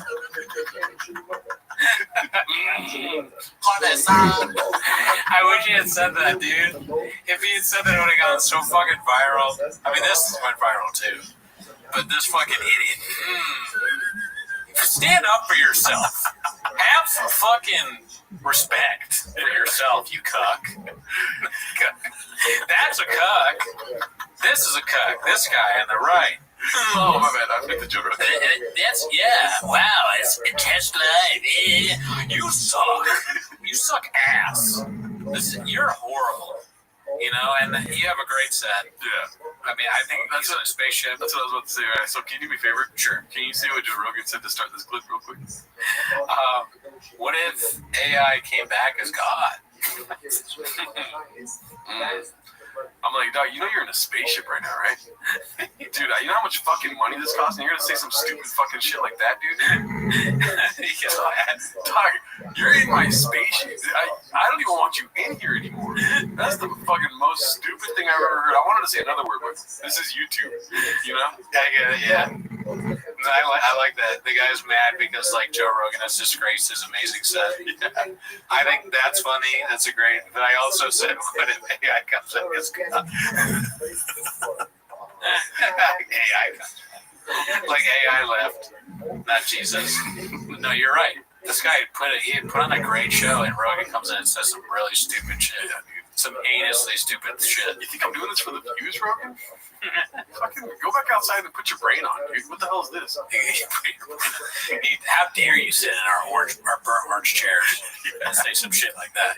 Fuck you. Oh shit, we got another Rogan? I wanted to watch this episode too. I haven't seen it yet, but this one's posted by Appropriate Duty, 9:30. Christianity is real because people are nice. The scripture, to me, is what's interesting. It's fascinating.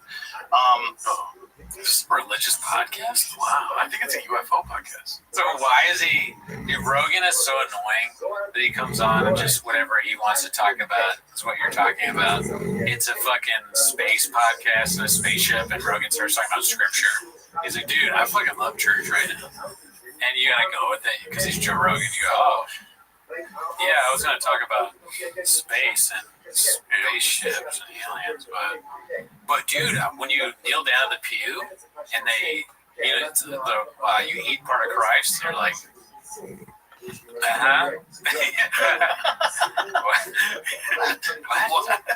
Dude, what are you fucking babbling about, you fucking billionaire psycho? Yeah, dude. Fuck. Let's see the rest. That is what, and also that Christianity, at least, is the only thing I have experience with. It works. Yeah. The people, the guy can't stop. Christianity works. Okay, good. I got Joe Rogan on my podcast. So what are you talking about? You're just talking about Christianity works really well. Yeah. I didn't know I had him on because I have a spaceship set and I wanted to talk about aliens, but we ended up talking about going to church on Sunday. Dude, Joe Rogan sucks. Yeah. He talked for an hour about the collection bowl.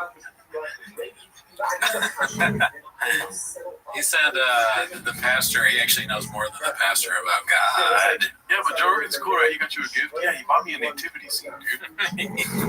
I put it in my spaceship. Yeah, he bought me a Bible. Yeah. Signed by him. Joe. With the crown of thorns. Joe with the crown of thorns on. We should change that out, but we'll never get rid of the net. Oh, yeah, we should put a crown of thorns on her. You're right, we should do it in the net. And then that would probably be, if she came here, she'd probably be super duper Christian. Paul C, dude, get on it, dude. Can we get a crown of thorns on the net real quick? Yeah, who else has to sacrifice? Yeah. You know what I got a problem with, dude? Listen, this is 10 minutes of shop, but we gotta talk about Christianity once a week, okay? You know what I got a problem with, dude? That's the narrative. That's what I'm saying. The narrative, dude. Why do they celebrate his death? The most brutal way of killing him. That's what symbolizes him everywhere. It's like, they just fucking made this motherfucker bleed on a cross, dude. And then everyone's like, oh, the cross is beautiful. It's like, nah, dude, that fool died on the cross. Yeah, no, that's a good criticism for sure. The fuck? What kind of crazy fucking ritual is this where we're praising the death of some prophet? You know what that's like? Us watching Girl Poppy. This is the worst thing that's ever happened in a brown shop. Yeah. That's like a cross necklace. Well, I want to get that on my neck. Get the Green Poppy poster, right? The Dallas skyline. Yeah. What's up, Dallas? And yeah, you push a button, it says what's up, Dallas. People that are Christians, that go to this church that I go to, that I meet, that are Christian, they are the nicest fucking people you will ever meet. They're really kind. And you have $1 billion. You know? If Cooney had more money than he has now, I'd be a lot nicer to him. Oh, yeah. God damn. Yeah. Of course they're nice to you. You're fucking Joe Rogan. Yeah. He's so stupid. That's like saying, the open mic scene in Austin, dude, the kindest people. Yeah. It's the most cutthroat place. You got 30 spots that millions of comics are going to get. But Joe Rogan comes around and they're like, we will suck your dick. Yeah, they're going to be nice to you, Joe. You're a famous person. We know you're gay. We will suck your dick. He's like, I went to this fucking mosque and they hated me there, dude. I went to this fucking Buddhist place and they were like, fuck you. Fuck your mother. No, you're fucking Joe Rogan and rich and famous. Yeah. It should be. He has no idea the amount of yes men around him. No one has told you you're not funny. There you go. Anyone that tells you're good at stand-up, you know they're not telling you the truth right there. Yeah, it's a problem. It's probably They are even more nice at a church. When you leave the church parking lot, everybody lets you go in front of them. Everybody's beat. There's no one honking in the church parking lot. It works. Damn. I mean, I would honk in the church parking lot, but I'm different. PG in my mind. I'm tired of motherfuckers honking at me when I go to weddings, dude. You know? I'm in the lucky one parking lot getting honked at once a week. I don't really honk in parking lots, really. I honked today, though. I did honk at somebody today. Oh, yeah? They were taking too long. And I felt bad. And then I realized how much I honked. I wasn't even that mad. I just wanted to honk hard. Like, I hadn't honked in a while. You gotta get that honk out? Yeah. Driving my son to baseball practice. And where in the fucking Bible does it say I can't honk my horn, dude? Nowhere, dude. You're going to a fucked up church, Joe Rogan. They tell you that you're fucking 6'2" and that they love you, dude. They don't even check for your height over here at my church, dude. All right, let's see what this one's about. This is posted by Danny Kaufman 2. It's called Papa Leaves Earlier, Ruins the Audio, Blows Some Lovely Exhaust for His Guest. What? So he said Papa being Papa, Daddy. That sounds like exactly what he did. Some stuff, man. No, I know. But I was captain. You gotta get on a private jet. Yeah. And go to a party. See you, pal. Have pleasure meeting you, brother. Likewise. Thank you. Hell yeah. This is good signs for us, dude. Sorry for pausing. Sorry. This is amazing signs for us. You know what I'm seeing? What? Papa's getting a little bit of his fucking skip back. You know what I mean? He's getting a little bit of his pep in his step and shit, dude. Yeah. He's back to that ego starting to get a little fed. You feel that? Good. You know what I mean? Yes. He's leaving early on a pod. He wants to leave early on a pod, dude. Yeah. And he's gonna start fucking up again.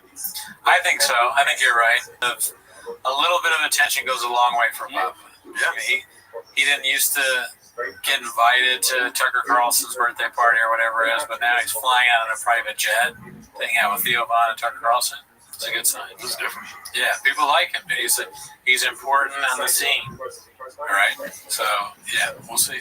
We'll see what happens. That's social media. This isn't real. Do I see you again? Yes, sir. Please come back. Oh, we will. I got a great part. In what fucking sense? I thought story when you guys are done. You know, it's like any subject. Oh, you guys talking about the moon? I got a great moon story.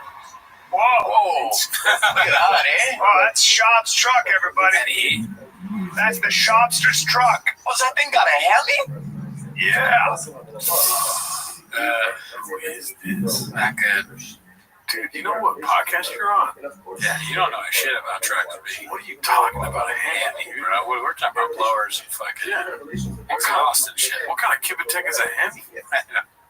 Those guys know what he's talking about. Is fucking not a truck guy. And then he goes online and he sees Pablo with his little tiny power drill and he's like, oh my god, why did I say that? This guy knows what he's talking about. Yeah, there's not anything about transmissions. Yeah. You wouldn't know a tire if you hit him. Probably leave the doors on your truck. Yeah, dude. Oh, that's hilarious. Leave them on? Yeah, I've never seen that, dude. Are you a truck guy? Are you a truck guy? What are you doing? Are you a truck guy? Are you a truck guy? No, truck guy left. Truck guy leaves studio now. Truck guy in big truck with big exhaust Emmy. The fuck caveman do they have on their podcast, dude? What happened to having like comedians on? Who is this? His neighbor? Why the fuck aren't we on there, dude? I know this guy. Nobody knows who this guy is, dude. Oh, I will say that I am looking for new chairs. I'm gonna take a picture of this one real quick. The AI search that. Looks badass. Thanks. Are you a truck guy? No, I'm not a car guy. Are you a car guy? Not really. Right now I'm a bicycle guy. We need a different studio. Alright, bicycle. What's that up to? Is it a Heaney? Dude, they got a guy that doesn't even have a car on the podcast. That's crazy. This guy rides a bicycle. And we both have trucks and we've never been on. Was that makes it in what sense, dude? Yeah. In what fucking sense? Dude, I'm just getting more and more pissed right now. This is posted by Sacred Pomegranate 84. How long until Papa is a fan of Bradley? Oh man, of that guy right there. This guy. I wonder. I don't see it. I will say, I've never seen Nick Fuentes and Matan in the same room together. You're saying they're the same guy? I didn't say that, dude. You want me to die? Dude, if that secret gets out there, then I'm screwed. But I would watch a. Or what were you saying? I will say, I've just never seen it happen before. It looks the same height to me, anyways. I would watch a podcast if it was Matan and Nick Fuentes interviewing Papa. The both of them? Yeah. That might be pretty good. Yeah, but I would need, and I don't want this to happen, but I'm trying to think of the perfect scenario just like you are right now. Papa needs to relapse, drink a little bit, take some Addies, and then head into that studio on fire, dude. Because then, you know, Matan and Nick Fuentes they're in their prime of their fires, dude. They're out here spitting on the mic and fucking wiping it down, spitting again. You know what I'm saying? Right. And so all four of them shooting on all 8 cylinders. You feel me? Like that's what I want, dude. That's the narrative? Yeah, dude, that's the narrative. Alrighty, let's see what else we got here. This is posted by Frederick Bastiat, 1801. Pronunciation is very hard, part 9. Oh, shit. Let's see what this is all about. Happens, you just go, all right, if I was in the government, this would be, I wouldn't lie about this. I would want people to be healthy. That's what you want to think. That's what you want to think. And then you think, You also believe in the land mooning. the what? The land mooning. The land The mooning. The landing on the moon. Jesus Christ. All this Diet Coke is fucking up my land mooning. Moon landing. You're like Foghorn Leghorn. Land moon and land. Man, they're way ahead of this. They're way. This is a blimp on the radar. They're doing Blimp on the radar. That would be so big. I know we've probably seen this before, but a blimp on the radar. It's like, it's so funny when the wrong word is the exact opposite. A blimp versus a blimp. If it was a blimp, you'd be like, damn, we gotta shoot down this blimp. It's so easy. What were they thinking? Trying to sneak in a blimp.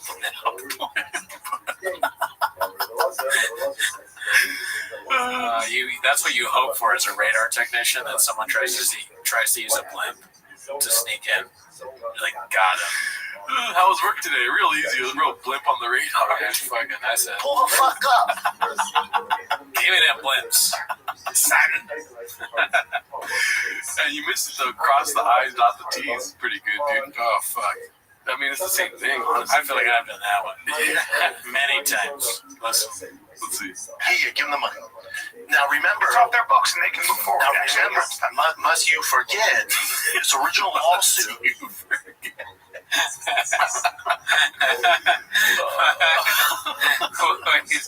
He's putting on a clinic right now. He's the Babe Ruth of saying things wrong. Must you forget now? There's a blimp on the radar. Cross your I's, dot your T's. Never heard of it. Oh, I'm not Mr. Whole Foods. Yeah, he's Will Chamberlain putting up 100 right now, dude. Oh, yeah. What's up, fam? If you haven't joined the Patreon, this would be a good reason to. Jen and me just shot a little over you. Shot a little over you? What does that mean? Yeah, cum shots. Let's see. Over you. Part 1 of all my whips in the shop right now. I give a pretty detailed overview of the cars I have in the shop. It's part 1 because I got more cars. Chipigello. Archipelago. 10:30. He's just having fun there. I don't know. AM. I mean PM. You're going to PM. Then I do Bloomington, Minnesota. It's funny because isn't it Bloomingdale's is the name of the shop, right? Yeah, isn't that like Is it Bloomingdale or Bloomingdale's? It's a luxury. It's like Nordstrom's. Oh, okay. But it's funny to say because he's trying to say Bloomington, right? Yeah. But he says the name of the shop also wrong, I think. Because I think it's Bloomingdale's, but I could be wrong. I ain't got money. Bobby Lee is one of my closest friends. You know that one's long. I know, and it's just fun. It's so random that it works, but like I think everything. Yeah.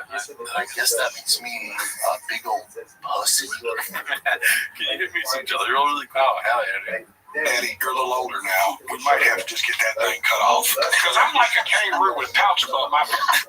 I'm like a kangaroo with pants above my picker. Mark 21, 22. All right, kids, that's it. Tune into the Fight Companion myself, Joseph Rogan. And I go to Bloomington, Minnesota.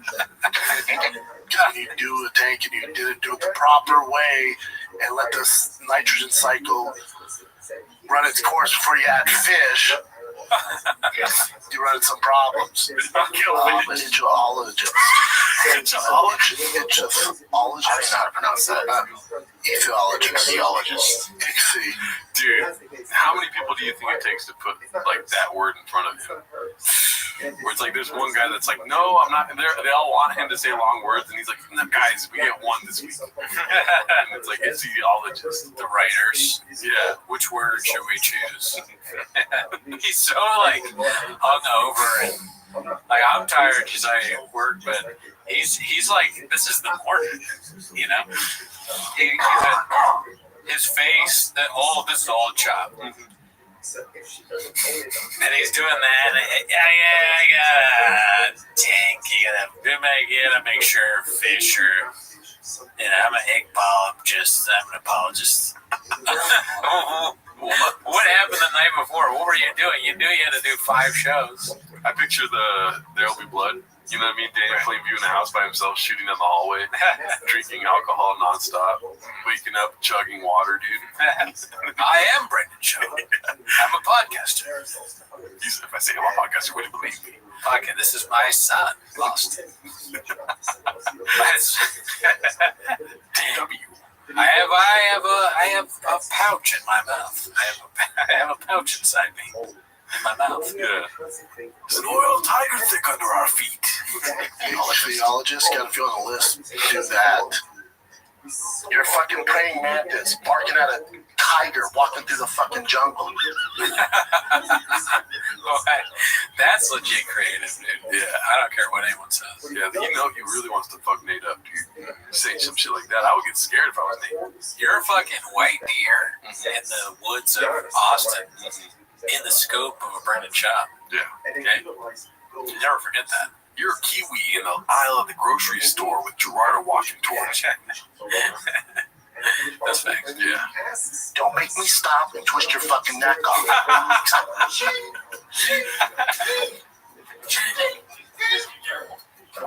Please. That's what's great about that culture, like Black culture? Yeah, like even R. Kelly could sell a Madison Square Garden. Messy Square Garden. Well, because they've been burned by the system so many times. Even though the video of Diddy being up, homegirl came out, they still go, yeah, that's terrible, but he's still our guy, and also he still made great music. And he got railroaded. You guys like your freedom? You like having an opinion, your freedom? Thank you. Thank you. You're welcome. That's so awkward. He said, thank him and you're welcome. It's so funny, dude. They don't know what to say. I think part of my favorite part of the clip is just Chappelle and Malik don't have any. They're they would look so ridiculous if they thanked a picture. You know? They're like, but we also haven't been paid for 3 weeks, so should I thank them right now? They're not allowed to talk about race at all, and he's like, thank those white soldiers. The whole thing. Fire your manager. No, but here's the thing. Figure it out, dude. But again, these managers are so, I don't know who their managers are so scared to say anything to the UFC. To say yes, master. Yes. Oh my God, dude. Oh, is it, dude? You mean Bram Stoker's trapped? So is that you? Are we live right now, dude? I was like, where you go? A subscriber. Check, please. Wait, motion on 30 minutes. Yeah, motion, check, please. Yeah, I did it today. Check, please. That's why it's exhausting when you're constantly fighting. Check, please. Did you say it again? I'm sorry, you're talking once again. Yes, he did. That's why it's exhausting when you're constantly fighting all that shit. Yeah, check, please. I'm not good at it. I don't know how to do it. Yeah, check, please. Oh my God. So there it is. Dude, even Brian's like, I get it now. people hate this guy for a reason. It's just, he just, we gotta put some words in that he can, whatever we want him to say, find out a way to see if we can get him to say it. Yeah. We gotta think of that. I don't know how we get it in there. Sleep with the enemy. We'll figure it out. I think so. They ride with their bike off in the ocean. It's like that movie. They ride with their bike off in the ocean. Yeah, I don't know. That one is. I think he's talking about riding towards the sunset, like Indiana Jones and Last Crusade type thing. Oh yeah. Yeah. But you got it really wrong. They ride off into the sunset. Yeah. And he said they ride off their bike into the ocean. That sounds like they're killing them. This is the blip on the radar. Let's see. Like Denzel Washington, I'm in the hotel room, and you got a bar there. Yeah. I go to Charleston, you got tits everywhere. Tits. We all know I'm trying to walk a straight line. And by the way, let the sun go down and let the drinks start flowing. Because if you don't think there's drinking and drugging in Charleston, I'm a werewolf. I'm a Charleston werewolf. Oh, he's reading the comics. I've been confirmed that the wrestler Stuart Smith, aka Skyco Stu, is awake and stable. However, Raja Jackson knocked the person out. Ring name Skyo Stu, and followed up with a lot of heavy punches to Skyo Stu. Psycho? That's how you spell psycho. No, it's just, I like how he gets arrogant too. It's like, it's nice. I would have thought it was sicko. Yeah. But no, dude. You know what? Some of the ways he was saying that, the names, they kind of started to sound like cool rapper names. Cool rappers just, they give Brennan Schaub a bunch of words, and they're like, you'd say this, and then you got a new rapper, Skyo Steve, or whatever. Skyo Steve is a new double XL freestyle rapper. Cisco Steve. Got a hot style right now, dude. Funny, weird way of doing it. Okay, Psycho Stu. Change your name. Which one? John Africa. They show Sean Penn now? Oh, buddy.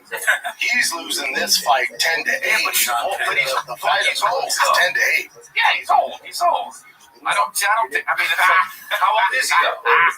That's what an old guy looks like. I'm sorry. Is he Native American? Is he Geronimo? That's the closest they'll get. Yeah, Geronimo's too close. It's almost not funny, but it's still funny. I might put them on the soundboard just because it sounds like my name, dude. Go to how old he is. Good for him. Because unless your face is always in the wind, don't look like that. I think he looks cool. That's pretty good, actually. Unless your face is always in the wind, don't look like that. It's kind of funny, but I don't know if it works for Sean Penn. Also, it might just because it's 1 a.m. right now. Yeah. Finding anything funny. He might live on a farm or something. He's always getting in. Everyone's hot. Everyone's fair. It's all about the beauty beholder. I haven't been that. I have the beauty beholder, dude. That makes me want to ride off my bike into the ocean. And hungry. I've just not been eating much, and I love when I get to see somebody in LA and they go, "Man, you lost 10 pounds, huh? You look skinny as shit." I'm like, I guess I do. Yeah. Weathering away, pal. Yeah. Weathering away. I stopped drinking. Jim can't take it sometimes. They're withering, dude. Take a little break from just chatting about this crazy world with our boy Kurt Megsner. All right? Megsner. We haven't got any of those clips yet, dude. What the hell? Yeah, I don't know. I don't remember him saying Kurt Megsner. That's Metzger. Metzger. Kurt Metzger. Listen, if Kurt Metzger. You know what I think? I'm going to say this when I read about this. Like, I'm a flawed human being. You're a flawed human being. But you know what we are not? We're actually good people. Yeah. There are certain things. Dude, what have you done that's good? Yeah. It's not even that I'm. There's obviously plenty of people saying that they've done bad things, right? But what is it exactly that you've done that's good? Do they do charity or anything?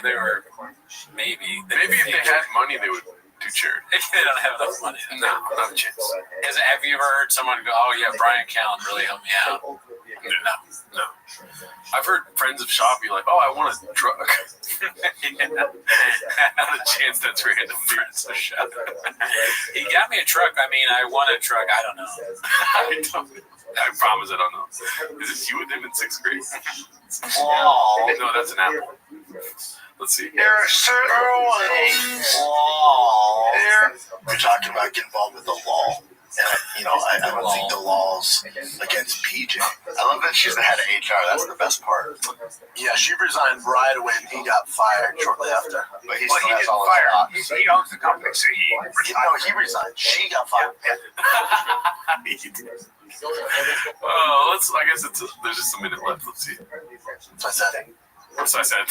Well, I'm Tanning, what was it? Channing Tatum? Channing Tatum. Yeah. Oh, my bad. Channing Tatum. You're a lot bigger. Yeah, of course. And better at everything besides acting. Yeah, and his looks are better than mine. And he's more shredded. Whatever. Yeah. I guess he did black belt as far as knowledge rolling with you guys, but as far as competition goes, man, his brain is just like, you can do this stuff. And then he tries, and he's like, Brain, I can't do this. Yeah, something is working faster than something else. Yeah. Maybe part of the brain, there's one part of his brain that's going really fast and one that's slow, and it's kind of trying to catch up, and then that's how you get knowledge. Which is funny because it kind of sounds like New England. It's like he has an Apple laptop, you know what I mean? Yeah. But he's on the Intel chip. He's not on the new M6. Oh, right. Yeah, he's not even on an M. Yeah. He's on an M1. Yeah, no, not even. He's on Intel. He's on Intel. Okay, yeah. No, I remember that. He's fucking. That'd be funny if he got really stupid or if he just starts doing a Massville accent. That'd be cool. Brendan Shaw, Massville. Spicy. Fucking cock. Like, is he executing it against other guys? Like, he doesn't compete. He has no aspirations. We're cool. Breeze is an incredible functional beverage company revolutionizing how we drink these days. They're not charged at the officers. They're subdued and put in handcuffs off paramedics. There's possible overdose. Yeah, you don't want to charge. There's research on it that shows that kids that do marijuana before the age of 21, it makes you so much more stupider. I've seen it.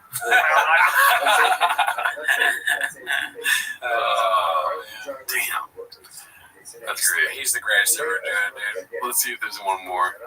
We got this by Icy Staff 1036. LA tire prices got me like, me when I see top brand tires at low prices on fixed. This is a promotion, dude. Oh, fuck. Damn, yeah. It took me a while to see that. I saw a cat. I thought for sure it was homeless cats. Yeah, they're getting smarter, these advertisements. Caught a little something on the Chin apartment video posted by Gandhi with my pimp. Let's see here. This is the studio. This is where I made music. This is where me and Rouse recorded most of our album. Oh my god. I think we've seen there. Do you remember that? No, I heard way back. At this, let's see. This looks like a classic. Yeah. If you want to fight, I'm your Huckabee, but at the end of the day, it's not an option. Great title from Danny Kaufman. Danny Kaufman, let's see. Had this dude go bad on me, right? This Steve will do it. I made a mistake on the shop show, and I just apologized, and he kept going bad on me, and fans like, oh, this would be so good for views, roast them, you guys should fight each other.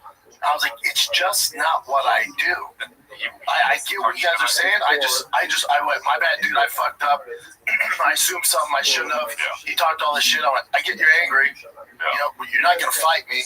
That's not even an option. Right. So if I fucked up, dog, my bad. And then he can keep going, but you're not going to get anything from me.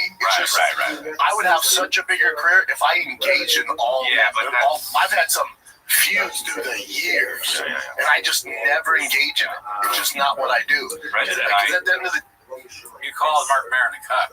You literally want to fight Mark Maron. Yeah, you said that he should be punched in the face. You threatened Bobby Lee's career. That's true. They did that too. Yeah. You try to sue Trash Tuesdays. Yeah, Trash Tuesdays unique. And he like copyright strike stuff, or once a week. He should be eating a tater tot and chilling out. This way, if he really was like that, it might be better. Maybe he's not keto right now. There's tough guys online, and then in real life, that's where I live. So if I mean, fucking. it's Gino, bitch! Fuck yeah, dude. Pull the fuck up. That's my DNA. You're so upset you want to fight. I'm your Huckleberry. I'm so fucking down. But it's never gonna be fair, so it's not an option for me with these guys. It is though. I guess that makes me a big old bitch. It's so funny when it's not showing you because it sounds like he's saying it. I like how Chris is trying to be like, stop talking. He's like, yeah. Yeah, though, It's just, all I heard was like, all y'all bitches and I'll kick your ass. That's how I feel. Right, man. I'm a fucking dude. That's social media. This is it. Is there anything else you want to tell the audience before we get out of here, like on the board there? No. I mean, on the board, maybe driving my son to baseball practice. I'm always driving my son to baseball practice because I got violence in the DNA in my back. So I mean, look, you guys can play around all you want. I'm not gonna fight you. It's just not realistic that any of you would. I would kill you easily. So it's like I'm not gonna fight you. If you want to, just pull up. Pull the fuck up. Let us know what you think of the new setup here, the chairs. We're thinking about getting some more rain cans in here. For sure, we're missing out on some of this. So funny. And then Magic Mind, hit us up. We're trying to do a Magic Mind advertisement. Yeah, dude. Also, Black Buffalo nicotine.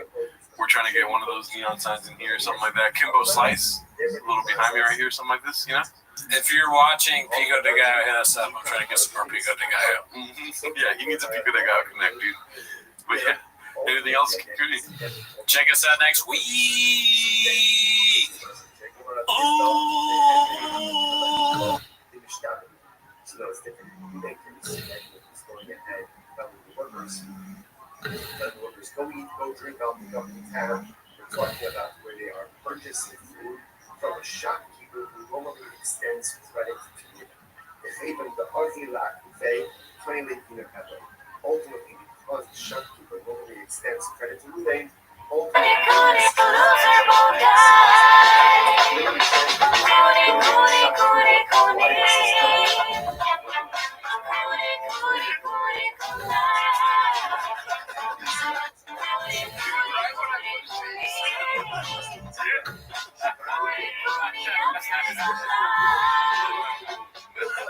That doesn't matter, Daddy. Oh my God, that's so cool.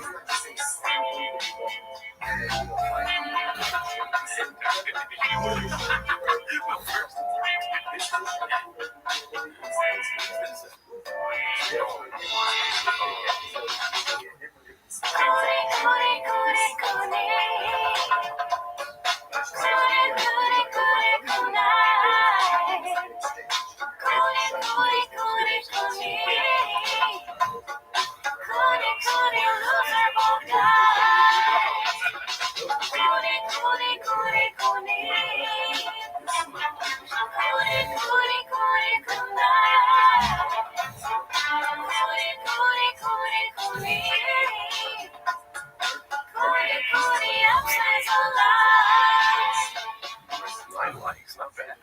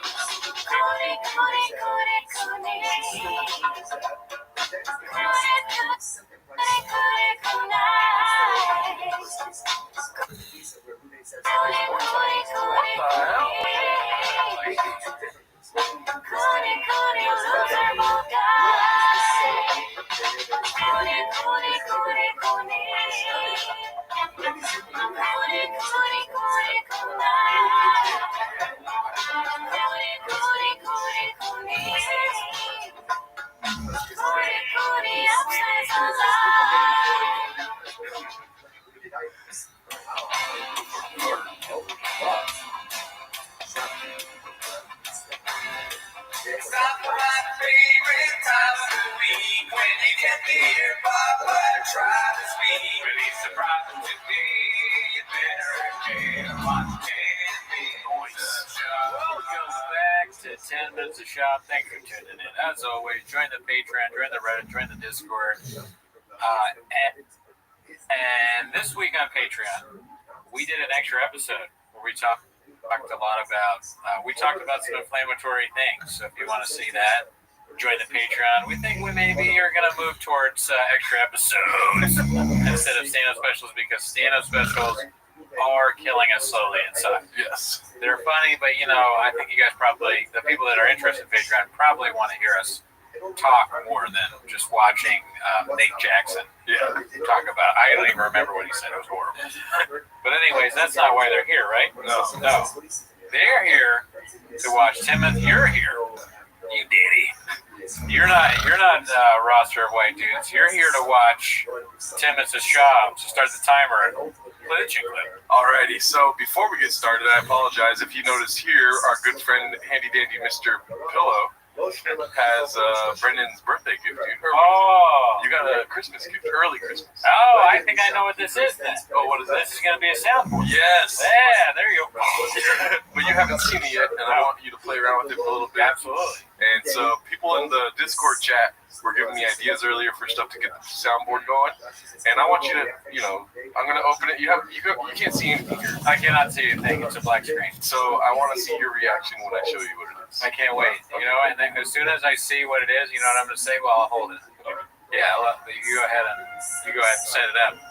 Play get those chips ready, Clint. Oh wow! Oh, this is a fucking hilarious. I wish they could see it. I really wish Man Lehman could see this and Gordo. You can't really. I mean, yeah. Abu Dhabi, baby. Before you go into the sounds, Brendan, I'm going to try to talk you through this right now, okay? Okay. On the top, right, first row, up top, right? Yes. What does it say? Starting soon, right? Main scene. Big dick, sorry about that. Right. Close up. And then the fourth one says what? Should I tell them what it says? Let's just go ahead and show them, dude, in case they want to fuck around. Listen. Okay, before you show them, I press it, it shows them, right? Okay. So you guys, you're all doing a great job so far. I see comments. I see some likes and stuff. If there are any bot comments, if the like count does not match the ratio, okay, of concurrent viewers, guess what happens? As a punishment, we go back to vertical bit. Yeah, we go back. This is what you see. This is what you see. All right. The sound. That was a good guess, Man Lehman. The sound could happen too. Yes. It depends on the mood I'm in. And remember, and never forget, I have bounce in my DNA. Yeah. Now you're under my control. That's what I want to say. I ruined that bit. But let's go back to close. Oh, no. Oh, now you really fucked up. Y'all must have forgot. Okay? Y'all must have. Oh, you really? Oh, really? Oh, really? Okay. Oh, you fucking asked for this shit. Dolphin bottle time.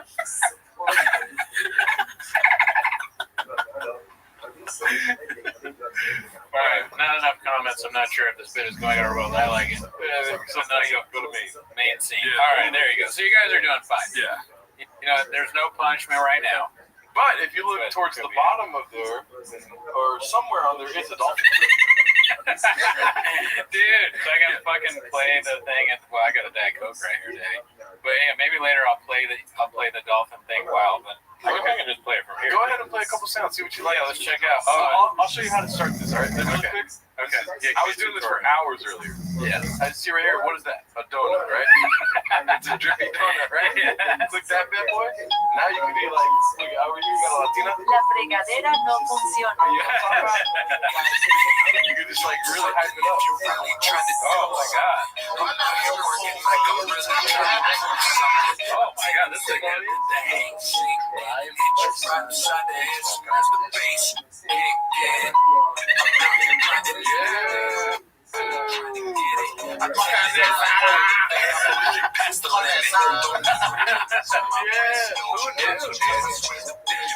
It's like, that's the song. So the song goes really well with Shabbos. Yeah.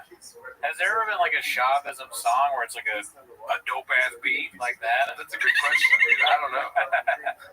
Okay, this is awesome. You got Jelly Roll? Daddy, you're a little older now. We might have to just get that thing cut off. Because I like a kangaroo with a pouch above my feet. I don't even remember that, but I like a kangaroo with a cap above my This is like Baby DeVere. Okay, question about the dolphin sound. Is it a real dolphin or ripped from the actual dolphin bottle? Because it probably needs to be from the actual dolphin bottle. Good idea. That's facts. Nice.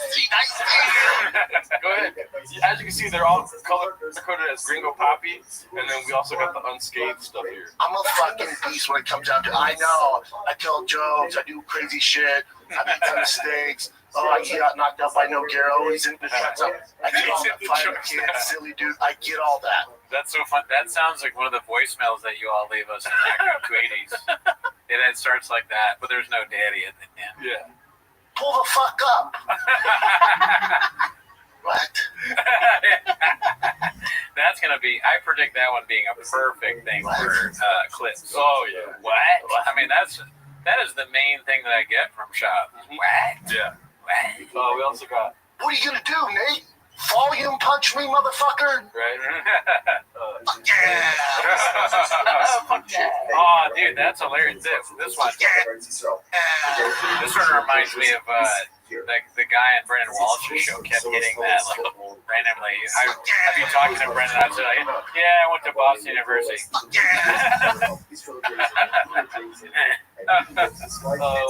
Chili, we got a dial. It's Keto, bitch!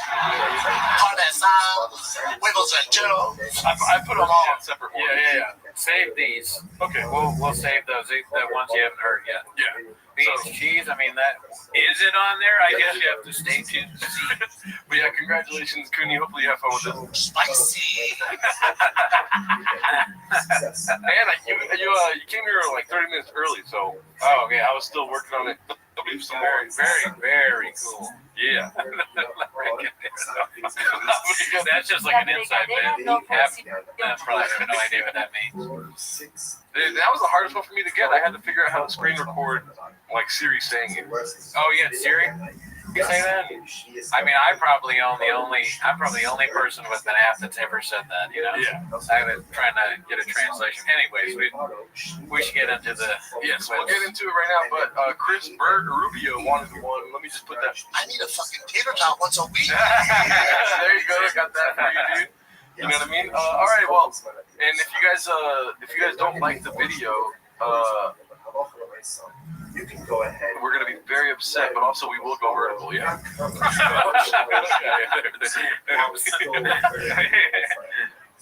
about you stay away from those ones? Sorry. I definitely did starting soon, but I maybe fucked the whole thing up. No. Okay. Alrighty, so I do have to fix something else though. I realized that after we started, I don't know, maybe there was a power outage or something. I have to reconnect something real quick. Okay, cool. Yeah, I mean, listen, I hope you guys like these new sound effects. I personally, this is one of the most amazing things anyone's ever done for me. Yeah, I might get emotional. Don't kill me.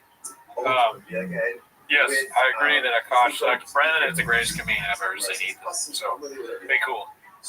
Brendan Schaub is one of the best. He's also, I tweeted earlier today, they're thinking about making him the head coach of Ole Miss Rebels because Lane Kiffin left. Because they need somebody with a lot of football knowledge that's really good that had some time in the NFL. It doesn't matter how long it was, okay? Have you had a cappuccino with the Buffalo Bills? You haven't. Y'all must have forgot. Yeah, dude. Y'all must have forgot. Oh, Chris loves the sound effects. Yeah. That makes sense. Yeah. Go vertical play. No. Dude, what are you doing, bro?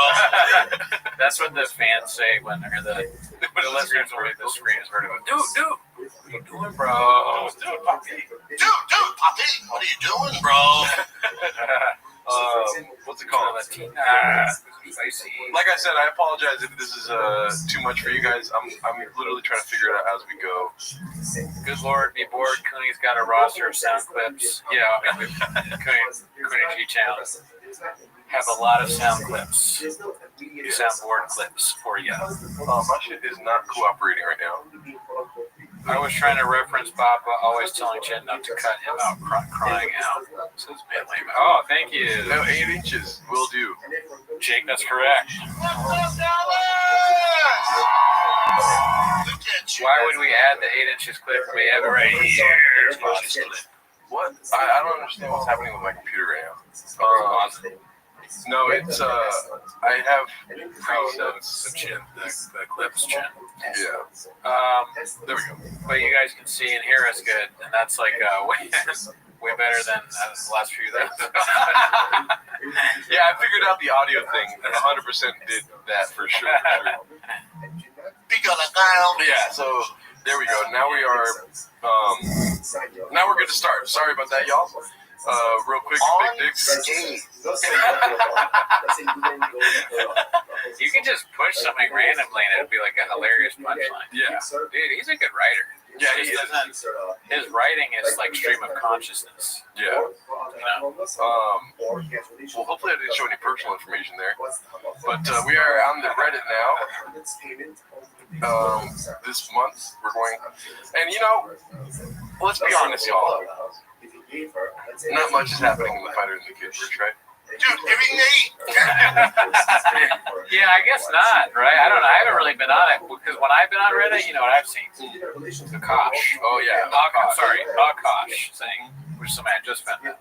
We're going to get into Akash. We're going to go through the Fighter and the Kid really quick. And when we finish with that, we're going to move to Akash. So I'll have some sort of like limited like count thing going on in my head, and then we'll move to Akash. Because I watched the episode. Brendan hasn't watched any of the episode yet. Yeah, because I guess that makes me a big old pussy. Oh, that's hilarious. Oh my god, I got the hiccups right now. Worst time to get the hiccups. That's because you're on that BGL right, but you're in the gym every day. Oh man, so the first one is Akash. Whose wife is worse, Papa or Akash? Let me close that. And it says whose wife is worse, Papa or Akash? Posted by Turbulent Yam. Oh my god, I got the hiccups right now, dude. You get it. Turbulent Yam 2575. Let's see this. Yeah, that's me. How I ended up in this situation. What I find corny is my preference is not my women. Now, I thought it was I'm not dating my women, period, which is the corniest human being outside of a criminal to me, period. Akash has been with one girl in his life. Who's his wife? That's my wife. That's an So Indian this woman is that was like loyal forced to me. Sometimes I get really nostalgic for college. I was black in my precinct, was living my best life in these white boy frat houses. I'm actively trying to have an orgy because that's the narrative. That one surprised me because I saw narrative, and I thought you were just gonna say narrative. But that's the narrative. That's perfect. Yeah, that's a bad narrative right there. Yeah, she's a thick girl, dude. and you haven't seen Nav yet, but wait till you fucking see him.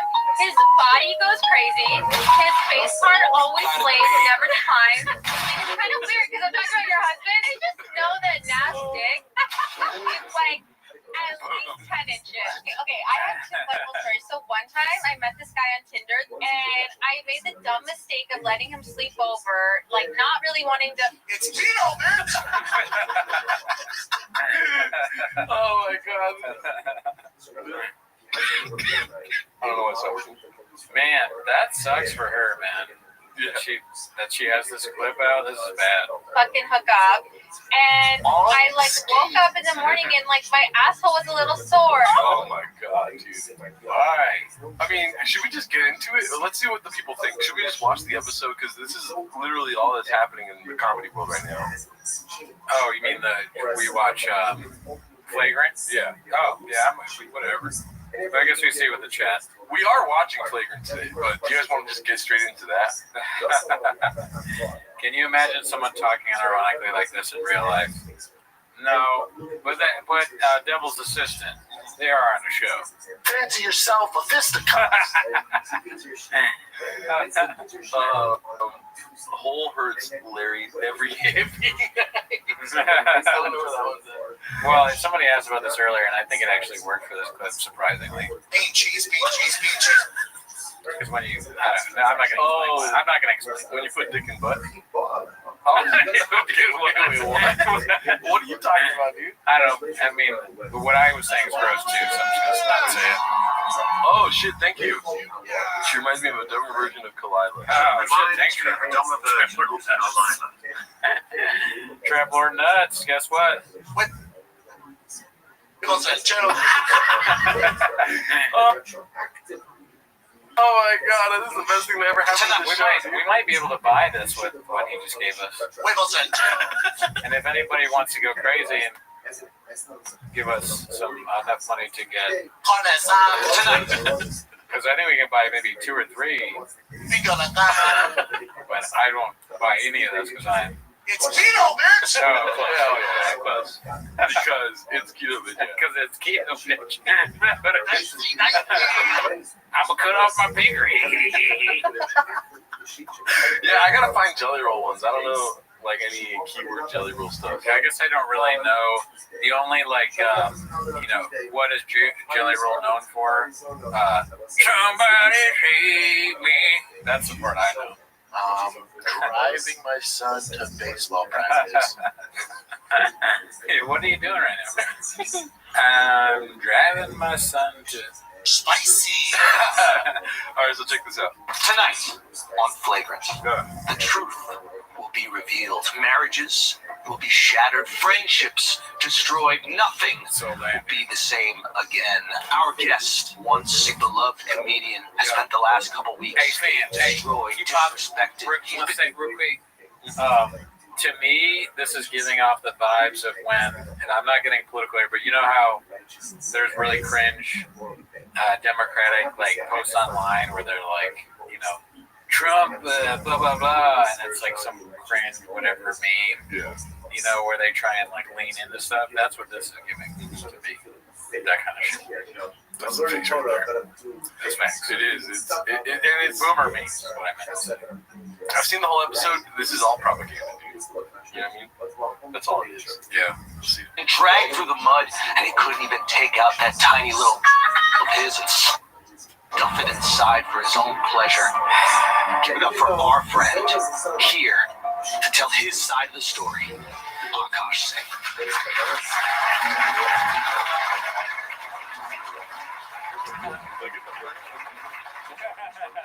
Thank you so much for being here. You can't imagine what you've been going through the last few weeks. Tell us what's been on your mind. That'd be so cool if we could connect the soundboard to people that watch and they could hit it whenever they want. What if there was that would be amazing. They get control. But what if you could make people in real, this is so redacted, what if you could make people in real life say Shabbos by pushing a button? You just push a button and someone at your office table has to go, that's the narrative? I'm in control now. Now you're under my control. Pull the fuck up.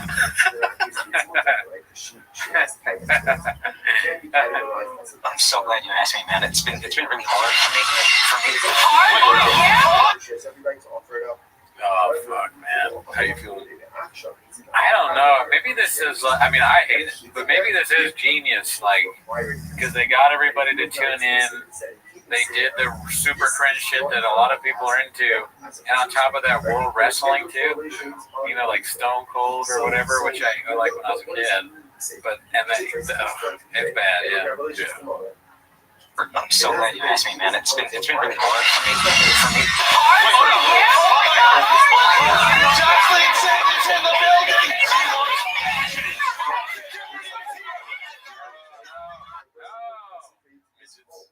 Oh, man. Yeah, dude, what the fuck?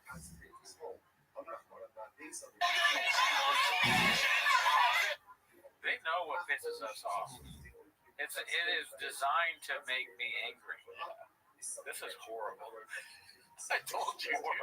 What did I remember? On? Oh, no one fucking Schultz did that. Shout out to you, dude. College years are neither private nor vacant. Archaeologists could reconstruct the whole campus using the white boy evidence alone. I'm gonna take that and I'm gonna buy some. Wiggles and Joe. Oh, One fucking cent. Oh. You guys. Cooley's face card always slays, and Jerry's Sharpies always have that funk. You get a dolphin. This might have been the worst decision I ever made to give you a fucking. Dude, look at that, by the way. You see this? Well, oh, wow. So people have spoken. Cringe is not going to win this time. Yeah, dude. Cringe loses this time. Let me just read my text thread with you earlier, dude. Yeah. While I watched this, I was saying, it sucks already. Andrew made the same joke that I made.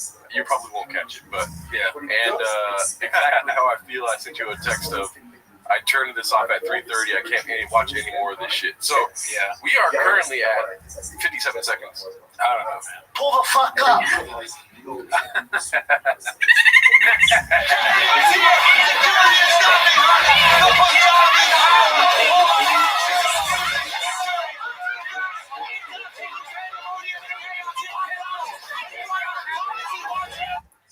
don't get that bit. He's cutting something. I don't know what he's cutting.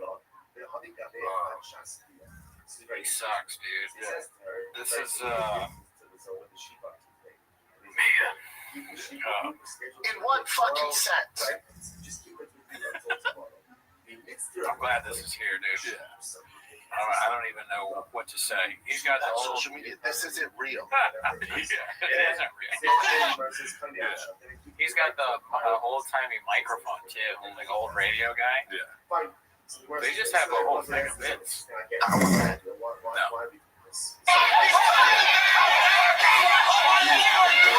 Oh, I see. He's cutting up a Louis Vuitton purse because she's a gold digger and he bought. The joke is that he did probably buy her that, and he's not cutting it up. Good. And, you know, that purse is probably full of condoms that she uses to fuck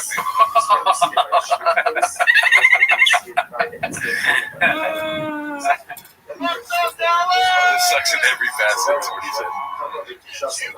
Thank you, AMP. This sucks in every facet. Let's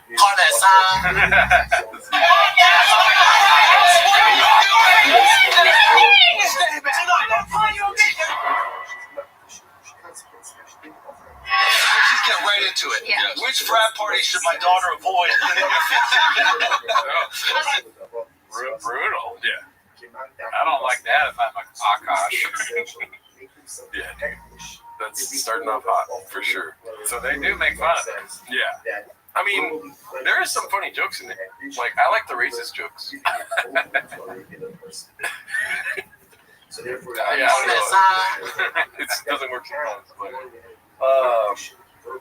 more about the Indian racist jokes because they got me off guard a couple times. Okay, gotcha. And watching the two black security guards in the background laugh, it got me. I was like, but that's a lot. I will snap his fucking neck. And the 2-year-old daughter. Which frat party should she not go to? Shy should avoid tea because they definitely. He's so nervous, dude.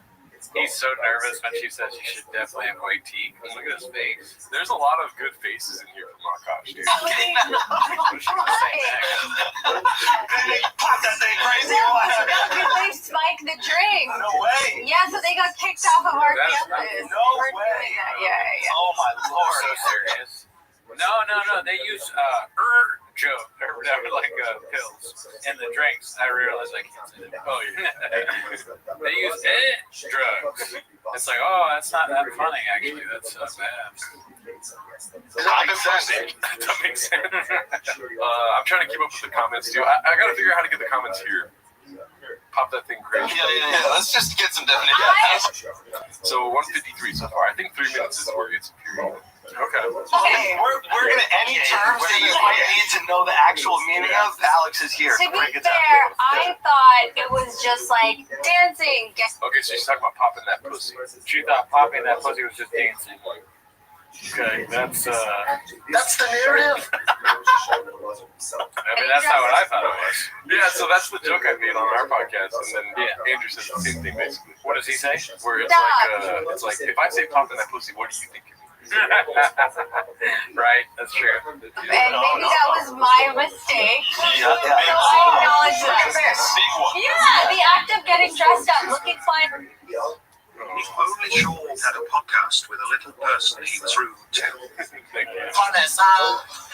see. Yeah, but you know, the security guards laughing in the background is always going to be funny to me. Yeah, they're probably the funniest. Well, they're definitely the funniest people in this crowd. Yeah. Your average person is funnier than anyone on this couch. Yeah. Hey Sal, wearing a minimum of 3-inch heels, preferably higher, and dancing your ass off into the wee hours of the morning. That was what I was doing. Yeah, this is white people. This is where you learn. Guys, what do you think popping pussy is? See what I mean? That. I do want to hear what they. Yeah, no, but you did do that. But I also absolutely want to hear what the best people on the show.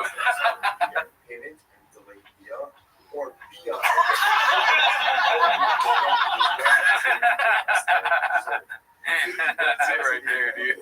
Yeah, it's definitely the two funniest people on the show. Yep. That's what poppin' pussy is right there, dude. That's what he's like, I'm not going to say what I think it is in front of this man's wife. Oh, come on. It's not working. Why does it do that? Oh, yeah. Oh my God, none of it's working. Johnny cursing is not that. Okay? You're doing more than security. That was my bad. That was my bad. That was your bad. Real Urban Dictionary. Just get a call every time. Anytime you're worried about it, got that. Yeah, that's what I thought. As a white, I thought poppin' pussy was just dance. I thought it was like, yeah, that's what I thought. No, you didn't. No. It's at the very least being a stripper of some kind. Yeah. But most people would assume it's sex. The woman on top. Yep. Okay. that's fact. Right? Right? We ain't gonna lie. Right? Lie detector test says that today, Junior, underwear Lopez, I'm losing it. Yeah. Yeah. Well, I knew that's what you meant. Yes, that's right. what I meant. But like, once the internet makes you a whore, yeah, they're looking at. Joe. This is our friend's wife. That's my wife. That's my wife for the time being. We have a calcium market, by the way. I like for the time being. Pop in that pussy. Let's hear it. Pop in that pussy. Nice. Thank him. Oh yeah, there's this Kalshi, whether or not they stayed together. Wow. What do you think? I think they do. Yeah, I think so too. He's a good. Yeah. Like Shab, you know how Shab always says that? That's the narrative. Shab like he's a cook. Yeah. Now I'm that. Yeah, I really think that. Yeah. Well, you have a lot of proof. Yeah, I don't know if Shop has any proof that Mark Maron is a cook. I mean, he calls a lot of people cooks. Yeah. Anyone he doesn't, it's not if he disagrees with you, then you're a cook. He's gonna. I will snap his fucking neck. That's what happens. Calcium market has been made. Will Akash and Jess lead divorce before 2027? I just want to point that out. Okay? 2027? Yeah, we have like a long way. Yeah, we got We're trying to rebrand you right now, Jess. Okay, I gotta wait that long. Can we get some other definitions out of the way? Yeah, let's get some other definitions. Yeah. Allegedly, and you can correct me if I'm wrong here, is it true that you said that there was a rotation of guys? A roster. Yeah. What is a roster? Okay, What does that mean? you guys have to understand. Have you ever heard of the repressed Catholic schoolgirl? That's the I was, yeah, you know. Okay, so I was Catholic school was in its living room. Imagine how repressed she was. I was the repressed Indian girl that. What? Do you believe the narrative? Oh, that she's repressed and she's just acting out. Or it's kind of like that guy Cuomo, where he's like, "I'm just too Italian not to touch a woman." Right? Hey, when you hear your family, and I have sex with my family. No, I mean, she said she maybe was bragging and not she has her idea of what bragging is. She thinks that's cool or whatever. People like it, and she's not gonna. She actually didn't do these things. But it seems more likely. What's the thing? Murphy's Law or Occam's Razor or whatever the thing, like the most natural. I should have just said, what's it called? Dan's Law or what? It's like a shop. But the most obvious explanation is the Occam's Razor. Occam's Razor. So the most obvious thing here is that she had a roster of white dudes that she booked, and she popped her pussy for them, I guess. Because she said she did. Yeah, and it makes more sense if, like, she's saying, like, Catholic girls? Yeah, Catholic girls fuck a lot of guys because they're oppressed. So she's using, like, this repressed Catholic girl thing to be like, I didn't fuck this, so that's why I didn't fuck anyone. Catholic girls, and I didn't go to Catholic school, but the rumor is that, they do things other than, like... No, I know, I went to an all-girls Catholic school.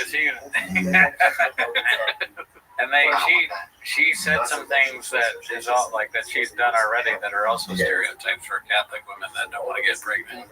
Because Catholic women got that thing on their back door with them stuck up the gum with their back door. Yeah, the back of the cum. Fancy yourself a fisticuff.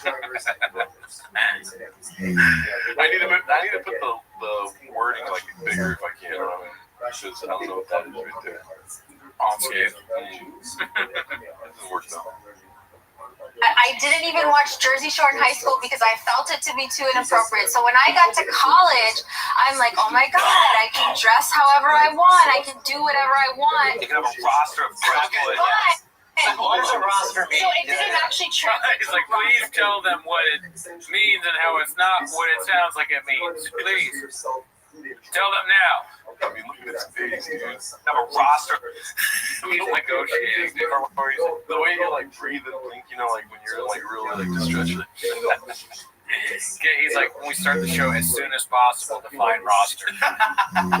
Okay? Because when you think of roster, it's kind of funny. You're on ESPN.com, you click on the roster, and there's like 20 NBA players. However many. The roster for the NFL is so big, you're like, oh my God. What? You fuck all of our roster? Which sport? What does a roster mean? That should be one of these fucking things. What does a roster mean? What do you think it means? Akash? I'll tell you what a roster means. Go to ESPN.com. No! What isn't it word? That's the narrative? It didn't actually translate to a roster. It just meant like two guys I was talking to and flirting with at the same time. That's it. That's all. That's not enough for a roster. That's tennis, baby. That's fucking... That is... Spicy. That's a lie, dude. Alright, so, let's give her the benefit of the doubt. We're gonna watch this. We're gonna do the Brian Callen tactic. No audio. We'll see if she's telling the truth or a lie. Let's go ahead and push play. Eyes closed. That's me. I'm not a body expert, dude. Well, I am. Look at this right here. The eye roll. She's starting. Okay, oh gosh. Believe me. Oh, he's not believing me. Let's just roll my eyes. Oh. she's doing the fake eye roll, like, oh, it's so ridiculous that anyone would ever think what I said is true. It's possible that she's just playing it up for the show, I guess. Yeah, or she's lying for the show. Occam's Razor, Daddy. Yeah, dude, that's all. That's social media. This is it for you. And I'm I guess that makes me a big old pussy. I like that. That's all. And when you say hooking up, I think people. When I mean hooking up, I just meant making out again. Even that, it's like it doesn't matter what women do, but I think saying roster of white dudes, I don't care what you're doing. It's bad. Does that make sense? No one would ever, truthfully, no one would ever be into that unless they were like literally someone who's a cook, I guess, and into it. And even then, they might hide that. Because yeah, dude. Because I'm Mr. Whole Foods.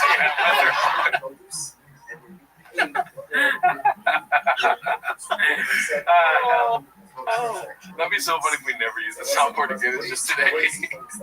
It's so good, dude. Dude, give me Nate. How many? Like everything I say is so amplified and hyperbolic because it's so like incongruous to who I actually am as a person. Right. So you're saying you're a big old prude. Yeah, literally. Now I will be honest. As much as I was heartbroken by what was going on with you guys, and definitely with Akash, my brother, there was a little part of me that was like, it would be hilarious to come in here and find out you had a huge roster and lying about this whole time. It would have been heartbreaking for you. You know, but you had your whole life to share your virginity with a girl, and she threw it to some frat house in 20 years ago. A white guy. A fucking white guy. Gotcha. Don't stop on there. That's bad. Okay. So, yeah, how are you friends with this guy? I mean, just. You know what I mean? Dude, your boss high-fives your wife because you hypothetically had sex with a white man, and he's like, yeah, what? Can you imagine in a real office, like, how racist that would be? Hey, you both fucked another white guy, right? White guys are cool. Everyone else is like, if he's not fired, then I'm suing. Yeah. I mean, this is unacceptable behavior. That's the narrative. Fuck you, you're my best friend, and you just fucking high-five my wife for fucking a white guy? Can I get her virginity to a white guy? Can I get a fucking recall? Like, what the hell, dude? Bean cheese. I'm fucked up. You got me fucked up, bruh. If there was ever a scene where I would really actually maybe do black sense, I was so mad that I did. That might be it. If you do that to me, I might actually. Who knows what I'll say? What? Yeah, dude. I will snap this fucking down. I would be mad. I would be very angry. Pull the fuck up. Okay. So no real roster. Yeah. Because what a lot. Oh no.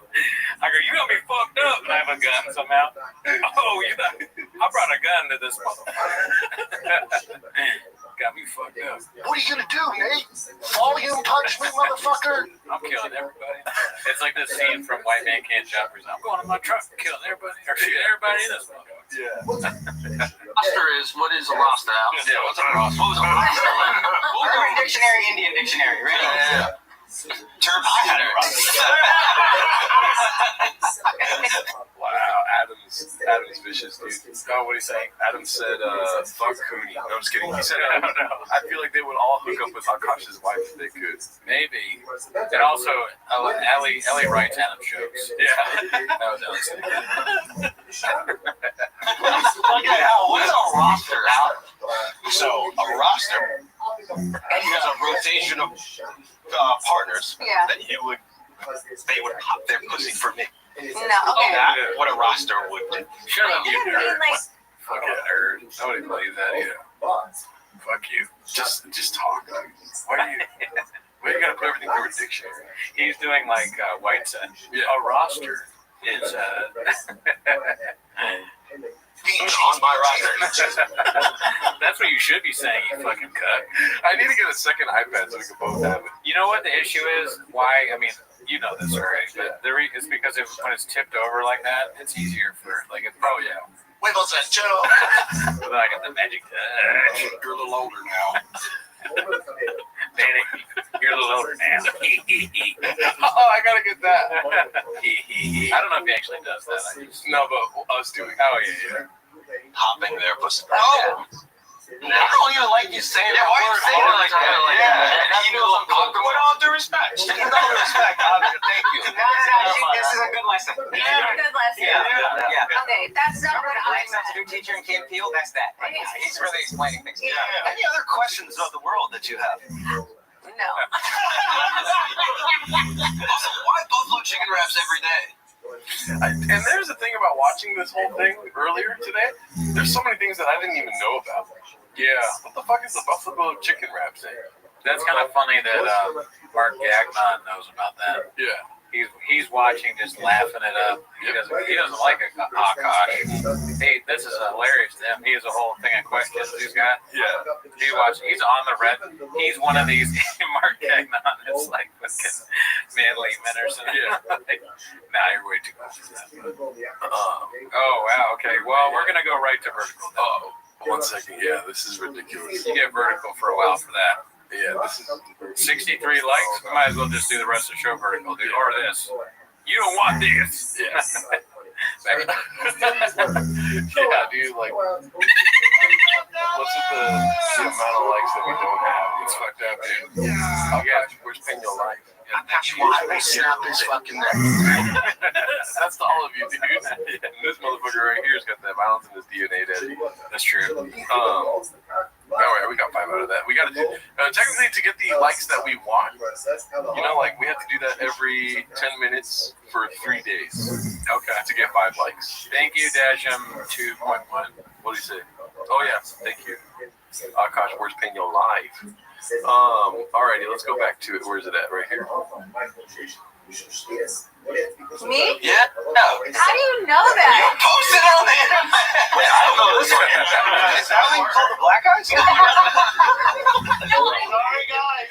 guys. Yeah, so the buffalo chicken wraps, is that what you call the black guys? That's fucking I laughed hard. I wanted to make a bit where I laughed at all the racist. Spicy. Yeah, dude, I'm spicy, dude. He sucks just because of the man. That's lame. Yeah. I am white as shit, Dallas. Yeah. Okay, just falls in a Popeye chicken sandwich. Okay, wait, tell us, what is a buffalo chicken wrap? No, it's just literally, I would just order buffalo chicken wraps every day for dinner. That's it. I think. Great comment right here, dude. Kevin Andre said she's ducking the chicken. I don't know what that means, but I like that. Well, dude, buffalo chicken wraps every night. That's the narrative. Nah, that's weird. I think that's weird. I don't know if I'd order that one night. Yeah, buffalo chicken wraps don't sound good. They're okay, but I mean, here's the thing: buffalo. Wait, what's that, Joe? Deep fried chicken. You know what I mean? Buffalo and a tortilla dog. It's like those things all should be on different plates. You feel me? I'm not trying to go to the hospital tonight. I don't know if I really like buffalo chicken that much. I know that's gonna don't kill me. Yeah. I know that's gonna ruffle some feathers. I used to like it until this fucking bitch will burn around.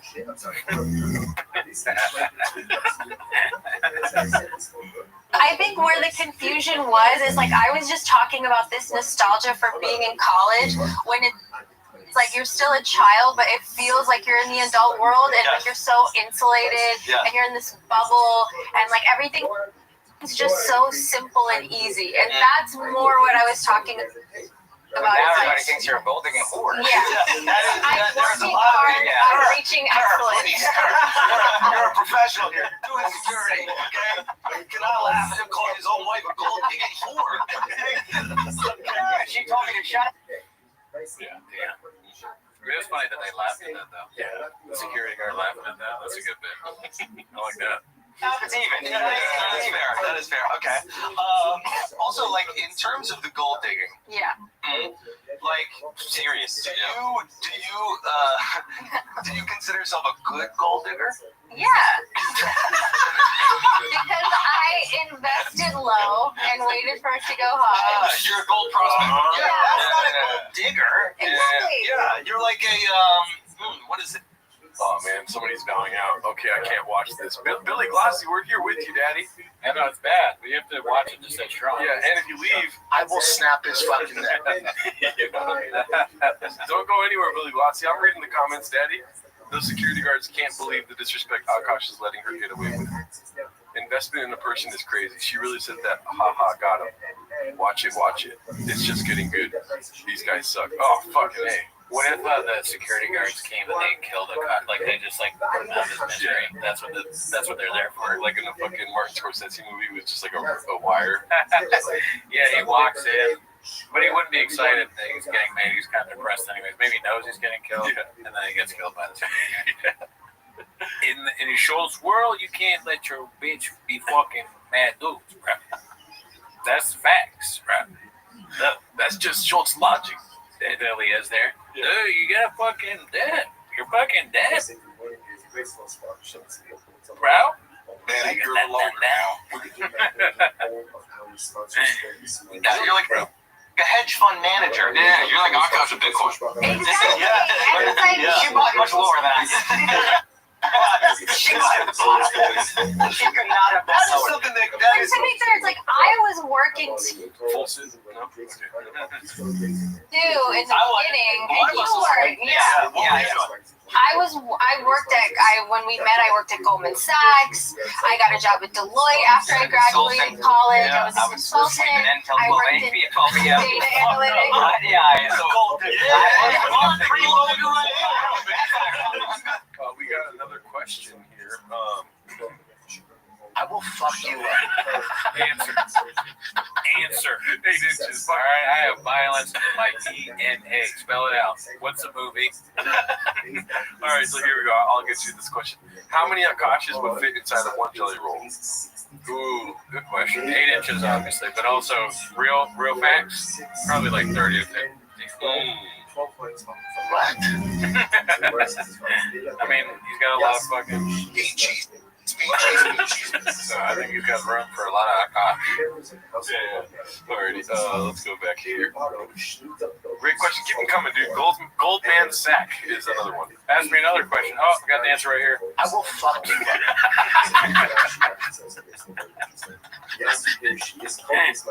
Pull the fuck up. I'm sleeping on the ground. I used to really believe that you guys were poor with his sob stories. You didn't get Patreon going. I know you're working at a fucking hedge fund this whole time you were spending your money. Well, I wasn't making that much. I was making like 7. Oh, they want more stuff. Hey, Brandon, it's your mom and dad. We're calling because we hadn't heard from you in a while. I will fuck you up. Hey, it's Gerardo. Hey, what's up with the Google Patreon money? I will fuck you up. Fancy yourself a fisticuffs. You should add Jeff Dye's cowboy noise. Oh yeah, that's like I said. He came here early, so I was still trying to fill in all these holes. Oh, that cowboy noise—that's really funny. Yeah. Hey, I just watched Adam Ray stand up. I will fuck you up. Pull the fuck up. I will snap his fucking neck. Grand a year in New York City on 2 people. But that's good though. Yeah, it wasn't bad. Okay, so then when did you guys? Oh, David. They want me to ask David. Oh, that's a good one. Yeah, that's a good one. I gotta find him saying David. Has he done it? More than probably. Yeah. Probably one of the many names in that Twitter clip. Yeah. You're really broke. And why did you stay with him? 2018. Okay, do you want the real answer or the fun answer? I want to know the real answer, and like I want to know that because I heard this beautiful story that Akash told about you guys sleeping on the floor and then, like him wanting to give you his North Face or something, and then you get it. I will fuck you up. It's so good, dude. That's like, because you're like, it's not Mew Mew. I'm not sleeping in North Face. You saved your money. Give me a Mew Mew. I'll sleep on the floor with it.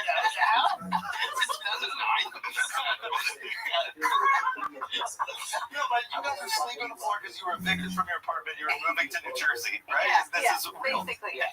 Still want to stay with him. Yeah, I mean, Why? I never actually asked. Why? No, you know why, bro. Come on. Oh, yeah. Right.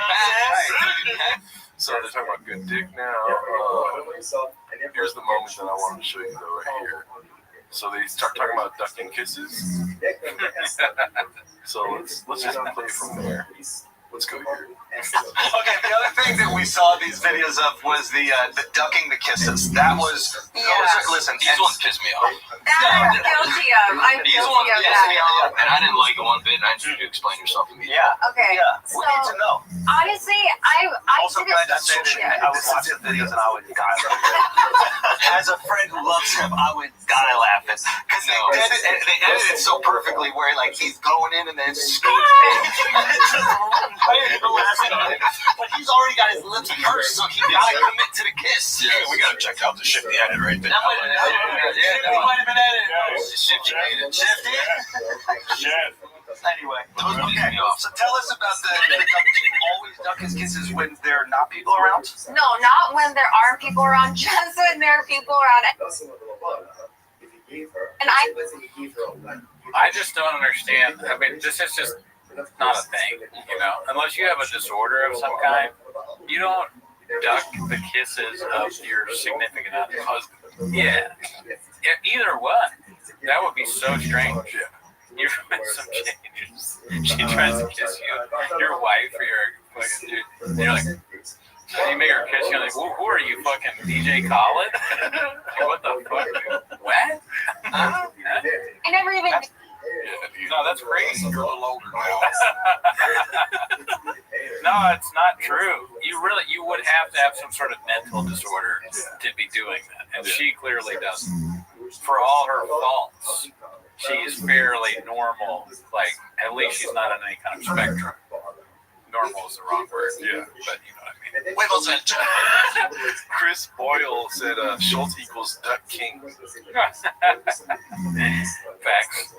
You know, show us Gerdo and Cooney kiss. That's a bot. And also, I will fuck you up. Just kidding. Daddy, you're a little older now. I love the jelly roll one. I just gotta make it shorter. Daddy, you're a little older now. Yeah. I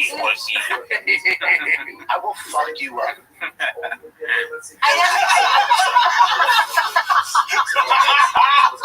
so they fake laugh a lot. Hey, yeah, thank you, James Freeman. Thank you, James, in the house. What's up? What's up? We're gonna buy some goodness up. Oh, that was that money right there. Dude. It's gonna be a real difficult episode. So let's get to the moment you've been waiting for here. Kind of overstimulates me. And like the videos people have seen are like the proposal videos, they're like already overstimulating. Okay, so Look at this. Something I caught earlier. Akash. He can't help but show emotion. She's like, the proposal videos are already overstimulating. Look at this fool's face. so here's the thing. You won't kiss me.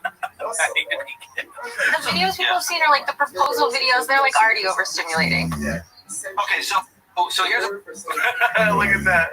He's pissed. He's like, I'm proposing to you, you dumb whore. Yeah, that's the face you get from Andrew Cuomo when you like don't give. Where's my hug? Give me a hug. Where's my hug at? Where's my hug at?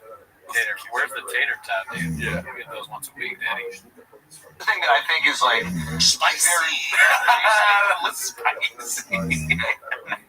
Painful thing is not wanting to make out with your partner in front of your entire family. Yes. But most people just do it because they're like, oh, I don't want my partner to feel embarrassed in this moment, even though they're like, ugh. And you're just like, you just feel like, ugh. I think it's relatable though to have that sensation of like, I don't want to be intimate around my like brother, sisters, or mom, dad. Yeah, exactly. I think that is I think that's relatable to some people. Yeah. But most people just do it and then do a quick one. Like my wife will just give me like a quick smooch and then go back to doing it. Our parents kissing ever, so it's like so foreign to us. This is an interesting thing that a lot of the internet might not understand. Yeah. But it's like your family, your parents were not like romantically in love at all. And if you say yours, you could cut romantically. I mean, were they both arranged? Were your marriages both arranged? Yeah. Sometimes arranged marriage, it's a freak off. They love fucking all the time. Yeah. Probably. But they don't show us. Even they don't show us. Exactly. Yeah. Thank God. Yeah. So because your parents had an arranged marriage where they had children, you can't kiss in public? What? Yeah, that's not facts. Okay? And also, I don't like this. I'm going to stand up for Indian people here, okay? I don't like this narrative where they're saying that Indian people don't make out. Old Indian people don't kiss each other. Fuck that. Does that make sense? It's bullshit, dude. That is bullshit. Wiggles and Joe. No, dude. This whole episode is an episode of lies, dude. Pull the fuck up. And you know what kind of lies they are? Flagrant lies. Yeah. I will fuck you up. These are just flagrant lies. They're not. There's not true in any facet whatsoever. Fuck this. I don't like it. Even if it was true, I don't believe something like that. Indian people don't make out? Sure they don't. Yeah. Fuck that. Yeah. Not kidding. Now, especially in that shame turn to not be able to go, oh, now she got no excuse. Yeah, that's true. Me one. There we go. Okay. Well, can we settle something for that? Yeah. But you kiss Akash right now. I don't even know if I want to see it on my lips. Okay, I know. Everybody over here. But it's gonna press like Bring that ass over here. Yeah. That's kind of funny. I think That he does it. well, Kind of like that. Yeah. I like that. So, I'm but, redacted. you know what's funny is when I was watching it, I rewound it a little bit to be like, that'd be so funny if in his face he's like, oh my god, she's willing to kiss me. So he doesn't ever, he just like starts crying. He's like, I can't do this for real on the show. It's the first time we've ever kissed. He doesn't want to kiss her because he doesn't know how to kiss. Then the whole internet will know. Yeah. but it's gonna press like Bring that ass over here. Alright, I don't like that part. But the first part was I'm down. Yeah. You know, did you ever watch that Lily Singh show? That's a bad show. This is like a bit from the Lily Singh show. Yeah, for sure. Yeah, he's like, nobody knows that I wanted to kiss you on the show. But they all have a very coordinated response. I always talk that Real Online Boy when he did the sketch of him. He's like, I'm so embarrassed. I was at the show and they recorded me laughing. And she did all those terrible jokes. And that's one of the funniest videos I've ever seen. That's hilarious. That's good, dude. I will fuck you up. So let's catch up with the chat here real quick. Yeah. You know, there's more moments in here, but has anybody else watched this already? let's unpack this. Hey, why? Here, look on the. Can we do another poll? I mean, this is a stolen poll. Okay. Yes. But I'm just curious. The poll is, who would you rather be, Will Smith or Akash? Because I saw that. I think it got posted in our Discord, maybe, and it's like on the TFAK thing. But I'm just curious. Well, that was a hard question for me. Nah, I'd rather be Will Smith. Yeah, 100%. Yeah, no, it's a very easy one for me. But that doesn't. Don't let that be your vote. Yeah. I just honestly think I'd rather have my wife cheat on me than say she had a roster full of a certain. Yeah, you know what's funny too is that I was just about to say this will probably be the only poll that'll be 100% Will Smith. I cannot understand any like upset on being Akash when you're comparing these two. You know what I mean? Will Smith gets to disappear right after the thing happens. Akash wants to continue his career because he's barely budding. I guess at least Will Smith handled it in a way. I mean, he handled it strangely, but at least he had some shame and anger and some, like, you know. Yeah. And also, if you're just comparing like the two guys, I mean, obviously, Will Smith, I love Will Smith. Yeah. But I'm not even looking at it like that. I'm looking at it like the situation. Situationally, I think one is way worse than the other one. Yeah. Will Smith is like dating. I mean, married to some chick's really hot, and then it's crazy. Like she's crazy, he's crazy. He's like, all right, don't kill me. You know, my thing, and you're some friend or whatever. Yeah. That's embarrassing, but that's one thing. This chick is over here, roster full of white dudes, talking about her co-host's husband's penis, saying she wants to fuck him in front of him. It's just, the one is worse than the other, dude. Yeah. Flagrant must think we're Akash level of stupid. But guess what? I'm way dumber than Fuck you up. Are they trying to convince us or themselves this is the gayest way to handle the situation? She must have forgot. I gotta get that on the cell. She must have forgot we're not her husband and she can't gaslight us and deflect us into her nonsense. Worst thing you can do is try to make your audience look dumb. This shit is embarrassing. Man, I'm about to have a field day with this. Look how drained he looks. Miserable life, miserable cover up. Akash looks like he's aged 5 years. This is worse than Will Smith went to the red table. Oh, I forgot he did go there. And like, yeah, Will Smith was mad. He was crying. You know? It was a bad day. Akash is like, isn't it cool that my wife is like this, dude? All right, Mr. Whole Foods. Well, I'm sure you're gonna watch the rest of it. Let's go to the Fight It on the Kids subreddit for now.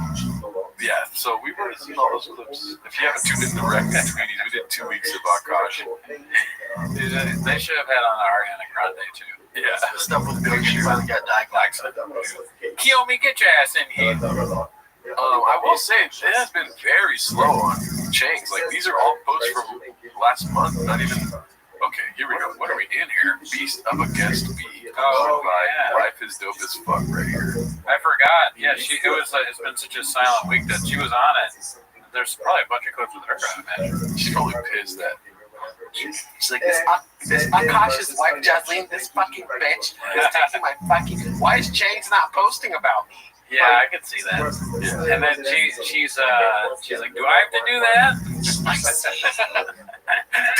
She starts making posts. What if Rogan was Shorty Pie was her the whole time? Oh fuck! Wow, I can see it, dude. Yeah, let's see. Still admitting Joe Rogan said no to performing at the mothership, and yet still blames the haters. I don't think we've seen this one. Let's see. Posted by Successful Eggwork, right? There's a lot of money in those bullshit headlines. Yeah, man. Like there was one on me. It was like Brenshaw banned from the mothership. I'm not there yet. Like, oh, why don't you blame the mothership, Brendan? I don't deserve to be there. And I did a show there last Thursday, like, well, not banned, but you can only do this one. Now it's banned again. I shouldn't be. Nobody said that. I didn't see a single post saying it. A lot of people wanted him to be on the mothership. Does that make sense? They were like, why aren't you there yet? When is Shop doing the mothership? And then laughing that you haven't done. There was a countdown, right? Days since he's done the mothership. It wasn't necessarily that you're banned from it. What were you to be banned for? Yeah, you did nothing wrong. Yeah, you never did. You're a great guy, dude.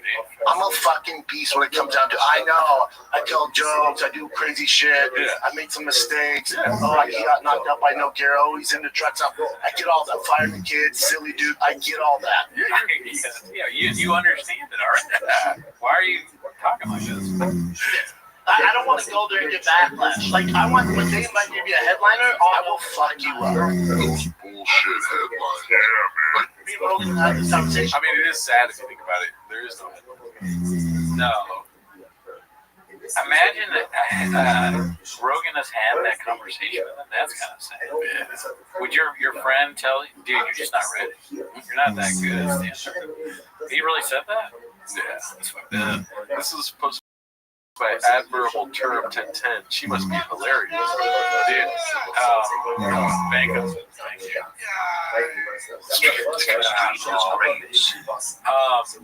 I watched this video. Same, dude. Yeah, dude. Yeah. But no, I loved every second of it. It was very funny. I'm all for Natalie Como hate. I mean, I don't know who this Trill Mayer guy is, but you know, he fucking. I need a fucking tater tot. He did a good job on that one. He scooped up the bag, dude. Yeah. Okay, so we already saw that. Come on, dog, be for real. LMAO, financial skin 4969 versus this. Oh, hell nah. Dude who won the giveaway truck sold it already. That makes me not want to do fucking giveaways. No way. He can do whatever the fuck he wants. Wait, who posted this? Brendan Schaub? That's so funny. Yeah, right. I don't believe that happened, but that's funny if it's real. That's not real. Yeah. Is it? I don't know. That seems like it's not. Oh, like Chang. Wait. What's not real? And Chang's, I don't even know like what you're saying isn't real. Like which part isn't real? Does that make sense? No, like I don't know. It seems like why, but you can't get around Shop's head. It's like Shop maybe didn't really post this, but why would you be mad that you gave the truck away? He sold it. I mean, I get it. It's like a bit, you know. It's like, dude, I thought you loved trucks. I love trucks. You know, like you sold out. It's a big truck giveaway. You keep the truck. Also, it's a random guy. It's like it was, unless it was a homie that giving a truck to. It's not a random guy, dude. What are you, fucking Mr. Whole Foods, bro? That's the name of Mr. Whole Foods. Both of them is funny together. Now we know you can hit 2 at once. We fucking just like five in a row. Five at the same time. La fregadera no funciona. Let's see here. Calabasas gal surviving in the hard streets of Austin. Yeah, this is a post she made collaborating with Brendan Schaub. I know far too much about these people. My husband didn't fill my car up with gas, so here I am risking my life at 9 a.m. It's kind of funny to have the pose Like she posed for this. Yeah. Who's taking the photo? Oh, is that the narrative, dude? I mean, it's funny. Like, hey, is this a funny idea? She said that to somebody. Hey, is this a funny idea? And the other person didn't say no. You think she asked? She told him. Yeah. His assistant, maybe? Maybe. No, kid. Look at the angle. It's like they're looking up at her. My mom is cringe.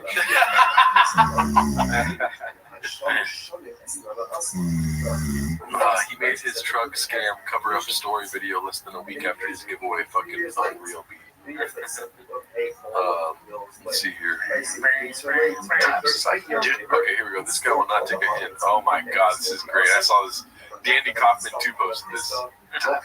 Dude, T had his last game this year. Fall ball's over. Boy gets a little break. Fall ball's over. I say that. Intense schedule.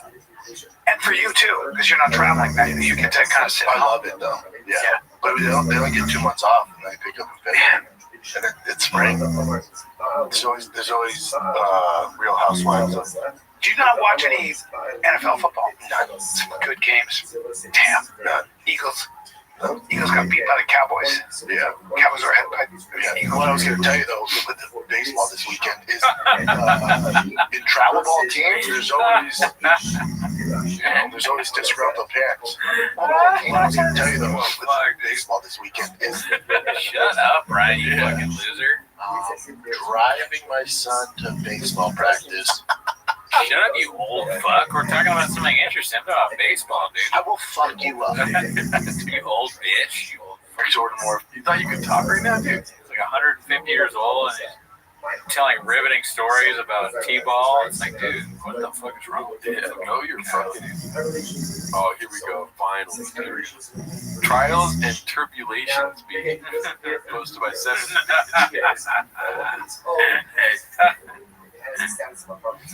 Right. We've had our turbulation.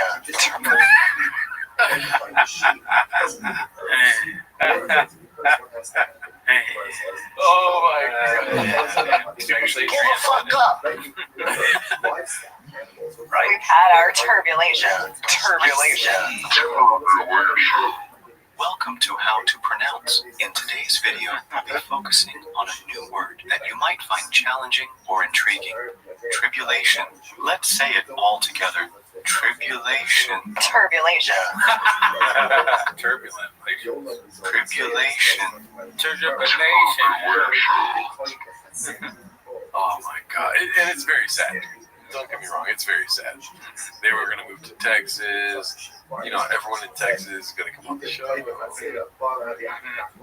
That's the narrative? Yeah, that's the narrative for sure, dude. That's the turbulation is that. Yeah. She has to be. Chinese. This isn't real. That's her whole life. That's social media. This isn't real. Dude, it's just like they were bragging while they were out here that like we're going to have sick ass guests. And then 4 guests into their Texas move, it's his wife. Yeah, and on top of that, there's no fucking heroin out there, dude. Yeah. What are you gonna do? I'm not Mr. Whole Food. Hell no, I'm not living nowhere where there's not heroin, dude. Turbulation. All right, so on this video, we already saw this successful egg.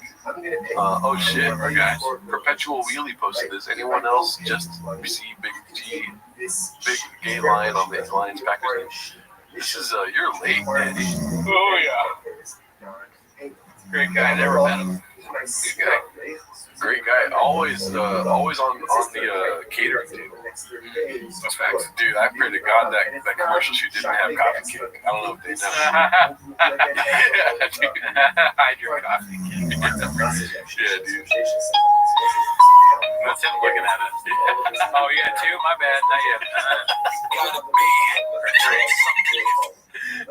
Yours and mine. Let's see here. Well, I mean, this is the thing, man. Oh, this is cool. Akash 22, Baba Spirit Animal. Sorry, phone. 1676 posted this. Pretty good AI. Great edit. Really, maybe they. Kind of look like each other. They do. Yeah. Never seen them in the same room.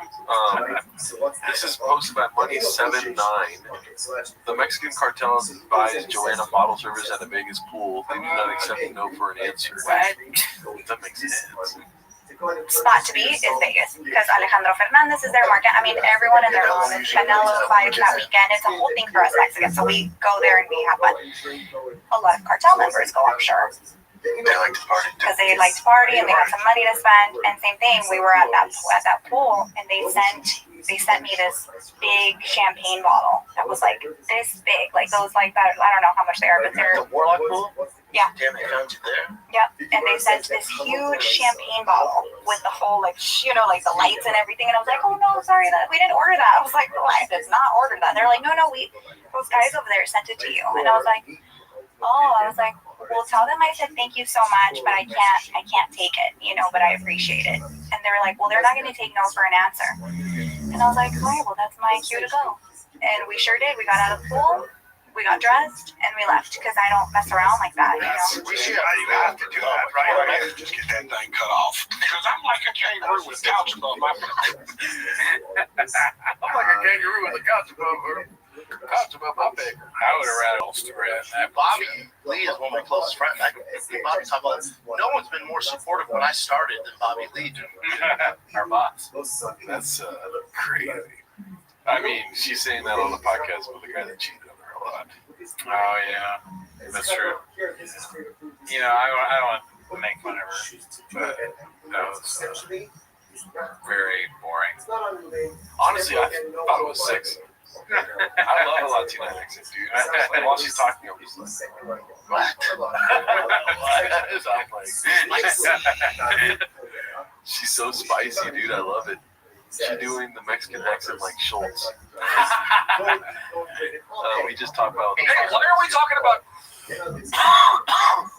It was a topless bar. Oh, Formula One. You can fix her, G.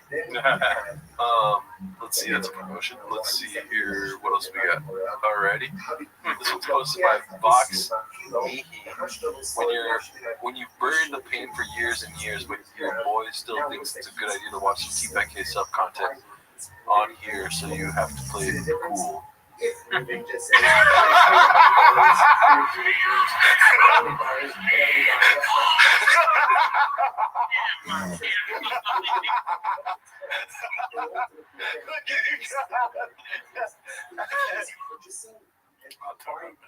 I will fuck you up.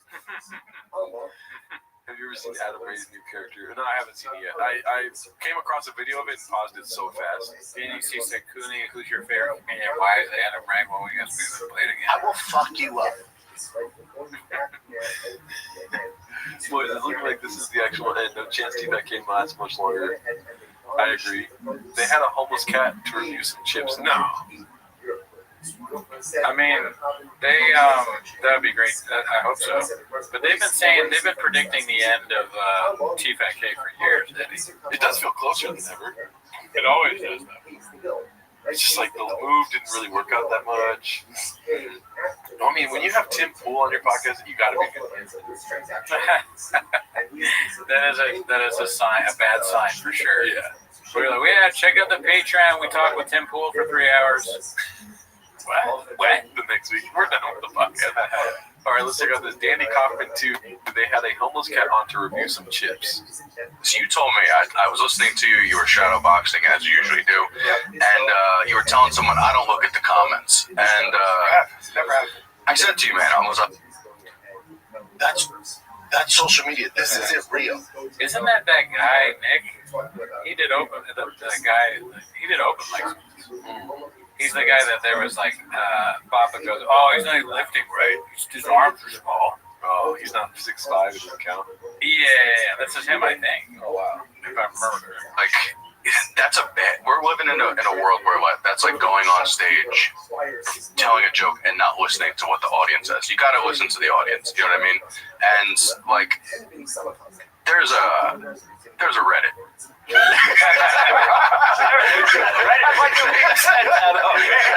They're even on Reddit, right? I think with Reddit, they've said so much hurtful stuff where it's like, it's not that I don't know it's there, it's just usually from Huevos and Joe. This is great. Good for him. Yeah.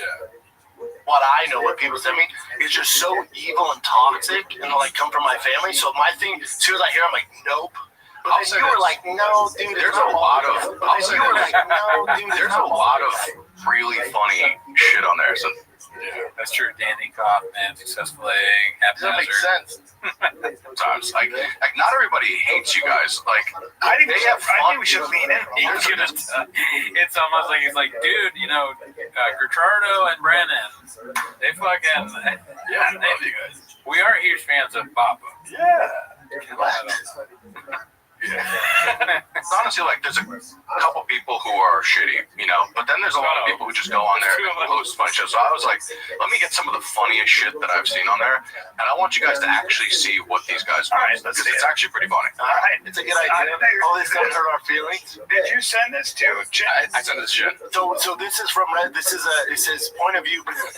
Oh boy, point of view. Brennan Shaw finally breaks in the comedy mothership. You guys ready? Yeah. They're taking our steez, dude. They start watching their own. 10 minutes a shot. That's crazy. What the? I will fuck you up. Yeah, watch out, bro. I do have my own DNA. I will snap his fucking neck. That is crazy. That is really coming full circle.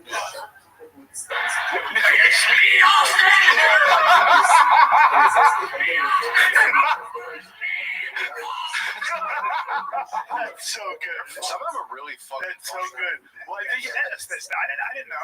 I think it comes from too. Is like there's a whole narrative that like Rogan banned me from the mothership and all that shit. Yeah. That's so fucking funny. Yeah. Rogan banned me from Yeah. Who's saying that? Well, that's like those.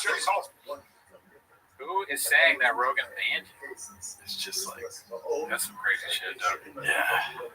That makes sense. Oh. Oh, I was just gonna drink water. What do you want?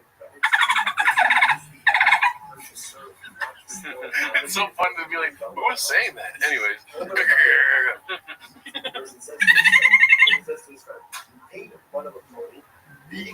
That's facts. Let's see, you want to catch up on chat?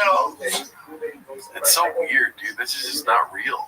It's just, That's social media.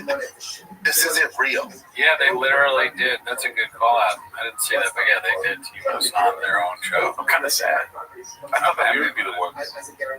I want them to keep doing it. I want them to watch one of our clips. I will snap his fucking neck. Brennan, you're bad. Yeah, can you imagine? Well, you guys look like two guys who kind of know each other waiting for the same bus. Yeah, and that's why we got to angle the chair so we're looking at you. Yeah, because like that between that and the interrupting and stuff like that, that's like the only thing that that's the one thing that people get annoyed by.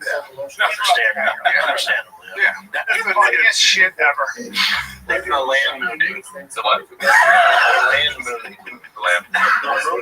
The landing on the moon. Jesus Christ! All this Diet Coke is from the land mooning. That's the Diet Coke.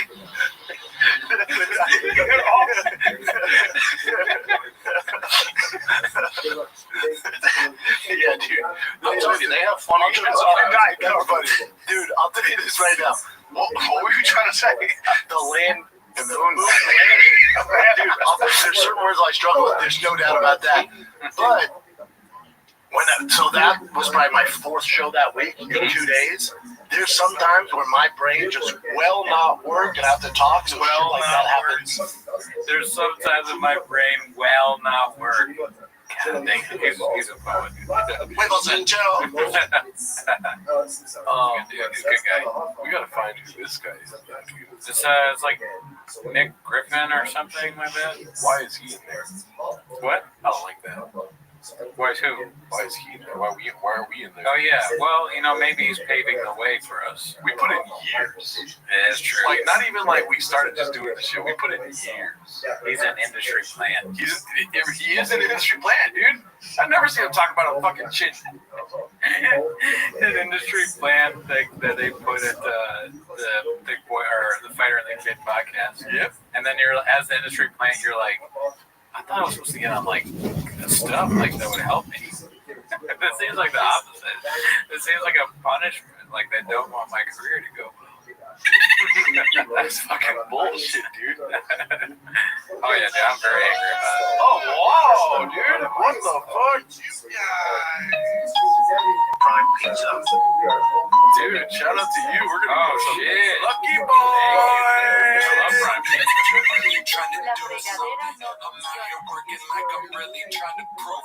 This guy's never listened to a Big Boy song, ever in his fucking life. I hope. I pray to God that's not true.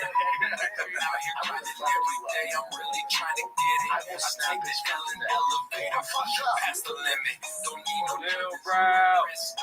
Because I swear the vision big just like the big boy. Got that whole shit that make you pregnant in the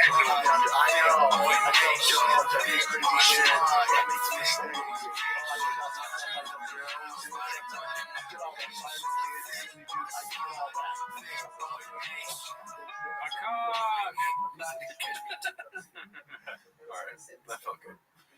I'm fucking pissed. I feel like I'm in. Man, Lehman called it. I feel like I'm in a simulacrum right now. Yeah. He doesn't even know Thick Boy Records. This guy sucks. Can I? You think his name is Nick Griffin? I think so. I remember him from Mexico. Oh, come on. Cooney. I'm confusing him with a good established comedian. Can we get can somebody help me out and tell me who this guy is? I want to see if he's ever publicly talked about Brendan Schaub. He's obviously a plant, dude. That's what I'm trying to say. It's like Nick something.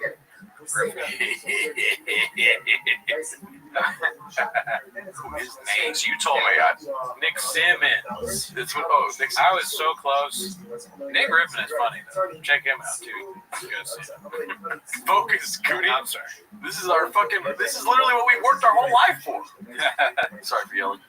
Let's see here. Nick Simmons. I don't want to be that guy, dude, but he did take our spot. You know what I mean? Well, you got there first, I guess. And honestly, I blame the chat a little bit. Oh yeah, we should go vertical on that. Oh well, what do you think? It's over 100, I guess. You guys are lucky. You skated by in your no skin of your teeth. Fucking bullshit. You guys didn't even tell fucking T-Fat K that we wanted to come on there, dude. Does that make sense? Yeah. And you guys don't want us to go vertical? I will fuck you up. You guys do. Dude, Poppy. Bro. Yeah, dude, I don't get it. We were semi lucky. Unique looks like Eric Griffin's brother. By the way, holy shit, I saw his live stream. Dicey. It's the team's fault. They're right. We should go to the team. That's true. It always is the team's fault. We only got one at the end of the day. Unreal. Unreal. On skates. I like how I didn't even have the screen on the whole time. Do you want to do this or no? What? He moved to Austin. That's his most recent post. I guess we can watch that, but I don't want to watch much of this. All right, how about this? Make a deal. We watch it and don't say anything. We just move on. Okay. All right. And then we'll do a poll and ask you guys what you think. We're not saying shit though. But keep in mind, this guy did take our whole feature. Yeah, dude. Like, what's the point? We should stop doing this like today. The fuck? I didn't know they were gonna work against us in this way. They knew, like, if they really wanted to dive into this shit, they would have us on. You know what I mean? Yeah, it's true. They stole our valor, dude. I'm scared for my life. What are they, Tim Kennedy? Yeah. It's Tito, bitch! I'm scared for my life, dude. They had somebody else on and they want to kill us, dude. I think they should be scared. You're forgetting. They should be scared of their lives because look at who you're sitting next to. Yeah. What do I I will have? snap his fucking neck. Violence in the scene. I don't have one for that. Does this shirt fit me? Not really. Not a chance. Not a chance. No. Clothes did not fit me. I kill. Snap next. Let's see here. All right. It just moved to Texas. I moved to Austin, so not like real Texas. This is real Texas. Like, Austin is just like a bunch of LA dudes in cowboy cosplay. You know what I mean? Like some guy dressed like a fucking cow. Don't say that. Oh, fuck. Oh, wait, like, oh, what do? You work on a ranch? He's like, no, I work in cybersecurity. You're like, get the fuck out of here. So when I moved here. I drove a U-Haul with that guy Nick. What I did learn on the trip though is you guys definitely do have the best fucking barbecue in the fucking world.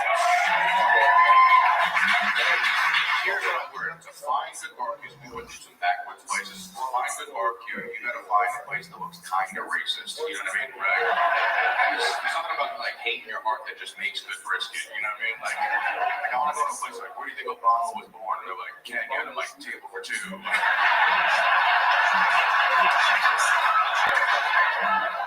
I did just move. Let's go ahead and ask the chat. I've never been this mad my whole life.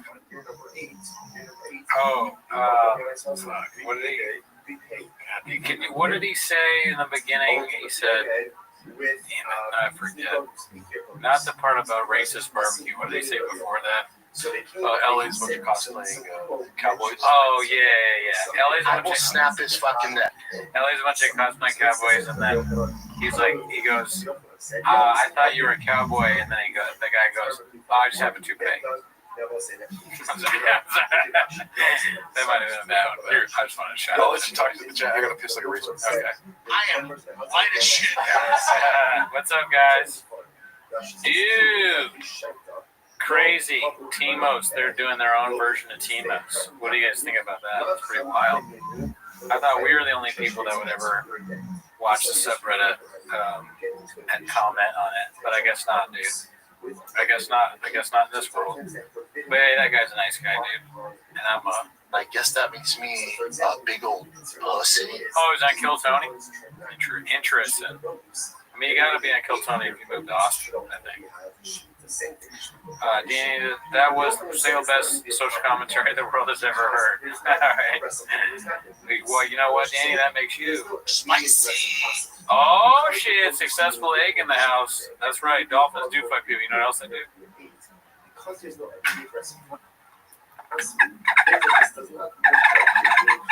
It's getting harder to do. Some days it's like easier to do the dolphin noise than other days. I don't know if it has to do with the amount of water in the water bottle or not. Gerardo's in the chat, pissing in the sink. Did you guys see Tony came out of the closet? Oh yeah, I saw that the TMZ article or whatever, the fake thing that people put. Or I assume it's fake, but you know, you never know. You never know whether it's real or not. Tony loves. He loves. He loves. He loves. But most of all, Daddy, you're a little older now. We might have to just get that thing cut off. Danny, you're a little older now. Might just have to get that thing cut off. He said that on Flagrant. That was one of the worst stories I've ever heard. Do you remember Nick Thomas from when you first moved to LA? He is from AL. I think I don't know if I ever actually met Nick, but yeah, he's on Twitter, so I do remember him. Where's the Zins? Says Tim Kennedy. I've got him. Oh yeah, he's always got him. Which one? The trans Tim Kennedy or the regular one? The latter. Okay, the former, you mean? No, that's actual. Okay, he's on the chat. Yeah.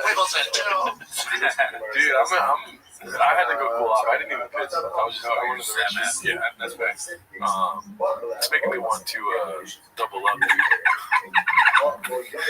This makes me want to double the fuck up, dude. It makes me want to pull the fuck up. It makes me want to do socks again. It makes me want to go like harder, dude. That's because you're not on creative like me, Daddy. Elix got some right. I'm always on creative. That's the narrative. Creative. I totally gave up on that word. I was like, I'm always on a creative. Daddy, you're a little older now. We might have to just get that thing cut off. Because I'm like a goddamn kangaroo with crack in my mouth. Yeah, dude. I don't know how you guys feel. Do you guys understand where I'm coming from, or am I just Gerardo? I guess that makes me a big old pussy. Did you pee in the sink? No, I just got really mad. You just tried Magic Mind to turn you into a superhero. Let's go for it. That is yeah, let's go for it, dude. Fuck this bullshit, dude. Anyways, I'm thinking, dude, we need to double our efforts. That's what I'm thinking. It's funny. He said Kratom and then Magic Mind. It's making me think. I should say this for Rack and Tweets, but I've been fighting with it. I want to get ADD medicine because you said I have ADD. My fiance says I have ADD. Everybody in my life, my boss, everyone, they all think that I have ADD. And he's like giving me all these terrible suggestions. I'm like, I want fucking Vyvanse. You know what I mean? So I want to check the messages, see if they'll actually give me Vyvanse. That's social media. This isn't real. Anyways, I was trying to say something. I don't think you were following. Sorry. What did you say? Sorry, I completely shocked you. We'll talk later, dude. Fuck you! Don't you? Fuck you! That's an inside joke. Oh my gosh. Let's see here. Arts and Crafts. Hosted by Caterpillar Hot 7539.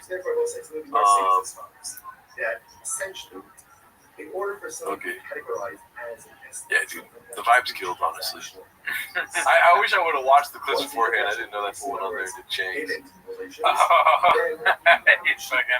Are you, I am white as shit. yeah. A clip is so bad it makes you white. I will fuck you up. Let's see here. The holy era of Bapa's Hunter arc has begun. Long. Posted by Gandhi was my pimp. Gerdo is not on Kratom. Addies and baddies. My phone's been lagging so hard I can't comment fast enough. Let's see here. Friendsgiving thing on Wednesday. That was the funnest thing. Kids were there, doing balloons and shit. He made my son, Basti, wanted a sword. It was a pink sword. Yeah. Looked like a big old thing. I'm like, hey, bud, get some. Dude. Oh, my bad, Mr. Whole Foods. Nice. Else, get a gun. Make a gun. See what's wrong with this one? Yeah. Get something else. Oh, dude, I'm going hunting today. What? Yeah. Driving my son to baseball practice.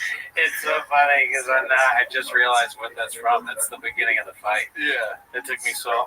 Driving my kids to baseball practice. That has nothing to do with the story, Brandon. Nothing. You serious? Yeah. For what and where? It's like 2 hours away from here, I think. You on Access? Shit. Are you serious? Yeah, Access. Access here? Something if you're really trying to do something. Not a big hunter. This is well documented. This is for He like in such camo gear. I mean, it's not this flagrant, but it would be kind of funny if he had like a full hockey outfit on. It's like, I just don't really know hockey. Not in the hockey. He's with the mask too, and like the fucking puck, or not the puck, the stick on the puck here. I just don't really like that hockey thing. I don't get it. Dude, Poppy!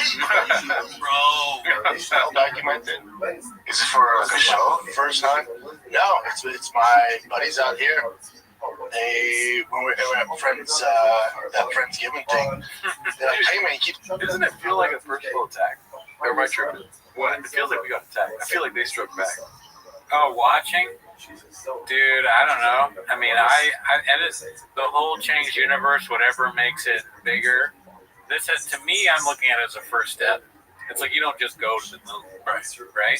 No, you stop at an asteroid first. Yeah. You shoot for the moon and you land on the moon, or whatever the fucking idiot says. He's ruined every saying. He's ruined everything that is possible. Like, you know why I'm not surprised by any kind of bad, like, oh man, I can't believe that happened? Because Shop has ruined almost everything that's ever been. So nothing surprises me.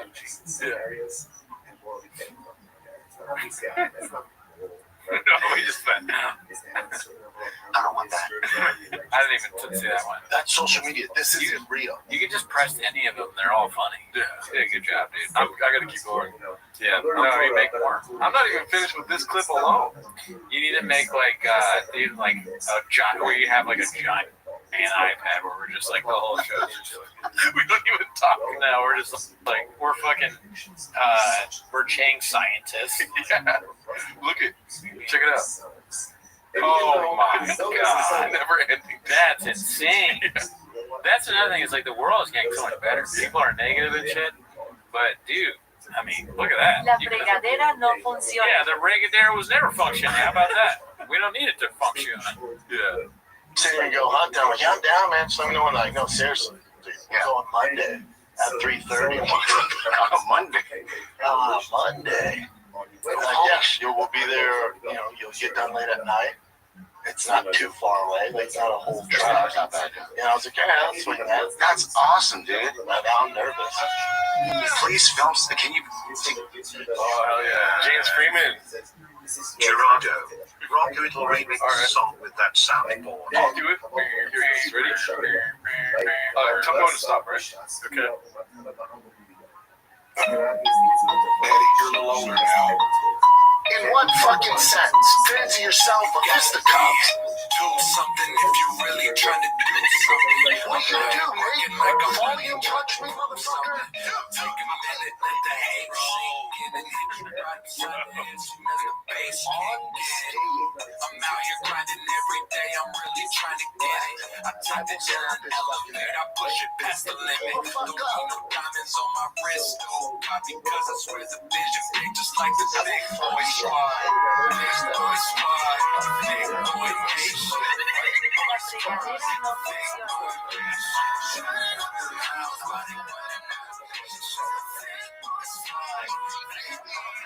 DJ Gerdo. What did you think? That was really good. Cool. It goes very well. So good job. Good job. Let's see here. This is legit like Baby Driver in real life. It's like Crack a Week. Okay. That was fun. That was good. Do you want to try it? No, I think you're better at the music. You got to try. You got to try. I'll try, but I think we should wind down really soon. Yeah, you should start with the donut. Donut. Does that make sense? Does that make sense? Does that make sense? Does that make gotta be do something if you're really trying to do something. I'm out here working like I'm really trying to prove something. I take a minute, let the hate sink in and hit you right beside the head soon as the bass kick in. I'm out here grinding every day, I'm really trying to get it. I take the gel and elevate, I push it past the limit. Fancy yourself a On fisticuff. my wrist, bills and got me good. What fucking sense? Fancy yourself a fisticuff. Big boy squad, That's the narrative. big boy nation, big boy squad.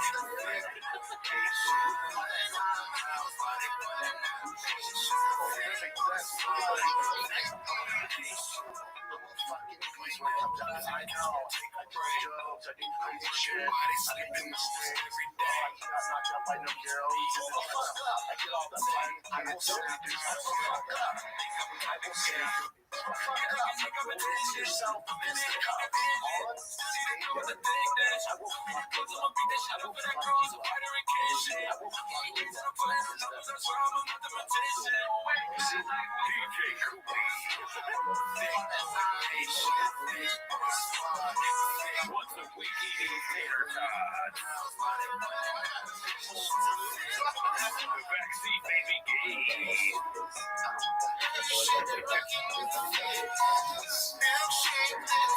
Goddamn dick down to here. I wrote you, but you still ain't calling. Oh, I left my cell, my pager, and my home phone at the bottom. I sent 2 letters back in autumn. You must not have gotten it. Thank you. Shout out to you, Adam. Thank you. We're gonna wind down here. Let's finish off this clip. Let's see here. Get a GoPro or something.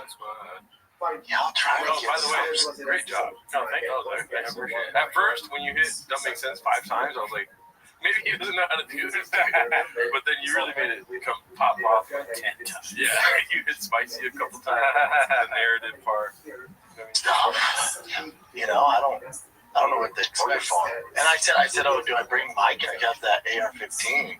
He's like, you can, but we, rifles and stuff. He's like, you don't have to bring your guns. We have guns for you. Yeah. I don't have the right dress. I feel like outfit, That's what's dope about Texas. It's old too. Yeah, which is nice. But I mean, Texas, you don't really need a license to hunt certain animals, so just go. Yeah, that's so dope about Texas. I was asking him, like, hey man, this might be the most basic question you've gotten in a long time since you're a hunter, but what do I wear? Like, I just wear boots. Like, I don't wear my J's. Like, I just wear my boots and some cargo khaki pants and pockets with bullets and shit in. and then like a warm jacket with a hood on it in case it rains. Hood, right? And I should be set. And another thing is taking a life of an animal, man. Dude, I hope you get one and please share the meat. Yeah. Dude, I'm excited for you, man. I mean, the worst podcast ever made. Yeah, boring. It is kind of funny thinking of like Chin cooking. Yeah. Please share the meat. Chin's gonna cook some. Cook some. Yeah, that's awesome. Wait, I'll keep you guys posted. Of course, people are like, "Oh, now you're hunting. Now you're hunting. Nah, bitch, I'm going one time. I mean, I might go more in the future. Listen, I'm all set on hobbies, dude. I can't add. This is a one-time thing. Maybe I do it once every few months or something. Yeah, but you never know. You might love it, man. Yeah, maybe. Daddy, you're a little older now. We might have to just get that thing cut off. Can you do me a favor, dude? Yeah. Let's just say, okay, hear me out, all right?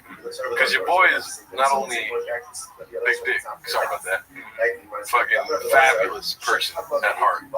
Also, what else do I do, dude? Produce podcasts, right? Yes. Do me a favor, dude. Give me a little bit of a fucking. You gotta sit up for this. All right? Okay.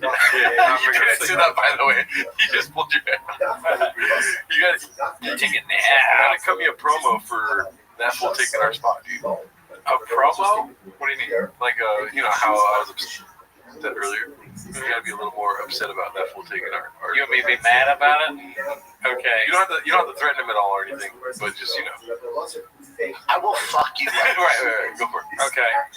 You listen here, Nick Steffens or Simmons Griffin. You're fucking your neck. I hope you enjoy it now. I hope you enjoy having a neck because it's about to be twisted off. All right? You may not know this, even though I've said it many times. I have violence in my DNA. You're trying to take my job. The last person that tried to take my job, I killed them. Okay, don't do that. All right, I'm done. Okay. I will fuck you up. Alrighty, well, we'll wind down now. Shout out to you, Adam. Thank you for the $5 twice. Thank you. The live streaming has gone to another level for sure, but you guys make it all worthwhile. Thank you as always to James for reminding people to hit the like button. Yes. I mean, we didn't make our goal spicy. Which is a lot more than that, but it's fine. Just gotta deal with it. That's the narrative. But we had a lot of fun, dude. This is a great time. I'm a little sad for sure. But we'll figure things out, dude. The way I see it, Cooney. What are you gonna do, Nate? Volume punch me, motherfucker. The way I see it, Cooney, when somebody attacks you, what do? Attack back. Oh, yeah. Right. You don't. I didn't throw the first punch. I didn't start it, but I'll finish it. You know what I mean? I agree. La fregadera no funciona. And guess what, dude? You're not gonna like how I punch back. You know what I'm saying? Right? Yeah. I don't know if you catch what I'm trying to do, but I'm trying to like hype you up, and you're not doing it at all. Yeah, dude. Ask if they have a gun, and if they say yes, then Anybody that wants the smoke, see me at a Starbucks parking lot. There you go. Right? I bet you I won't leave. I'll be in the Starbucks forever, dude. What are you gonna do, Nate? Volume punch me, motherfucker. Well, yeah. So just keep your eyes out, dude, because Justice for Tank, folded hands emoji, fuck you, Schwab. Thank you, and the next team. I'm not really mad at Shab. He's the funniest person I ever lived, but I am upset with the team. I blame the team, honestly. I've always blamed the team. It sounds like Nick, who is also known as Hot Chip, also known as creepiest guy ever on the planet. You know what I mean? We're one of the most disgusting humans to ever live. I feel like he's the one trying to punch us, dude. That's what I'm talking about. That's what I'm trying to get to. I'll fight him anywhere. Yeah. You know what I mean? Hot Chip? Mm-hmm. Hot Chip, he's been needing to smoke for a long time. And so, just keep your eyes out, because we might just attack back in a way you don't expect. I know. Hot Chip thinks he's safe. Oh, I'm not Mr. Whole Foods. Oh, yeah? You want to be spicy? Well, I can get spicy too, dude. On that note, we're out. That's social media. This isn't real. Yeah. That's never been real. All right. See you next week, everybody. Enjoy yourselves. They tell us that. So ultimately, again, versus when he identifies the sheep, it's as if there's transactional release. When he doesn't go ahead and identify the sheep, then ultimately, again, there is no transactional release. All right, so let's analyze it a little bit more. The overloaded.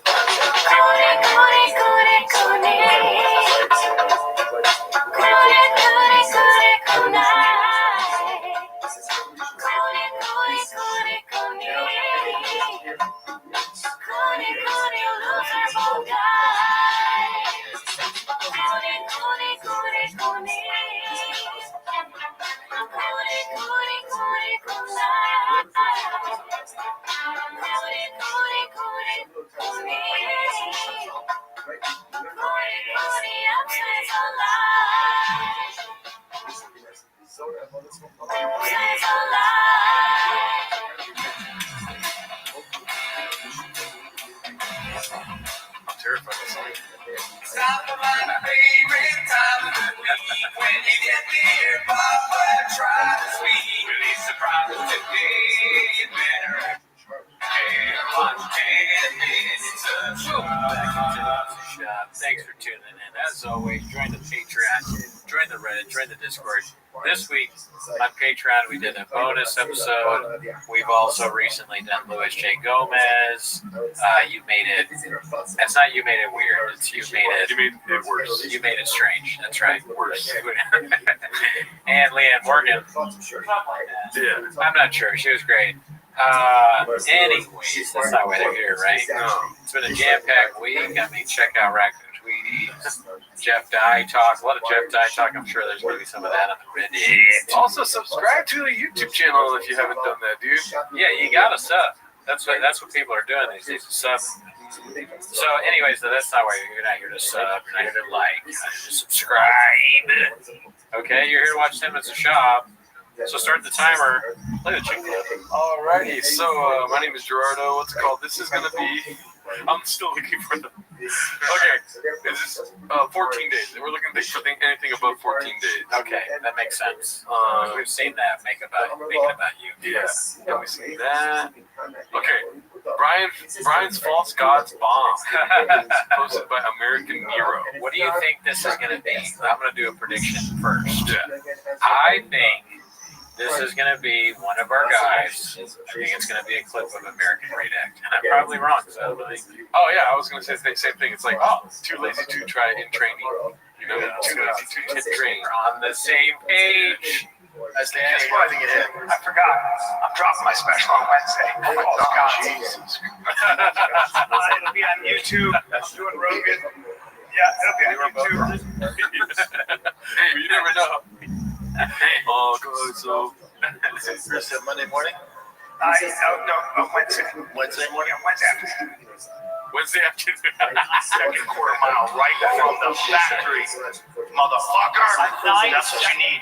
That's what you need, Cal. It's very your special kicks it. You start selling out giant theaters. Let's get a little warm in your life. That's what looters. Once I start selling theater tickets, do And I thought that when I had my own special concert, I'm going to be like, Yeah, I could. You gotta edit in the horse clip. Well, there's still plenty of time left to edit it in. I'm now realizing that Jeff Dye, the cowboy thing, and Brian rides a horse. Did you realize that before? I didn't make the connection. Well, it's a lot of showboat. They're cowboys. They like to show off what they do. You know? Sure. Yes. moving up to the theaters. It's going to be crazy. My life's going to explode. The special came out. Nothing changed.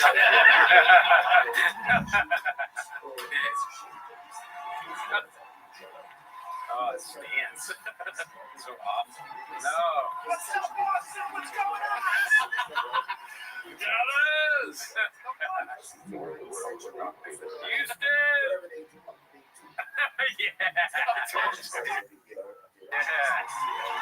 My favorite part of the whole special. That's the best part. Yeah, ride that horse. Walk like a rich guy.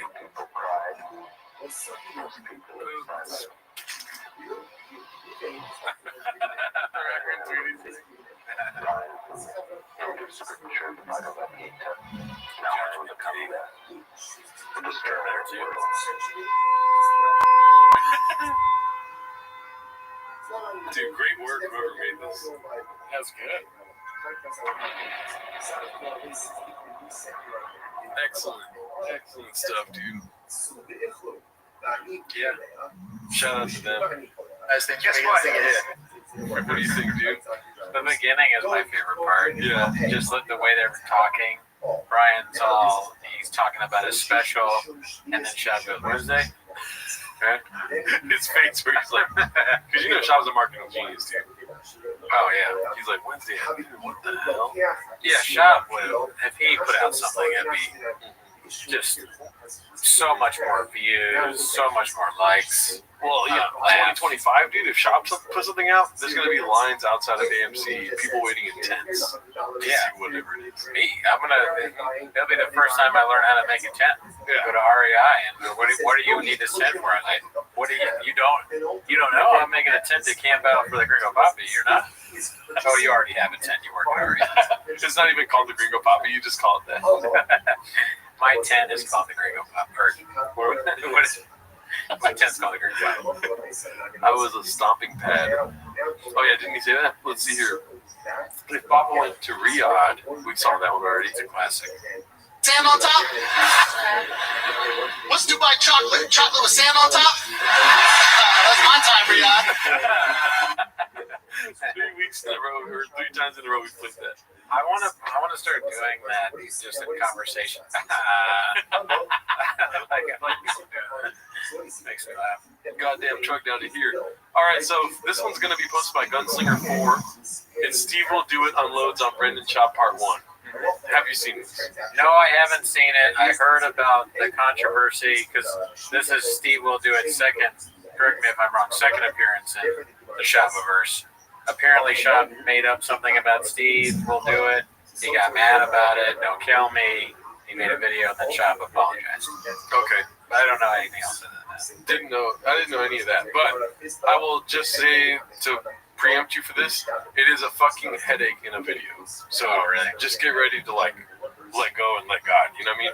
I can see it. I don't know what exactly that means, but I can see it being redacted because he's connected with those idiots that interviewed Netanyahu.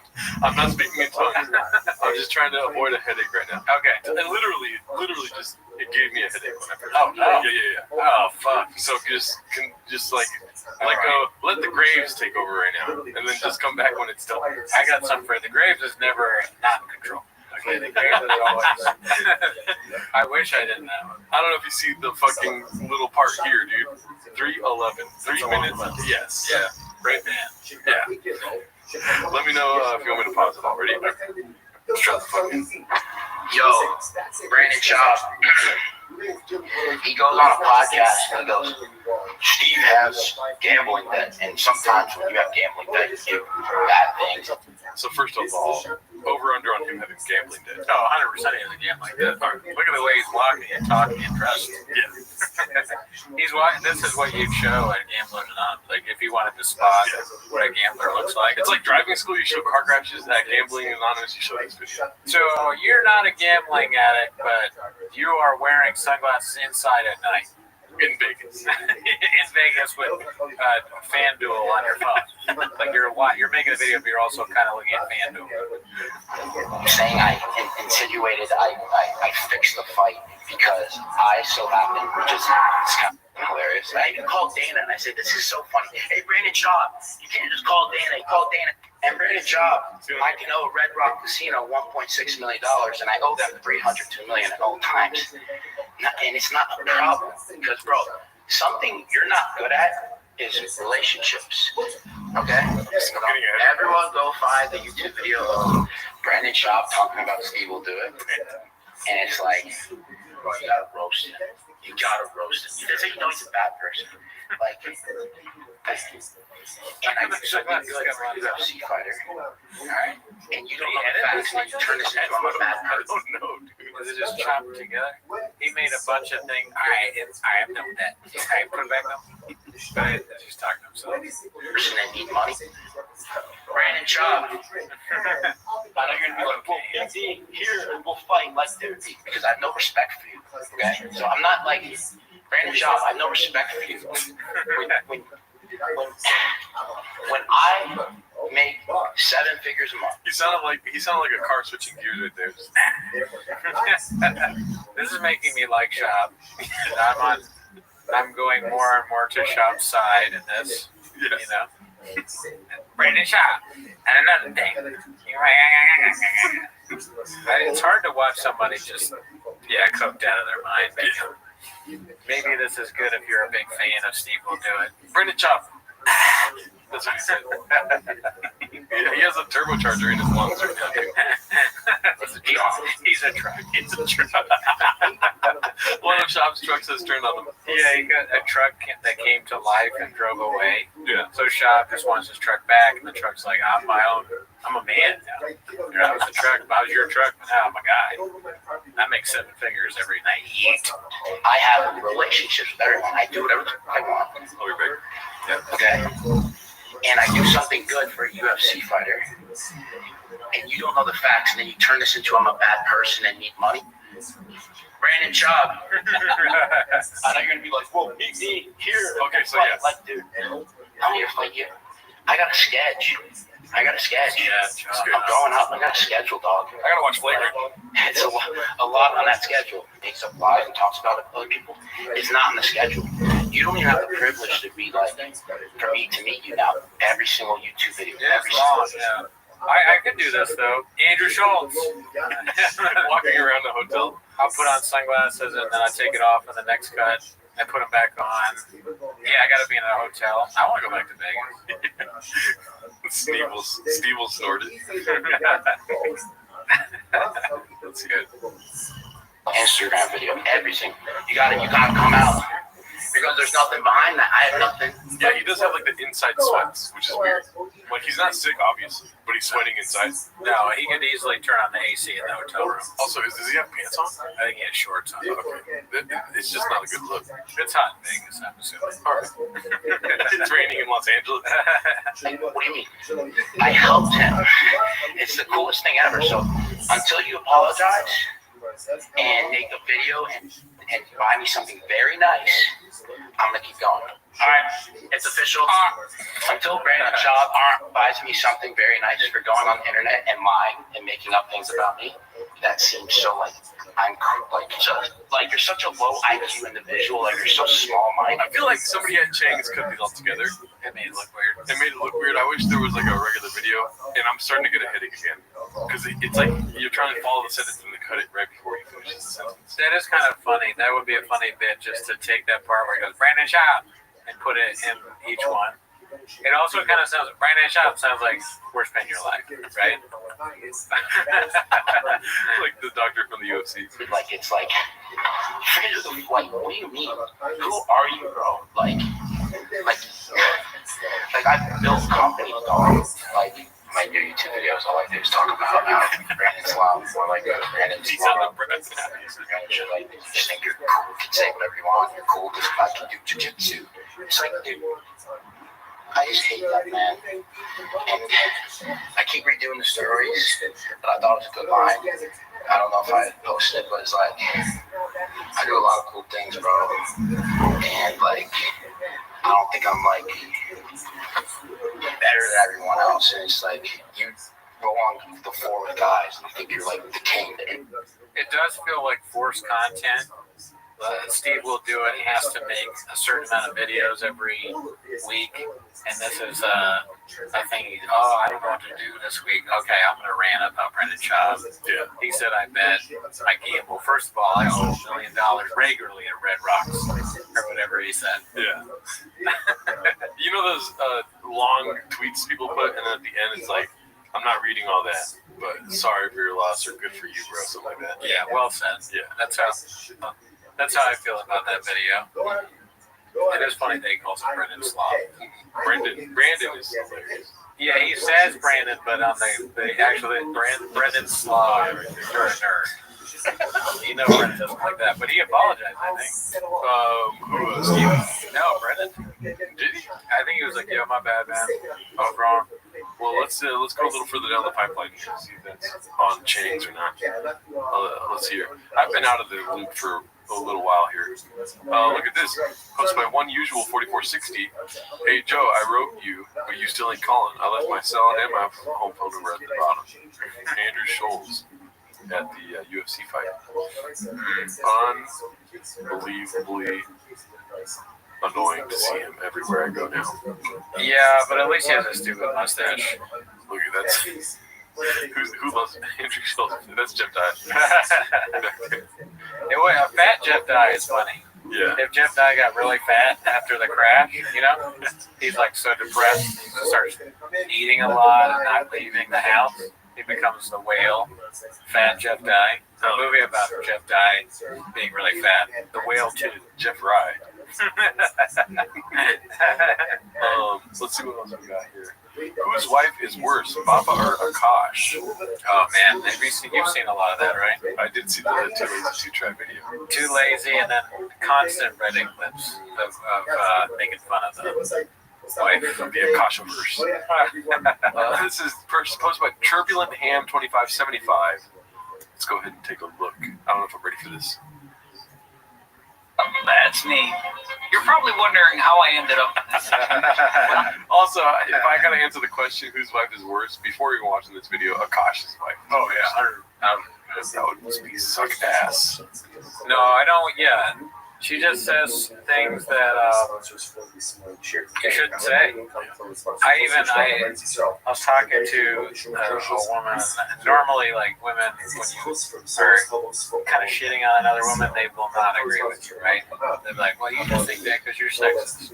And I said, "Listen, I'm not trying to be sexist here, but you know, she's just saying stuff that you wouldn't want your partner to ever say." And the woman was like, "What did she say?" And I said, "Well, she said she had a roster of white dudes that she would pop her pussy for." And then the woman was like, "Oh yeah, no, that's." There was really no pushback from her. You know, she said, "Yeah, I don't know about that," because that's also she's doing the vernacular that she doesn't like do. The people she's doing a little bit of schultz. You know what I'm saying? She's fucking scooping on the bag of it. The only person that can pop their pussy for random white guys is Borat or something. I don't know. It could be funny if he said that.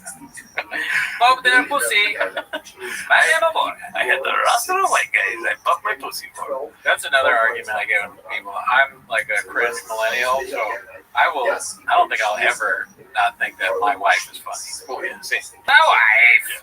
There's a caution. When a Kosh could use that as like a defense strategy when someone's going, "Hey, bro, your wife is, you know, man, that must suck." He goes, "My wife," and then you're like, "Okay, all right, I see what you did there. That's funny." Mentos popped in here. I'm a random white guy. Where's this lady at? Oh, okay, I see. Horny in the chat. Save that for the NSFW chat. Jet, go in there. Click watch anime. Let's see here. Anime. Not hentai. I find corny is my preference is not my women. Now, I thought it was I'm not dating my women, period, which is the corniest human being outside of a criminal to me, period.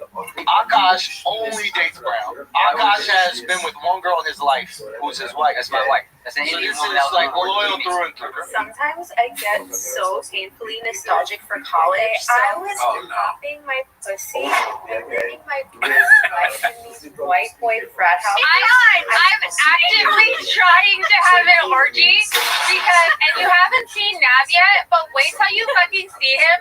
His body goes crazy. His face part always lays, never declines. It's kind of weird because it's not your hot. Yeah, the gunshot is funny. The sound effects are very good. They're very well done.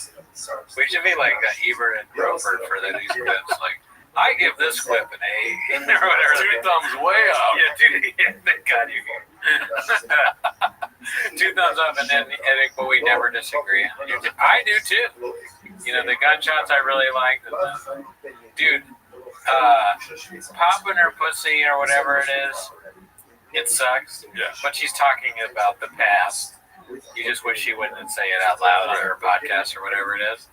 Her talking about another guy saying like that she knows. I guess the other guy is the co-host's husband. Yes. Saying he's face guard, always slays, and his body is crazy. Yeah.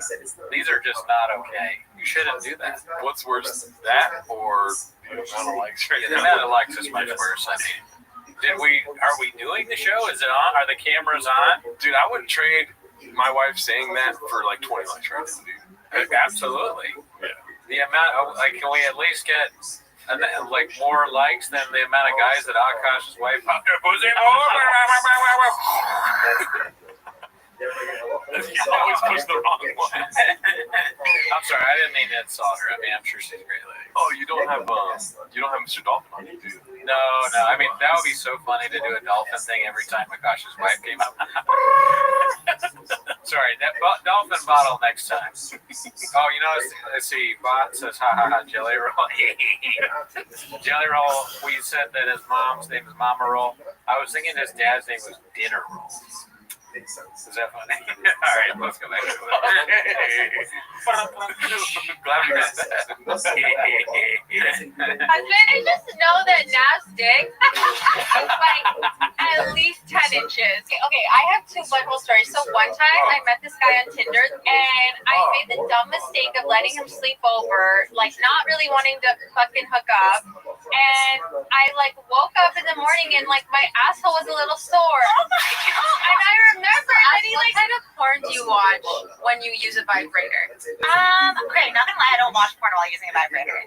What? I just think my imagination is vibration enough. Wow, I just think of like my own husband while I'm like doing it. Wait, that's kind of baller, but I could never do that. Yeah. And so I just want to see what my husband's like. No.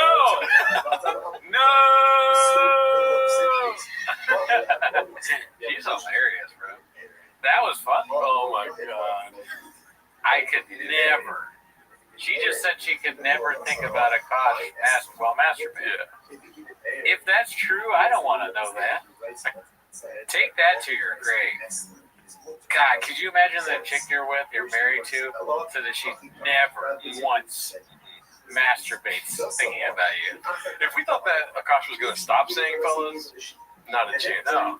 Now we see why. Remember, part of our criticism of his stand-up special was that it was very specifically negative towards his wife, to the point where it sounded like one of those old 80s terrible things. My wife's a bitch. Yeah. I fucking shit. Yeah, but then dinner's cold. And that shit sucks. That's why people don't do it as much anymore, besides Akash and Jeff Dye. But you're right. Akash's comedy is not for his time. If it would have came out now, we would have understood. Well, now I understand. Yeah, it's a direct, douche. He's responding.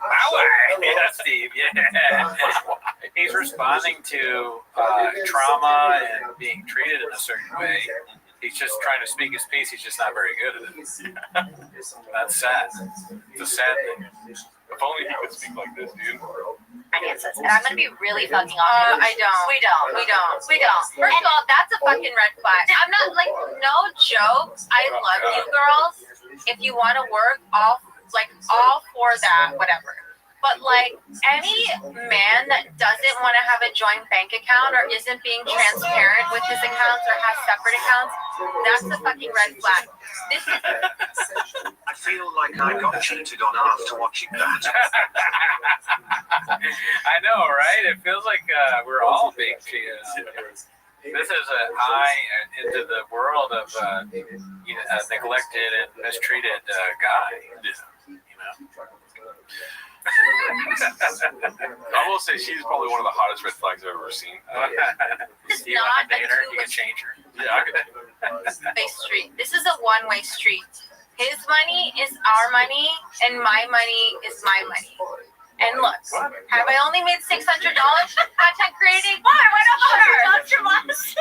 But that's my money. Okay? I don't know if you want to play it. love him on The Boy. I never watched that show, but like he's on my hall pass list. Oh yeah, Chase Crawford, Jacob Elordi, Austin Butler, and who else? Jesus You know why I think I have like a good marriage? I think it's because my husband's never here. Okay.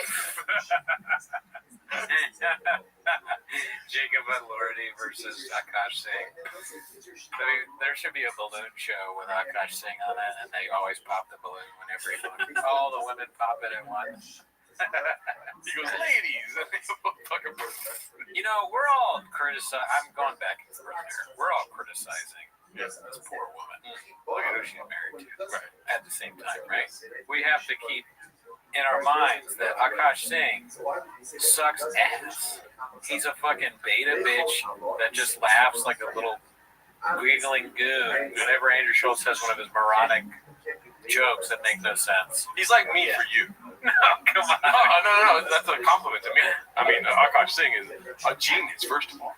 He knew things were going downhill, and he told his wife, like, go tell him about your slutty past.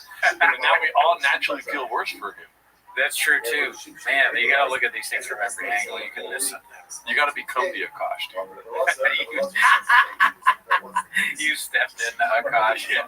Where's your white J-Lo jumpsuit? Oh, you're right. I don't have my Nikes on right now. You know, you gotta dress the part, dude. Yeah. Where's your laptop? Mute. 4D chest, dude. Cooney's teeth looking balls deep in those gums. Watch yourself, Metal Sonic. Those are big gums. Hey, stop the narrative now. Okay, we'll see. There's been some discourse on the Reddit about your gums, too. Oh, yeah, sounds funny. Let's see here. So I've been getting a lot of comments that I'm using my husband for clout, and yeah, that's exactly what it is. No lies were told. His face guard slays every time. Peter Dinklage's dungarees. Yeah. Oh, shout out to this guy. Who's that? Oh, thank you, Sam.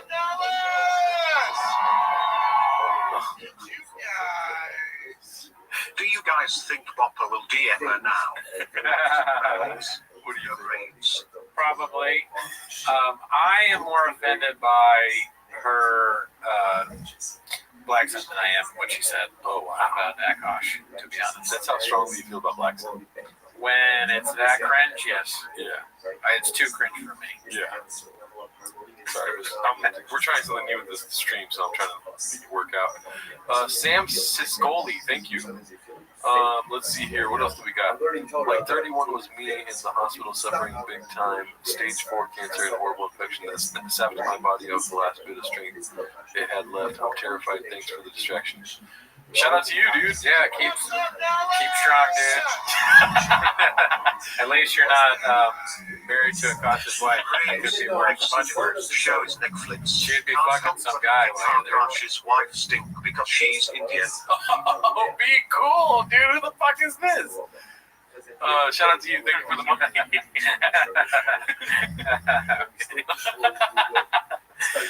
You said that. We didn't say it. We didn't say that. Yeah, shout out to you, Donald. Let's see here. Everything He Touches by Dazzling Rabbit 633.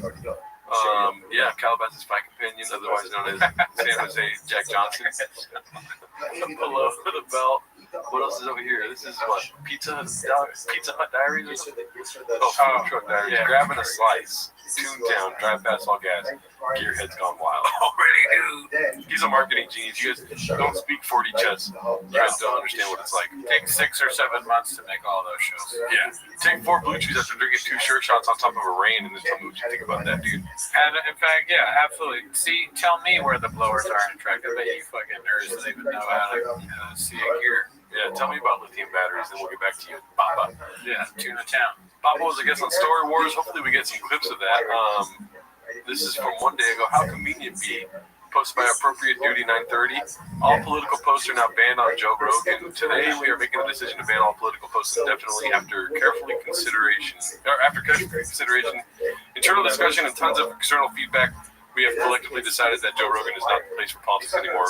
Tell me that wasn't written in ChatGPT, dude. All the leads. Oh, yeah. Indefinitely, internally, directionally, discussionally. Joe Rogan is probably the boss of his Reddit, and he told his underling, hey, look, here's a way to do ChatGPT, and you can make an announcement saying, I chose to do that. And then they go, oh, thanks, Joe. Have you seen the new Too Lazy to Drive video? What's it about? Joe Rogan and Tim Diamond. No, I want. Oh, fuck. That's what I'm listening to on the way home. Yeah, there you go. Shorter. Your ride just became shorter, Daddy. What would we ban on our Reddit? What? Not if we can't ban political posts, what would we ban? Misspelled first names. Yeah, that'd be so funny. They'd be like, definitely Gerdo's in control of the Reddit. It's like, yeah, we both are. A successful egg. This new TFATK banning of baseball talk is BS. Yeah, dude. Gum chatter. Somebody said, all right, let's do a poll here. What should we ban? Yeah, what would our subreddit ban, dude? And we have to give them options, or do we just say what would they ban? Give me some options after I type this sentence out, please. What would our subreddit ban? Dolphin cock, I guess. Yeah. Is there the dolphin thing, that the dolphin noise? Dolphin stuff in general. Yeah. Jelly roll? Jelly people seem pretty happy about jelly roll. Small furniture. Okay, that one's not going to be chosen. And Graves talk, yeah. Let's see, making fun of Gerdo's name. That's not how you spell it. Sausage salad. Coffee cake. I do kind of, I prefer to know what people want us to talk about on record tweets, but I am very interested to know, are there things that they don't like? Schultz is working on a sitcom for NBC as WSP. Oh, wow. That's horrible. Shout out, I saw Adam and Ellie saying, what's up? Hey, Cooney, Ellie asked where your dolphin water bottle is. You know, I still have it. I should bring it back, but I guess it's a reason to keep it coming back. You know, I'll have it next week, and then you'll tune in. So, yeah, I'm a fucking podcast genius. That's what I do. So yeah, it's a pretty close race here. They still want to talk about 8 inches. I was hoping that would win. Dolphin stuff is number 1. Interesting. I'm so sorry. We did 3 things at once there. Andrew Schultz is working on an NBC sitcom as we speak. What were you saying right before that? Andrew Schultz working on a NBC thing. You know how they always say that it's important to have gatekeepers, and it's bad that we don't have any more gatekeepers? Well, clearly not, because look at what the gatekeepers are doing. They're letting Andrew Schultz have a fucking sitcom. So fuck them. Keep it up. We don't need gatekeepers, okay? We need Too Lazy to Try, Elephant Graveyard, Successful Egg and Bud Easy, and this show. And that's it. All right. I hear you. Don't kill me. You want to hear my side? Yeah. Well, thank God for the gatekeepers, dude. Why? Because maybe they're homeless. You never thought of that? Oh, more content, you mean? Homeless gatekeepers are like, we need more shit. We know he's going to be busting out 4 episodes a week of any sort of podcast. They're like, we want to have monetize some of this redactedness. I guess so. We need him to, yeah, well, we don't need him to, but it would be good for even more terrible Andrew Schultz content, and it'd be even more famous, and then we can make fun of whatever horrible show he's on. Mm-hmm. So you're right. And a great question, are the gatekeepers on the wall the woke meets? I think the gatekeepers are probably before the woke meets the wall. Because where the woke meets the wall is like Joe Rogan and comedians stand up at 250. So the gatekeepers, so the wall's probably here, and woke is like, you know, there's a spectrum where it goes in and out. The gatekeepers are probably here, and then PF Chang's is like, I was trying to think of a funny way of putting it. I have no words. I can't think of a single way to say that they're. I was gonna say like they're right here, but that. I mean, that's just weird. PF Chang's is on their ball sack. Yeah. All right. Let's look at this. On a smoke break, smoke a mic. Yeah. Let's see here. Bubba's daughter's she finally got done. Posted by Particular Stable 69. Well, let's see what this diagnosed. Yeah, my baby. She had diagnosed it's hypotonia. She had the issue when she was born, and they warned us of this. And then she'll be 2 end of November. And then she wasn't crawling normal. You know, it took forever. And then she's not walking. She walks. It's like just sad. So then finally the doctor diagnosed her with hypotonia. Like, what the fuck is that? The tough thing is like some kids are born with it, and then through therapy and everything, they're walking after a year, 2, 3 years. And they have to wear braces and stuff like that. I'm sorry for stopping you. It's a very serious subject and stuff like this. My ass itches. I'm just kidding. That's not what's it called? They're on the Next Frontier podcast. Oh yeah. You know, we're not far behind. I'm not gonna lie. We did get the red chairs when they had them. We were 2 steps behind, but we took 4 steps forward, right? Exactly. But I'm not into numbers like that. What I'm saying is, look at his positioning, dude. How is he talking right now? He's like, yeah, have fun trying to do that in a small town. Yeah. Go for it. Go for it. How is he? You mean like this? Yeah. What? Where will we ever be able to talk like that? Sitting in these fucking chairs. You probably have to get a chair like that, and then it's kind of like the Sebastian stance in a way. What you would be if he's Sebastian sitting. It's kind of like telling he's not telling you, or he's not asking you to listen. He's forcing you to listen. He's like sitting fucking up inside of you. True. It's a more alpha stance than we're able to take right now. We might get there someday. Yeah, you got the fucking. I'm like short. I'm going in when I do this. He's still like up here, towering over beta males like me. Yeah. So, and then also I'm like almost spilling my Diet Coke. He's got his coffee right there at the table. He's not worried about spilling it on his equipment because that's something Jen has to deal with. He's got an itch on his butt. How many times do you think Shab has spilled something on the equipment? Probably countless times. I think you can count like on your hand how many times he's done it on purpose. You know what I mean? That's so. He's so stupid. I can see Shab being like, "Dude, check out this joke I just did," and he pours like Coke on the thing. She's like, "Whoa, no! That's got the episode. No! All right, shut up, you fucking!" And then he says a racial slur. Yeah, dude. We do need chairs that we can lean forward in. That's what I'm seeing a lot of shop leaning forward. We need to do this, dude. Cooney does look as intimidating with regular hands. Shop has beat hooks. I appreciate you saying they're regular. I'm tired of things being small.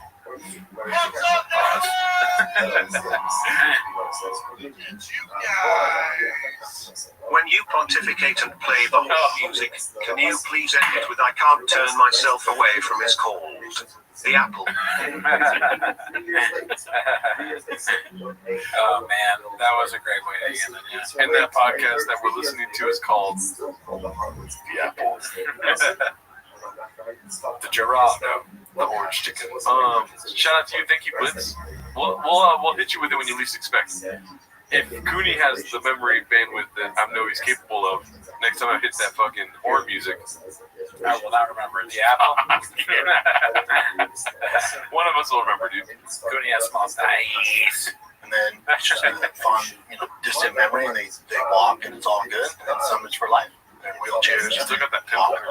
Braces and stuff. Yeah, she gets fit for braces on Tuesday. And I've been, me, I've been pretty good about it. And then talking with the therapist, they're like, one of the best thing you do is pool. So now in the morning, the routine is we wake up, me and Billy go to the pool. And this morning, I'll get home from this, I'll take her, go in the pool another 20 minutes.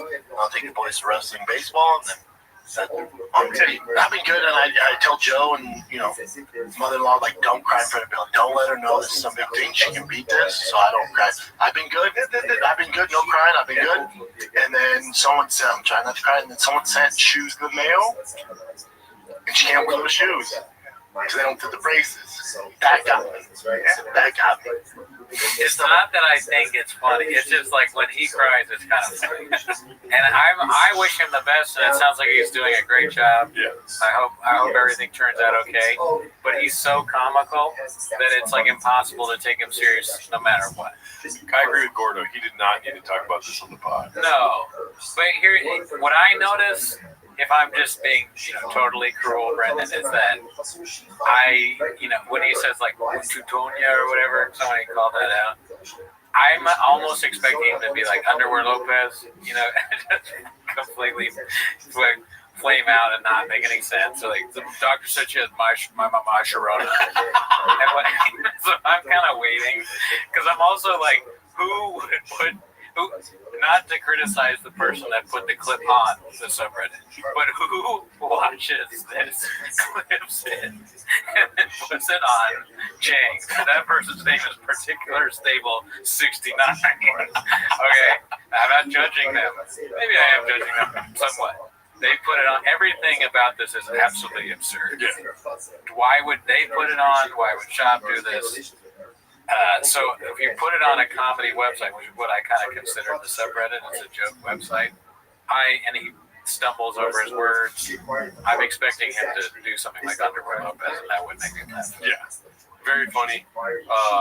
Unique's in here, but when I say very funny, it's Stone Cold Steve Austin instead of YN in the chat. All right, let's see what. Why? Buddy said we could ban unique vids from your Reddit. I'm down with that. Let's see where. Oh, 8 inches won, dude. Whoa. I mean, that makes sense. Wow. Only 53 votes, just like our like count, dude. Let's see here. This is the reason she is just as bad as Bappa. Posted by 28 Texas 832. I mean, dude. Not bad, right? Okay. I didn't say it, dude. Praying Tiger goes to the NFL so he can buy me my 2034 Range Rover. I mean, I guess you work out a lot, you want to show it off. I don't blame her. Right. Yeah. Sorry, what were you saying? Right, yeah. Whatever you said. Or I feel sorry for you, whatever you were saying. Here we go. Finally to the one thing we wanted to talk about today, which we talked about for an hour on our other podcast, Raccoon Tweeties episode. You're not a champion. Episode 270. I can't count that. The username is deleted, much like Jeff Dye from California. When you're so unfunny, the premise of the joke is people giving you 26,000. Regarding my GoFundMe post, you guys can read this. He thought it was going to be rich people that just gave him money to move to Texas. Did he really ask for $26,000? Yeah. That's I fucked up because I made a fake GoFundMe. I should have made the same amount. Classic me, but that's way too much money to move to Austin. You don't need $26,000 to move. Yeah. What's he moving? Does he have a lot of trucks? I don't know, but keep talking because there's a little development in the chat. I want to look at. Okay, so Jeff Dye, $26,000. What is he taking with him? I guess a lot of cowboy boots, cigars, and maybe there's a lot of things that you need to do with, okay. No, just keep sorry. With, I was distracted.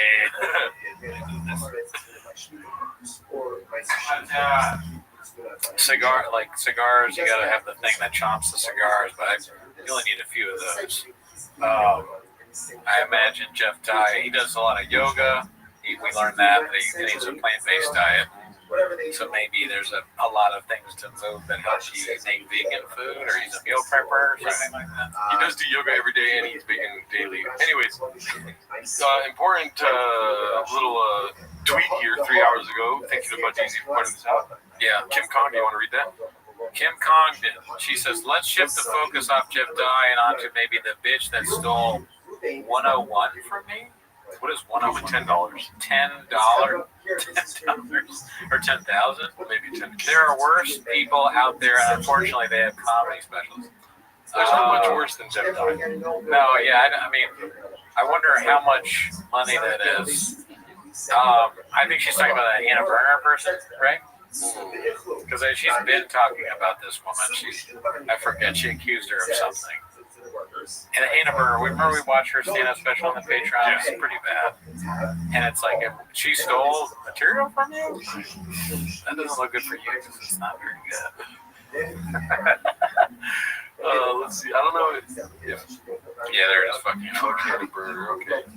10 liters. Stole 10 minutes of material. What's her name? What's her 10 minutes of material at $10. Jeff Dye mentioned something I'd like to ask you about if you had a second kid. That's the creepiest tweet I've ever seen.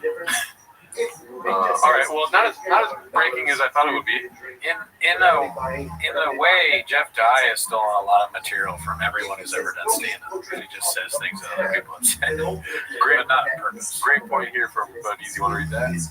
How redacted do you have to be to do Rogan and then do Brennan? Yeah, dude, that's straight up facts, dude. Imagine that's a killer fucking podcast right there. Yeah, that's all that they can. You're getting the smart people and the fucking angry, crazy, redacted people. Dude. I would do golden hour first, personally. Maybe that's just me. Right. Well, don't hold your breath. He still has time left. I think he's still in Los Angeles. Let's see here. Baba C.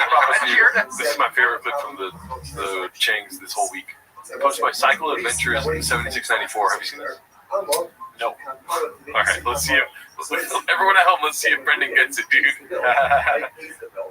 Cheer, that's how you catch a Puerto Rican. The bait was on there.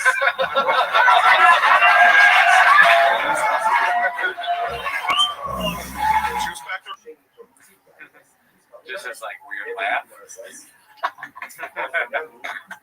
Are they the Puerto Rican church then? You want to guess again? It says Jamar instead. Okay, ready? Cheer, that's how you catch a Puerto Rican. The bait was on there.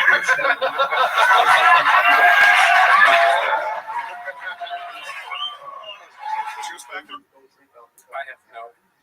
He's guessing Jamar did something. Okay, so there's not a chance you're gonna get it. Okay, but it's monkey see, monkey do, right? Baba see, Baba do.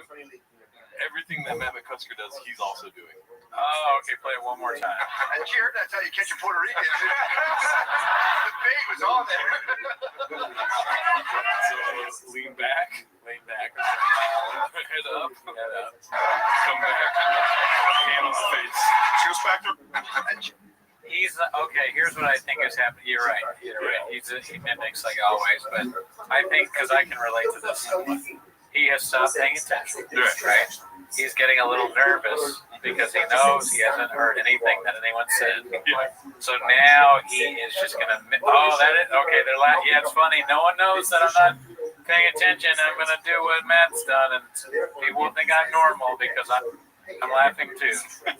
Do I know Baba too well? My question now. It's me in a meeting. Yeah. And also, if we were on a wide shot the whole show, you'd probably see me mimicking a lot of Cooney's actions too. Oh, mimicking is what people do. He's rich as Baba does it too much. Yeah, but I stay 10 toes down when I do. Graves knows. Classic Baba. Graves hard there. That was a fun little inside game there. That was fun. Let me see. And guess what? I thought of that right when I saw it. I was like, it took me a while to get it, so I was making fun of you for something I did. Oh, no, that's good. Let's see. I thought about mimicking you the whole time. I was like, I don't know if that would be funny. Gerdo, dude. One day I'm gonna have a subreddit that turns on me, and they're gonna call me Gerdo. It's gonna bother me so much. Does Gerdo bother you? No, I'm talking about one day when they all turn on me and they're only saying Gerdo. It's gonna lose its appeal. I'll tell you that right now. Well, before you play this one, can I just say, and I feel kind of weird about this. I kind of missed the lead. Oh, really? Yeah, dude. I mean, not stand-up. Please, God, no. Or any of the things that he's done. Yeah. But I miss him on the clips. I like when the Leah clip is up. Yes. Maybe it's because there's not as many. Right? But whenever I see the Leah pop up on the thing, I go, okay, nice, I like this. He's kind of funny in this scenario only. Yes. As the guy whose life has been ruined and he's stuck with Eric and Shab. Yeah. And part of it is Shab is a stupid moron who's now recording live from Texas, which is almost insulting. And Eric is sort of this angry fat slob that's sort of, and so for D'Elia to have been becoming this famous actor, and then he's stuck with a guy who does a truck show in Texas and a dude that looks like one of the things that the Ghostbusters put in their machine. Yeah. It's so funny, and then D'Elia's kind of funny. I'm sorry, he is. He is kind of funny on these shows. Oh yeah. If you want to kill me, kill me. I just, saying what I think. Sorry, I'm fixing the. Don't get him started on craft services. But you kind of changed the subject, and I'm sorry for going back. I was pulling this up on my phone.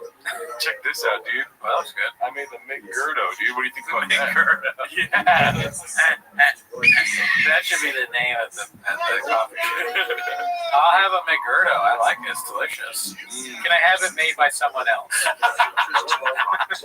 What do you think, dude? That's the McGriddle, right? At McDonald's? I think it looks good. It maybe burned it. That's a McGurdo, though. It was my first time making it. It looks good, though. I'd eat the shit out of it. It's a pancake up top. Got some jam in the middle, like a pear jam, like apple jam.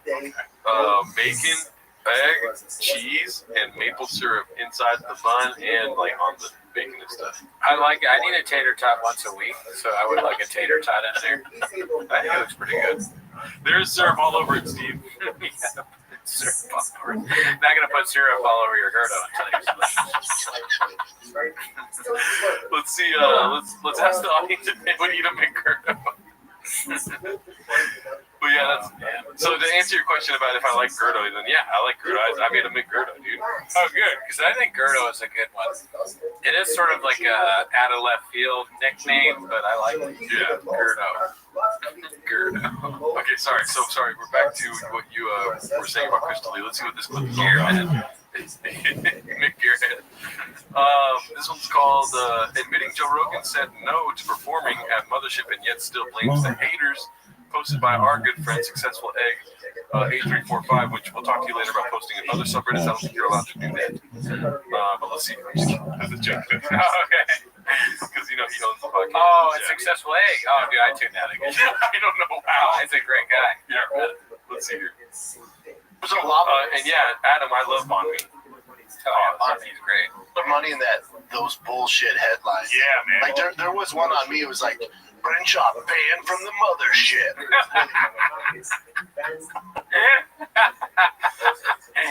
Oh, fuck. That sounds like something I'd say. I can't wait. Look at all that alcohol. Brand Cooney banned from flappers.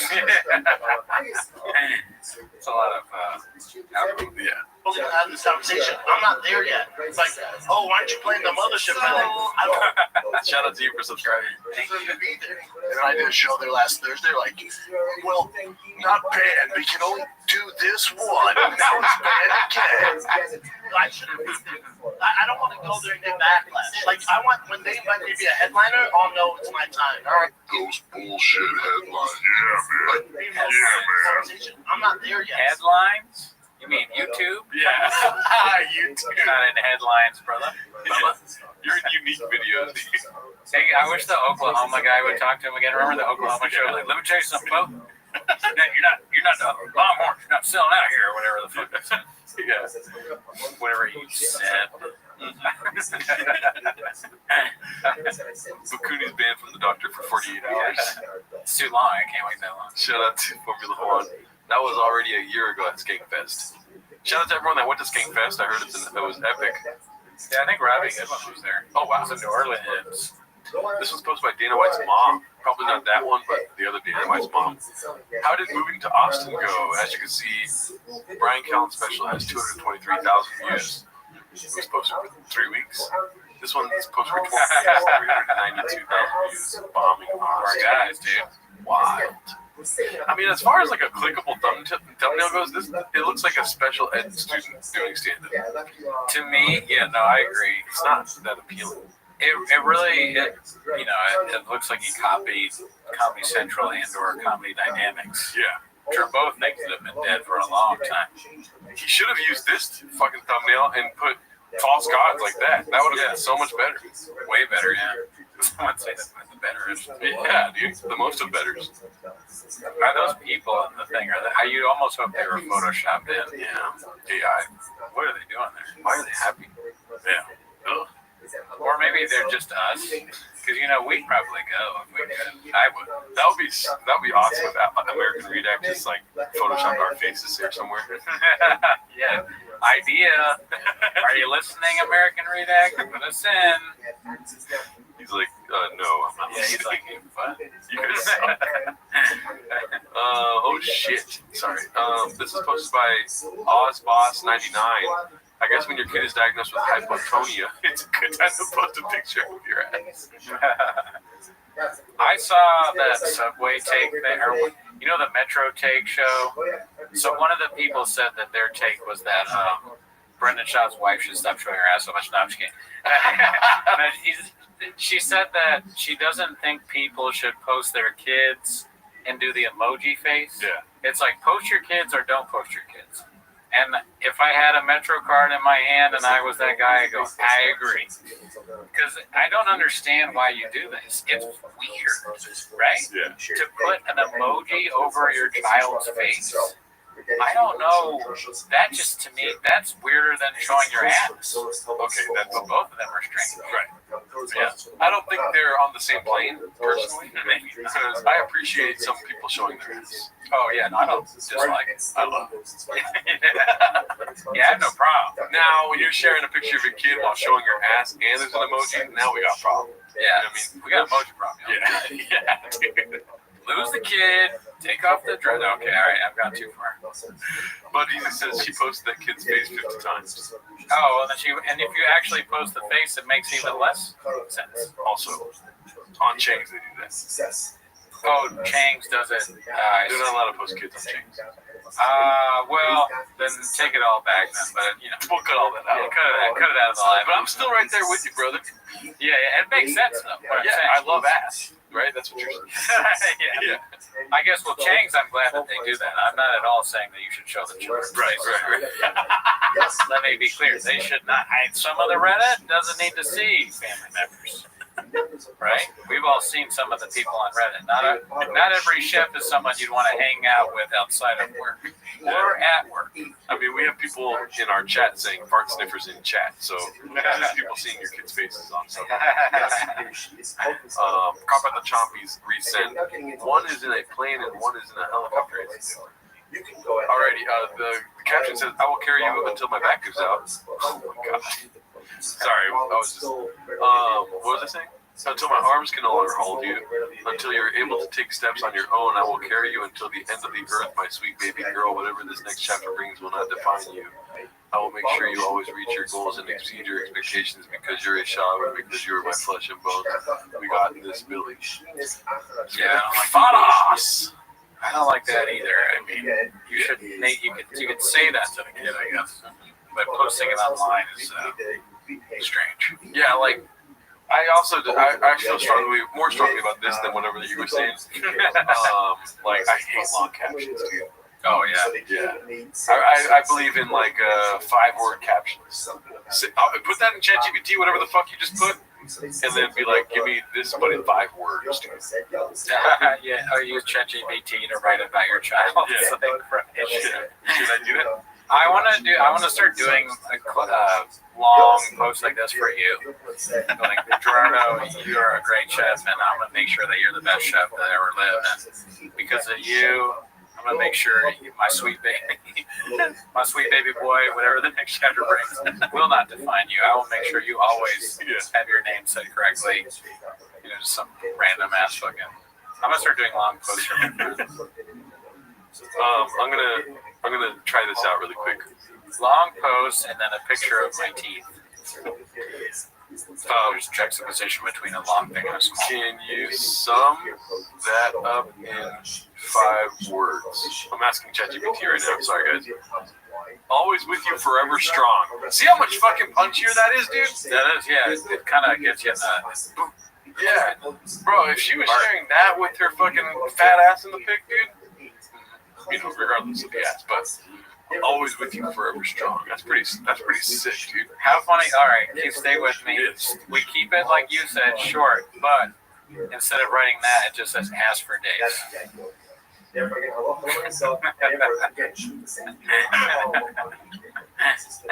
Or keep the long post. Keep the long caption at the end. You put ass for days. Okay. I like that too. Keep the long post. Change the picture to her in lingerie.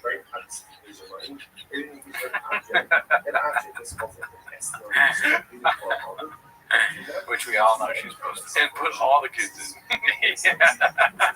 Crop in the other place.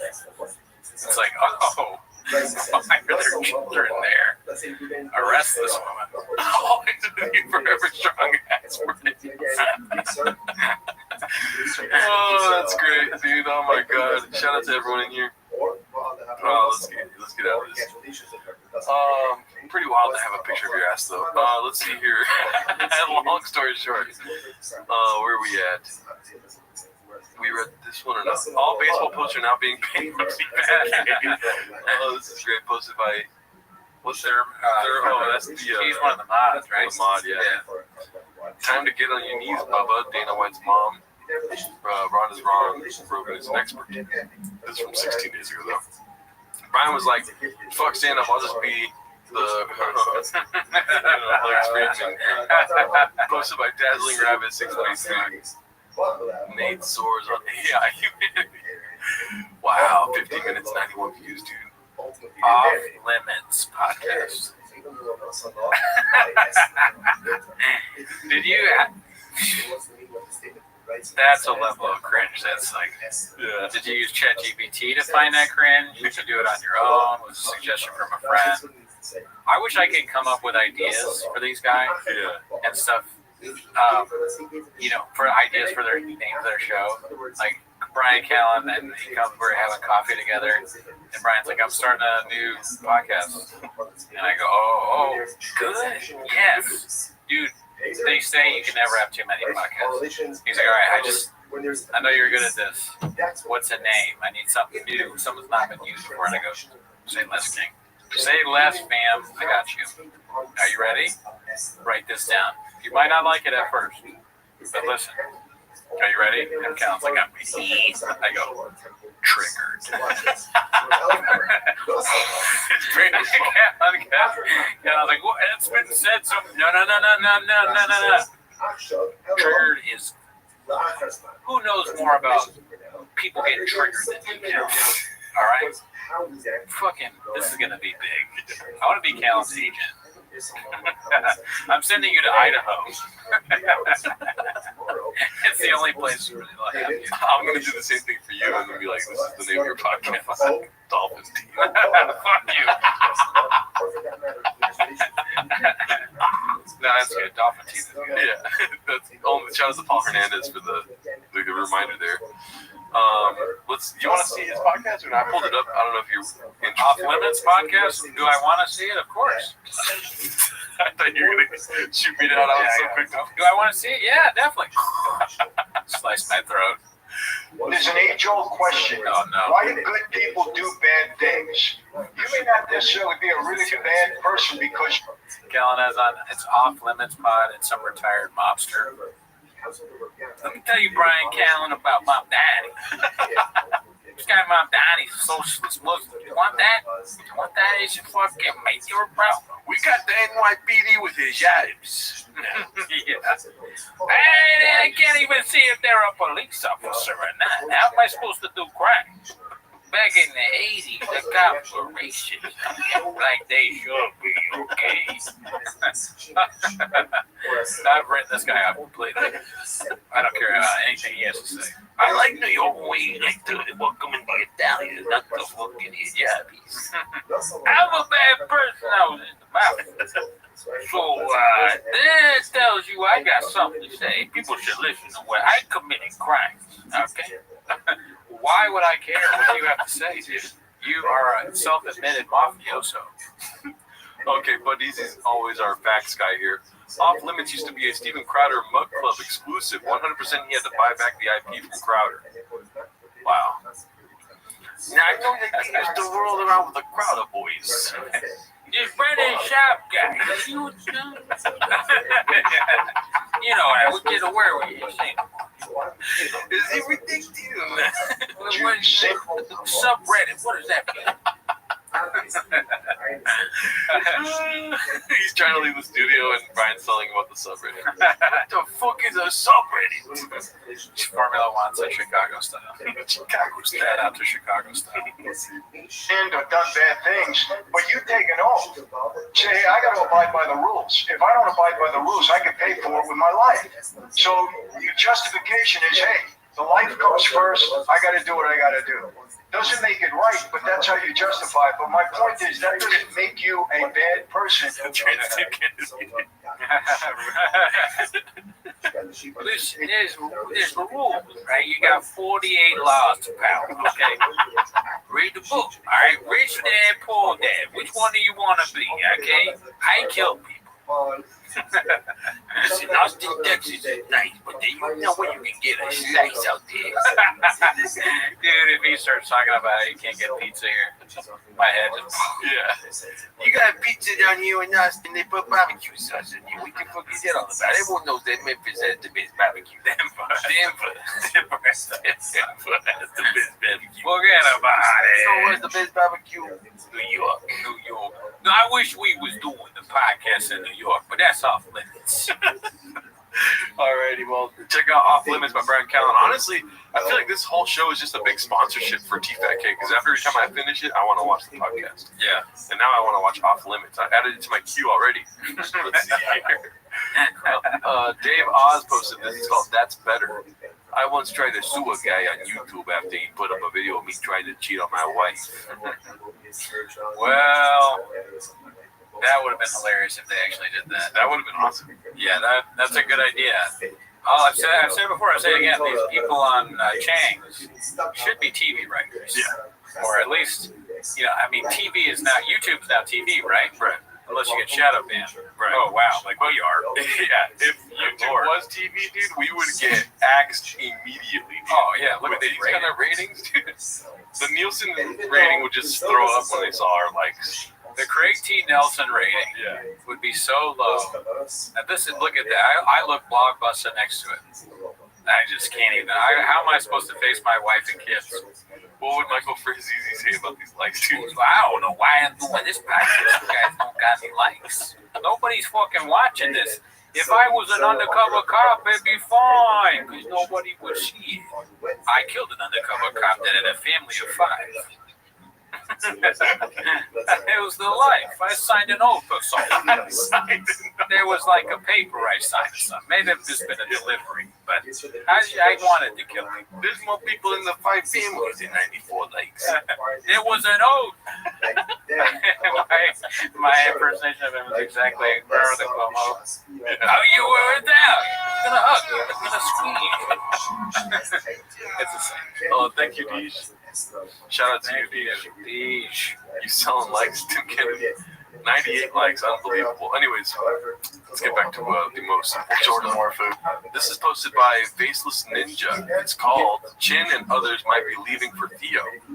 Let's see. Jordan Moore food. Oh, and I might check out the studio in Austin on Monday. I'm going to be in Austin. Why are you looking at studios out there? No, I might just come in with Chin. We're going with Theo. Why? I'm going with Theo to Austin. Oh, Theo's coming to Austin? All right. I can't tell you how much how little fucks I give about this conversation. All right. I'll see you guys Bring a later. Parmesan shaker. See you guys. Bring a Parmesan shaker. I don't know what the Parmesan thing is, but I feel like it's like a new trend or something. Really? I don't know. Could be. Or, we just didn't see the beginning of their hilarious riffs about Parmesan cheese. Damn, he really ain't give a fuck. Sean is not good at inviting people over, but maybe that's just because he's a fancy guy. Let's keep talking. Okay, never mind. I thought it was something. I don't think it is. Well, you always think it's something on Change, right? Well, because recently a bunch of people have been saying Parmesan cheese on like live streams and stuff that I've been watching. I don't know what the fuck it means. It's like a 6-7 thing. You fucking boomer. Yeah, dude. I just want to know. Yeah. Back in my day, we used to put Parmesan cheese on a nice slice. Oh, 6-7 is not far off from Daddy's number. I never really thought about that. 66, right? Yeah. If Shab wears a 6-7, we should bet on that. Put that on Cal Sheet. Shab will wear 6-7s to $1 million. Yeah. $1 million bet right there. I did win big off of, I guess that Trump was going to suck the dick. No, my wife. Anyways, I'll cut that part out. Let's see here. More on Bappa flipping out on El Tigre mid-innings. There's a lot going on here. Posted by Busy Middle 8108. I think we watched it last time. Right. Yeah, that Dr. Joe into it though. But yeah, so he's in a slump, and I kept saying, yeah, we watched this. You don't. Bappa responds to Rhonda and the Bear. We saw this one too. Yeah. The fucking Nevada plate. Oh yeah, we were like debating that. Yeah. 90% of the, okay, so this is posted by 712 Can. Oops. 90% of the GoFundMe's sent are just organized begging. Oh, GoFundMe's. GoFundMe's upside. Oh, okay, you got it right. I'm happy to help in emergencies, but a lot of y'all are internet panhandling. Why don't you write a joke about it? I wrote so many GoFundMe tweets over my time on Twitter, just ripping on GoFundMe. Make a joke. Otherwise, it just sounds like you're hating on people that need money. Yeah. And then obviously it's hypocritical now. Another word that Jeff Dye, that sounds like a word he would use. You know how he says Red Bar is laughable and trite. I hope Jeff Dye is still reading a thesaurus because he's at his best when he is. I hope Jeff Dye's watching this right now. Bond says go for me. Dude, that's the coolest spot we have. Yeah. This is posted by Nat Ninja 11. Named my kid Boston and got him a New York Yankees hat while I'm in LA, and an LA Dodgers hat while we're at Dallas Cowboy Stadium in Arlington, Texas. Trying to be funny when you're not funny. That's what that is. Too much. Too much. Oh, the poster here, the guy, the cook. Oh, no. Oh, I was like, oh, fuck. I'm so fucking tired and stupid. I thought you said that. Oh my god. I thought that was her tweeting it. Oh my god. But Daisy says, Cooney, delete your GoFundMe tweets now in case you need to get star one after your next booster. And then D said that story not from left field, you feel me? Yes, I do. Oh, dude, this is awesome. Another one of my favorites from this week, dude. This is pretty epic. I love this clip so much. You said you miss Crystalia? Dude, this is called Chris is in Hell, posted by Clint Puller of Chips. I said posted right now. Let's see. Well, I mean, this is the thing, man. Even when you go to Vegas and you're playing those slot machines, why do you keep going? Whatever the law is, whatever the law is. See, pause. Was I right or was I right? You were right. I agreed with you when you were saying that. I know. I'm sorry. I just need. I was also validating McGurdo. You were saying that? Okay. And then on top of that, nobody wants to fucking eat the McGurdo. Do you see this? I've been watching this the whole time we've been streaming. Would you eat a McGurdo? 55%. That's yes.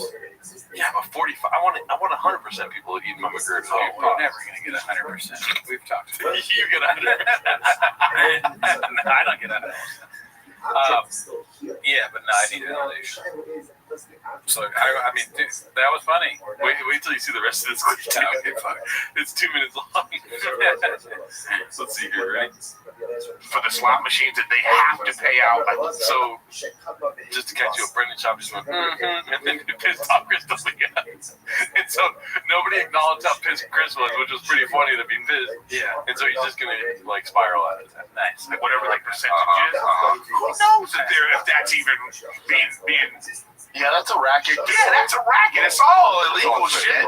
Some shady shit's going on. Sorry, bro. I'm tired of this shit, bro. My thing is, I'll cover the other. It's so funny that they're not responding because Schaub is so stupid that I feel like there is a chance that he doesn't realize. He is also an understatement. But Dalia just making fun of Schaub is great for me. Of these three people, I would want Crystalia to come on our show, dude. Yeah, I guess so. They just shit on Schaub. Yeah. Sure, yeah, no, I'll the problem is his baggage. Well, true, but we could do it on Zoom. Yeah, for our sake. So he doesn't fuck us. Yeah, no, I mean, remove that and that would be a great time. Remove the package. Yeah. Hell, because if you think it's not going down with the NFL and some of these refs and that shit, you think it's just the NBA, MLB, UFC? Nah, son. Oh, well, they're cracking down on all of it, man. But they had to, get their case, in order. They know. I'm sorry. And that's why I say, I always say, this stuff's going to come. Just won't talk to me. They're ignoring. They're like, oh yeah, go ahead and make fun of us. We don't care. You don't even exist. Schaub is the star. Schaub would be great to have on the show too. I don't know if Dalia is better than Schaub. I can't. But I would have to get my affairs in order if Schaub came on the show. Oh, you mean because he would kill him? Yeah. I guess. Yeah. I guess. I mean, Schaub is not a comic. No. You know what I mean? He would, if I made a joke, he would kill me. I remember the first time I made a joke about Mark and the look he gave me, dude. I was like, holy shit, dude. I thought he was gonna kill me. I've not been around shop, but on a show, I lose the fear a little bit, I think, because it's just, if he's really there, we're gonna do a show. Maybe I will die during the show, but it'll be good. It'll be a good show, because I'm going to say some crazy shit to this guy and see what he says back. And he says crazier shit than anyone could ever predict. He's unpredictable. Like, what is he going to call anything wrong? You're talking a lot, but I was waiting. Formula One said there's no way Shaw would fit on that mini couch. Cooney would need a chaplain and a sure shot. Yeah, I mean, listen, any of these guys could kill me. Jeff Dye, Shaw. I'm living on borrowed time graves. You know, kill me, you got to get through my shingles first. Obviously, me saying Chris Lee being on the show, I don't co-sign everything he's done. No. It's simply to make fun of Shaw. Yeah. No, I'm not even really thinking about that. Yeah. I'm sorry to even bring it up, but I'm just, thinking, who do I want most of? Yeah, someone from Peppers. No, she's not allowed near me. She needs to stay 20 feet away from me, or she's gonna try to grab my dick. No, I have on shop though. Oh, that's a great pull. Formula One's on, dude. I'm not even making a joke. Formula One's on fire right now. We will never have Hot Chip. No, he's nuts. Hachi Mishima, we like you. You have great comments, but Hot Chip is not cool with this show. We're not cool with Hot Chip. We don't like him. We don't stand him. He's not 10 to them. Yeah, he sends nothing but dick pics to us. Let's see here. He's still in the swamp. We're trying to get people out the swamp. Yeah, he's still fumbling the bag. We're trying to scoop it. You know what I mean? Let's see the rest of this clip here. You can't hide this stuff, I'm saying. You can't hide it. This is what I'm saying about this. If somebody's doing some shady shit, it's gonna come out. There's no way you can hide it. Whatever's done in the dark will be set good at the fucking You get sued if you cause the sweet nectar. By Brendan. Why? Remember the sweet nectar? You hated when he said that. Oh my god. What was he saying about whiskey? Oh, that's right. I forget this too. Good goods. Brendan said, I forget this too. You're the one that said it, dude. What? You forgot about your own whiskey and what you said? You had a whole ad. Oh, shit. Thanks for all the laughs and MMA coverage. Happy holiday, brothers. Thank you, dude. Happy Thanksgiving, bro. Shout out to you, Bill. I'm gonna rewind a little bit just so we can catch this again. I don't want to see this guy's face. You know what I mean? Yeah, I don't like it. I'd way rather have Beanie Guy on. Terrifying. Yeah. But yeah, no, I'd rather have Beanie Guy on. Why? Remember the sweet nectar? You hated when he said that. Oh my god. He got so happy. What was he saying about whiskey? He's smiling slowly. He's like, he was so sad that he had to rise his happiness levels. This is watching change. This is the feeling it gives you. Oh, that's right. He's so happy. I forget this too. I forget this too. My CD. Dalia wants to be like us. Yeah. Not necessarily our level of success, but he wants to be in the crowd cracking jokes about Shaw. He can't now. Now he's with Shaw. That's the real painful part of this. Yeah. He was blind when he came to that off ramp and he got off by accident. He could have kept going. Not about that stuff, but it's like the comedy one. Yes, all right, I'll cut that part out. Let's see here. Right now, I'm having flashbacks. You used to say that it's that sweet nectar about about fucking whiskey. Oh my god, bro, I wanted to fucking assassinate myself. I wanted to get famous, hire an assassination, from far away. I wanted to get in the government. Sweet nectar. Oh god, that's horrendous. Just assassinate me. I became president so you could assassinate me. Still got that? I'm saying sweet nectar. What? We're still selling the thick. Oh yeah, what happened? Thick juice. No, I sold it, man. Nice. No, you didn't. Fucking just That's what he does. He starts business. Who bought that? Someone at Chang. Yeah, it's not being sold, so who would buy something that's failed? Yeah, that's a good point. There's not in any store. You can't buy it. We've tried it. It's very popular somehow in Somalia. It's a random country. But I like Tiger Thing. I drink it all the time. Some Somalian warlord pouring Tiger Thing for his minions. My bad. Sorry. It's Japanese. This isn't he just fucking hotels and dance, dude. It's the fucking when we get out, baby. Elon Musk, dude. I also stopped drinking, so it makes sense to keep pushing. There you go. Oh, that's good. Parmesan cheese. Yeah, you need to stop drinking. You know what I mean? Drinking it is healthy. Dude, something about Parmesan cheese, maybe. I don't know what the Parmesan cheese thing is, dude. The Parmesan cheese. They think hot chip would beat you 41%, dude. In a fight? Yeah, right. I don't know about that. Maybe hot chip would win if he's trying to, take advantage of you. Let's see. I have violence in my DNA. That's all I have to say about that. Yeah. Let's see what else we got here, dude. At least someone finally said that. I think we saw that. It's the where he's dressed like a frog, right? Yeah. Frog.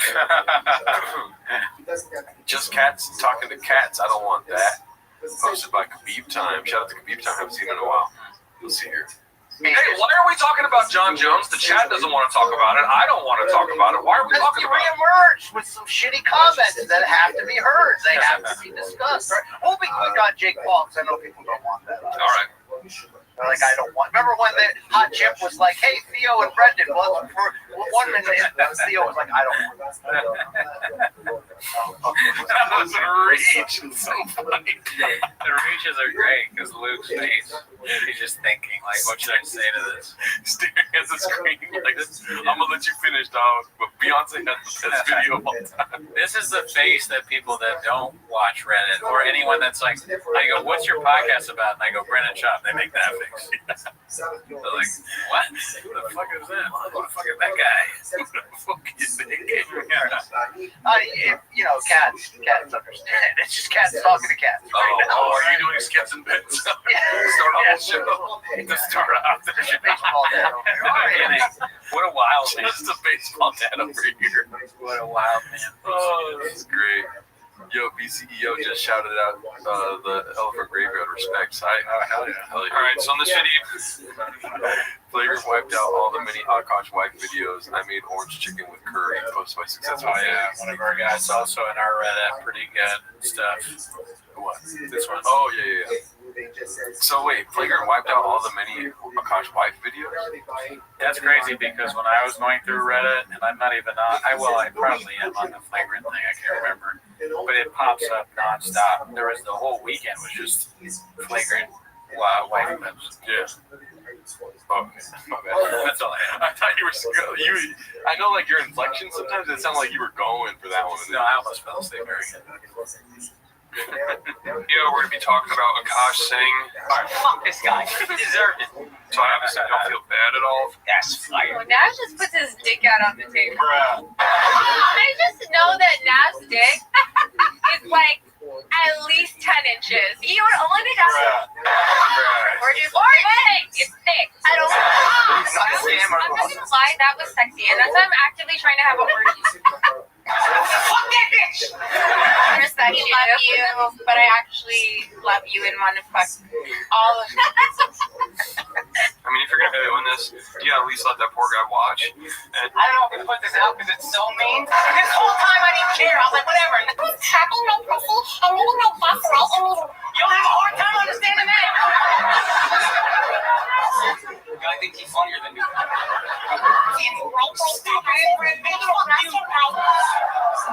hate this bitch now, and it's your fault. But you fucking deserve it. It's fun, to be honest with you. It's a good time. Damn, dude. Your wife does all that stuff, and you do a podcast with a guy who thinks slavery wasn't that bad. oh, the mod started not wiping out. I was thinking for the context successful egg. Yeah, sorry. No, that's all. I mean, it's a rough time for Akash Singh. And we are not there for him. No, he kind of deserves it because he's so bad at stand-up. Also, I wanted to do a quick shout out. Thank you to Successful Egg and the many posters in our Reddit. We do have 928 people now, dude. That's crazy. Yeah, that's so many people. We never thought we'd have that many. So Successful Egg, Dick PT, Pizza Party, 69. Yeah. Keep it up. Yeah. I like the Reddit. It's very fun. Transton Kennedy, Enormous Dick, or whatever. Dick's Enormous. Dick's Enormous. Yeah. Shout out to all you guys, dude. Let's see here. What else do we have in chains? Massive overall painted narrative. I don't think we saw this one. Posted by Minimum Sky 2305. Another fucking cat that I haven't seen in a long time. Oh yeah, sorry, where you been at? Where you been at? Rob. Hopefully we're still streaming. Real quick, I'm gonna check something. If you could just talk to the camera. We're about to watch him talk about some guy named Marab, a UFC fighter.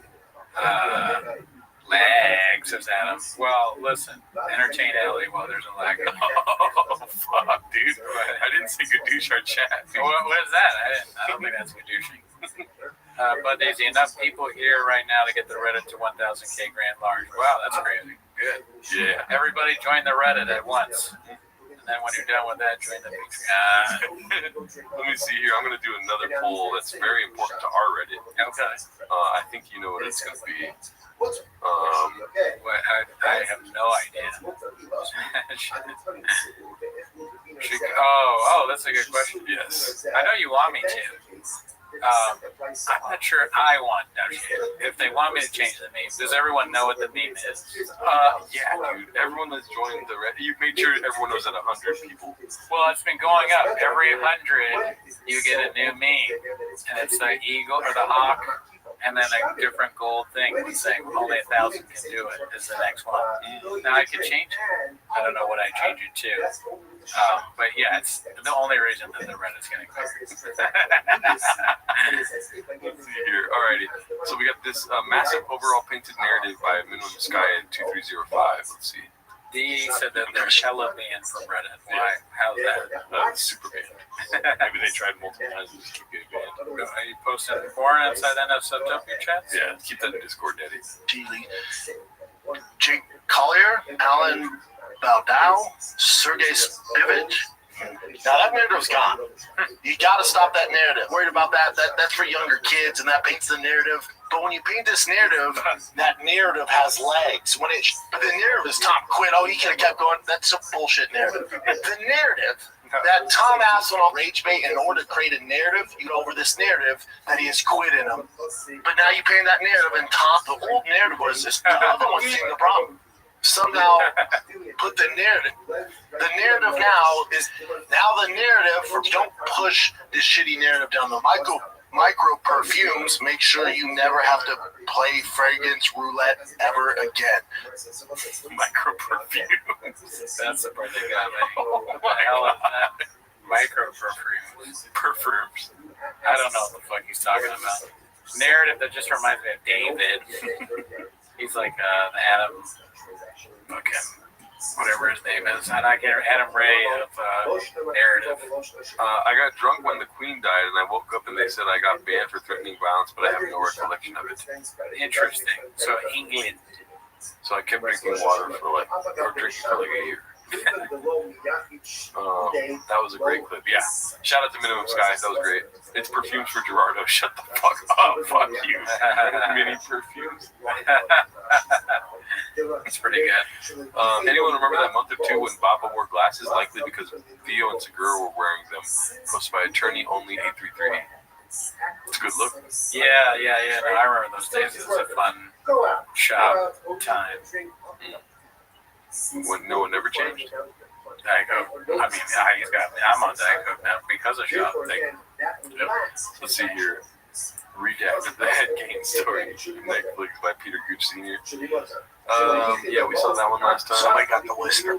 Okay, this is where we left off last week, so we didn't watch this one. Okay. Sam calls out Callan as a banker rich kid, posted by Dandy Kaufman 2. Let's see here. Somebody got the whisper, dude. Someone got the whisper. Tone it down. Play this. Yeah, you don't think agents tell people to play a little game? Who is? Come on, Brian. Wait, who? Come on. Why did they whisper to me? What's that? Why did I? Because you were already half a queer. That's why. They were like, dude, he's getting up. I was already a power bottom? And your dad is a fucking lizard, so you're already in. But that's why I didn't get the 100%. Why did I get the whisper? Because, Brian, you were already in. You're not the whisper. You're a Baker Rich kid. I did have a very famous. That's okay. I did have a very famous. We love you, Hollywood Brian. person tell me why he thought I didn't make it. Which I won't say. That's Brian, you made it. Brian, shut up. I wonder why. Yeah, why did Bill Cosby go to jail? What the hell is that all about? Bill Cosby at Thanksgiving, he's like, anybody know why this happened? They're like, No clue. no, not at all. Do you know why? When is Brian Callen's special? I want to watch it. Maybe. Yeah, You had a sitcom. Depends what you mean, mate. Yeah, you were in movies. Brian, you crushed it. Brian, you... And it's over. The subtext is that it's over. You crushed it, man. You were on TV. You were. I don't care what they're saying about you, dude. Oh, shit. I don't even read the comments online or in the newspaper or the magazine or, on the street, as like people say. And when I pretend that I don't know you and we're not really that close of friends, it's because I have to. It's because I have a career. This is posted by Plus Heart 100. Damn it, Chin. Learn to shoot. This is Texas. Oh, shit. Okay, so, quick question. Do you think he's going to hit all the targets or miss all the targets? Miss all the targets.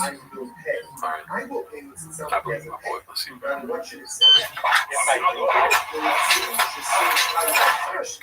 The gun fell apart. All the bullets fell apart. Oh, my God. Why does it do that?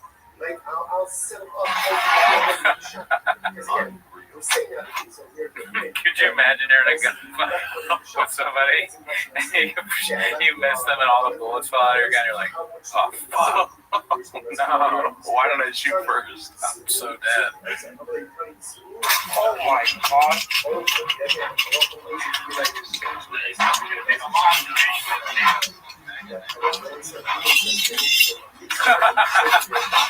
Another thing fell out of the gun. Oh, my God. Your gun is supposed to fall apart when you're a real man. Oh, so did he do that? No, he didn't do that. Like by accident. Like he's pushing the magazine.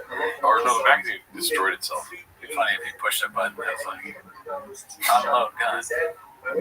Damn, he sucks. That gun is definitely scathed. Let me see here. We're at an hour 30 right now, dude. Yeah, I think it's time to wind down. I can go all night long, pause, but I wish Cooney cannot. The energy is being sucked from me because Cooney has no more. None. And I have a little bit. Enough to fill his fridge, which is not very much. Fuck you, dude. We'll end in a little bit here, but we'll let you guys catch up on comments if you want to say anything. We read it. I gotta go make sure my gun is good in my car. Gun is fine. Fine. Mag is fucked. Yeah, my mag, dude. I'm all about mags. I always put a lot of mags in my guns. One of these days, I'm gonna make that piano work so you can hit it and play stuff while you're recording. I got mags in my gun, blowers in my truck, coffee in my cup. Facts. Fish in my tank. Fish car skins. They're saying solo Gerardo guitar stream. They're all saying that. You could do that. No, I leave, you play guitar. Hell no, dude. Can we hear the cowboy noise? Oh, I can. That was so funny. The Jeff Dye cowboy noise. I never got a chance to listen to it. I'm gonna follow Jeff Dye around and play when he talks. Why is my computer's being a little bitch right now? Jeff Dye moving to Texas because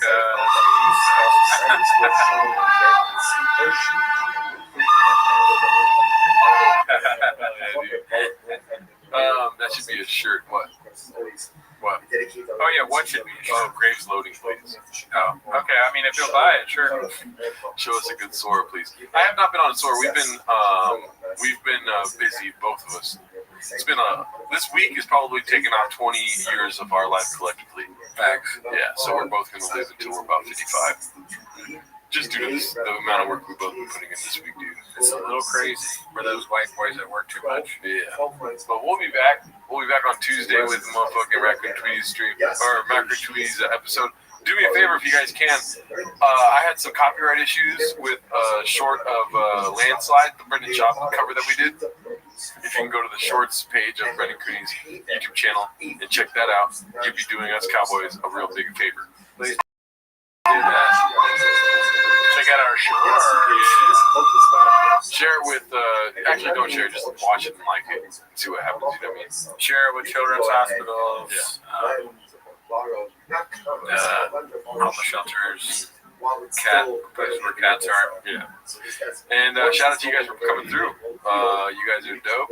I'll try to find a clip of that music. I've been looking for clips for the last episode, but shout out to you guys. And shout out to Josh for being the only person that put timestamps in the fucking comments. Oh, thanks, Josh. Yeah. All right, great guy, never met you.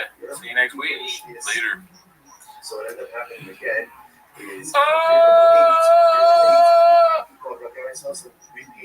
we paid the idea ultimately again with new programs, new care programs.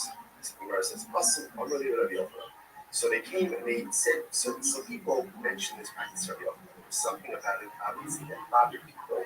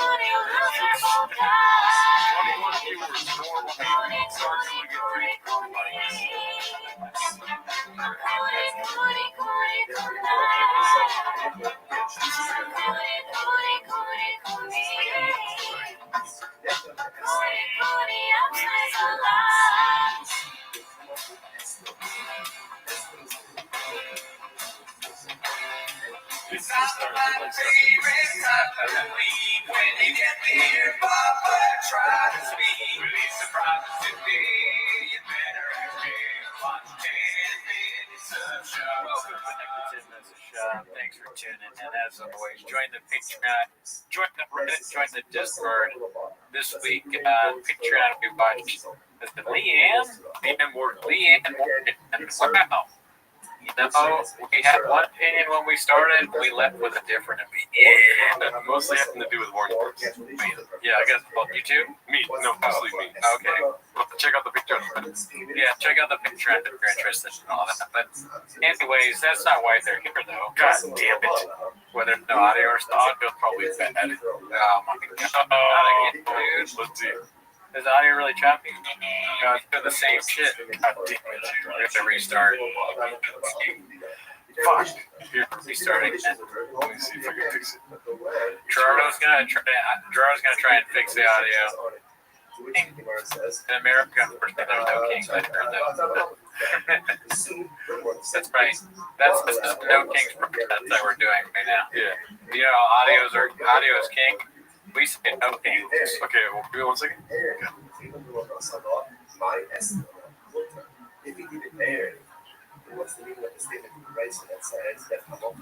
Microphone is probably still doing the same thing, huh? Video king, that's what we're doing. Yeah, video king, that's what we're doing. Alright. Keep talking. It's probably, I'm very technical with this stuff, so I probably.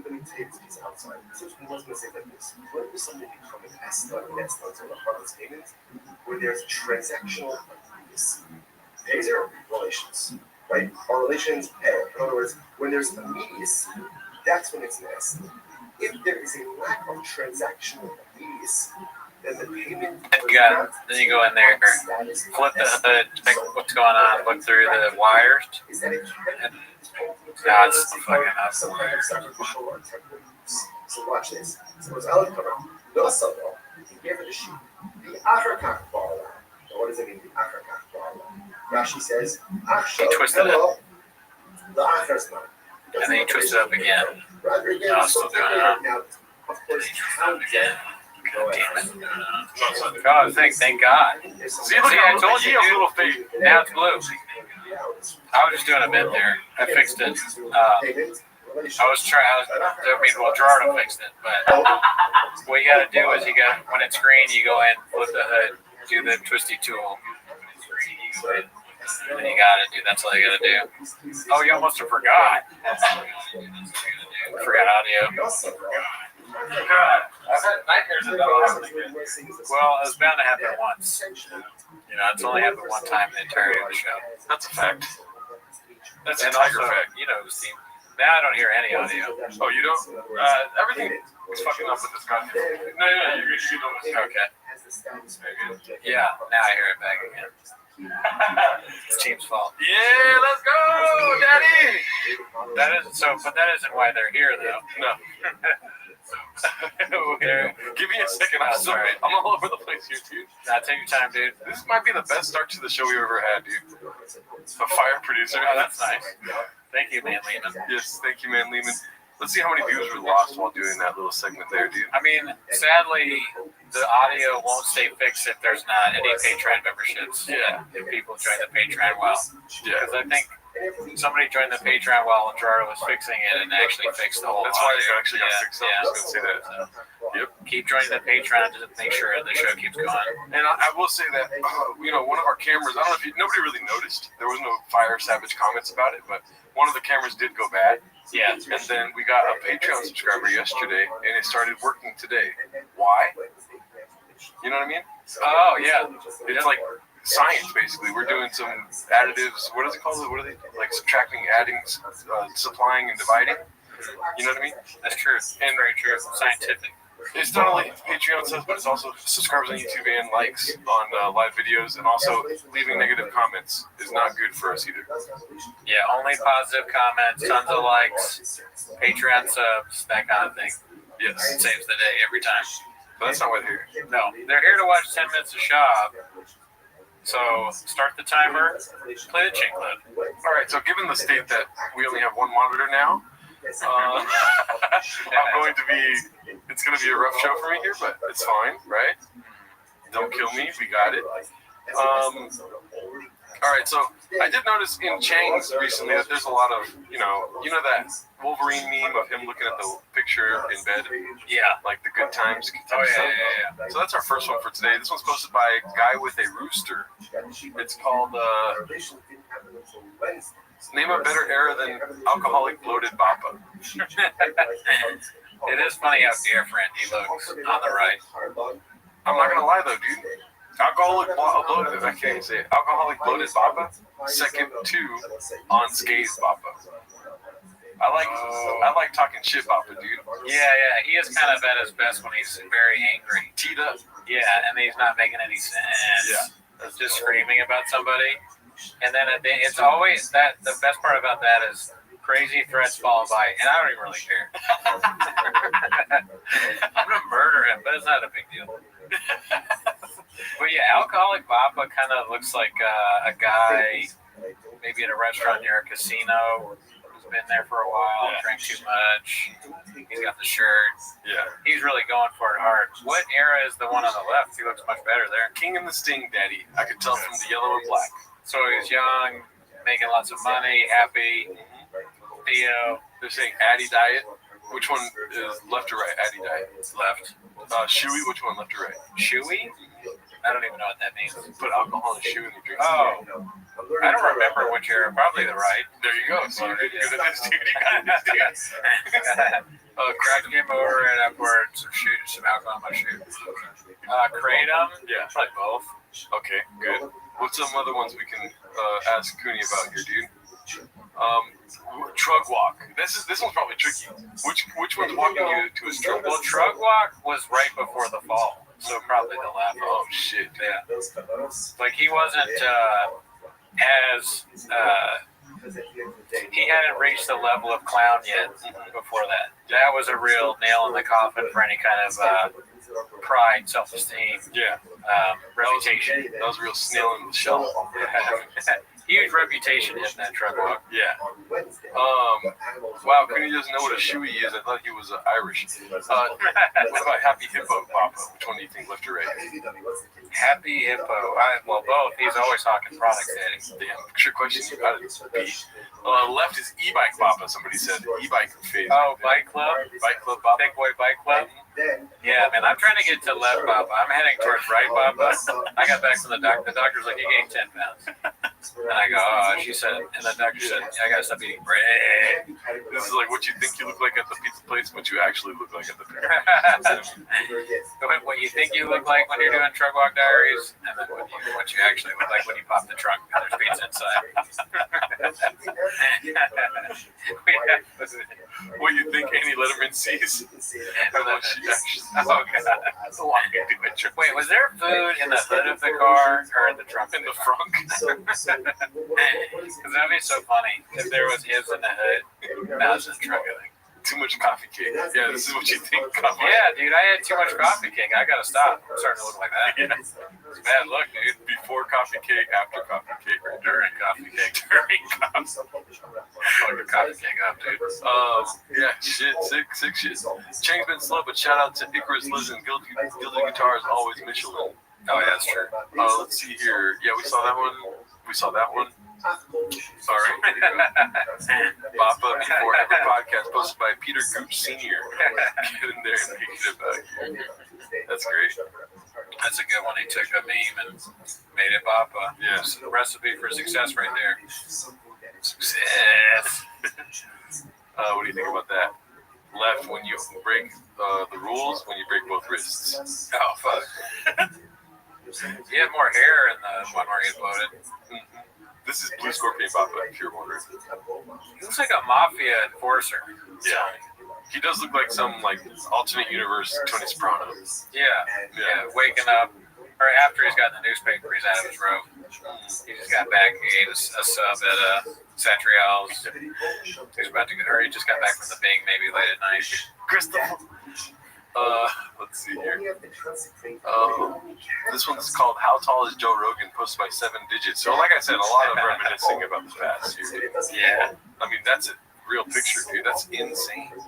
Yeah, he's very short in comparison to the tall and powerful Shane Gillis. Do you know what the thing is next to Liquid Death? What is that? Is it a bucket? Dude, how long have you been doing comedy? Is that an open mic? Bottom of the barrel, dude. What are you talking about? They're hosting an open mic? Yes! It's Austin, dude! That's crazy.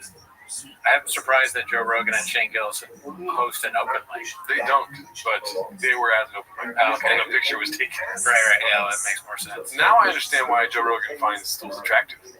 It's like pick up something your own size, you know what I mean? It's like the perfect height. Yeah. I will say, Joe Rogan, I can't imagine him taking a lot of testosterone, you know what I mean? Probably takes a lot. I feel like if I were to take testosterone and didn't get taller, I would be so upset. Dude, I wish I would do something with his clothes. Like his clothes would look more normal somehow, because this is the same ensemble he always does with the long, ridiculous shirt and tight pants. Yeah. I wonder, what's the commitment to this look? If everybody told you that your look was bad, would any change? Nobody's telling them. I mean, I'm telling him. Maybe his friends are like, hey, why are you dressed like that? What if that's the secret? What if Brian Callen pulls you to the side and be like, hey man, I think you're really funny, but if you want to get on Joe's podcast, just say he dresses really nice. It's one thing not to care, but it looks so bad. Yeah. Anyways, okay. Let's see here. I feel like he is basically 10 Liquid Deaths tall right here. You know? Joe is physically imposing That would be a funny challenge. You stack up liquid deaths near Joe Rogan and he'd be like, how many do you think you are, Joe? And we get to bet on like how many liquid deaths. He would never be game for that. That'd be fun. Just tall-wise, or like how many liquid deaths can fit inside of him? That's interesting. I didn't think about that one, but how tall those things. You just stack them up. They would fall, I guess. You'd have to have somebody holding them. Yeah, or maybe they won't. You only stack like 10. Oh, it's so funny. Yeah, there's so little. You get to 3 and it's awkward because it's the same size. All right, yeah, I better put some more on. It's probably fall if I put another on. You're probably like 20. They don't understand the art form posted by Barek Bam Bam. It's probably going to be some old bits and skits. You can check comments whenever you want. And by the way, when you see someone moving around like that on stage, I will bet you every penny I have they're not funny. Top her in the corner of the couch. Is that the equivalent of a guy stool fucker? There's not a lot of Sean has kind of an elitist approach to comedy. It's quite interesting. He likes bars. He says he likes jokes. He doesn't like stool fucking. How does this work? When he comes, his whole body just erupts. Anytime I saw someone miming having sex, pumping air, I would just go, dude, if Jeff Garland's telling you how to do comedy. That's low. Yeah, I'd be like, fuck you, Jeff. And that was years ago. And he didn't. All he did was go. Sometimes it's okay. He didn't defend himself. And we didn't know then, but we know now. Joe will only stick up for himself when it comes to Mark Maron. Elephant Graveyard, no chance. Jeff Garland, it's okay. Us, doesn't even think about us. Doesn't read the comments. But Mark Maron's different. For some reason. He gets. I haven't seen that one. Did we watch that? That's not from a special. We have seen that. Okay. I don't remember. I mean, I've seen the clip, but have we actually watched this in the Patreon? Oh, probably not. What is it from? Just the whole days of Joe? Just some gem of a person that reported it. Somebody filmed this. They're like, this guy's hilarious. And it really inspired me to start doing comedy. He doesn't want this on the internet. I can guarantee you that. It's not funny. No. It was just like, it was a sign of like. But what if there's a bit where you have to mime pumping air?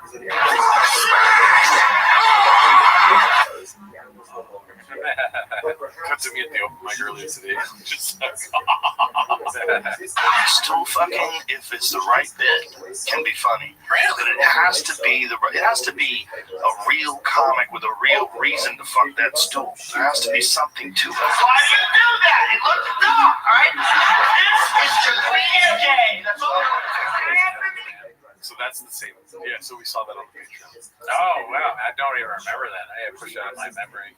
But doesn't he kind of look like Dave Matthews there? I don't know what Dave Matthews is. Oh, okay. Like that? Okay. If you ask me like Marco Antonio, then maybe, but not Dave. It's got to be a bit. Pumping air? Yeah, I mean, like, it's got to be some bits. But who doesn't know what that looks like? Why do you need to pump? Maybe there's a reason. It's going to be something. What do you think is the worst of his stool humping bits? Because I know clearly what I think. I think the screaming, you're going to say the Caitlyn Jenner one. Yeah, but that's not literally humping the stool, though. He's just like straddling this. I knew what you were going to say. It's not really humping the stool. He's a gargoyle on top of the stool. No pumps. The sex gargoyle. Yes. And it's not even Caitlyn Jenner, really. He's a Kardashian. But he's saying that they're like weird sex gargoyles that turn Caitlyn Jenner into what she is now, right? That kind of shit. But I will say the one where he's in the theater and he's doing it's not crazy. That's a pretty bad one, yeah. And the same special where he's like, is that the same one? Yeah. Yeah. That one's just flagrant use of stool humping. Hey, they're both bad. And I guess you're right. It's not really sex, but it's very close. Straddling. Yeah. Straddling the line. It's like you're imitating someone having a heart attack. Looks fucking stupid. You love it, dude. Hey, I'm not laughing. It was funny. Yeah. I mean, it's so funny to have that online. That would be devastating to see. Yeah. Of yourself. I mean, sure, there's bad stand-up online, no question. But I don't know if I have something like that. Because he's so. One of my bad stuff is like I also feel like I know I'm doing bad, but that's like he thinks that at the time he thought that was hilarious, and it's just not even remotely. I like taking 2 years for my special, you know, and then 2 years later he has 3 like stool humping bits in the special. He's like, these are the greatest of hits. Are you proud?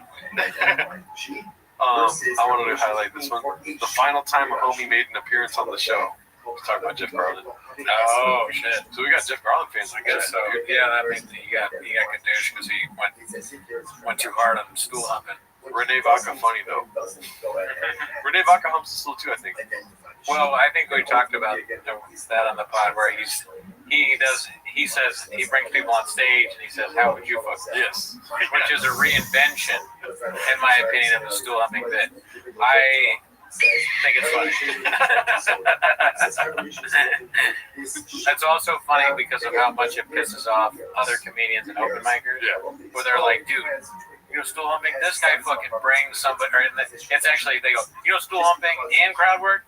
This guy does both in one," and it's like it infuriates comedians to the point where it's very funny. It's called the leg. Oh yeah. It's like, hey, do the leg, fool, and then the dude gets on stage and humps the stool. How would you fuck the stool? Like I would never in a million years think of that. So congratulations, Renee. Let me get some fellas in the chat, please. And most of the move around people are pushing it, just oversell shit by physicalizing what should be just funny the way you say it. I'm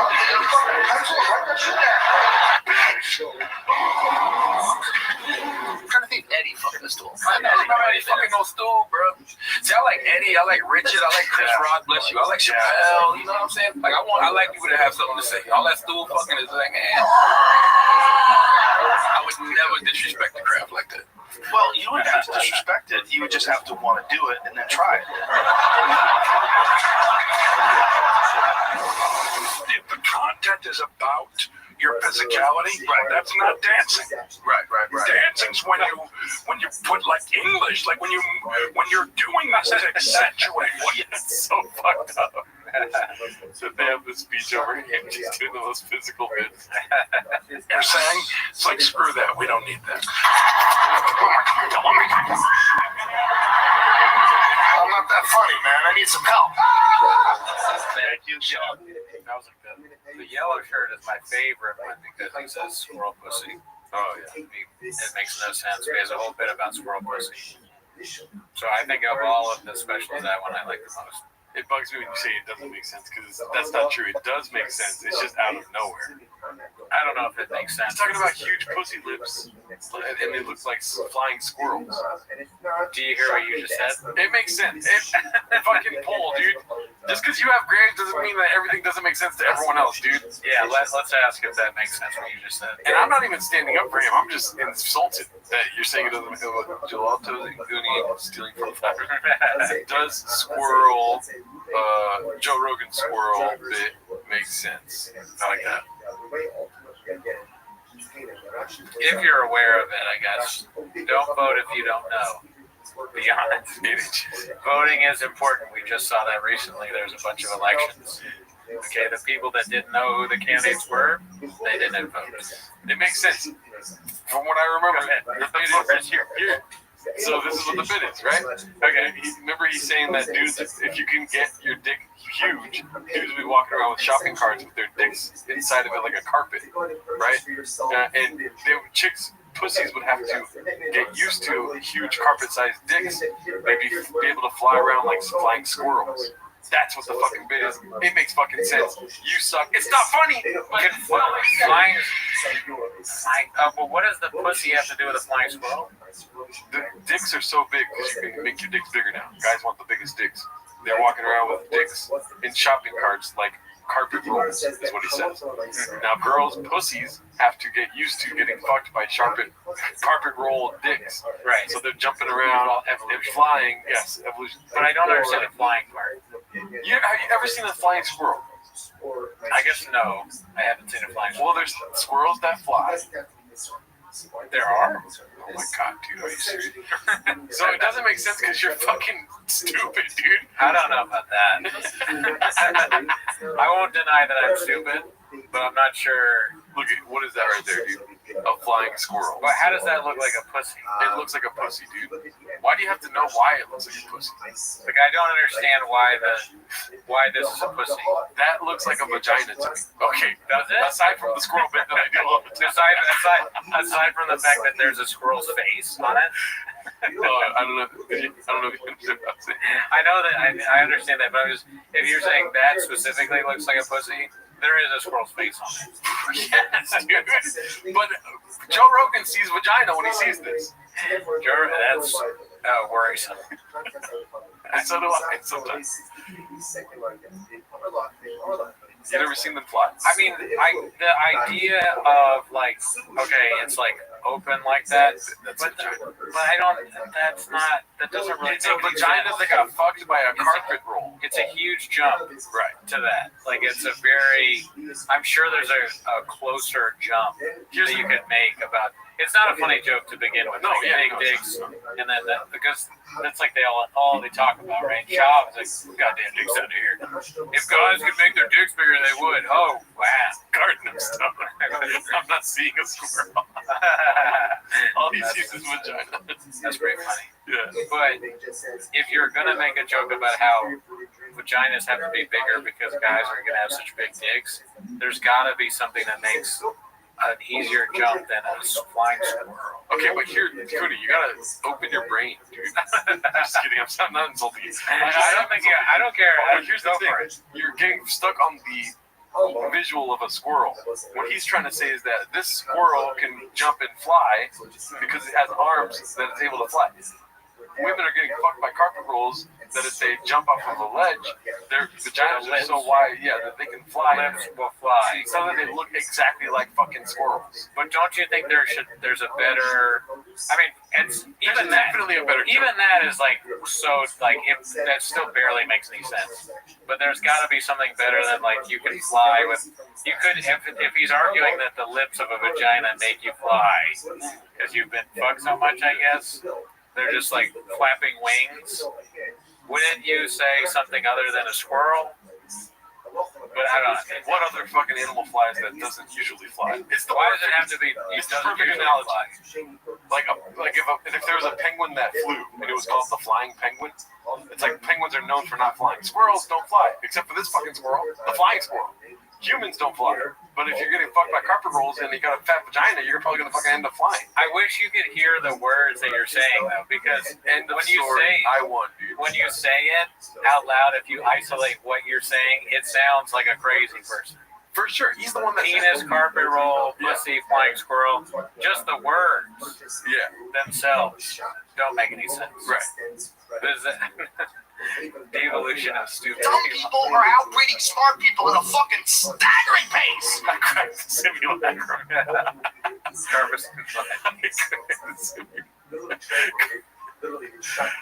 I think people are agreeing with me.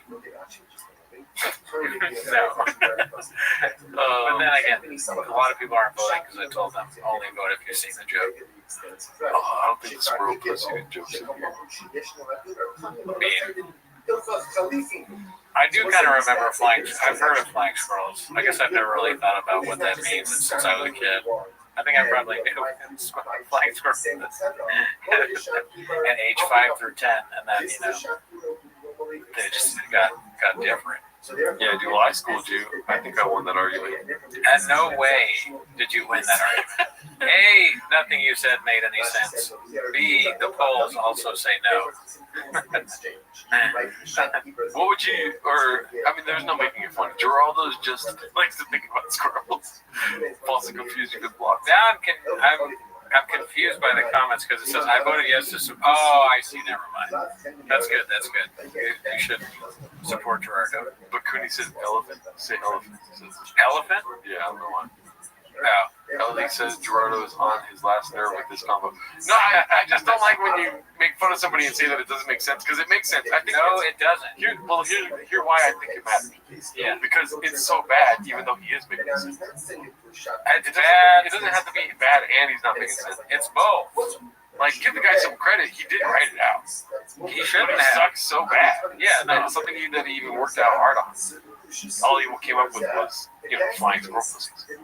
It's a thing. The Rogan universe is the same thing over and over again. Right. Guys want big dicks. And then if that happens, women's pussies are big. The vaccine makes your dick big. And if that happens, the pussy the dick. And then we fuck each other. It's very dumb, caveman level humor. That's what I'm saying in a nutshell, dude. Makes sense, just redacted, dude. Pity. Someone named Pity agrees with you. Another thing too is that Joe Rogan was always done wrong because he has video stand-up specials when audio is king. If it was just audio, nobody would know what he was looking like. He would do great. That broke my brain. I'm sorry. Elephants' ears are huge, and that's how Dumbo flew. There we go. They fixed the bit. Oh, I love this one, dude. What's Dubai chocolate? Chocolate with sand on top? That's my time for you. That one's a kombucha. That's crazy. How did he fit in that thing? It's a good one. Crackheads write out poems in their own shit. Doesn't make sense. Fade to my way. Shout out to you. That one was supposed to be by Kombucha if Papa went to Riyadh. We watched that last time. So not only did you... The audio is so funny that you being like, no, dude, it makes sense, because think about it. Guys have big dicks, and then it's like a carpet roll. And then there's squirrels, and then they have they're flying, so it's like flying squirrel pussy. and then you're like, as if you win at the bait. I won. They got, and the prize this year's debate goes to Gerardo Alarcon for his slow-mo music. I feel like the guy in the Billy Madison movie where it goes, and nothing you said resembled a point. Everyone in this room is dumber for having, or whatever it is. Jim Downey. They need to hire a dime-piece actor to fuck squirrels. I was dying trying to get that elephant thing out there thanks to the Hawks in the chat. I guess that does. It makes, honestly, and this is making me worried now. It makes more sense to me now that Man Lehman has said the thing about elephant ears. So that makes me worry about myself. But I understand that. Like, maybe if it was elephant, but even that still wouldn't be funny. But I do remember Dumbo having ears or something like that. Dude, the access to my body I would give if I could find out the other analogies he tried to use in that bit. Oh yeah, and this is before ChatGPT. Yeah, try that in a small town. What if he became way funnier now that ChatGPT is here? Oh, I guarantee he's using ChatGPT. That's special. There's probably some ChatGPT in that. Shout out to you guys. We'll cut out that carpet stuff earlier. Let's see here. We seen that last week. Oh yeah, look at that. This is the comedy savant, dude. Gerardo the Sled. Somebody sent me a clip of a comedian making fun of Callan to his face. It was at a comedy club, and I didn't watch the audio. I was doing something, but I saw just the video of it, and he goes, "Hey, giraffe," and he's dancing in front of Callan, and Callan spits out. It's a challenge where Callan has water in his mouth, and if you make him laugh, he spits it out. I should have said that first. But I watched it, and I disliked both Callan and the person who did the impersonation, because it was too complimentary. Yeah, it should be shunning it. So now I don't like that comedian or Callan. Hey, I want to be self-aware, but also really funny, like 6'7" or something like this. The guy was too good at doing Callan. It was a respectful thing. It was exactly what Callan does in a way that made me feel uncomfortable. Man, Lehman's right. Guy should have just went boo. I think his name was something Callus or Caius or something like that. Whatever it was, I didn't like it. You are right. Pity is on my side, and also Blister Fist. I've ever seen a hairless ginger flying squirrel, Cody? Ever looked in the mirror, Daddy? That's really good. God damn it! I do not. I actually need to rethink a lot of things. It's like every argument we have is like, look at what Poop Fart thinks. Poop Fart agrees with me. Herpes Nuts says I'm right. So if Herpes Nuts, Poop Fart, and Open Wound, But I'm right, then I guess you're wrong, bitch. But Dixie Enormous agrees with me. Dixie Enormous. No, I was saying they agree with you. That's my impersonation. Yeah. Oh, okay, gotcha. I think Cooney is all asleep right now. All right. I'll be the villain. I'll be the fucking villain of this pod. You're the heel. If I need to. I'm the heel. Yeah, I've switched to it. Or maybe I always was the heel.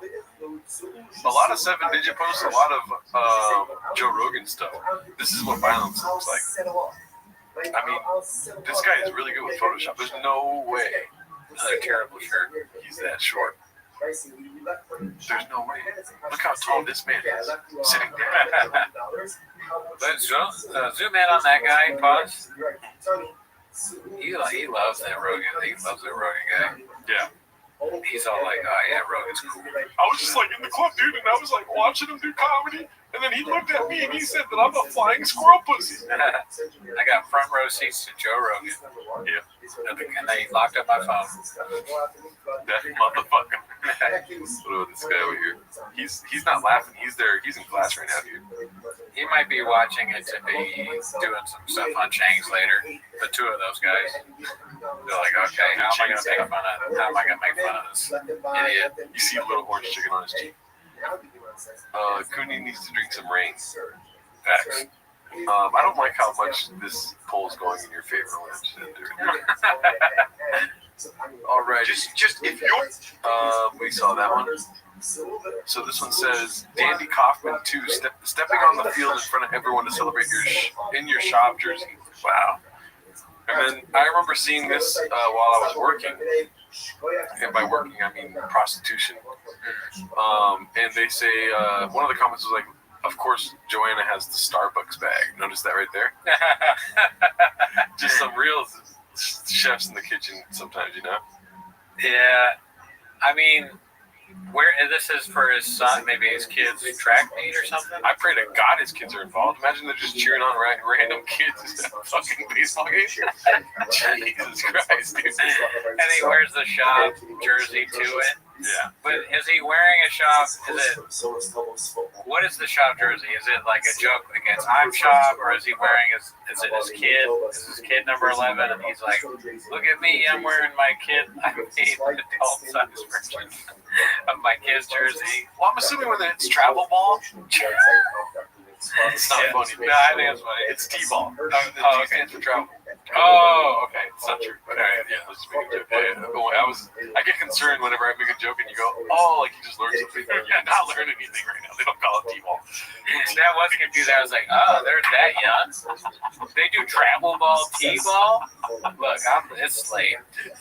And I had grapes. I get so concerned when you're like, oh, instead of being like, oh. But school me on travel ball. That sounded like it would be funny. I don't know if they have some merchandise for travel ball. You know what I mean? Like, is the shop jersey selling hot? Or is his dad the only one buying one? Is he a bench player? He doesn't really talk about like his involvement in the team. So you pan out and there's another dad with a jersey of his kid's name or his name on it? I don't see it. Yeah, nobody else has a jersey. They all look like they just got back from church. They're watching some baseball. Also, the other thing I noticed about this is that everyone else is looking somewhere else. He's facing a different way than they're cheering the game, and he's got his back. It's kind of like Steph Curry shooting the 3 and turning around and being like, not yeah. You know? Maybe he's just trying to hype them up, like, yeah, we got to run. You know, but he was watching, and then he's a guy that likes a crowd, so he's saying, hey, yeah, we did it. Could be that. Yeah.